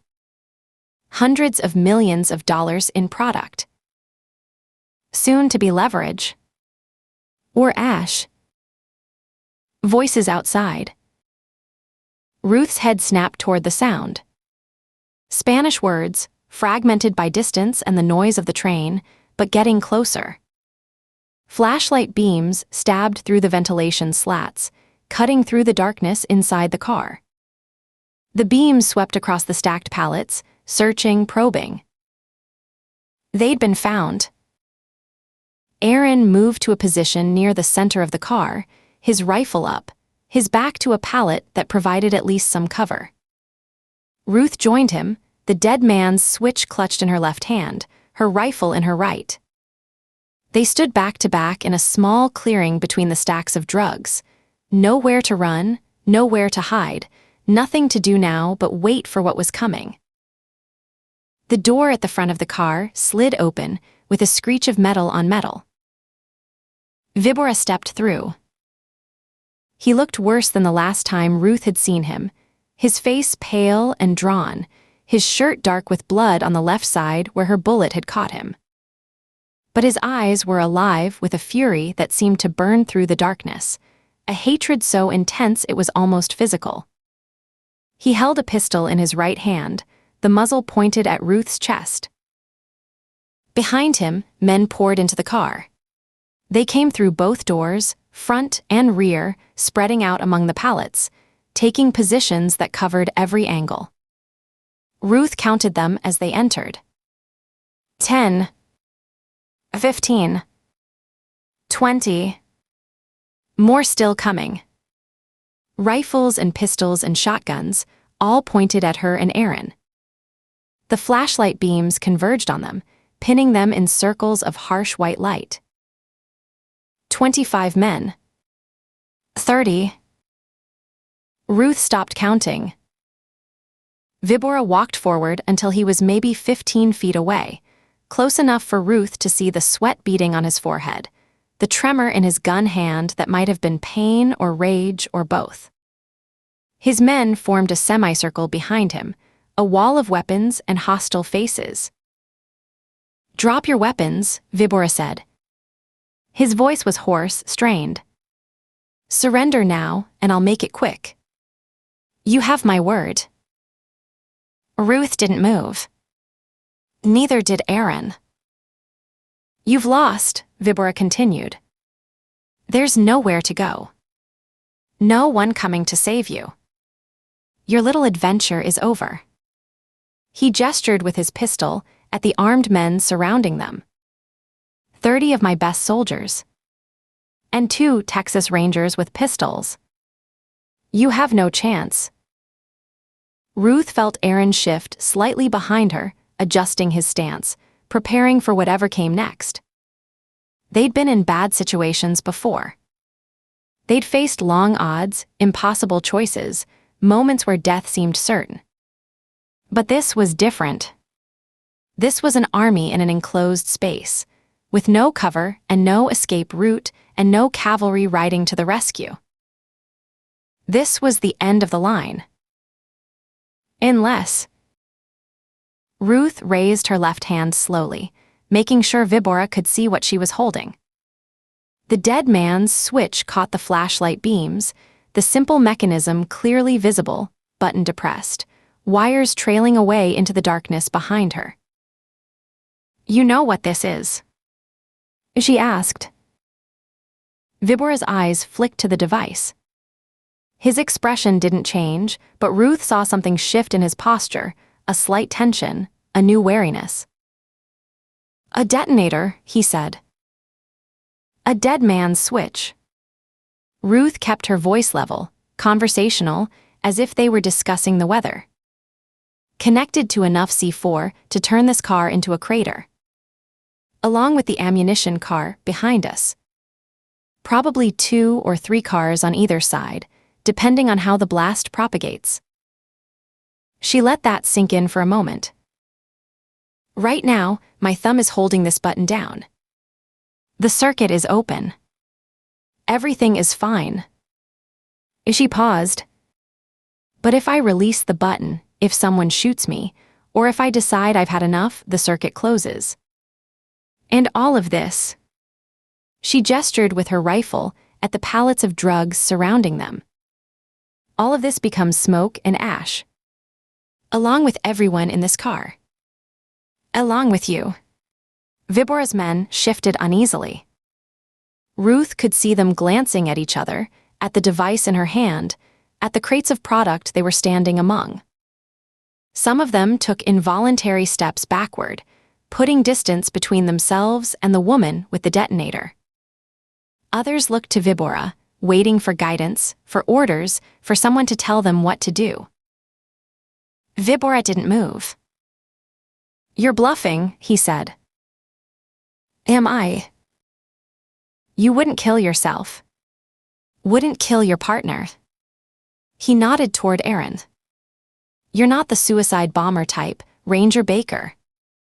You want to live. You want to go home to your family, your daughter, your comfortable life.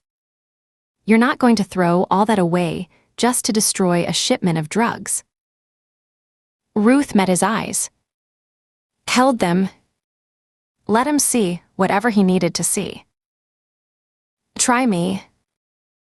The words hung in the air between them. The train swayed, the wheels clicking over rail joints in their endless rhythm.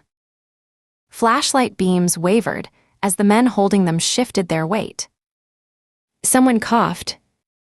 Someone else muttered something in Spanish that Ruth didn't catch. Vibora stared at her. Ruth stared back. The seconds stretched. 10 seconds. 20. Each one an eternity, each one a test of wills, each one bringing them closer to a resolution that would either save them or destroy them all. Ruth could see the conflict on Vibora's face. The rage was still there, the hatred, the wounded pride, the burning need to punish her for everything she'd done. But beneath it, something else was working. Calculation. Self-preservation. The knowledge of what would happen to him if he returned to El Carnicero and reported that the entire shipment had been destroyed because he couldn't control 2 Texas Rangers. His jaw worked.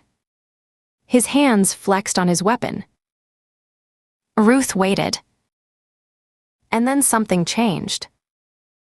She saw it happen, watched the calculation fade from Vibora's eyes, watched something harder and darker take its place. The look of a man who'd stopped weighing costs and benefits. The look of a man who decided that some things mattered more than survival. "You know what?" he said softly. "I don't care." Ruth's grip tightened on the switch. "I don't care about the drugs. I don't care about the money. I don't care what El Carnicero does to me if I fail." His voice was rising now, the words coming faster, a dam breaking somewhere inside him. "All I care about is you. You've humiliated me. You've wounded me. You've killed my men and disrupted my operation and made me look like a fool in front of everyone who matters." He took a step closer, his pistol still aimed at Ruth's chest. "I would rather die than let you win. I would rather destroy everything, the drugs, the money, this whole fucking train, than watch you walk away from this alive. Do you understand me? I will burn it all down before I let you beat me." Ruth believed him. She could see it in his eyes, hear it in his voice, feel it in the air between them. This wasn't a negotiating tactic, wasn't a bluff designed to make her back down. This was a man who had reached the end of his rope and decided that the only thing left was to take his enemies with him when he fell. Vibora shifted his aim. Not toward Ruth. Toward Aaron. The pistol moved in what felt like slow motion, the muzzle tracking away from Ruth's chest, swinging past her shoulder, settling on Aaron's head. Vibora's finger curled around the trigger. "Let's test your resolve," he said. "I'm going to count to 3. Then I'm going to shoot your partner in the head. And you're going to watch. And then we'll see if you really have the courage to release that switch." Ruth's heart stopped. The world stopped. Everything stopped except the pounding of blood in her ears and the weight of the switch in her hand. "1." Aaron spoke. His voice was calm, steady, the voice of a man who'd made peace with something terrible. "Don't give in, Ruth." 2. "The children matter more than me. The mission matters more. If you release that switch for my sake, everything we've done is for nothing." Ruth couldn't move. Couldn't think. Couldn't do anything except stand there with her thumb on the button that could save Aaron's life or end it. "Let him shoot," Aaron said. "It's okay. I'm okay." Vibora smiled. "THR." Ruth's mind was racing, tumbling, falling through 15 years of memories that seemed to compress into a single instant. She remembered the first time she'd met Aaron, really met him, not just passed him in the hallway at Ranger headquarters. They'd been assigned to a case together, something routine that had turned into something else entirely. She remembered thinking he was too quiet, too reserved, too careful with his words.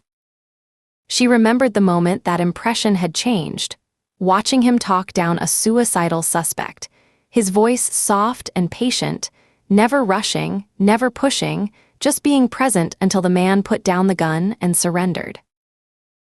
She remembered their first real conversation. Sitting in the Range Rover after a long day, both of them too tired to drive, too wired to sleep. He'd asked about her daughter, not in the polite, distant way most colleagues asked, but with genuine interest. She'd found herself talking about Ava, about the challenges of being a single mother and a ranger, about the guilt that came with every missed school play and every late pickup. He'd listened. Really listened. And when she was done, he'd said something she'd never forgot. "The fact that you worry about it means you're doing it right." She remembered the cases that followed. The long nights and the early mornings. The stakeouts where they'd talked about everything and nothing. The moments of violence and the moments of grace. The slow accumulation of trust that came from watching someone's back and knowing they were watching yours. She remembered the first time she'd realized she loved him. It wasn't a dramatic moment. No declaration, no confession, no movie scene kiss in the rain. It was a Tuesday afternoon, paperwork scattered across her desk, and Aaron had brought her coffee without being asked. Not fancy coffee, just the break room stuff in a chipped mug. But he'd remembered how she took it, 2 sugars, a splash of cream, and something about that small act of attention had broken through the walls she'd built around herself. She remembered their first case together, the one that had nearly killed them both. The suspect with the hunting rifle, the abandoned barn, the moment when Aaron had thrown himself between her and the bullet. He'd been wearing a vest, thank God, but the impact had cracked 2 ribs and she'd spent 3 hours thinking he was dead before the hospital finally let her see him. She remembered sitting beside his bed, holding his hand, making promises to herself about what she would say when he woke up. Promises she'd kept putting off, day after day, case after case, always finding reasons to wait. She remembered the desert highway case 2 years later. The sniper in the hills, the shot that had missed Aaron's head by inches.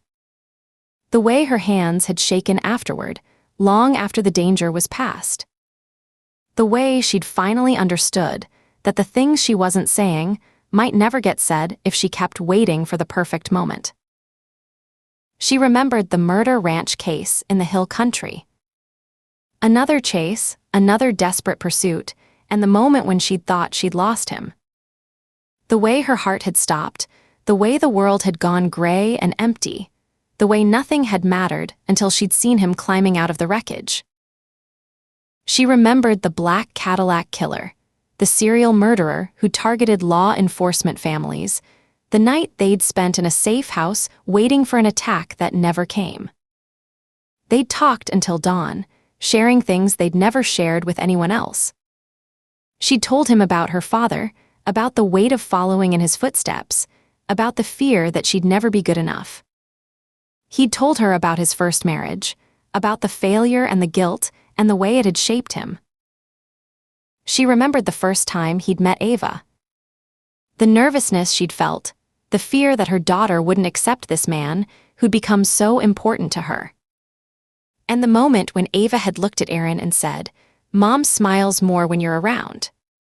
She remembered the proposal. Not the formal one with the ring and the question, but the real one, the conversation in the car after a particularly brutal case, both of them exhausted and heartsick, and Aaron saying, "I don't want to do this job without you. I don't want to do anything without you. Whatever comes next, I want us to face it together." She remembered saying yes. Remembered the ring, the plans, the future they'd started to build. The house they'd bought together. The blended family they'd created, her daughter, his sons, all of them learning to be something new. And then, unbidden, her mind leaped forward. Not to the past, but to the future. The future they'd talked about in whispered conversations late at night, in half-joking comments over breakfast, in the quiet moments between cases when they'd allowed themselves to dream. She saw their wedding. Not the big ceremony her mother wanted, but the small one they'd planned, just family, just the people who mattered. She saw herself walking down the aisle toward Aaron, saw the look on his face as she approached, saw Ava standing beside her as maid of honor and Aaron's boys standing beside him. She saw the vows they'd written themselves, the promises they'd make to each other, the kiss that would seal their future together. She saw their first year of marriage. The adjustment period, the blending of households, the inevitable conflicts, and the deeper understanding that would come from working through them. She saw Aaron teaching Ava to drive, his patience infinite, his voice calm even when she nearly sideswiped a mailbox. She saw herself helping his boys with homework, with college applications, with the 1,000 small crises of adolescence. She saw the years that followed. Ava graduating high school, then college. Aaron's oldest getting his first real job. Family dinners where the conversation never stopped, where everyone talked over everyone else, where the noise and chaos felt like home. Holidays with too much food and not enough chairs, with the kids bringing friends and later bringing partners, the family growing larger year by year. She saw Ava's wedding.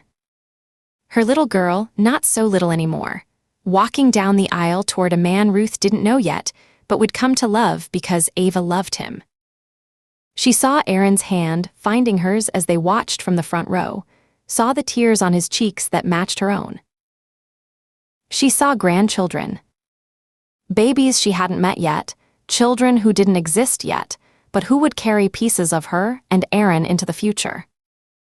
She saw herself holding an infant for the first time, saw Aaron making faces to earn a toddler's laugh, saw them both surrounded by the family they'd built together. She saw them growing old. Gray hair and reading glasses, and the quiet contentment of a life well lived. She saw them on the porch of a house they hadn't bought yet, watching the sunset, holding hands the way they'd held hands for decades. Still partners.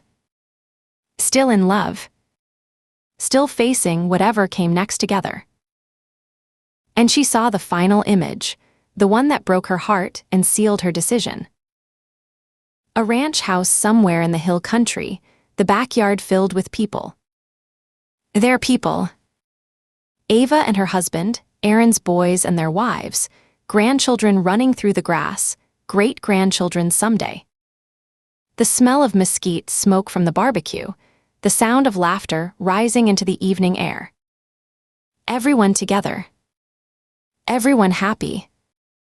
The culmination of everything they'd built, everything they'd dreamed, everything they'd fought for. Aaron standing at the grill, an apron that said something ridiculous, a beer in his hand, that smile on his face, the one he saved for moments when he was truly, completely happy. Looking up and catching her eye across the crowd of their family. The look that passed between them, saying everything that words could never capture. This was what she would lose if Vibora pulled that trigger. Not just Aaron. Not just the man she loved. But all of it. The wedding they'd planned.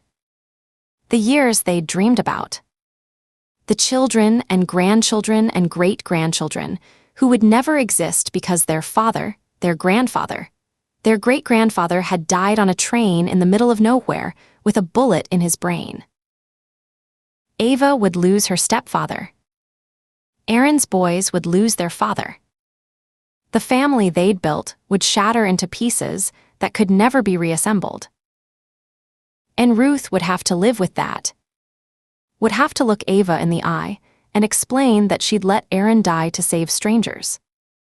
Would have to face his sons at the funeral and tell them that their father's life had been worth less than a mission, less than 300 children she'd never met, less than her own sense of duty. How could she do that? How could she sacrifice not just Aaron, but everyone who loved him, everyone who depended on him, everyone whose future was intertwined with his? 300 children. 300 lives. Against Aaron's life, and Ava's future, and the boys' futures, and the grandchildren who would never be born. Ruth looked at Aaron. He was still looking at her with those calm, accepting eyes. Still telling her it was okay. Still willing to die for children he'd never met, for a mission he believed in, for a principle that mattered more to him than his own survival. God, she loved him for that. Loved him for his courage and his selflessness, and his absolute commitment to doing the right thing. But she couldn't let him die. She couldn't. Not for 300 children. Not for 3,000. Not for all the children in the world. Because losing him would destroy her. Would destroy Ava.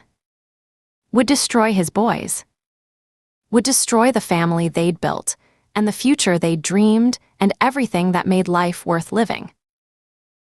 Stop, Ruth said. The word came out hoarse, barely audible. She cleared her throat and said it again. Stop. Vibora paused, his finger still on the trigger, his eyes finding hers. I'm sorry, what was that? I said stop. Ruth's voice was stronger now, steadier, even as her heart shattered into pieces inside her chest. You win. I surrender. Ruth, no, Aaron started. Shut up. She didn't look at him. Couldn't look at him. If she looked at him, she'd see the disappointment in his eyes, the betrayal, the knowledge that she'd chosen him over the mission. And she couldn't bear that right now. I'm surrendering. The switch.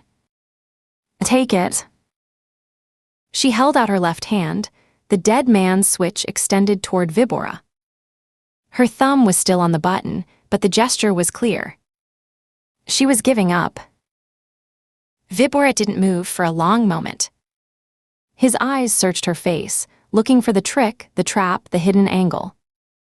But there was nothing to find. Ruth had made her choice, and it was written in every line of her body. Finally, slowly, a grin spread across Vibora's face. It was the ugliest thing Ruth had ever seen. A smile of triumph, of vindication, of absolute victory. The smile of a man who had broken his enemy and knew it. "Well, well," he said softly. "The famous Ruth Baker. The ranger who never quits. The woman who's taken down cartels and killers and corrupt officials." He laughed, a short, sharp sound that echoed off the metal walls of the freight car. "And all I had to do was threaten her boyfriend." He stepped forward and took the switch from her hand. His fingers brushed hers as he did it, a deliberate intimacy that made her skin crawl. He examined the device for a moment, then carefully released the button, his thumb taking over from hers. The circuit remained open. No explosion. Just the soft click of plastic on plastic as control passed from Ruth to Vibora. "You know what's funny?" Vibora said, turning the switch over in his hand. "I wasn't actually going to shoot him. I mean, I would have, don't get me wrong, but I didn't think I'd need to. I thought you'd hold out longer. Maybe make it to 5. Or 10.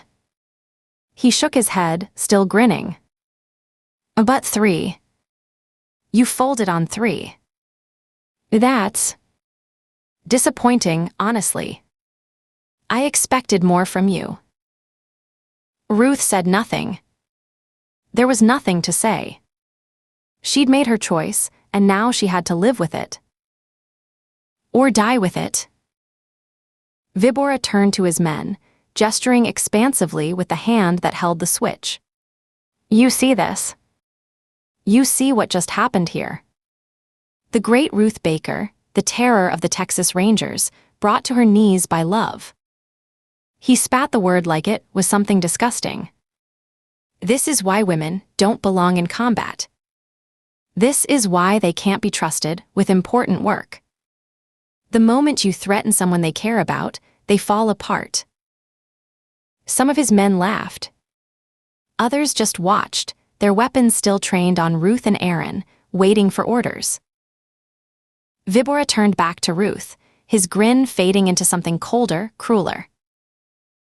"But I'm afraid surrendering doesn't mean you get to walk away.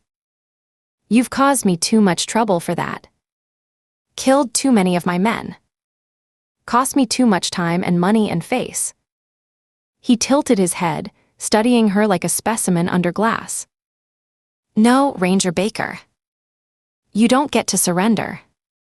You get to suffer." He raised his pistol and pointed it at Aaron again. "Shoot the male," he said to his men. "But not in the head. In the gut. I want him to die slowly, and I want her to watch." Then he turned back to Ruth, his eyes bright with anticipation. "And while he's dying, I'm going to show you what happens to women who defy El Serpient. By the time I'm done with you, you'll be begging me to kill you. And I might. Eventually."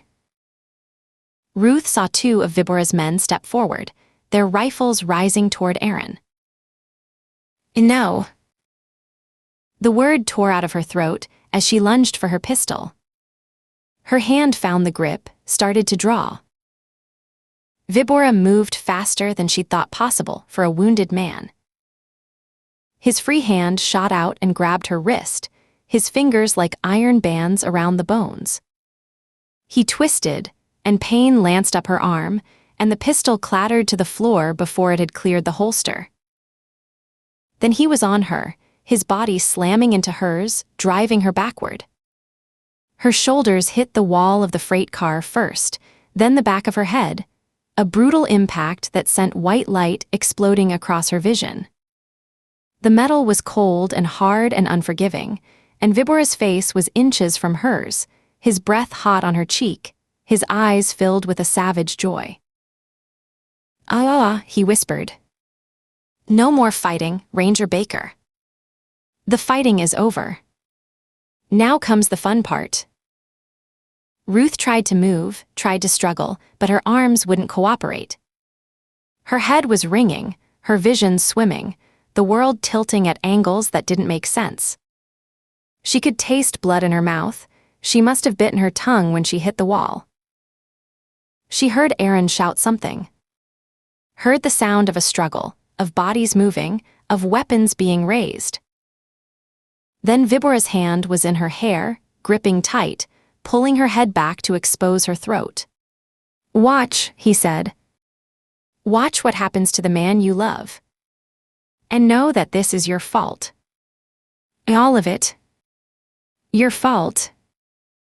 Ruth's vision was going gray at the edges. The back of her head throbbed where it had hit the metal wall. She tried to focus, tried to see Aaron, tried to understand what was happening. But all she could see was Vibora's grinning face, and all she could feel was his hand in her hair, and all she could hear was the pounding of her own heart as the darkness closed in. Chapter 21. Ruth couldn't breathe. Vibora's hand was still tangled in her hair, his body pressed against hers, pinning her to the cold metal wall of the freight car.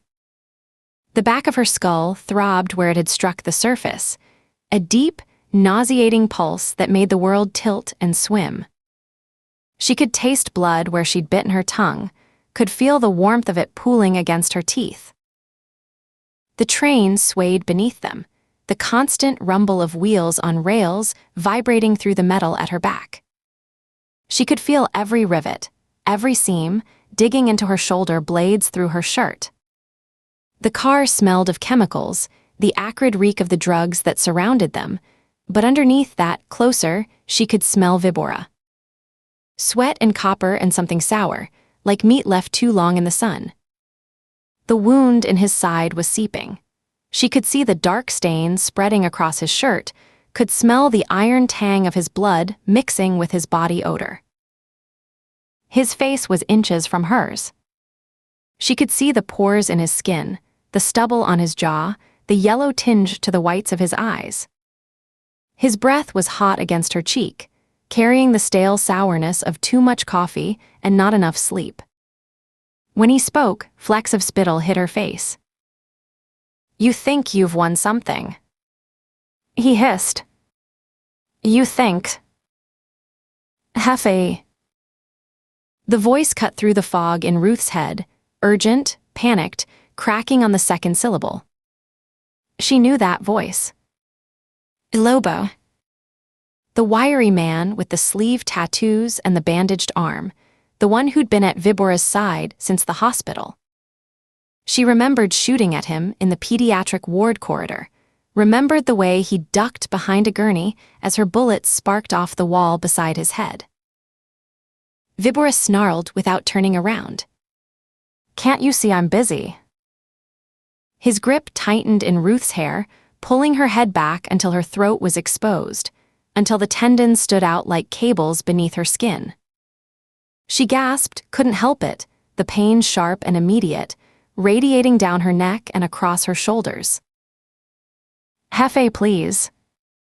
Lobo's voice was higher now, thin with something Ruth hadn't heard from any of these men until this moment. Fear. Real fear, the kind that made grown men sound like children. "We have a problem. A big problem. It cannot wait." The train lurched over a rough section of track, the floor bucking beneath them. Ruth felt Vibora's weight shift, felt his grip loosen fractionally as he compensated for the motion. Across the car, she could see Aaron being held by two of Vibora's men, thick-armed soldiers with neck tattoos and flat, dead eyes. A third man pressed a rifle barrel against Aaron's temple, the muzzle dimpling the skin just above his ear. Aaron's face was bloody. A cut above his eyebrow had opened during the struggle, and the blood had run down the side of his face, into his eye, dripping off his jaw onto his shirt. But his eyes found hers across the crowded space, and what she saw in them made her chest tighten. Fear. Not for himself. For her. "What?" Vibora demanded, finally releasing Ruth's hair and spinning toward his lieutenant. "What is it that's so goddamn important?"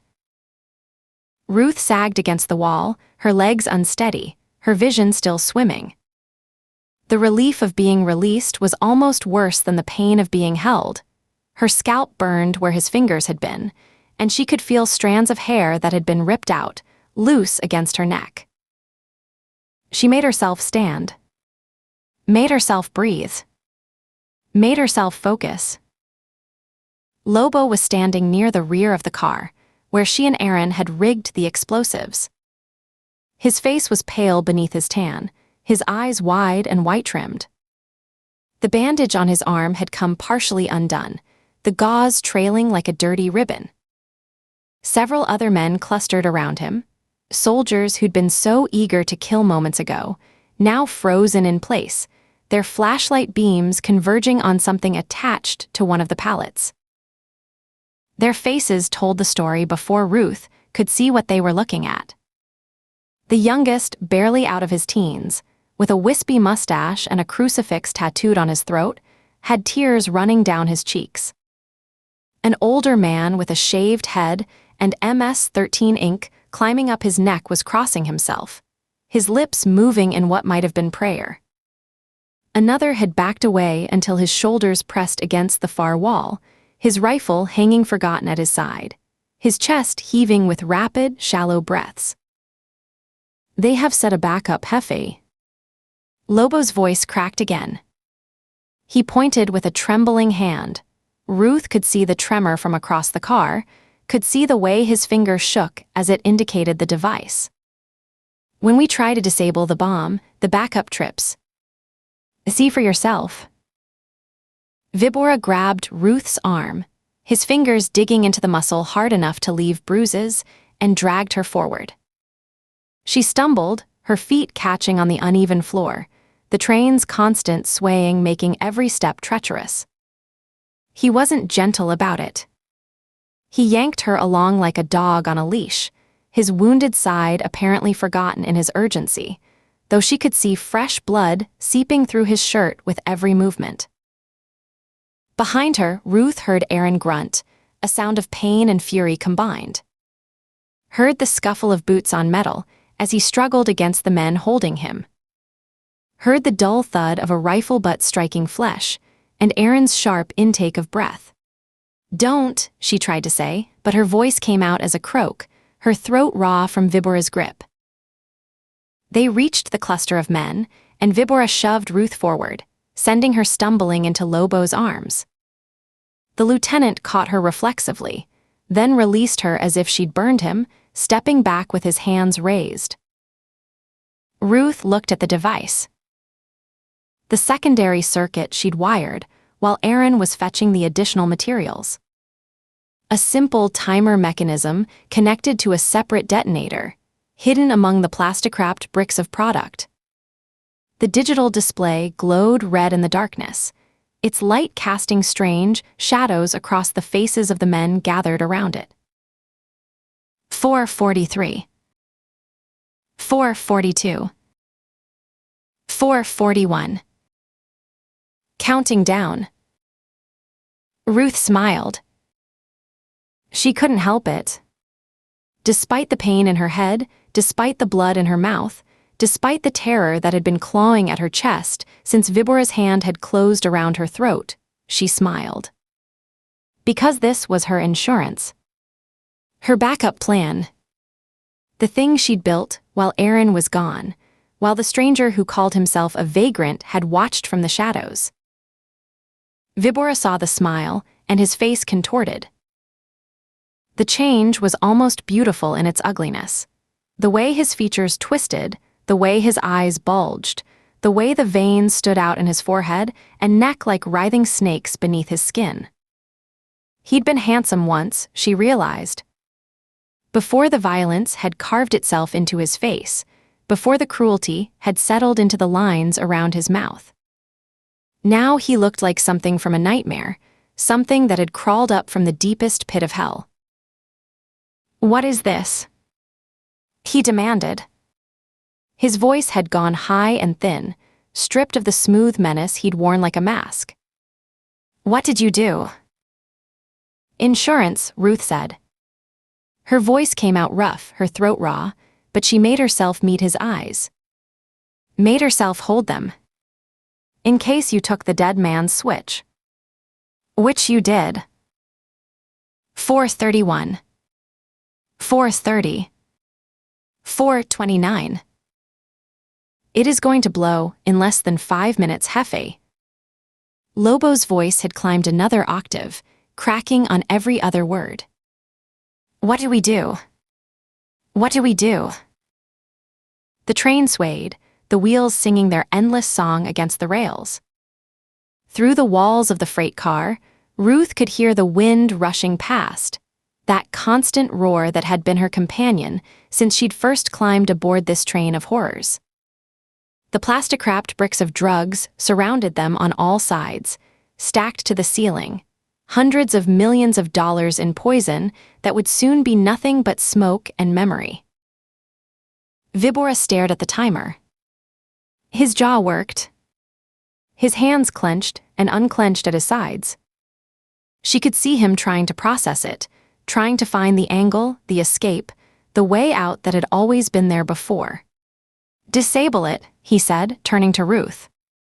The knife appeared in his hand, the serrated blade she'd seen earlier, gleaming wickedly in the glow of the flashlights. He pressed it against her throat, the edge cold and sharp, dimpling the skin just above her pulse point. Disable it now, or I shoot your man. Ruth looked at him. Looked at the timer. Looked at the faces of his men, the fear, the desperation, the dawning realization that they were all about to die in a freight car in the middle of nowhere, their bodies scattered across miles of Texas scrubland along with the wreckage of the train. She shook her head. Why should I? She kept her voice steady, matter of fact, as if they were discussing the weather instead of mutual annihilation. You're going to kill us both anyway. You made that very clear. You were going to gutshot Aaron and make me watch him die. Then you were going to torture me until I begged for death. She paused, let the words sink in. Those were your exact words, weren't they?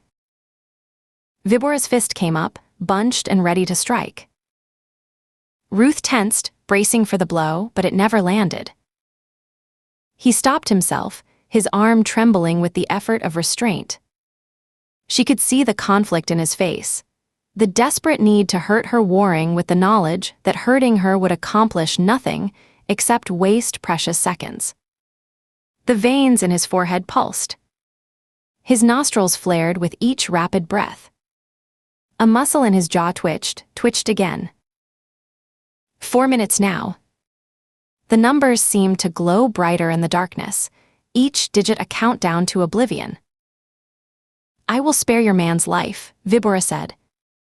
The words came out strangled, forced through clenched teeth like they were being dragged from somewhere deep inside him. If you disable the device, I will let him live.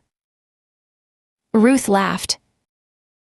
It surprised her as much as it surprised him, a genuine laugh, raw and harsh, scraping out of her damaged throat and echoing off the metal walls of the freight car. Several of Vibora's men flinched at the sound, as if she'd fired a weapon.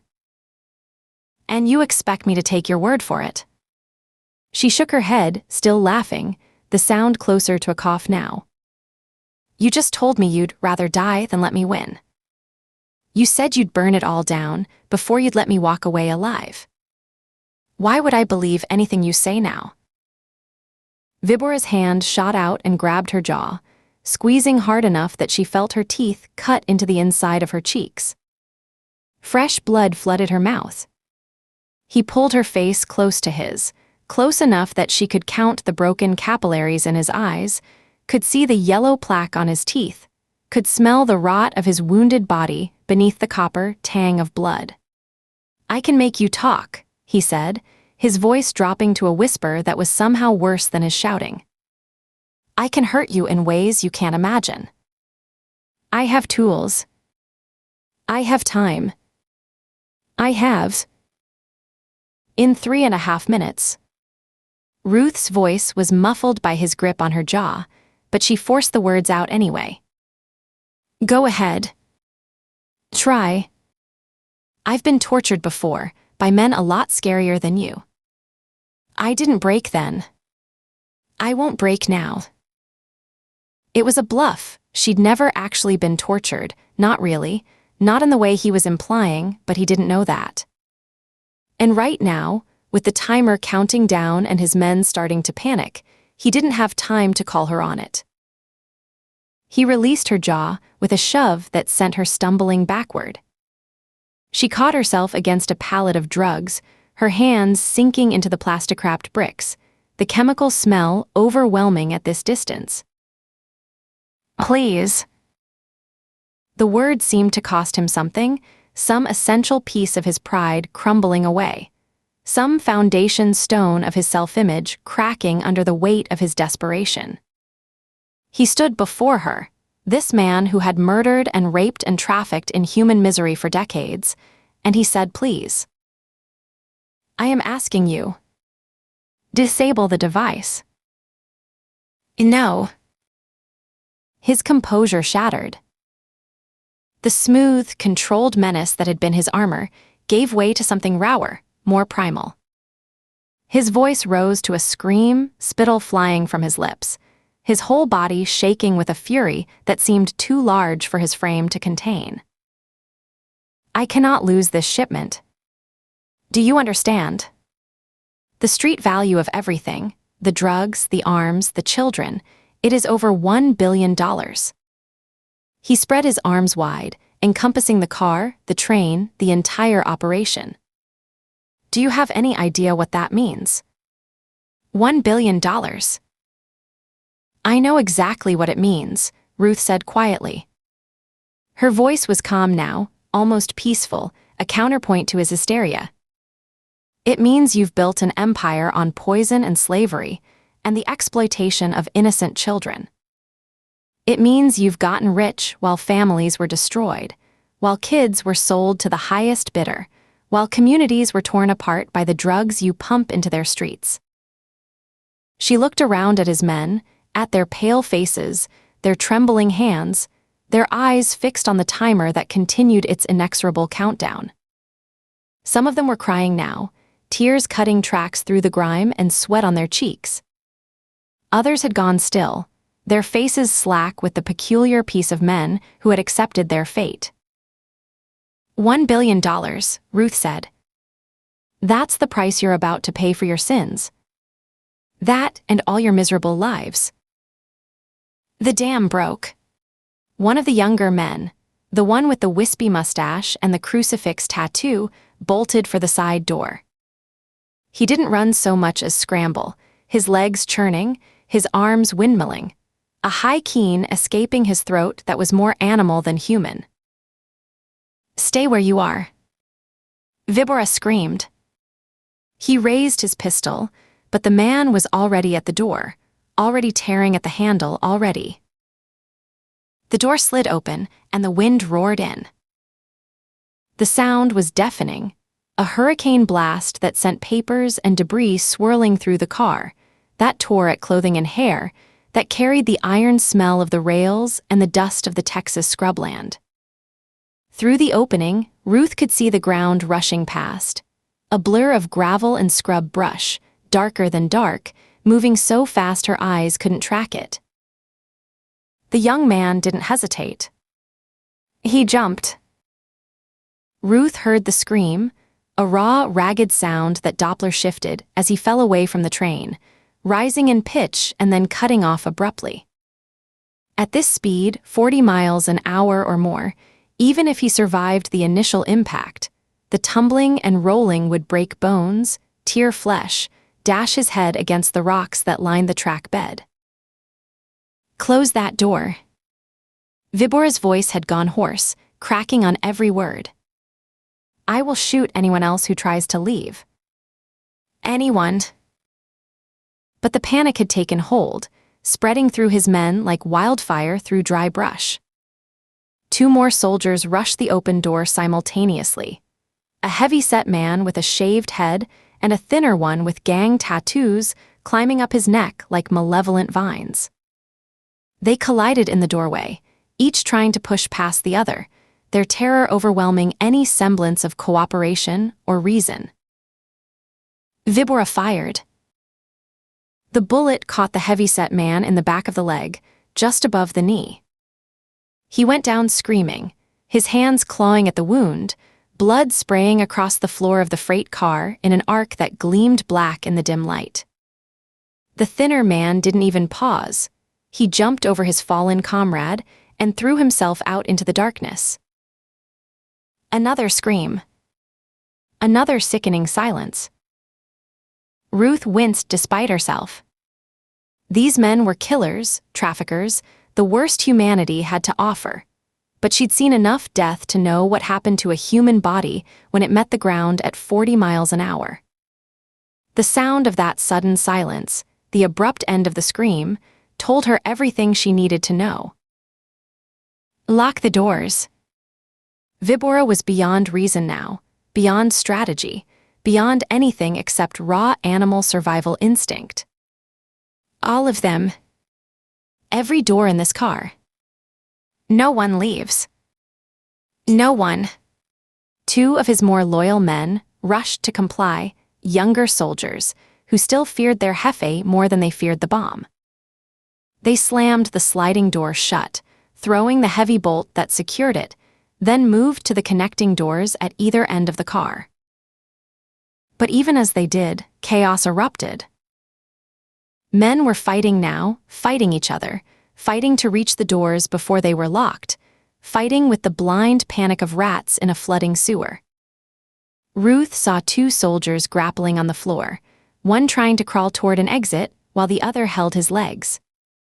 She saw a third man swinging a rifle like a club, clearing a path toward the door that was already being bolted shut. She saw the man with the crucifix tattoo. No, a different one, she realized, an older man with similar ink, drop to his knees and begin to pray, his voice rising above the screaming and cursing in a desperate litany to the Virgin Mary. Another man broke for the connecting door at the front of the car. Vibora shot him in the spine before he'd taken 3 steps. The soldier crumpled, his body folding in on itself, his legs suddenly useless beneath him.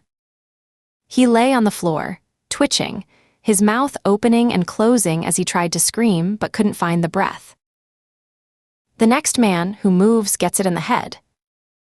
Vibora's voice had risen to a shriek, a sound barely recognizable as human. I will kill every one of you before I let you abandon this shipment. Do you understand me? Everyone. But his men were beyond understanding, beyond obedience, beyond anything except the primal terror of imminent death. More fights broke out. More screaming. More prayers. The car had become a snapshot of hell, bodies struggling, blood pooling, the smell of fierce sweat and urine mixing with the chemical reek of the drugs. Ruth found herself pushed back against the pallets by the chaos, her shoulders pressed into the plastic-wrapped bricks of drugs. Somewhere in the madness, she'd lost track of Aaron. She couldn't see him through the mass of struggling bodies, couldn't hear his voice above the screaming. Fear clutched at her chest, cold and sharp. Then she spotted him. Still held by 2 soldiers, but the men's grips had loosened, their attention split between their prisoner and the timer that was counting down their lives. Aaron was watching her across the chaos, his bloody face calm, his eyes steady. He mouthed something she couldn't hear over the noise. It might have been her name. It might have been, I love you. It might have been nothing at all. Another man made his break, this one smarter, going for a gap in the wall rather than the locked doors. He had a fire axe, taken from somewhere, and he swung it at the metal panels with desperate strength, sparks flying with each impact. The blade bit into the steel, opening a gash that let the night air whistle through. Vibora shot him twice in the back. The man slid down the wall he'd been trying to breach, the axe clattering from his fingers, leaving a bloody smear on the metal as he fell. You can't keep them here, Ruth said. Her voice was almost lost in the chaos, but somehow Vibora heard her. He turned, his wild eyes finding hers, his pistol swinging toward her chest. You can't force them to die with you. Shut up. He took a step toward her, then another, the pistol trembling in his grip. Shut your mouth or I'll. You'll what? Shoot me. Ruth spread her hands, a gesture of openness, of acceptance. Go ahead. I'll be dead in minutes anyway. We all will. Another soldier tried to rush past Vibora toward the rear door. This one was older, gray-haired, with the weathered face of a man who'd spent his life in hard places doing hard things. He didn't run, he walked, his head held high, his expression serene. Maybe he'd accepted his fate. Maybe he'd decided he'd rather die trying to escape than die cowering. Either way, he didn't get far. Vibora shot him in the throat. The man went down gurgling, his hands clutching at the wound as blood sprayed between his fingers. He hit the floor and didn't move again, just lay there making wet sounds that gradually faded to silence. Anyone else? Vibora screamed. His voice was raw now, shredded by the force of his own fury. Spittle ran down his chin. His eyes rolled, showing too much white. Anyone else want to test me? The surviving men had gone still. Some stood frozen in place, their hands raised, their faces masks of terror. Others knelt on the floor, their weapons abandoned, their lips moving in silent prayer. The ones who'd been fighting had separated, backing away from each other, suddenly aware that their struggles were meaningless in the face of what was coming. The train swayed on, indifferent to the human drama playing out within its metal belly. The wheels clicked over rail joints in their endless rhythm. The wind howled past the gaps where men had tried to escape. The timer glowed red in the darkness. 1:58. 1:57. 1:56. Under 2 minutes. Vibora turned back to Ruth. His face was a ruin now, sweat and blood and tears mixing together, his features distorted by a grief and rage that seemed too large for any one man to contain. The pistol in his hand shook. I will go to your house, he said, his voice dropping to a whisper that was somehow more terrifying than his screaming had been. After this is over, I will find your family. Your daughter. Your man's children. And I will slaughter them like goats and pigs on my farm back home. I will make them suffer for days. I will send you videos of their deaths, wherever you are in hell, and you will know that this is your fault. All of it. Your fault. Ruth met his eyes. Held them. Let him see the absolute certainty in her gaze. No, you won't, she said. Because you're going to be dead in about 1 minute and 50 seconds. All of you. Something broke inside Vibora. She saw it happen, watched the last thread of his sanity snap like an overstressed cable, watched the man who had terrorized thousands dissolve into something raw and shrieking and barely human. His face contorted, the muscles pulling in directions that seemed anatomically impossible, his mouth stretching wide in a scream that came from somewhere deeper than his lungs. No. No, no, no, no, no. He fired his pistol into the ceiling, once, twice, 3 times, the shots deafening in the enclosed space, the muzzle flashes strobing across the terrified faces of his men. Shell casings pinged off the metal floor, rolling away into the darkness. This is not how I die. Not like this. Not because of some fucking Puto Ranger. He spun in a circle, the gun swinging wildly, his men ducking and scrambling to get out of its path. Spittle flew from his lips. Tears streamed down his cheeks. The wound in his side had torn open completely now, blood soaking through his shirt and dripping onto the floor, but he didn't seem to notice. Didn't seem to feel anything except the all-consuming fury that had swallowed him whole. "I am El-Serpent." He screamed at the ceiling, at the walls, at the timer that kept counting down. "I have killed more men than you can count. I have burned villages. I have made federals beg for death. I am not going to die in a fucking boxcar." A sound escaped him, something between a laugh and a sob, high and thin and terrible. He grabbed one of his soldiers by the collar and shook him like a rag doll, screaming into the man's face from inches away. "Do you understand who I am?" The soldier, young, terrified, tears cutting tracks through the grime on his cheeks, could only nod his head, his mouth opening and closing without producing words. Vibora was babbling now, the words tumbling over each other, mixing Spanish and English in a frenzied stream of threats and curses and prayers. His men watched in horror, their jefe, the man they'd feared more than death itself, reduced to a screaming, bleeding, weeping wreck. "Enough." The voice was quiet. "Come." Barely louder than a conversational tone. And yet somehow it silenced everything. Vibora's sobbing stopped mid-breath. Every gasp and prayer and whimper died away.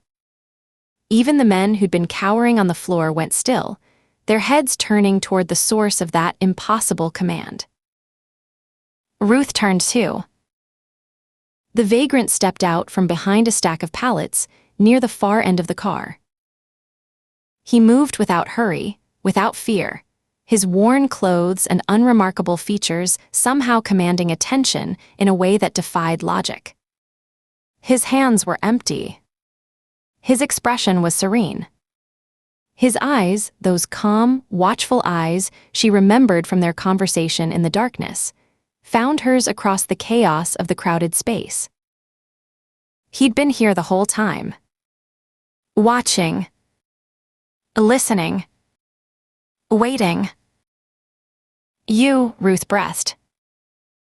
The man smiled slightly, the same smile she remembered, that strange mix of warmth and something colder underneath. He walked toward her through the frozen tableau of armed men and would-be corpses, and Vibora's soldiers parted before him like water before the prow of a ship. Some of them seemed confused, reaching for weapons they'd dropped or holstered in the panic. Others, and this was the strange part, others seemed to recognize him, their faces going pale with a different kind of fear, a deeper kind, the fear of men who understood exactly what they were seeing. The man stopped in front of Ruth. He glanced at the timer, the red digits falling, measuring out the final seconds, and then back at her face.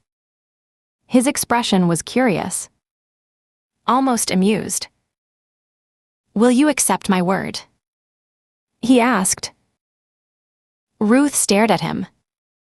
Behind her, she could hear Vibora whimpering on the floor, confusion and terror, and dawning horror mixing in the broken sounds, escaping his throat. The men who'd been holding Aaron had released him, backing away from both rangers as if they'd suddenly become radioactive. She looked at the stranger. At his calm eyes. At the way he held himself, not like a vagrant, not like a man who should be afraid, but like someone who owned everything around him and knew it. Like someone who had always owned it. From the first moment, he'd appeared in the shadows of the drug car to speak with her about wedding cakes and daughters and the nature of choice. "You're El Carnicero," she said. Around them, Vibora's men reacted, gasps of recognition, whispered prayers, the sound of weapons being lowered as understanding dawned on faces throughout the car. Vibora himself had gone silent, his face pressed against the floor, his body shaking with something that might have been sobs or laughter or both. "She," the man said quietly. His voice carried the weight of absolute authority, the certainty of a man who had never been denied anything he wanted. I am Alejandro Reyes Castellanos, the one they call El Carnicero. Chapter 22. Ruth stared at the man who had just revealed himself as the most wanted cartel boss in the Western Hemisphere. The freight car swayed beneath them, wheels clicking against rails, carrying them deeper into the Texas night. Around her, Vibora's surviving men stood frozen in various postures of shock. Some with mouths hanging open, others with hands half raised as if they'd forgotten what they were doing mid-gesture. The smell of blood and cordite and chemical preservatives hung thick in the air, mixing with the sour reek of fear sweat from a dozen terrified bodies. Vibora himself remained on the floor, curled into something like a fetal position. His wounded shoulder had torn open again during his breakdown, dark blood soaking through the ruined fabric of his shirt and pooling beneath him. Whimpering sounds escaped his throat, not words, just the broken noises of a man whose mind had temporarily retreated from reality. "Why should I believe you?" Ruth asked. El Carnicero, Alejandro Reyes Castellanos, regarded her with those calm, watchful eyes. Up close, she could see the details she'd missed in the darkness. The deep lines carved around his mouth and eyes, the weathered texture of skin that had spent decades under harsh sun, the small scar that traced along his left jawline like a pale thread. His hands hung loose at his sides, the fingers slightly curved, completely relaxed. No tension in his shoulders. No tightness in his jaw. "Because I always keep my word," he said simply. "And I give you my word that neither you nor anyone you care about will be harmed by me or my people." Ruth looked at him. Really looked. She searched his face for the tell, the micro-expression, the subtle twitch, the almost imperceptible dilation of pupils that would reveal the deception beneath the words. She'd seen 1,000 liars in her career. She knew what dishonesty looked like when it wore a human face. She found nothing. Just calm. Just certainty. Just the absolute conviction of a man who said what he meant and meant what he said, regardless of how monstrous his other actions might be. His breathing was steady. His gaze didn't waver. His hands remained still at his sides, no fidgeting, no unconscious movements that might betray inner conflict. She believed him. Ruth nodded. She turned and stepped toward the device, her boots squelching in something what she didn't want to identify. Shell casings crunched beneath her heels. A body lay sprawled across her path, one of the men who'd been shot during the chaos, and she stepped over it without looking down, her focus fixed on the bomb and its softly glowing timer. The red digits illuminated her hands as she reached for the mechanism.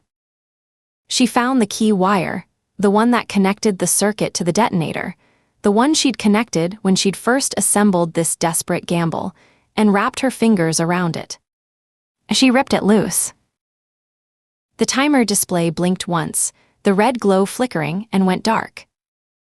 The soft beeping that had been counting down their deaths fell silent. For a moment, the only sounds were the clicking of wheels on rails and the labored breathing of frightened men.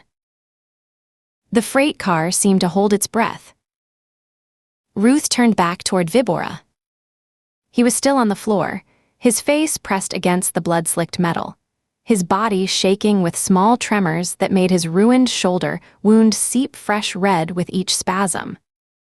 She hefted the disconnected timer in her hand, felt its weight, the warmth of the plastic casing from the electronics inside, and tossed it at him. A casual throw. Contemptuous. The kind of toss you'd use to throw a piece of garbage into a bin. It caught him square on the forehead with a hollow thwack. Vibora's head snapped up. His face was a ruin, smeared with blood and snot and tears, the careful cruelty replaced by something feral and broken. His eyes found Ruth's face, and the hatred in them seemed to burn from somewhere deeper than his soul, somewhere primal and ancient and utterly beyond reason. A snarl twisted his features, baring teeth stained pink with blood from where he'd bitten through his own lip. He launched himself off the floor. It wasn't a calculated attack. It was pure animal fury, the blind rage of a man who had been humiliated beyond endurance and wanted only to destroy the source of his shame. His hands reached for Ruth's throat, fingers curved into claws, the nails ragged and dirty. A scream tore from his chest, wordless, raw, the sound of a wounded animal making one last desperate charge. El Carnicero moved. Ruth barely saw it happen. One moment, the cartel boss was standing beside her, his hands relaxed at his sides. The next, he was between her and Vibora, and there was something in his hand, a blade so thin it was almost invisible, no wider than a letter opener, gleaming like a sliver of moonlight in the dim interior of the freight car. The blade touched Vibora's throat. Just touched it. The lightest pressure imaginable, barely more than a caress, like a lover's finger tracing along tender skin.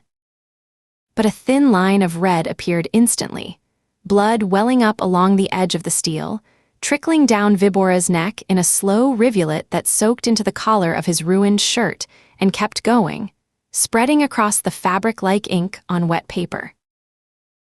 Vibora froze. His momentum died. His reaching hands stopped inches from Ruth's throat, trembling in midair, the fingers still curved but powerless now. His eyes went wide, wider than Ruth had ever seen them, wider than when he'd been screaming at the timer, wider than when he'd been begging for his life on his knees. This was a different kind of fear. This was the fear of a predator who had suddenly realized he was prey, who had looked into the eyes of something higher on the food chain, and understood, with absolute clarity, his own insignificance. You dare defy my given word. El Carnicero's voice was quiet, almost gentle. The voice of a man discussing the weather, or the quality of a wine, or any other trivial matter that didn't involve life and death. But beneath the gentleness was something cold and absolute, something that made the hair on Ruth's arms stand up despite herself. Vibora crumbled. There was no other word for it. His legs simply gave out beneath him, folding like wet paper, dropping him to his knees on the blood-slicked floor of the freight car. His hands came up in supplication, trembling violently, reaching toward El Carnicero's feet like a penitent reaching toward a saint's reliquary. Forgive me, Jefe. The words came out in a rush, tumbling over each other, mixing Spanish and English in a desperate flood of abasement. Saliva sprayed from his lips. Tears cut fresh tracks through the grime on his cheeks. This woman, esta puta maldita, she has been a curse upon me and my men. She killed Pedra. She killed Fausto. She has destroyed everything I built. I could not stop myself, Jefe, I could not control. He bent forward, pressing his lips to El Carnicero's shoes. Ruth watched as the most feared enforcer in LM-13, the man who had terrorized half of Texas, who had ordered the deaths of dozens, who had personally tortured information out of screaming victims. She watched as he kissed his master's feet like a medieval serf prostrating himself before a king. His lips moved against the dusty leather, murmuring prayers or apologies or both, his body shaking with the force of his submission. El Carnicero looked down at him for a long moment, his expression unreadable. The thin blade had disappeared, back up a sleeve, perhaps, or into some hidden sheath. His hands hung loose at his sides again, perfectly relaxed, as if he hadn't just moved faster than Ruth's eye could follow. Then he spoke. The Spanish was rapid and sharp, each word landing like a hammer blow. Ruth caught fragments, commands, warnings, something about honor and something about patience, but the meaning was clear from tone alone. This was not a conversation. This was an order. Vibora scrambled to his feet, his head still bowed, his eyes fixed on the floor.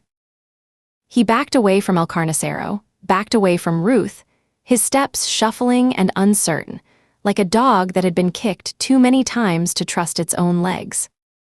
He backed away until he stood among his surviving men. They parted to let him through. Their faces were carefully blank, the studied blankness of subordinates who had just witnessed their immediate superiors' complete humiliation and knew better than to show any reaction. They closed ranks around him when he stopped, not protectively, Ruth realized, but containingly. Surrounding him, keeping him in place, awaiting their true master's further orders. Ruth felt a presence at her side and turned. Aaron. His face was a mess. The cut above his eyebrow had been split open again, probably during whatever struggle he'd been through while she was dealing with Vibora, and blood had run down into his eye, crusting in his lashes, tracking along the side of his nose in dark tributaries. His jaw was swelling on the left side, already turning the purple-green of a deep bruise, and there was a scrape across his cheekbone that looked like he'd been dragged across rough metal. But he was alive. He was standing. He was looking at her with those eyes, those steady, patient eyes that had seen her through 100 impossible situations, that had watched her back through firefights and investigations, and the long dark nights when cases went wrong and good people died. The question in them was the same one he always asked, the same one he'd been asking her since they were rookies together, since before they'd known what they would become to each other.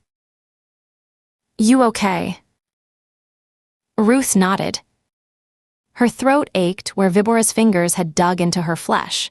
She'd have bruises there tomorrow, fingerprint-shaped marks that would take weeks to fade. Her scalp burned where he'd torn out her hair, the roots still throbbing with a sharp, persistent pain. Her head pounded from the impact against the wall, and when she probed the back of her skull with careful fingers, she felt a lump the size of a golf ball rising beneath her hair. But she was alive. Aaron was alive. And somehow, impossibly, against every odd, they had survived. I'm fine, she said. El Carnicero had been watching this exchange with something that might have been amusement, a slight softening around his eyes, a faint upward curve at the corner of his mouth. Now he turned to face Ruth fully, his hands clasped behind his back, his posture relaxed despite the chaos that surrounded them. Bodies on the floor. Blood pooling in the gaps between the floorboards. Shell casings scattered like brass seeds. Men standing in terrified silence, awaiting commands. The sweet chemical smell of drugs mixing with the copper tang of fresh blood and the sharper scent of gunpowder. You are an extraordinary woman, Ruth Baker, he said. Ruth shrugged, a rolling motion of her shoulders that sent a fresh spike of pain through her bruised throat. I should sure hope so. I'm a Texan and a ranger. El Carnicero laughed. It was a genuine laugh, warm and surprised. The laugh of a man who had encountered something unexpected and delightful in a world that had long since ceased to surprise him. It transformed his face, erasing the coldness, softening the hard lines. For a moment, he looked like what he'd claimed to be. A grandfather, a father of daughters, a man who gave wedding advice to strangers and meant every word of it. Then the laugh faded, and the coldness returned to his eyes. You cannot stop us, he said. You cannot stop our business. There is too much demand, too much money, too many people who want what we provide. For every shipment you intercept, 10 more will take its place. For every man you arrest, 20 more will rise to fill the void. For every organization you destroy, 3 more will grow from its ashes. He spread his hands, encompassing the freight car, the pallets of drugs, the bodies, the whole bloody tableau. This is the nature of the beast. Ruth shrugged again. I stopped this shipment, didn't I?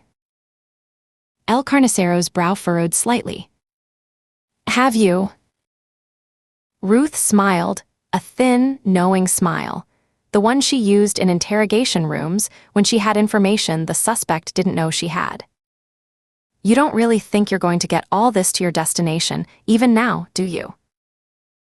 Why not? El Carnicero spread his hands wider, a gesture of philosophical inquiry. It is late-stage capitalism, they tell me. Demand and supply. The invisible hand of the market, yes. I am merely a businessman, meeting a market need. The system itself creates the demand. The poverty, the desperation, the hopelessness, these create my customers. I simply provide the supply. He tilted his head, studying her. You fight the symptoms, Ranger Baker. I am merely a symptom. The disease is much larger than either of us. Ruth laughed, a sharp, barking sound that echoed off the metal walls and made several of the cartel soldiers flinch. And I'm Annie, Oakley reborn. Go on and pull the other one. El Carnicero's eyebrow rose slightly, but he said nothing. Just waited, patient as stone, for her to continue. Ruth's smile faded. She thought of the conversation they'd had in the darkness, before she'd known who he was. Before she'd known, she was talking to the most wanted man in 3 countries. He'd given her wedding advice. He'd talked about his daughters, his grandchildren. He'd shared wisdom about marriage with the casual warmth of a favorite uncle at a family gathering. And she'd believed him. Even then, not knowing who he was, she'd believed him. What you said before, she said slowly. When we were alone. About being a father of daughters. A grandfather. About the buttercream frosting and not letting the caterer push fondant on me. She held his gaze. Was that true? El Carnicero nodded, his expression unchanged. I would not say it if it was not true. I have 3 daughters. 7 grandchildren. The oldest granddaughter is starting university this fall. Pre-law. A ghost of a smile crossed his face. She wants to be a prosecutor. Her mother finds this amusing. How do they feel about how you earn your money? Something flickered in his eyes, a shadow, a memory, something that might have been regret or might have been simply recognition of an old and familiar pain. The kind of pain you learn to live with, like a bad knee or a trick shoulder, always present, always aching, but manageable if you didn't think about it too much. They accept the world as it is, he said. Ruth held his gaze. The train swayed beneath them, clicking along the rails, carrying them toward whatever came next. Outside, the Texas night rushed past, dark and vast and indifferent. Well, Ruth said quietly, there's your problem right there. I don't. The train lurched. The motion came without warning, a violent deceleration that threw everyone forward, that sent unsecured objects sliding across the floor in a cacophony of scraping and clattering. Ruth grabbed a pallet to keep from falling, her fingers digging into the rough wood, splinters biting into her palm. Her legs braced against the sudden shift in momentum, boots sliding on the slick floor until they found purchase against a body. The screech of metal on metal filled the air, brakes engaging, wheels grinding against rails, the entire train shuddering like a living thing being forced to stop against its will. The train was slowing. Slowing fast. What is happening? One of Vibora's men shouted, his voice cracking with fear. Porque nos detenemos? Why are we stopping? Others took up the cry, their voices rising in confusion and alarm. They milled in place, bumping into each other, looking around wildly as if the answer might be written on the walls of the freight car. After everything that had happened, the standoff, the timer, the revelation of El Carnicero's identity, this new development seemed to push them past whatever reserves of courage they had left. El Carnicero raised a hand. Silence fell. Instant. Complete. The men stopped moving, stopped talking, stopped breathing loudly. They stood frozen in place like children caught misbehaving, their eyes fixed on their master, waiting for his judgment. Vibora, El Carnicero said calmly. Open the door. See what is out there. Vibora moved to obey. His earlier defiance had been completely erased, replaced by the numb compliance of a broken man. He shuffled toward the heavy sliding door, his wounded shoulder hunched, his head still bowed, not meeting anyone's eyes. He reached the door and threw the bolt. The metal scraped and clanged, then pushed the door open with a grunt of effort. The night rushed in. Wind and sound and light, so much light after the darkness of the freight car.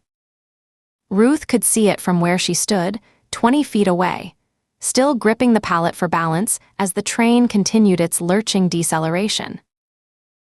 Strobing flashes of red and blue, cutting through the Texas darkness like signal fires. The rhythmic thump of helicopter, rotors overhead, multiple aircraft. Ruth counted at least 3 by the overlapping patterns of their searchlights, the beams stabbing down through the night like fingers of God pointing at the train. The reflections of emergency lights bounced off the metal sides of the freight car, painting everything in shifting patterns of color that made the blood on the floor gleam purple, then red, then purple again. And beneath it all, amplified voices. Commands being shouted through loudspeakers, the words distorted by distance and the Doppler effect of the slowing train, but the meaning clear. Throw down your weapons. Hands in the air. Do not attempt to flee. You are surrounded. The train shuddered one final time and stopped. The sudden stillness was almost disorienting after hours of constant motion. No more swaying. No more clicking of wheels on rails. Just the settling creak of metal cooling in the night air, the distant thrum of helicopter rotors, and the shouting of law enforcement officers deploying around the train. El Carnicero turned to Ruth. His face was calm. It was always calm, she realized. That was his gift, the thing that made him so dangerous, the ability to maintain perfect composure while the world burned around him. But something had shifted in his eyes. Not fear, she didn't think this man was capable of fear. Not really, not the way ordinary people experienced it. He had lived too long with death, as his constant companion, to be afraid of it anymore. But there was recognition. Acknowledgement. The acceptance of a gambler who had played a long game and lost this particular hand, but who knew there would always be another game, another hand, another chance to play. You are responsible for this, he said. Not an accusation. Just a statement of fact. Ruth shrugged. Just doing my job. He looked at her for a long moment. Outside, Ruth could hear boots crunching on gravel. Vehicles moving into position, she recognized the distinctive rumble of armored trucks, the higher pitch of pursuit vehicles, the throaty growl of what was probably a SWAT van. Voices called to each other in the clipped shorthand of tactical operations. Searchlights swept across the sides of the train, throwing sharp-edged shadows through the open door. It was good meeting you, Ruth Baker, El Carnicero said finally. He inclined his head, a small bow, almost courtly, the gesture of a gentleman acknowledging a worthy opponent across a chess board. His eyes never left hers, and in them she saw something that might have been respect, or might have been simply the recognition of a kindred spirit. Two people who had dedicated their lives to their chosen paths, who had pursued their goals with absolute commitment, who had been willing to die for what they believed in. That they believed in opposite things was, in the end, almost irrelevant. "I wish you a long and happy life," he said. "I wish you many children and grandchildren. I wish you a husband who looks at you the way that man looks at you." He nodded toward Aaron. "And I wish you a wedding cake with buttercream frosting." Then he turned and barked orders in Spanish. The words were rapid and commanding, his voice carrying the same absolute authority it had carried when he'd stopped Vibora's attack. His men responded instantly, years of training and fear overriding their panic, and began moving toward the open door. They dropped their weapons as they went, pistols and rifles clattering to the floor, the sounds punctuating their shuffling footsteps. One by one, they jumped down from the freight car. Through the open door, Ruth watched them land on the gravel beside the tracks, some stumbling, some falling, all of them immediately dropping to their knees with their hands raised high. Law enforcement officers swarmed toward them, weapons drawn, shouting commands. The helicopters circled overhead, their searchlights pinning the surrendering men like insects on display. Vibora went last. He paused at the door, silhouetted against the strobing lights, and turned back to look at Ruth one final time. His face was still a ruin, blood and tears and snot, but his eyes had regained some of their old hatred. The humiliation would fester, Ruth knew. If he survived prison, if he ever got out, he would remember this night. He would remember her. But he said nothing. Just turned and jumped down, disappearing into the chaos of flashing lights and shouting officers. El Carnicero was the last of his men. He walked to the door with the unhurried grace of a man taking a morning stroll, his hands clasped behind his back, his posture perfect. He paused at the threshold, silhouetted against the red and blue lights, and turned back one final time. "Remember what I said about the cake," he said. "Buttercream. Not fondant. Fondant looks beautiful in photographs, but nobody actually enjoys eating it. Marriage is not about the photographs. It is about the eating." He smiled a genuine smile, warm and grandfatherly. "And the dancing.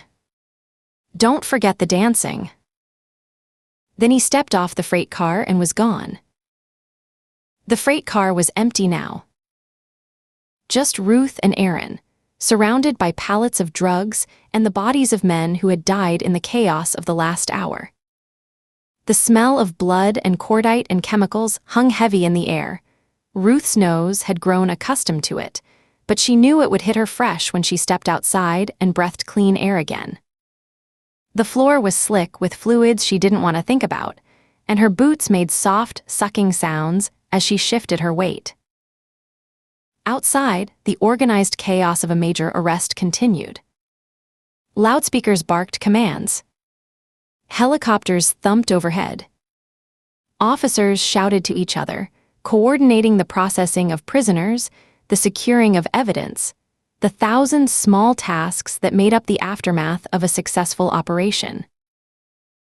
Aaron turned to her. His face was a mess, blood and sweat and grime, the cut above his eyebrow still seeping sluggishly, his jaw swelling purple-green in the strobing light that spilled through the open door.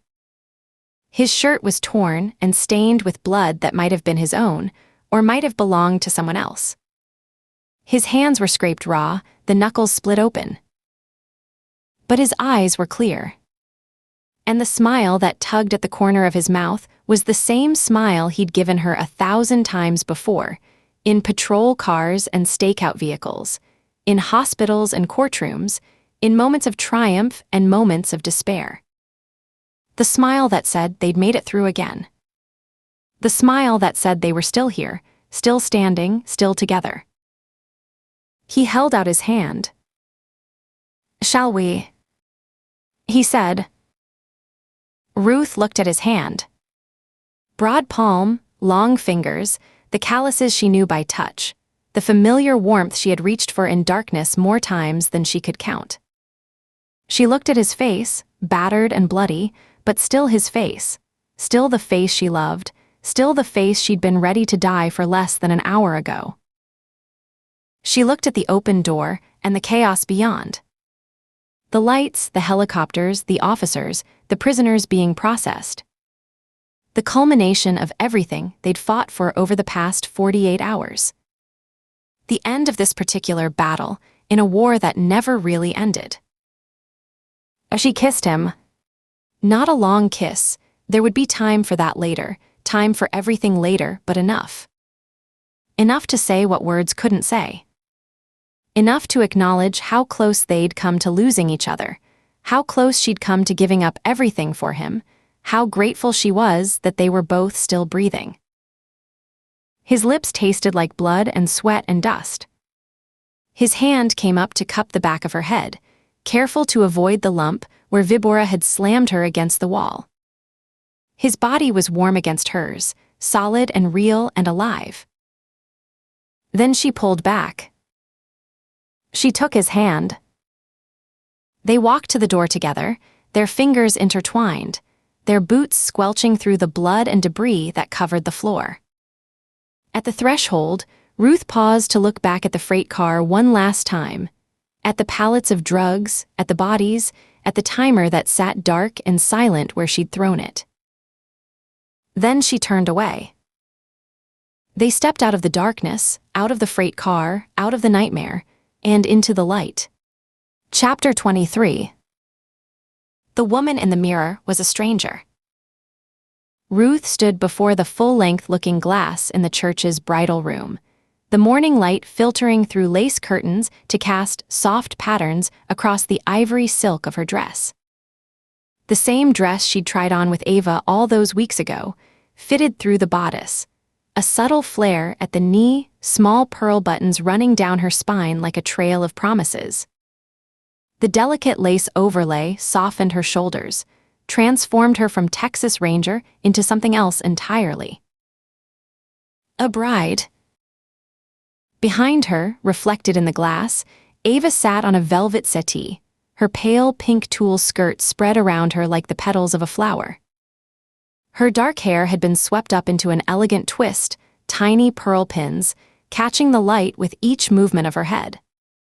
At 12, she was poised on the threshold between childhood and adolescence, and today she looked like both, a little girl playing dress-up and a young woman beginning to understand the weight of sacred moments. Ruth turned from the mirror to face her daughter directly. "What do you think?" She signed, her hands steady despite the flutter in her chest. Ava's face transformed.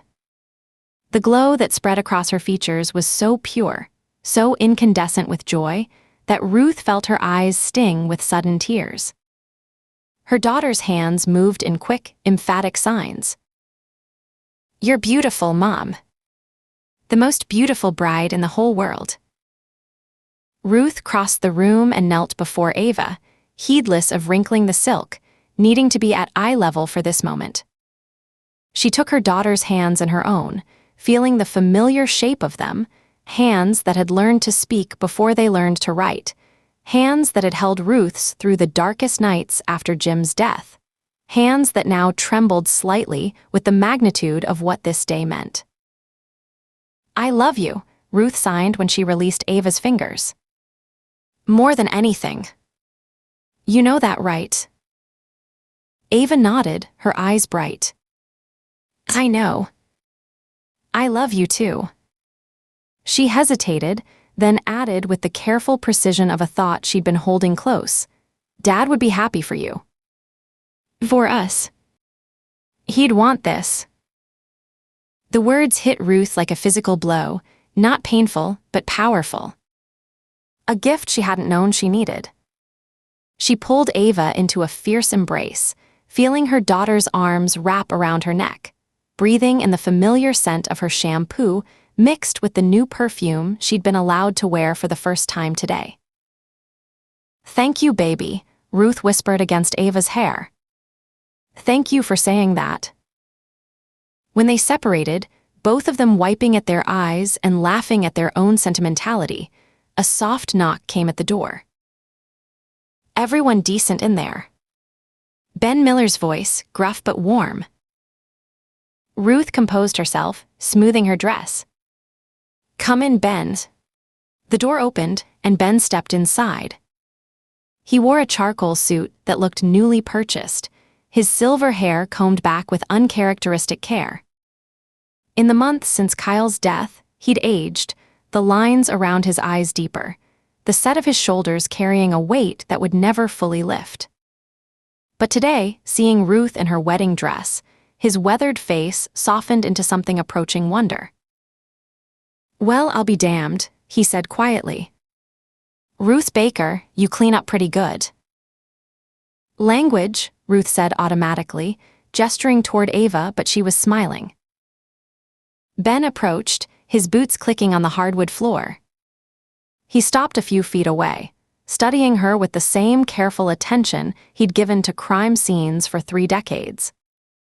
"You ready for this?" Ruth thought about the question. Really thought about it. 2 years ago, she would have said she'd never be ready to love again. That part of her had died with Jim, buried alongside him in the sun-baked Texas earth. But life had other plans. Aaron had other plans.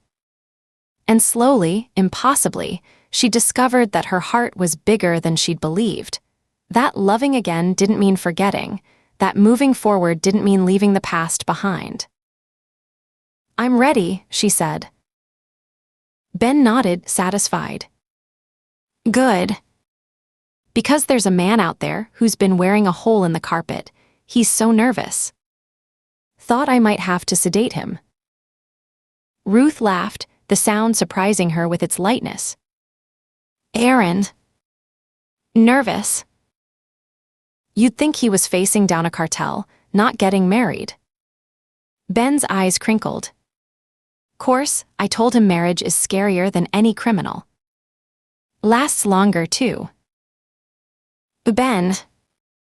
Ruth swatted his arm, but she was still laughing.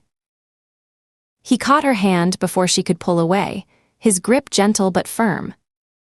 "I'm proud of you, Ruth. Kyle would have been too. He always said you deserved happiness." His voice roughened. "Don't you dare let anyone tell you otherwise." Ruth squeezed his hand, feeling the calluses from decades of hard work, the slight tremor that had developed since Kyle's passing. "I won't. I promise." "Good." Ben cleared his throat, composing himself. "Now, I believe I have a job to do. Something about walking a certain ranger down the aisle." Ruth had thought long about who would escort her. Her first instinct had been to walk alone, honoring her orphan identity, the independence that had defined her entire life. But in the end, she'd chosen Ben. The man who had found her abandoned on the doorstep of a ranger's office 38 years ago. The man who had given her a name, a purpose, a family of brothers and sisters in blue. The man who had been more of a father to her than any blood relation could have been. "I'd be honored," she said. Ben offered his arm with old-fashioned formality. Ruth took it, feeling the solid strength of him despite his years, and together they turned toward the door. Ava scrambled up from the settee, gathering her basket of rose petals. "Wait. I go first." "That's right, sweetheart," Ruth signed with her free hand. "You lead the way." The church was small and old, built from native Texas limestone that had weathered 150 years of sun and storm. It sat on a gentle rise outside Austin, surrounded by live oaks whose branches created a cathedral of green even in early December. Aaron's family had been attending here for generations. His grandparents had married beneath this same vaulted ceiling. His parents had renewed their vows on their 40th anniversary in this same sanctuary. Now it was their turn. Ruth waited with Ben in the vestibule. The heavy wooden doors closed against the murmur of voices and the soft strains of music from within. Through the narrow windows, she could see the parking lot filled with vehicles. Rangers' trucks parked beside sedans, Aaron's family's cars with Oklahoma plates mixing with local Texas tags. The day was cool but bright, winter sunlight streaming through stained glass to paint the interior in jeweled tones of ruby and sapphire and gold. The music changed. The processional began. The doors swung open, and Ruth caught her first glimpse of the sanctuary. Pews filled with faces, all turned toward her, all waiting. The aisle stretched before her, scattered with the rose petals Ava had already distributed in her careful, deliberate way. At the far end, beneath an arch of white roses and winter greenery, stood the man she was about to marry. Aaron. He wore a dark suit that made his broad shoulders look even broader, a pale blue tie that matched his eyes. His sandy hair had been combed back, though one stubborn piece had already escaped to fall across his forehead.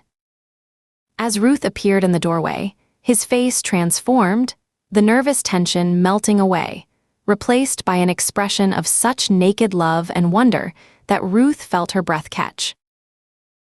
Ben patted her hand where it rested on his arm. "That's the look," he murmured. "That's how you know it's real." They began to walk.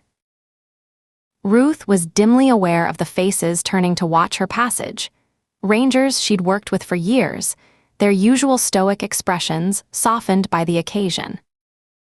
Aaron's sprawling Texas family, filling pew after pew with weathered ranchers and elegant women and children of all ages. The FBI agents who had become unexpected allies. The doctors and nurses from the hospital where they'd taken Joss away. But her focus kept returning to the front of the church, to the three figures standing beside Aaron in positions of honor. Jake stood tallest, at 14 already threatening to match his father's height. His lanky frame was contained in a suit that he wore with surprising grace, his sandy hair tamed for once into something approaching order. The careful teenage coolness he usually maintained had slipped, replaced by a genuine smile as he watched Ruth approach. He'd grown so much in the year she'd known him, from a wary boy protecting his territory to a young man who called her Mom, when he thought no one was listening. Beside Jake stood Marcus, 11 years old and practically vibrating with the effort of standing still. His auburn hair was slicked back, his freckled face scrubbed pink, and he wore his suit like a costume he couldn't wait to shed. But his eyes, those were the same eyes that had looked at Ruth with such skepticism when she'd first started dating his father, now shining with unguarded happiness. In his pocket, Ruth knew, he carried a stuffed dinosaur's tiny bow tie, a good luck charm he'd insisted on bringing despite being too old for such things. And Ava. Her daughter stood at the end of the row of groomsmen, an unconventional choice, but Ruth and Aaron had agreed that their children should stand together, a visual representation of the family they were creating. Ava's pink tulle dress caught the light from the stained glass windows, and the rose petals that clung to her hem sparkled like scattered jewels. But it was her face that made Ruth's heart swell until she thought it might burst. Ava was radiant. Not just happy, radiant. Incandescent. The glow on her face was the light of a child who had walked through darkness and emerged into dawn. She'd lost her father at 10, spent months in silent grief, watched her mother struggle with pain and guilt and the fear that she would never be whole again. And now here she stood, witnessing her mother choose love, choose hope, choose to build something new from the wreckage of what had been lost. This, Ruth thought as her eyes met Ava's across the length of the aisle. This is what I wanted to give you.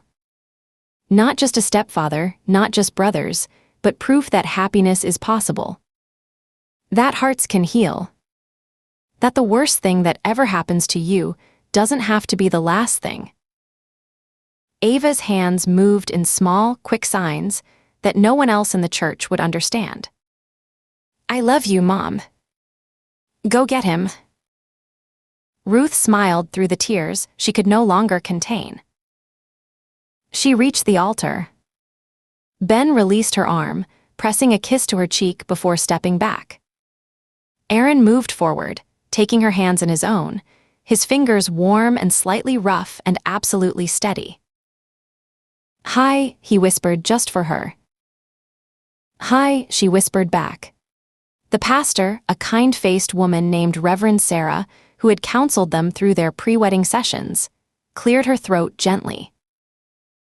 Dearly beloved, she began, we are gathered here today to witness the union of Ruth Baker and Aaron Tate in holy matrimony. The ceremony unfolded like a dream. Ruth was aware of the words being spoken, the traditional readings about love and commitment, the gentle humor of Reverend Sarah's sermon about two rangers finding peace in each other. She was aware of the faces watching from the pews, a leaner Tate dabbing at her eyes with a lace handkerchief while Roy sat beside her with suspiciously bright eyes of his own, trying to maintain his stoic patriarch demeanor and failing magnificently. Becky, Aaron's sister, whispered something to her husband that made him suppress a laugh. She was aware of the light shifting through the stained glass as the morning progressed, painting patterns across the stone floor. Of the scent of roses and cedar, the slight mustiness of old hymnals, the beeswax polish on the wooden pews. Of the weight of the moment, the sacred gravity of promises being made. But mostly, she was aware of Aaron. His hands holding hers. His eyes never leaving her face. The small smile that played at the corner of his mouth, as if he couldn't quite believe his luck. The way his thumb traced small circles on her palm, a silent conversation beneath the spoken words. And now, Reverend Sarah said, Ruth and Aaron have prepared their own vows. Ruth took a breath. She'd written and rewritten these words a dozen times, trying to capture everything she felt, everything she wanted to say. In the end, she'd settled for simplicity. For truth. Aaron, she began, her voice steady despite the tears that threatened. I never expected to stand here. I never expected to love again after Jim. I thought that part of my life was over, that I'd had my chance at happiness and lost it. She squeezed his hands. But you showed me I was wrong. Not by trying to replace what I'd lost, but by showing me that my heart was bigger than I knew. That loving you didn't mean loving him less. That moving forward didn't mean forgetting the past. She glanced at the children, at Ava's shining eyes, at Jake's careful attention, at Marcus's barely contained emotion. You gave me a family, she continued. Not just you, but Jake and Marcus. You welcomed Ava as your own. You learned to sign so you could talk to my daughter. You showed up every single day, even when I pushed you away, even when I was scared, even when I didn't believe I deserved happiness. Her voice broke slightly. I promised to show up for you the same way. Every day. For the rest of my life. Through cases and chaos and whatever comes next. I choose you, Aaron Tate. I choose us. Today and always. Aaron's eyes were wet. He blinked rapidly, his jaw working, and when he spoke, his voice was rougher than usual. Ruth. He said her name like a prayer. I've known a lot of brave people in my life. Rangers, soldiers, people who run toward danger when everyone else runs away. But you're the bravest person I've ever met. Not because you face down criminals, though you do that too, but because you let yourself love again. After everything you've been through, after all the reasons you had to close yourself off, you opened your heart. To me. To my boys. He glanced at Ava. You trusted me with your daughter. There's no greater gift you could have given me. He turned back to Ruth, his hazel eyes holding hers with an intensity that made the rest of the church fade away. I promise to be worthy of that trust. I promise to protect you, to support you, to stand beside you through whatever comes. I promise to be a good father to Ava, a good partner to you, a good man for this family we're building together. I promise to learn new signs when I mess up the old ones. I promise to make you laugh, to hold you when you cry, to never let you forget that you're not alone anymore. His voice dropped to something barely above a whisper, meant only for her. I love you, Ruth Baker. I've loved you since the day you threatened to shoot me for contaminating your crime scene. A ripple of laughter went through the congregation. Ruth laughed too, even as tears spilled down her cheeks. Reverend Sarah smiled. The rings, please. Marcus stepped forward with exaggerated solemnity, producing the rings from the small pillow he'd been guarding with his life. He handed them over with a theatrical bow that made his father roll his eyes and Ruth bite back a laugh. Ruth, Reverend Sarah said, please repeat after me. With this ring I thee wed. Ruth slid the band onto Aaron's finger, feeling the warm weight of the metal, the permanence of the symbol. With this ring I thee wed. Aaron, please repeat after me. With this ring I thee wed. Aaron's hands were steady as he slipped the ring onto Ruth's finger. With this ring I thee wed. Reverend Sarah looked out over the congregation, then back to the couple before her. By the power vested in me by the state of Texas, I now pronounce you husband and wife. Her smile widened. You may kiss the bride. Aaron cupped Ruth's face in his hands, his thumbs brushing away her tears. Hello, Mrs. Tate, he murmured. Hello, Mr. Tate, she whispered back. And then he kissed her. The church erupted. Applause and cheers and wolf whistles from the rangers in attendance. The sound of a leaner Tate openly sobbing, while Roy pretended he wasn't crying. Jake and Marcus whooping like they were at a football game. And beneath it all, the joyful sound of Ava stamping her feet and clapping her hands, her way of making noise for a celebration she couldn't hear but could absolutely feel. Ruth kissed Aaron back, her arms sliding around his neck, feeling his heart pounding against her chest. When they finally pulled apart, breathless and grinning like teenagers, the whole congregation was on their feet. They turned to face their family, their friends, their new life, hands clasped, rings gleaming, hearts full. Together. The reception was held in the church's fellowship hall, transformed for the occasion with white linens and mason jar centerpieces filled with winter flowers. A local bluegrass band played in one corner, the fiddle and guitar weaving melodies that got people's feet tapping. The buffet table groaned under the weight of brisket and sides. Aaron's family had insisted on handling the food, and they'd approached the task with the same intensity they brought to everything else. Ruth stood near the edge of the dance floor, watching the chaos unfold with a contentment so profound it felt almost surreal. Rangers lined up at the bar, trading war stories with Aaron's rancher uncles. Eleanor Tate held court at a corner table, showing baby pictures to anyone who would look. Marcus had already gotten barbecue sauce on his suit and was trying to hide the evidence while Jake pretended not to notice. And Ava was everywhere. Dancing with Marcus, then Jake, then any ranger brave enough to try to keep up with her. She'd kicked off her shoes an hour ago and showed no signs of slowing down, her pink tulle skirt swirling as she spun across the floor. She's having the time of her life.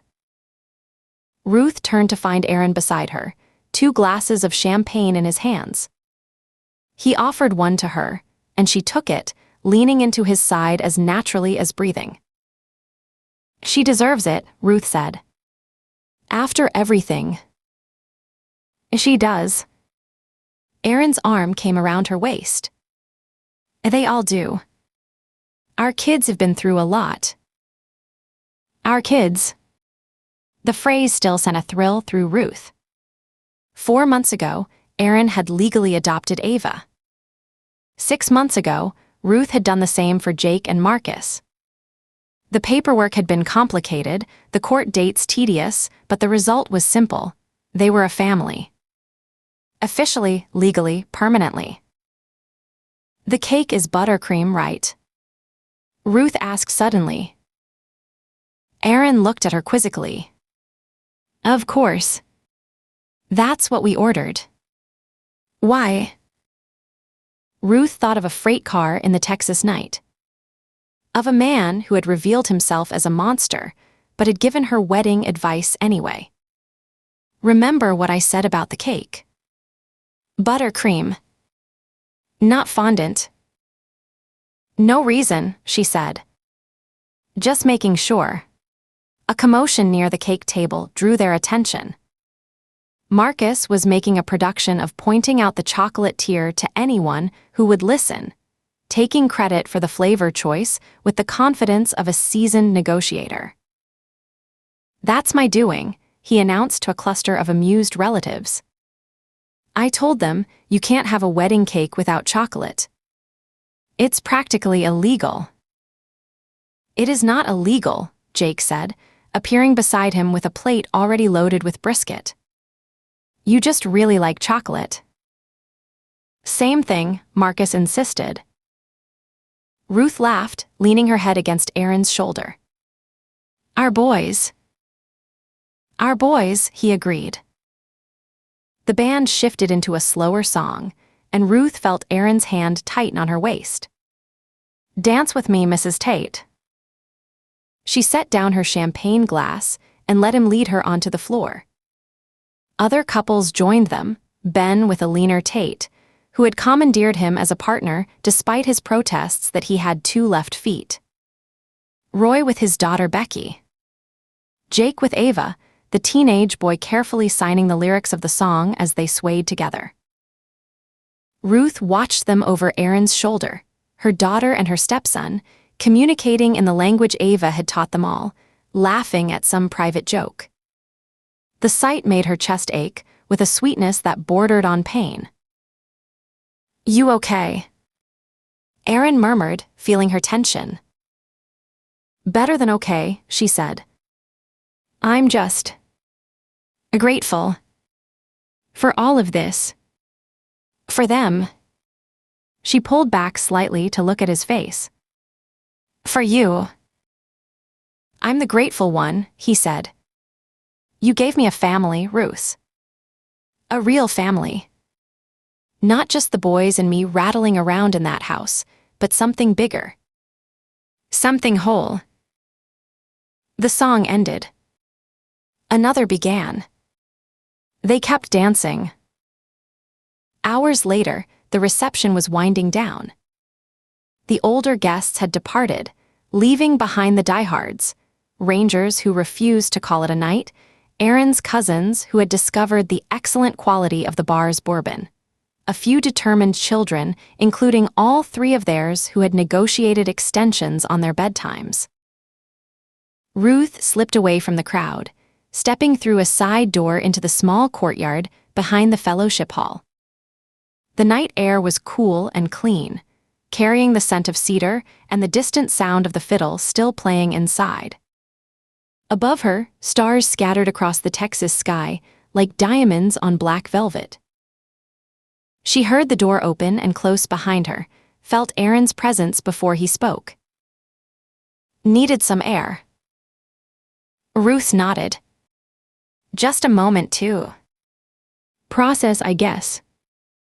It's been a lot." He came to stand beside her, their shoulders touching.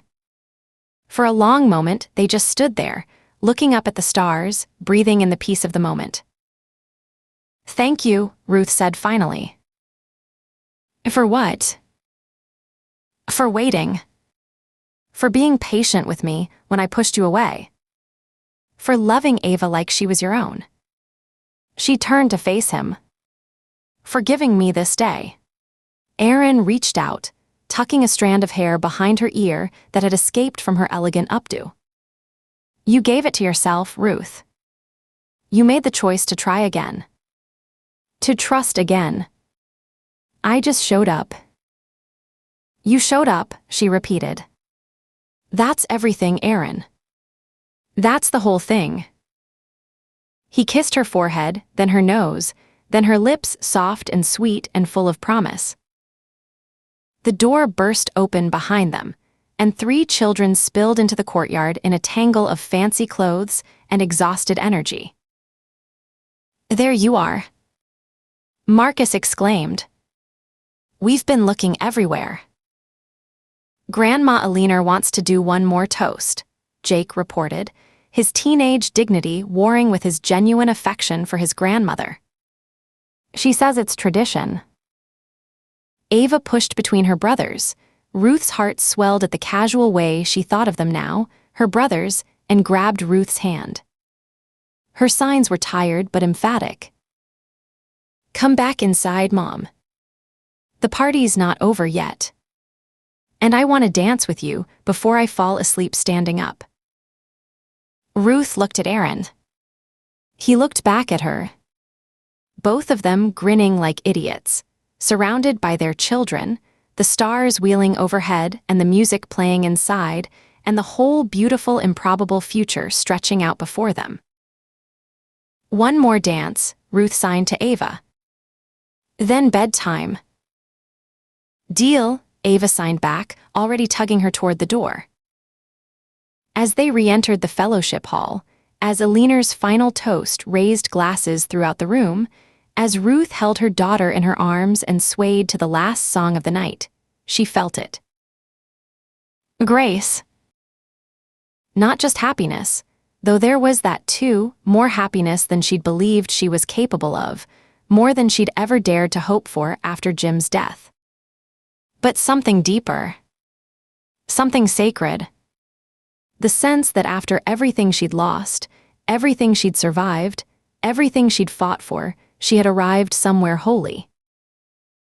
Not a place. A state of being. A certainty that she deserved this joy. That the fear of losing it didn't diminish it. That love was the whole point of being alive. The church bells had rung hours ago, marking the moment she'd become Mrs. Tate. Her family surrounded her now, Erin and Ava and Jake and Marcus, Ben and the Rangers, Alina and Roy, and all the sprawling Tate clan who had claimed her as their own.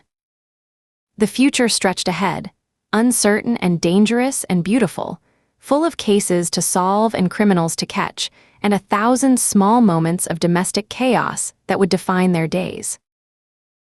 But right now, in this moment, holding her daughter close and feeling her husband's eyes on her from across the room, Ruth Baker Tate felt something she hadn't felt since she was a nameless infant abandoned on a doorstep in the Texas dawn. She was finally home. This concludes the audiobook recording of Night Train by Sam Barron. Narrated by Virtual Voice Heart. We hope you enjoyed this audiobook. Visit BookEmpathy.com for free books daily. Thank you for listening to this free full-length audiobook recording. Please support the author by buying a copy of the book and by subscribing to the BookEmpathy channel here on YouTube. I hope you enjoyed part 1 of that audiobook. Again, please consider subscribing to the channel Book Empathy on YouTube so that you can keep listening to my audiobooks free of charge. And do consider buying a copy of this book to support the author. Thank you.